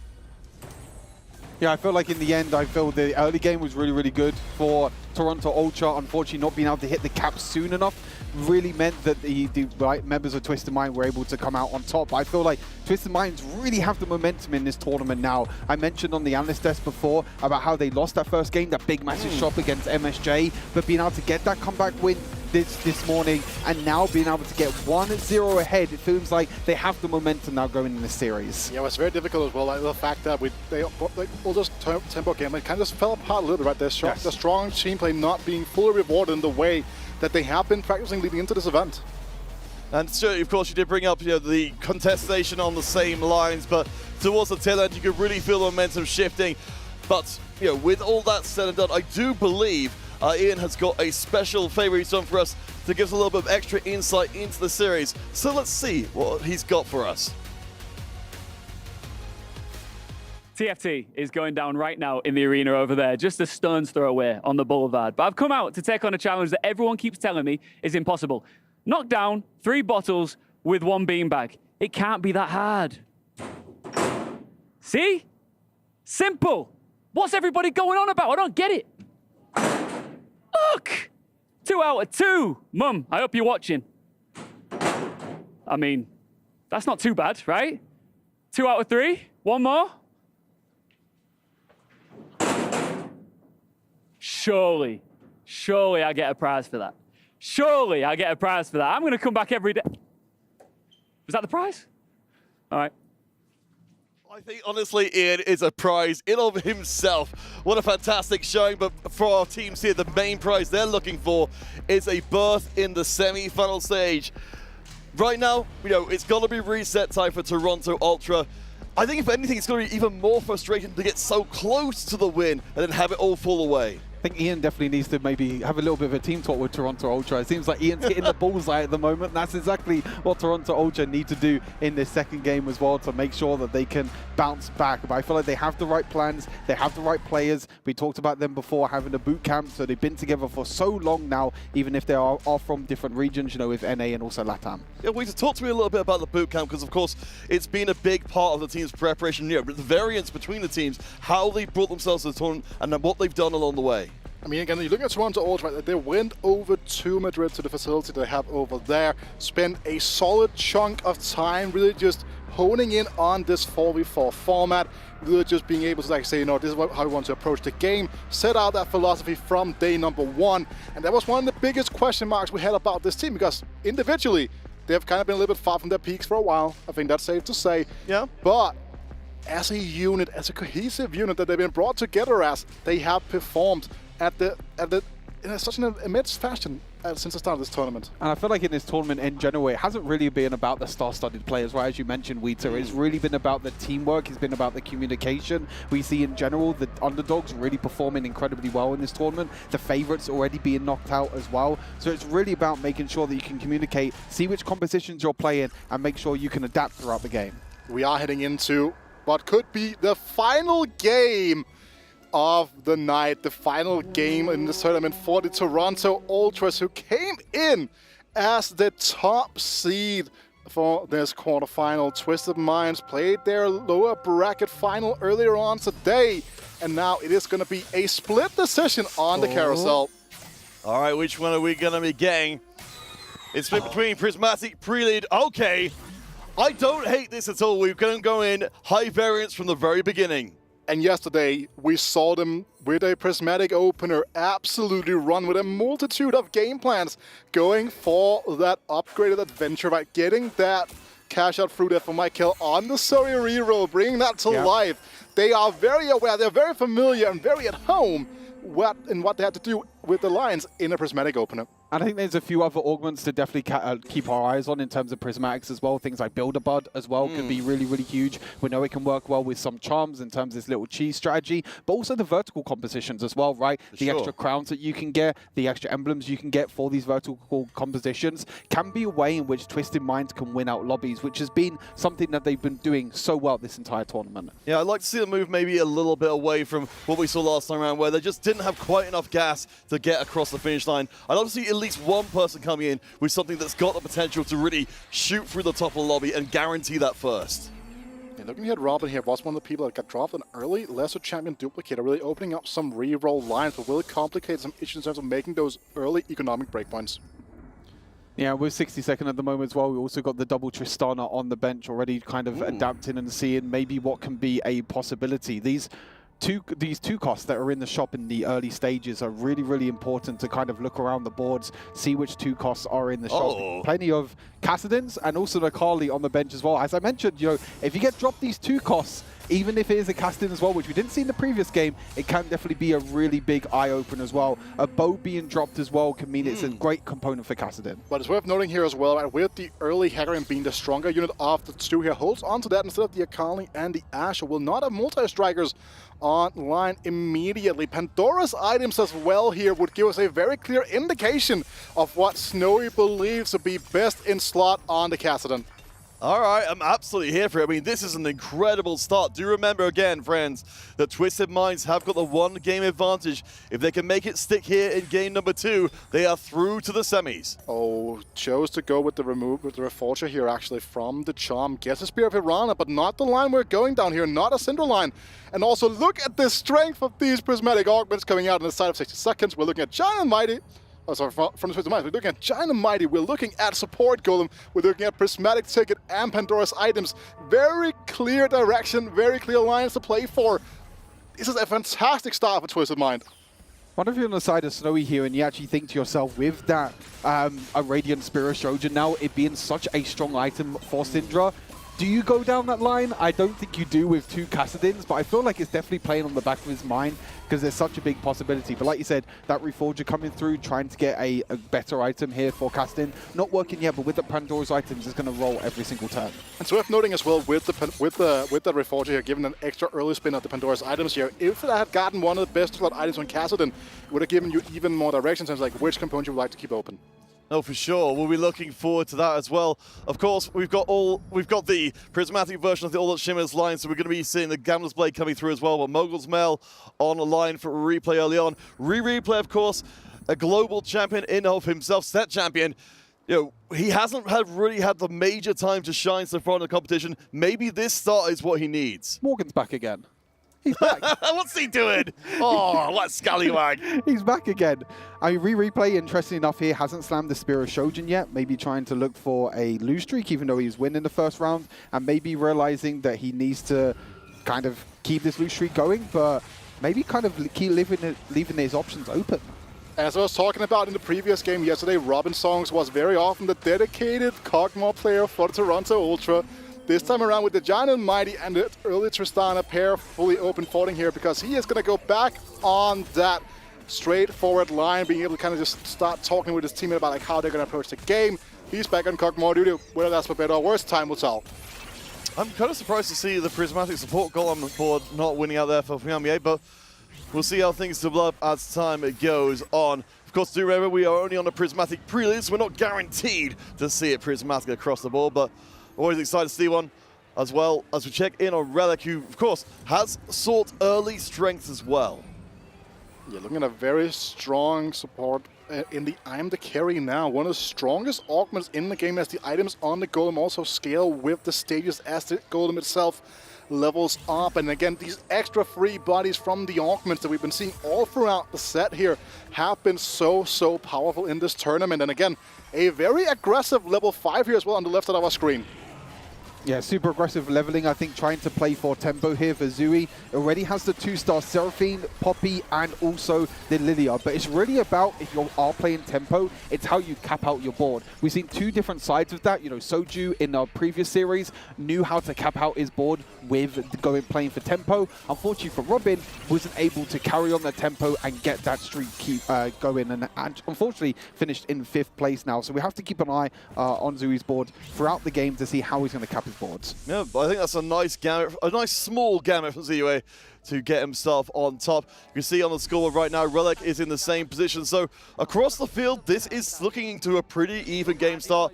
Both teams, they've got the win streaker. Both teams have got the loss streaker. And keep in mind here, Michael picking up that Kassadin here, trying to block that Kassadin 2, or the extra copy of the Kassadin from coming in towards the mix here. Just like fun to keep in mind here, again, like the carousel antics is such an important element of the 4v4 format.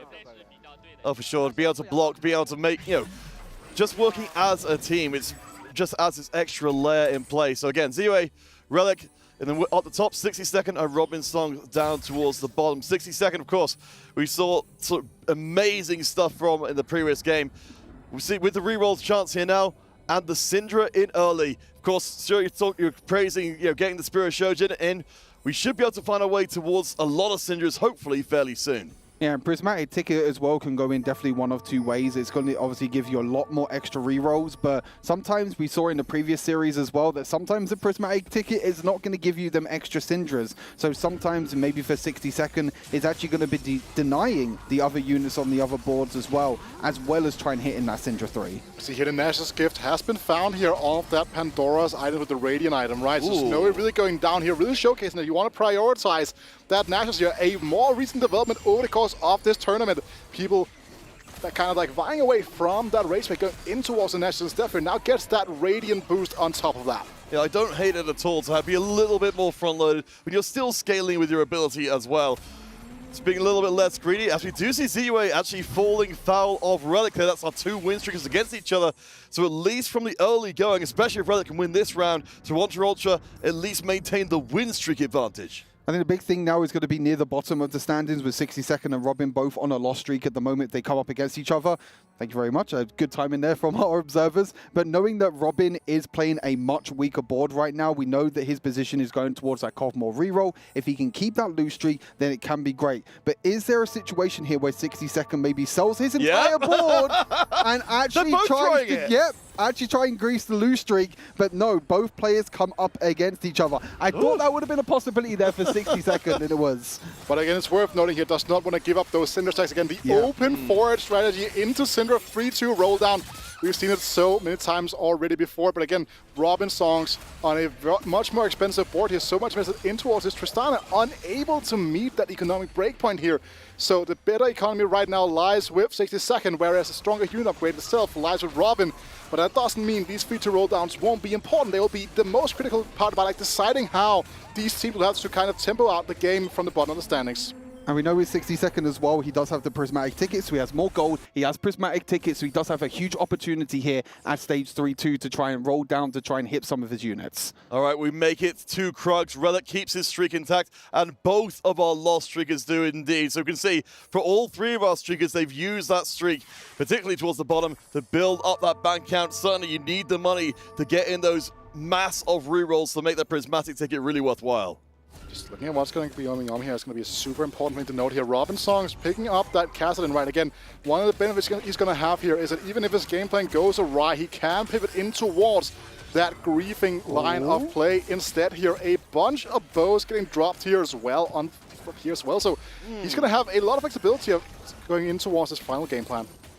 The tier and the bow being dropped as well means you can build the likes of the Spirit Shojin, the Rage Blade as well. We've seen a few times on Red the buff on top of that as well. It could be a much better option as well, I Yep. think. Like killing both of the bows at the same time. Ooh, double Jinx drop though. I think there could be a little bit of temptation to stray from the path of righteousness. There we've also got access to our early monkey friends. So I think for Robin Songs, it feels like there are some interesting windows opening up for him. 60-second pre-leveling here in towards at level 6. Wants to save as much time as possible as well. The big thing is as well that 60-second has been actually stacking up his rerolls as well. So he does have 4 extra rerolls, which is a really cool strategy that you can actually do right now, is you can use a Prismatic ticket to kind of save the free rerolls throughout the game. And this is going to be such an important roll down for him when this next stage comes around. Yeah, really one of the most important system changes coming into Magic and Mayhem has been the ability to bank those rerolls, because there are so many augments now where you can pick them up. You just keep those free rerolls whenever you need them here. And again, one of the things here as well, keep in mind that you're talking about now, this reroll here will be much more explosive, Peter, and that's something we got to keep in mind, that this 3-2 here now on the open side could flip the entire game around. All right, yeah, absolutely. It's a very shopping spree of 60-second. We'll see what he does with all these replays. Now he will tick over to level 6. We have Prismatic. We now go into gold. Too healthy as well, hit for 60-second on the right-hand side. This roll down is going to be so huge. And the same thing happens here as well. We're seeing double right now, as we've seen 2 almost identical rerolls coming through. It is going to be super exciting here. But keep in mind that 60 Seconds is trying to figure out his board while still sitting on a fantastic amount of gold. Like, still sitting above 50 here, because as you're talking about, those bank rerolls coming through. Robin Song's holding the Syndra on his bench, knowing this is the time to make sure your opponent is going to be that little bit slower out the gate. But you're right, Stuart, not able to deny the 2-star at least. The 2-star Syndra is going to mean that 60 Second is going to stabilize as well. But Robin knows that maybe he's not in a very good position right now, denying away the Cassidy, 2-star Cassidy on the bench, denying away the Syndra as well. And it does mean it's going to be a little bit more of a struggle as well, as you can see on the top of your screen right now. As replay on the other side has rolled down but hasn't hit his Syndra 2, or has hit his Syndra 2, sorry, and does have the Gambler's Bait giving him more gold at the time. Yeah, that double econ situation coming through now for replay here will be a God-given fact for him as well. Will be fantastic here, will be something that he can really live towards, and will be absolutely amazing to watch unfold. We did get a little glimpse there, of course, the Castellan board from before with the Radiant Zephyr. It's going to be an absolute menace heading through this lobby. If you can't take him down, he's going to absolutely mess you up coming out of the round. Going to check in on, so Snowy with the win streak staying intact. This Castellan's time is pretty much now. 60 Second and Robin both losing their loss streaks as well, so it does mean they're not going to get the extra economy in their banks if they want to as well. So it has to be a big thing now, is do you want to roll down a lot of gold, or do you want to actually make sure you stay above 50? Snowy as well, also denying the Cogmores. So we're seeing so much denial this game, a lot more than what I've seen in any other game in this format so far. So talk to us about this then. With this game being heavy on the denial, how does it affect the overall balance of the game? It just kind of means that the people that have been able to maintain their HP, like Snowy here, like for him, sure, it might hurt his economy a little bit, but it's not going to impact his boards. It's not going to really do anything for him. Like, he can just hold these for a long time, whereas someone like Robin Song's all the way down to 2 gold right now. He is kind of going to be designated going down towards the bottom of the stands because he's not going to be as strong, but Michael on that free loss streak also kind of falling towards the bottom here is probably the bigger issue for Toronto Ultra. Robin's spot kind of a given that it's not going to be necessarily fantastic, but Michael has to find a way out of this. Not looking fantastic. We do see managing to replay, managing to sneak out a win there, I believe. Michael on the 4 loss streak, Robin Songs on just the minimum 1. We'll head on to Carousel again and check on our overall game.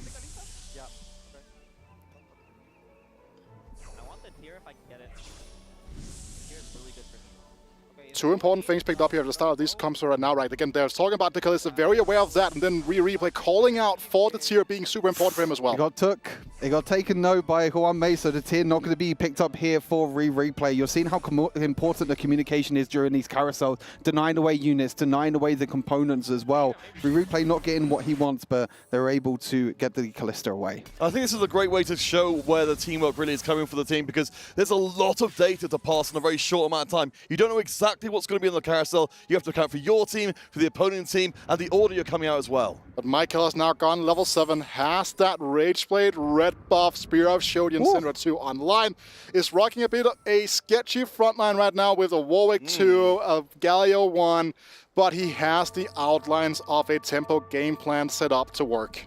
And I feel like with so much denial happening in this game as well, it's actually going to benefit a lot of the tempo players, right? Because these 2 costs that are trying to go into 3-star are not going to be hit as much and as early as possible. So it means that these tempo players can try and push levels, try and actually win a lot against these reroll compositions. So we could be seeing a completely different game than what we saw in game number 1. Funny enough here as well, Peter, right?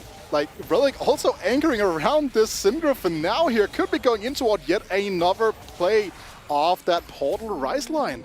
I mean, we would love to see it, but we have Relic getting the win there.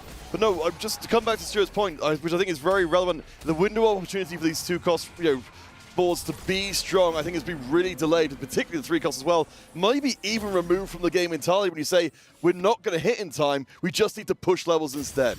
Right, coin flip here for Robin. Does get 2 gold from that, one of the best coin flips here as well. Now holding on to 4 copies of that Cassidy. But again, we know there's a lot of Cogmores on the bench of Snowy. Right now, Robin Song here, the biggest stabilization point for him right now will be potentially that 3-star Tristana alongside the 3-star Nuno. Itemizing the Tristana over the Kog'Maw, realizing that he doesn't have any other Kog'Maws in his bench, which I think is a really nice adaptation. He knows that the Kog'Maw is being the big denial as well, but Nunu 1 away from 3-star. There's also where like how the early game panned out for Robin really came out to play here, right? With the early duplicator drop from the first creep round, alongside the fact that he had that Tristana 2 ready to go on 2-1, but still got the loss streak out of the way here.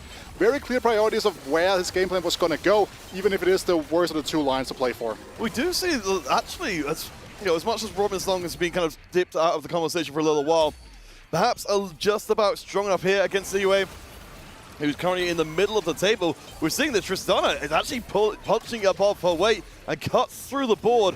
That will be a second win in a row for Robin to maybe get his head above water. It's worth noting he's on Giant Mighty as well, one of the best combat augments in the prismatic tier, so we'll have a ton of HP to work with alongside the 2 healthy. Just so much extra resources coming through for him. I think the big thing now is going to be this roll down here from ZUA when he goes to level 8. He has been playing tempo this entire game as well. You want to try and hit the likes of the Karma potentially later on as well. Doesn't really have too much in terms of the backline items. Has a lot in terms of the Bloodthirster and the Titans, which could be towards this warrior composition that we've been seeing with Fiora and Gwen. We're going into stage 4 here, one of the most important stages in the game in general right now. So many things deciding. Do you hit your 3-stars? Do you find those ever so important Karma units? And looking at the HP totals as well here, Michael all the way down at 37. It is a tough hope to digging out his way out of here. And now is the question, is this now just becoming on full-on sack mode, roll down, hold all the units for the enemy team? Yeah, I think Robin's definitely going to be struggling here as well. You can see nearly has 2 2-star Castins on the bench as well, really trying to deny the Castin away from Snowy. But we saw Snowy is in such a great position, and I think this is really cool in terms of just a whole general tournament. Being able to save HP when you are playing this reroll composition is so important because, hey, when Robin dies, then he can just save and reroll after that. So if not right, again, we hear the pings coming out, so teams are painfully aware of what's going on around them as well. That is such an important thing to keep in mind, Peter. All right, we'll see. ZUA on a loss streak right now up against Relic, who has not been able to get too much ground himself. As I think we mentioned before, Wida, things are not looking amazing for Toronto right now with 2 members towards the bottom and Michael in a lot of trouble HP-wise. This particular round, I think, just going to keep Twisted in a pretty solid shot. Humway starting to climb the standings, though. I think ZUA is in a really, really interesting position, right? He doesn't really have any backline items as well. He has more of these bruiser items as we go into our gold for the 3rd augment. So when that roll down does happen for him, be interesting to see where he kind of adapts and where he tries to put this board. But Michael as well, also with the caretakers, making sure that he can get that Radiant item. Few decent options here. Be interesting to see what he picks up. Well, I mean, you were calling out before that the front line wasn't so strong, so maybe...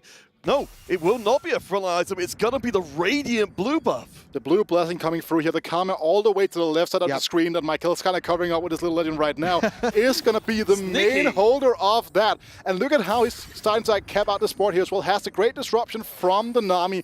Will be able to play around the Nora on top of that as well. So full-on precision in the works here from the Toronto Ultra player. If he's able to figure this out and continue this win streak, it's a huge charge up the table coming in.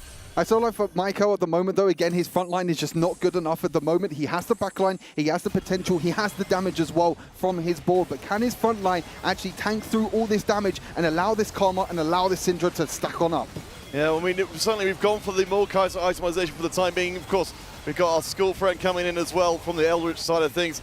So I think there's a few bodies in place, and also, as you guys mentioned, the extra crowd control buying time. Michael gets a 2nd win in a row in, and maybe he can, again, start that climb. Keep in mind as well, he's double combat augments on top of that as well here. So a lot of extra HP, a lot of extra resources and combat power in general coming on towards that board here. And when you have a board that's relatively stable, buys time, that is going to be an absolutely amazing situation going on. Oh my, you got the grab bag as well as the Pandora's box there, being able to make sure you get the perfect items on the Callista. We're seeing pretty much BIS items on the Kassadin, the Rage Blade and the Rev buff on the Callista as well. Take a look at this board as well. We're seeing a bit more of a roll down come in, but we're seeing a few players kind of waiting in terms of their roll downs, especially from the likes of Snowy. Yeah, when speaking of being able to hit your units, I do want to point out here, Snowy, as has been mentioned before, being heavily denied on the casting, very heavily denied, but still in 2nd place, even without his 3-star. With the Moonstone Manure as well coming through from Wanmei here, right on towards the smaller. There's a high cap coming through for this player right now. The question is whether that's going to be high enough here. It's going to be taking a bit of a loss here potentially against Snowy. Very important fight because right now Snowy and Hwanmei have a lot of shared HP to work with, and if they're able to get a good loss rolling here, that would be absolutely critical for the shared HP pool of Twisted Minds and give them so much more freedom to kind of figure out a game plan going forward.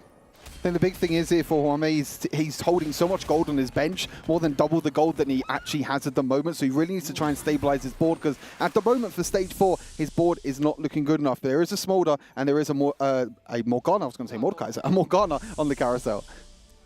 Something that is jumping out at me to the side of the carousel is just looking at the gold we've got coming to the end of stage 4. Snowy, of course, we know has been denied for a very long time, but he's kept a ton of gold in pocket for when the opportunity arises to either push levels or try and find that castle in 3. Yeah, worth noting as well that we do have a strong situation going on here with the fact that like we have this dramatic take as well. Like you saw the fact that 60 did push towards that level 7, so like he's kind of paying the price right now, trying to not fade out entirely. Meanwhile, Robinson's now on that Tristana free here. Did lose his first fight after picking that one up, but who knows, might be able to deal some damage. If he's able to avoid that 8th place 60 might be headed for right now, then that could make all the difference here and force a game for number 3. And as I've been mentioning throughout this 4v4 format, it really is who goes out in 8th place first. If Robin goes out in 8th place, this gives Snowy the opportunity to roll down for the casting. You're seeing he's staying above the 50 gold at the moment, and he's making sure that he can stay in range to try and hit that casting in 3. All right, Hwanmei doing a little bit of board reorganization here. Going to be using the Callista as the carry for the time being, bring the Witchcraft in and having the Nasus as the frontline unit up against Michael on the other side. Of course, that Radiant Blue buff, the Blue Blessings you mentioned before, hopefully soon we'll be joined by some further itemization to give this backline some real punch. But even now, in its current form, it's looking pretty damn good.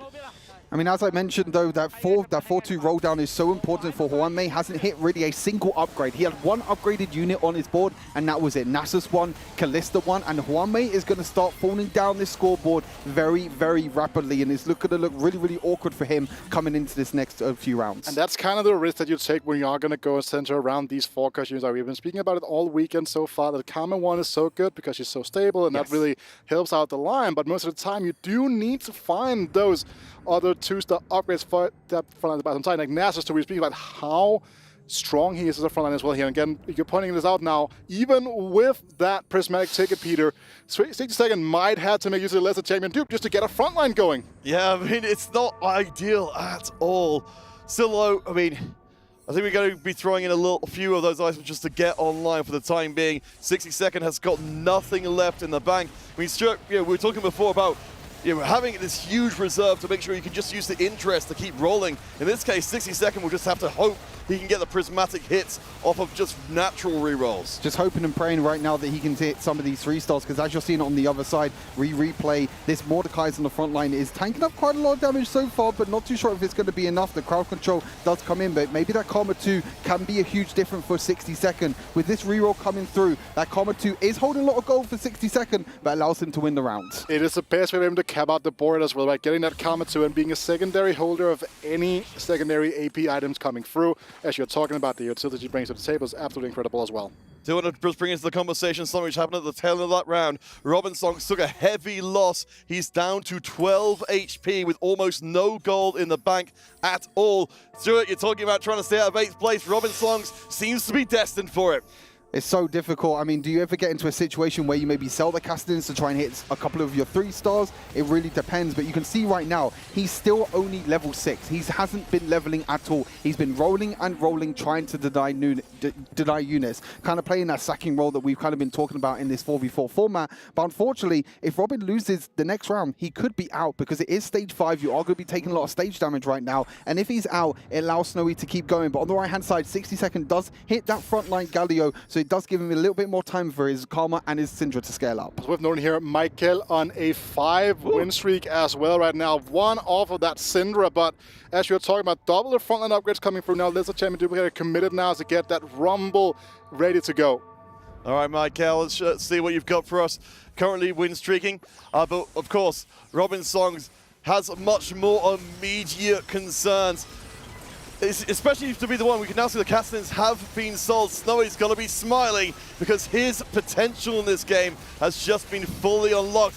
Robinson I think at this point might well be able to take down the Castle and stay alive, but now the pool is open and Snowy is just waiting to hit. There is so much to actually break down this fight that actually didn't happen in this fight, right? Snowy rolling down all the way to 10 gold, didn't hit any castings. Robin saw that as an advantage. He was like, okay, you're not hitting any castings, you don't have enough gold, I'm going to sell the castings, level up, and he wins the fight. That's such a huge win here for Toronto Ultra and for Robin as well, to try and make sure he can stay out of 8th place. And look at just in general, like how much damage the Toronto Ultra right now currently has, right? You're looking at Michael, 37-6, but he's been able to continue to just pull that off. Relic has been coasting at the top of the standings for quite a while with a ton of HP to work with. And again, even if Robin does go out in 8, I'm going to hammer this point home yet again. The more damage, the more disruption you can do, the less HP will the Twisted Minds team have to work with. It'll be much more difficult for them to kind of balance things out. Well, I think it's absolutely true. You've got players who put out player damage, you've got players who put out comp damage. And I think that's what Robin Songs has done here. He's been fighting valiantly, being so selfless to give up so much for himself. Goes up against Relic now, who's towards the top end. I think maybe Robin Songs can hold on here for another round, but 60-second Huamier, they're in the 20s. It's going to take a while for Robin to have the possibility of breaking out. Does manage to cut through the backline, and Robin, it's tight, but he holds on. Very good loss here as well, but a nice handshake between the two Toronto Ultra players here. And again, you're kind of highlighting this as well here. Now looking at Huamier taking a huge amount of damage as well, Stuart. Yeah, Huamier now the same HP as Robin now near the bottom. This is such a huge fight now as well to see if Huamier can actually stabilize his board. He's the player that we saw in Stage 4 go for that huge roll down, play for tempo, couldn't find the upgrades that he wanted. And maybe Robin, with that level up to level 7 now, is actually going to be able to stabilize with his boards. I mean, looking at the two of them, Wheater, between these two, which do you have more faith in making out of 8th? I think that when we're looking at this side by side here, I think that the big kicker here right now for Huamier is the lack of that Kalista 2. It is the free itemized carry here in the backline, but now we're looking at this a very important fight here, the head-to-head for the 8th spot and the potential of opening up this entire game, Peter. This is absolutely massive. Robin Songs has held out so much longer than we expected. The Nasus taking the brunt of the damage in the early going. The front line is starting to fall, and onto the back line, Robin Songs in major trouble. The Kalista may not be at full power, but Robin Songs gets absolutely swept out of the way. Just dying in the end as well, unfortunately. The upgrades coming in for the front line was a huge difference there for Huamier. Nasus tanking up so much damage in the end from the Tristana, from the Kog'Maw, and gives them a huge advantage.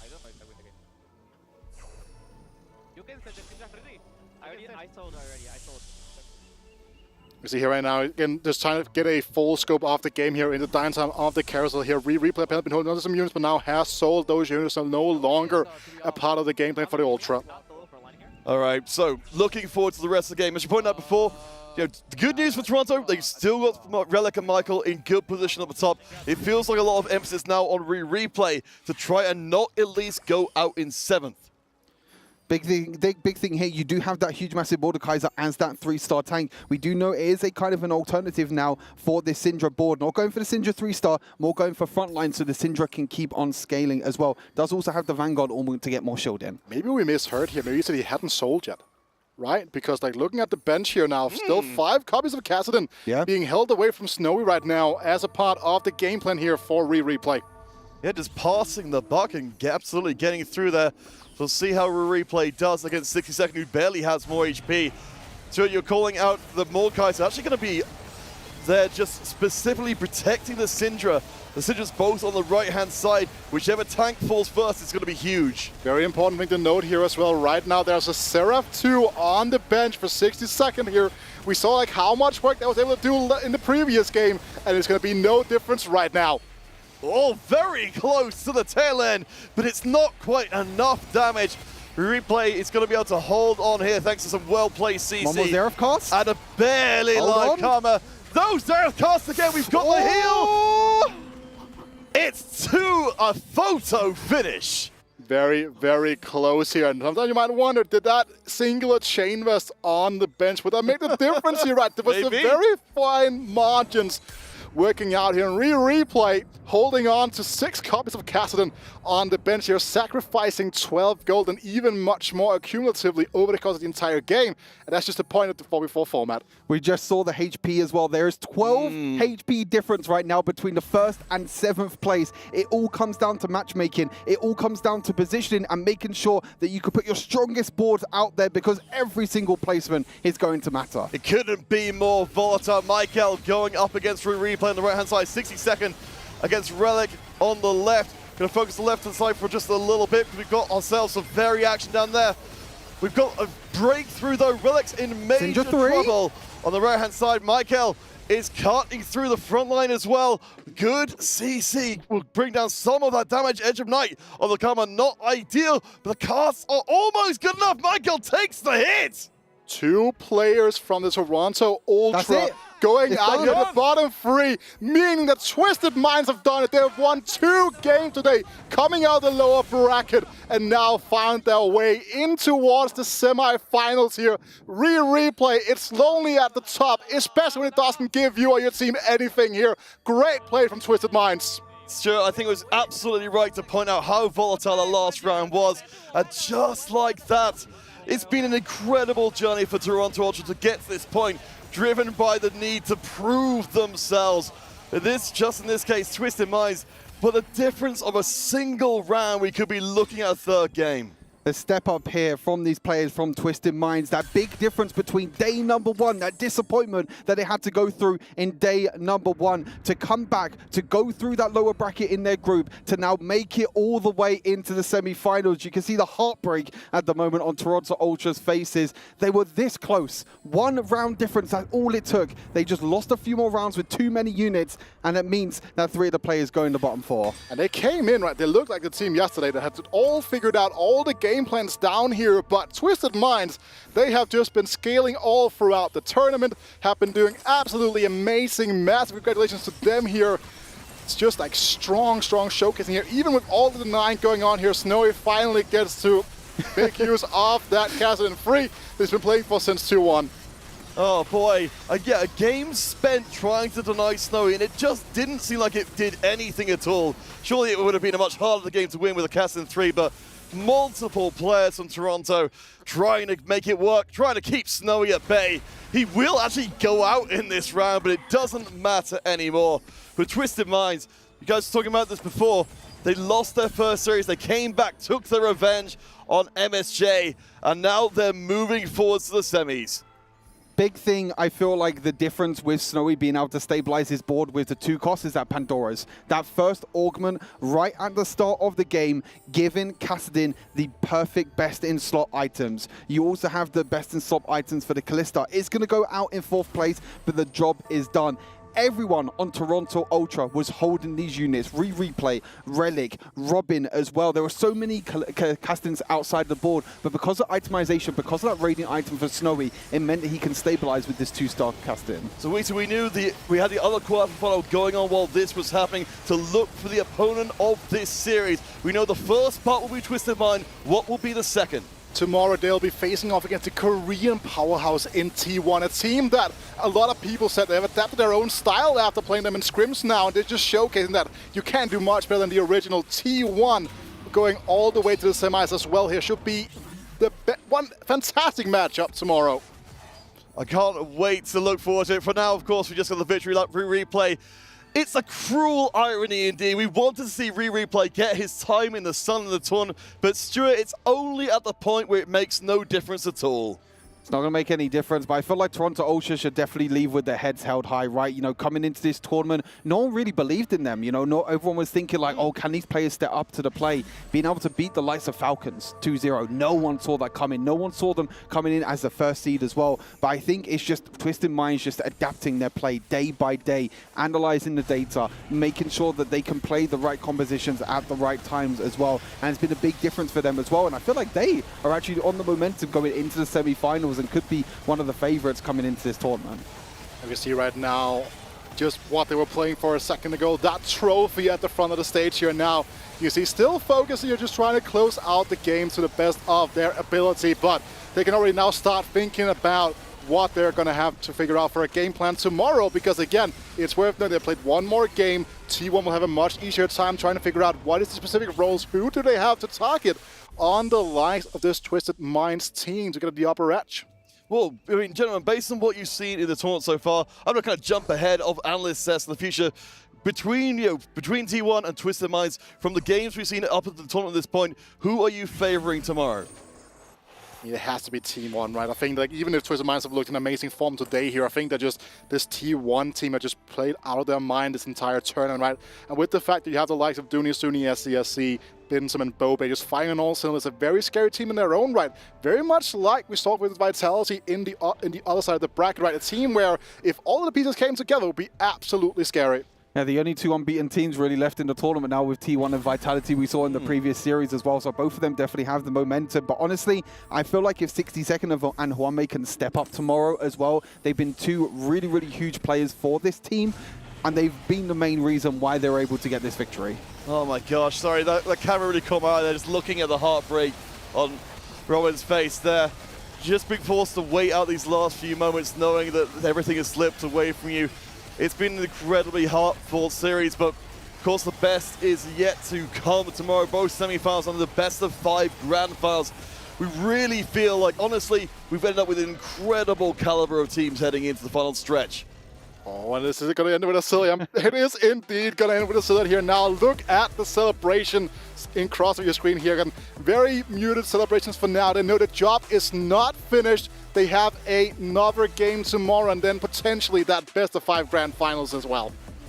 Well, gentle friends, we will have to say goodbye to Toronto Ultra. Their keys will be crushed as much as they looked like they just could not believe how it all ended right there.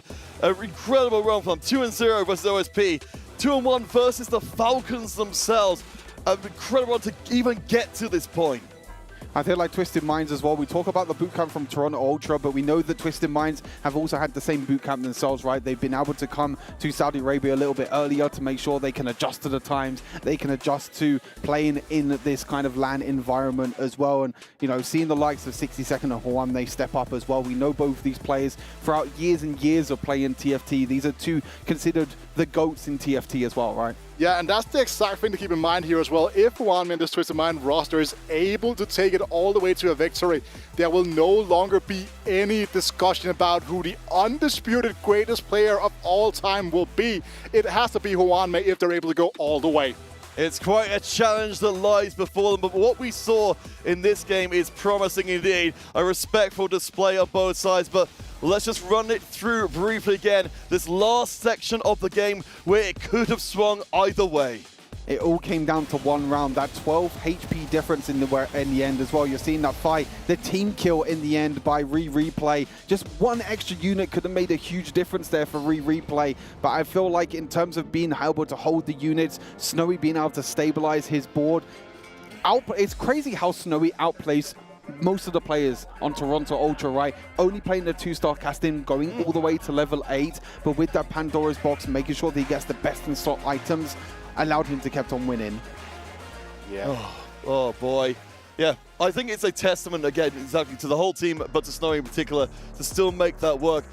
You know, of course, we're talking a little bit about the itemization of the casting and still that flexibility there. The Raiden Nash is doing incredible work.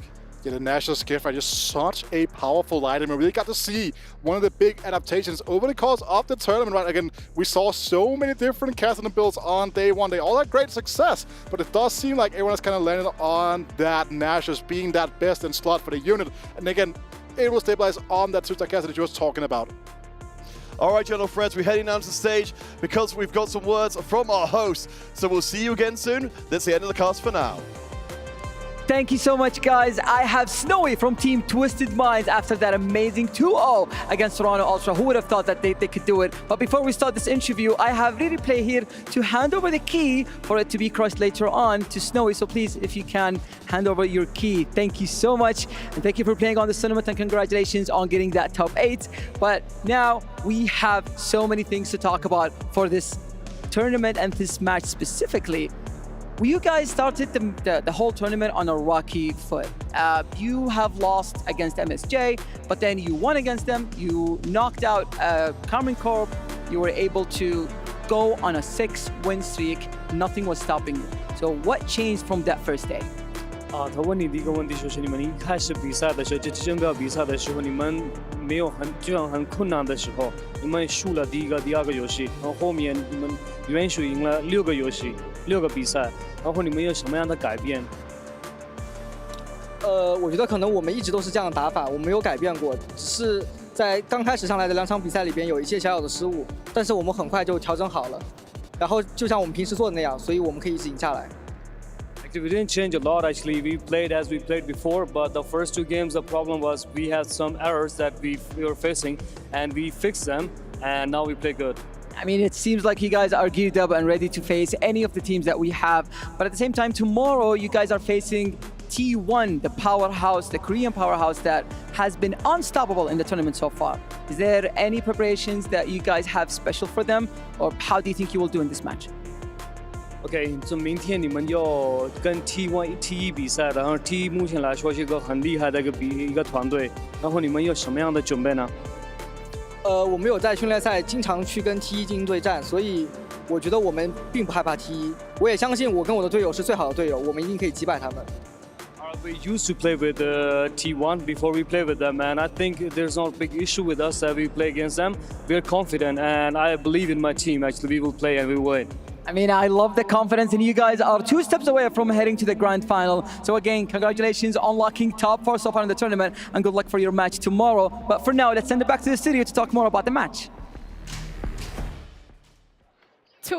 Twisted Minds are the ones to be putting themselves in that semifinal, and unfortunately, Toronto Ultra, this is the end of the road for them this time around. Coming into this matchup, we had a little bit of a prediction on the desk here, and the analysts that I had on at the time, guess what?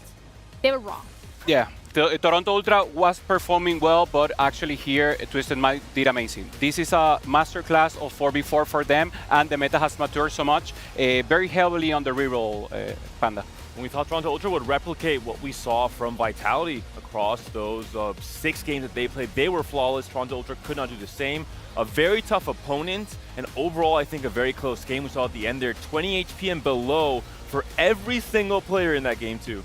Twisted Mind just came back with a vengeance right here. 3 blowouts in 4 games played today. They got their vengeance on MSJ and closed out the quarterfinals against Toronto.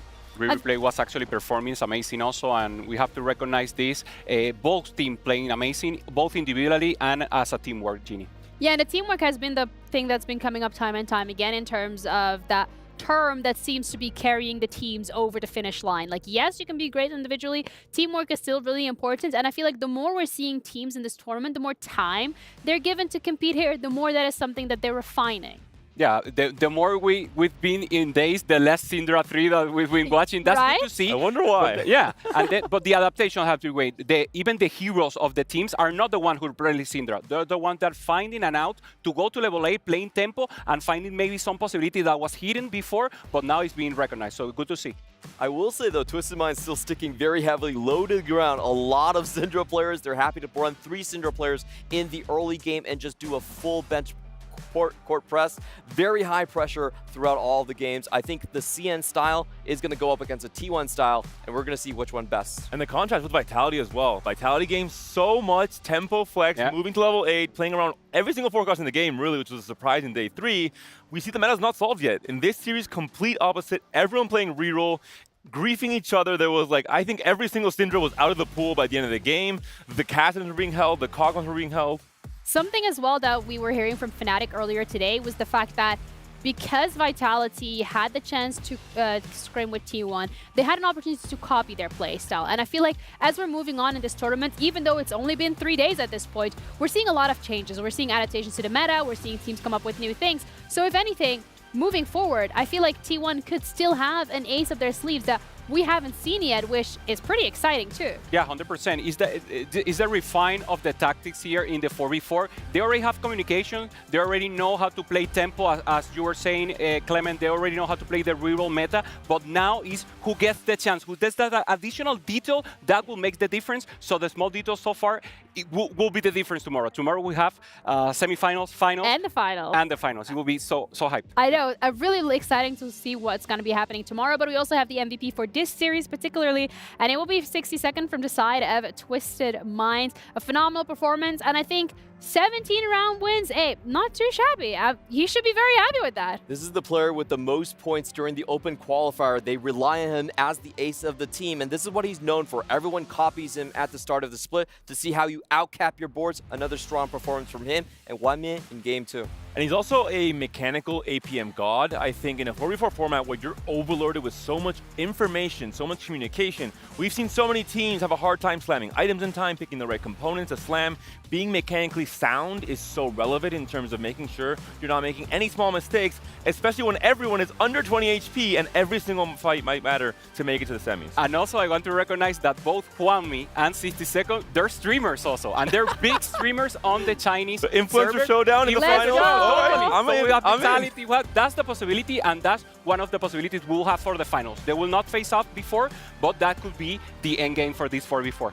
And we get to see the Key Crush live as well as it happens and it takes place, because again, another key added to the tally for Twisted Mind particularly. They've had a phenomenal run so far. They're doing really well, and they just keep adding them on, you know, like just another one. I mean, maybe in the trophy, who knows, right? Yeah, for sure. Clement, we're seeing it now. There's a trophy being broken down. This is your favorite part, maybe? I was just looking at Wanmie, trying to figure out how to you can't be good at everything in life, Clement, okay? He's so good at TFT, there has to be a lack of skill somewhere, and maybe it is in crushing other players' dreams. I just want to say this is a huge moment for Wanmie. He has been in conversation in the GOAT for a long time, but this split, especially since he hasn't been to Worlds, hasn't been to the TLC Regionals, he's been asking himself, am I a thing of the past? This is a statement match for him. He's going into the quarterfinals. If he takes T1, if he takes the crown finally, there can't be no doubts that Wanmie is back. But are there any doubts in our minds that they'll be able to do this? Because this, for me, was a very convincing and dominant win from the side of Twisted Mind. So going up for them tomorrow against T1, how do you think that's going to be going? What can Twisted Mind bring from today into tomorrow to keep it going? We mentioned T1, they've been copied, but I think that's more in terms of the framework for 4v4, it being such a new format, it not really being developed at a high level. I think across these 3 days, teams have started with a base framework, but they've gone in very different directions. They've hit their own optimizations, their own modifications in communication, in the skill sets they thrive in. And right now, there's some teams like Vitality and Twisted Minds who I think have hit that next gear, and they might be the favorites coming to tomorrow. For T1, they're a team that has a very clear cap-out player. CSCS, the MVP today, doing really well. And then they have Bintim, who's the scrapper. He plays a lot of different lines and can make do with any type of board. I think the problem with Twisted Mind is, can they actually find the cap-out player? Because they're always playing low to the ground, especially against Toronto. That is almost famous for that. So it's a switch up in contrast of styles. Can they actually match up? And now we have a new role, that are the rocks. We were hearing that from Milala earlier today. And those are so important because now the stacker of the one who's trying not to go 7s doesn't exist really. They're all trying to go 6th, 5th, 4th, and have one hero. So that placement always has to be there. I have a question, Hupe. Yeah. Are the rocks the players or the support golems? Because I think there's some two very distinct but equally important rocks at play in most of these games. Well, that's something that we're going to have to keep in mind for tomorrow particularly, but I think Toronto Ultra also, we kind of need to an extent sing their praises because they came into this tournament and we had questions about them. We were wondering how it's going to be playing out. They took down Falcons. They made it all the way to the quarterfinals. So if I was a Toronto Ultra fan, I would be very proud. Yeah, for sure. Toronto and Oncepao were the only ones that meet a little. Also, Sira 10, having Polish, having people from Spain. In case of Toronto Ultra, people from NA, people from LATAM. So actually, the merge of cultures has been amazing because they have performed. And seeing that major regions are not only now by country, but actually wholly represented is amazing to see. For me, this is actually a dream. Sounds so wholesome. But with that as well, we are done for today. So let's have a look at how exactly we got here and which teams we have ready for the semifinals tomorrow. Starting off with this tournament bracket where we can see Twisted Mind and T1 sitting pretty comfortably here in that semifinal. There is no lower bracket. I feel like this is something that we really have to hammer home. But Vitality, is it going to be Wolves? Is it going to be Na'Vi? Who are we slotting in there? I think Na'Vi has good momentum. I think Wolves started off on the wrong foot, but equally so, they've regained that footing yesterday especially, and then coming into today as well. I really, whoever wins that match, I think will deserve it. It's going to be a close one. But all in all, I think the bottom side of the bracket might be the harder one in terms of that finalist. And I think it's going to come down to whoever like Jipak or Lisao, the two big aces of their respective teams. Lisao playing a lot of flexible games, and Jipak, like we saw in the Falcon series, being able to perform. It's going to come down to those two. and to see who's going to face Vitality. I mean, we have Twisted Mind against T1 as well as our second matchup today, and the winner of that will be heading into the final. The loser will have their key crushed, and this is very much a testament of, I mean, we've seen it in other games, we've seen it in other titles where you have China going up against Korea, and it's always a neck-on-neck race, so I'm excited to see how that one plays out here in TFT. Yeah, that's the hype matchups for tomorrow. Obviously, Vitality is the hype players or the hype. They haven't lost yet. They have to. Yeah, they haven't lost. So it's amazing. And of course, tomorrow it will be best of 3, 2 games, and then in the final it will be best of 5. Will it change in the best of 5? Do we actually accumulate all the knowledge that we have been so far and seen the greatest gameplay of 4v4? That's actually what we all want to see. Or maybe they have something up their sleeves that we're going to be seeing tomorrow. I think a lot of new things that we can be expecting, but either way, let's have a look at the Kiria plays of today, because today is indeed done and dusted. Let's start off with the first one coming through from Na'Vi. I mean, I want to talk us through every single one of these plays because so far the day has been exciting and has been full of upsets too.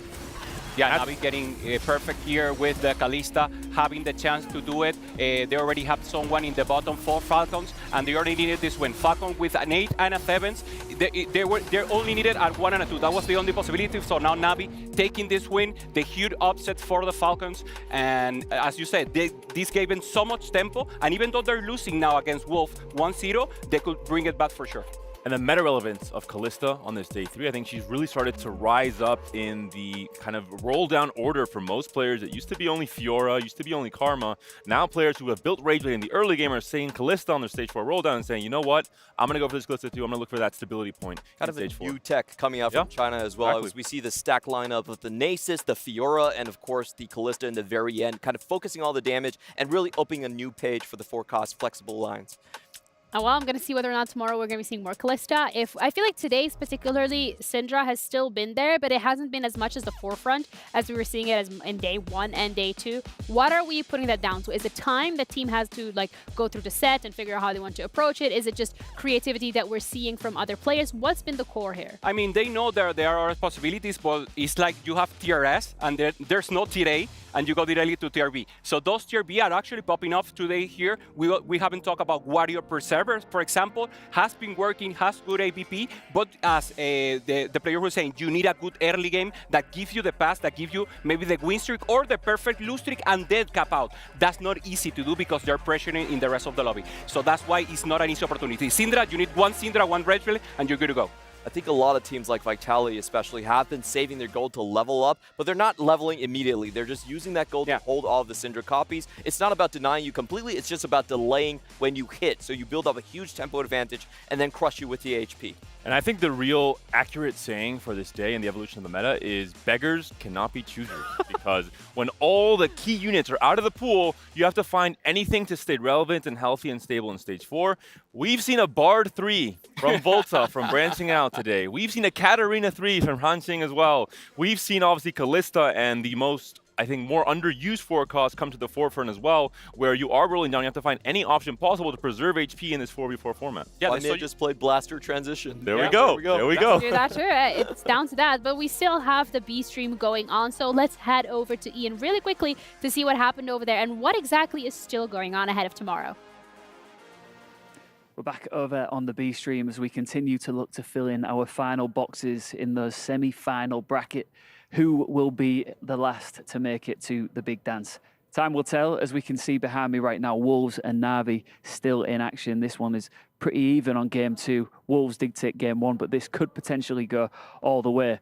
Looking back though, T1 destroying EMEA's hopes and dreams, killing off branching out 2-0, and that is the first time they've had such a dominant 2-0 victory. So it seems like the sky is the limit for T1. They're showing very solid fundamentals meta-wise as well. So they might be the team to beat.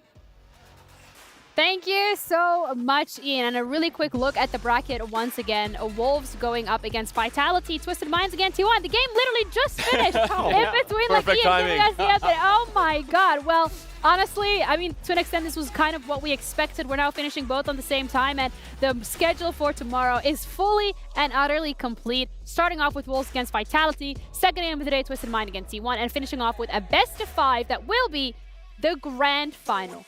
Thank you guys for joining. I mean, you said takeaway for today was beggars can't be choosers. I like that. Do we want to throw in something else here, Clement? 2 CN teams there. CN still the best region confirmed, no EMEA.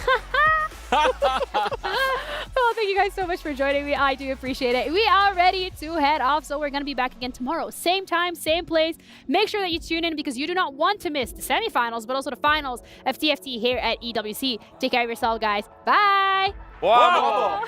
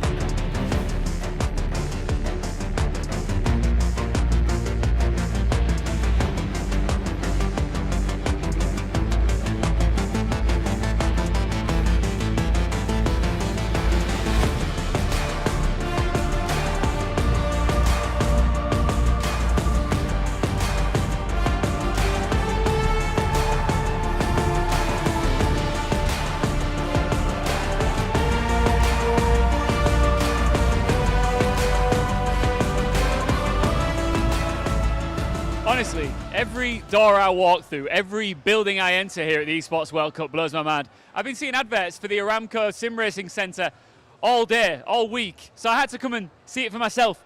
Look at it, it's crazy. Is there anybody I can talk to who's playing? Hey, Mama! Mama's getting thrown around, how are you feeling? Really good, but I guess I suck at driving. Yeah, you crashing? Are you any good at this? No. Is that the end of the race? Yeah, I lost. Ooh, another race. Are you back in? You're back in? Do you think it's wild that everywhere you go, every turn here on the boulevard, there's something crazy to do like this? You know, I'm not very surprised. It's the EWC, so everything here is amazing, truly. Let's go! Okay. Go. What, go? All right, you do your thing, Momo. Let's see if you can... Okay. Momo doesn't need me. I'm going to leave her to it, but this place is crazy.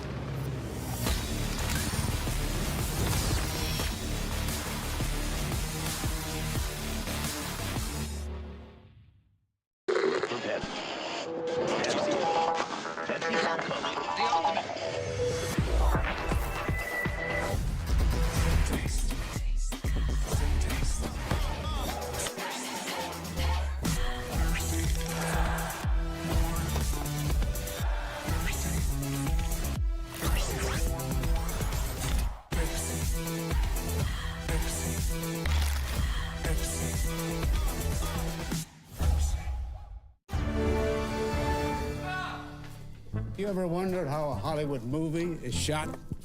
On a Sony. You review it on a Sony. And how do you make that sound epic? You record it on a Sony. Lunch break on a Sony. So why wouldn't you watch it on a Bravia by Sony?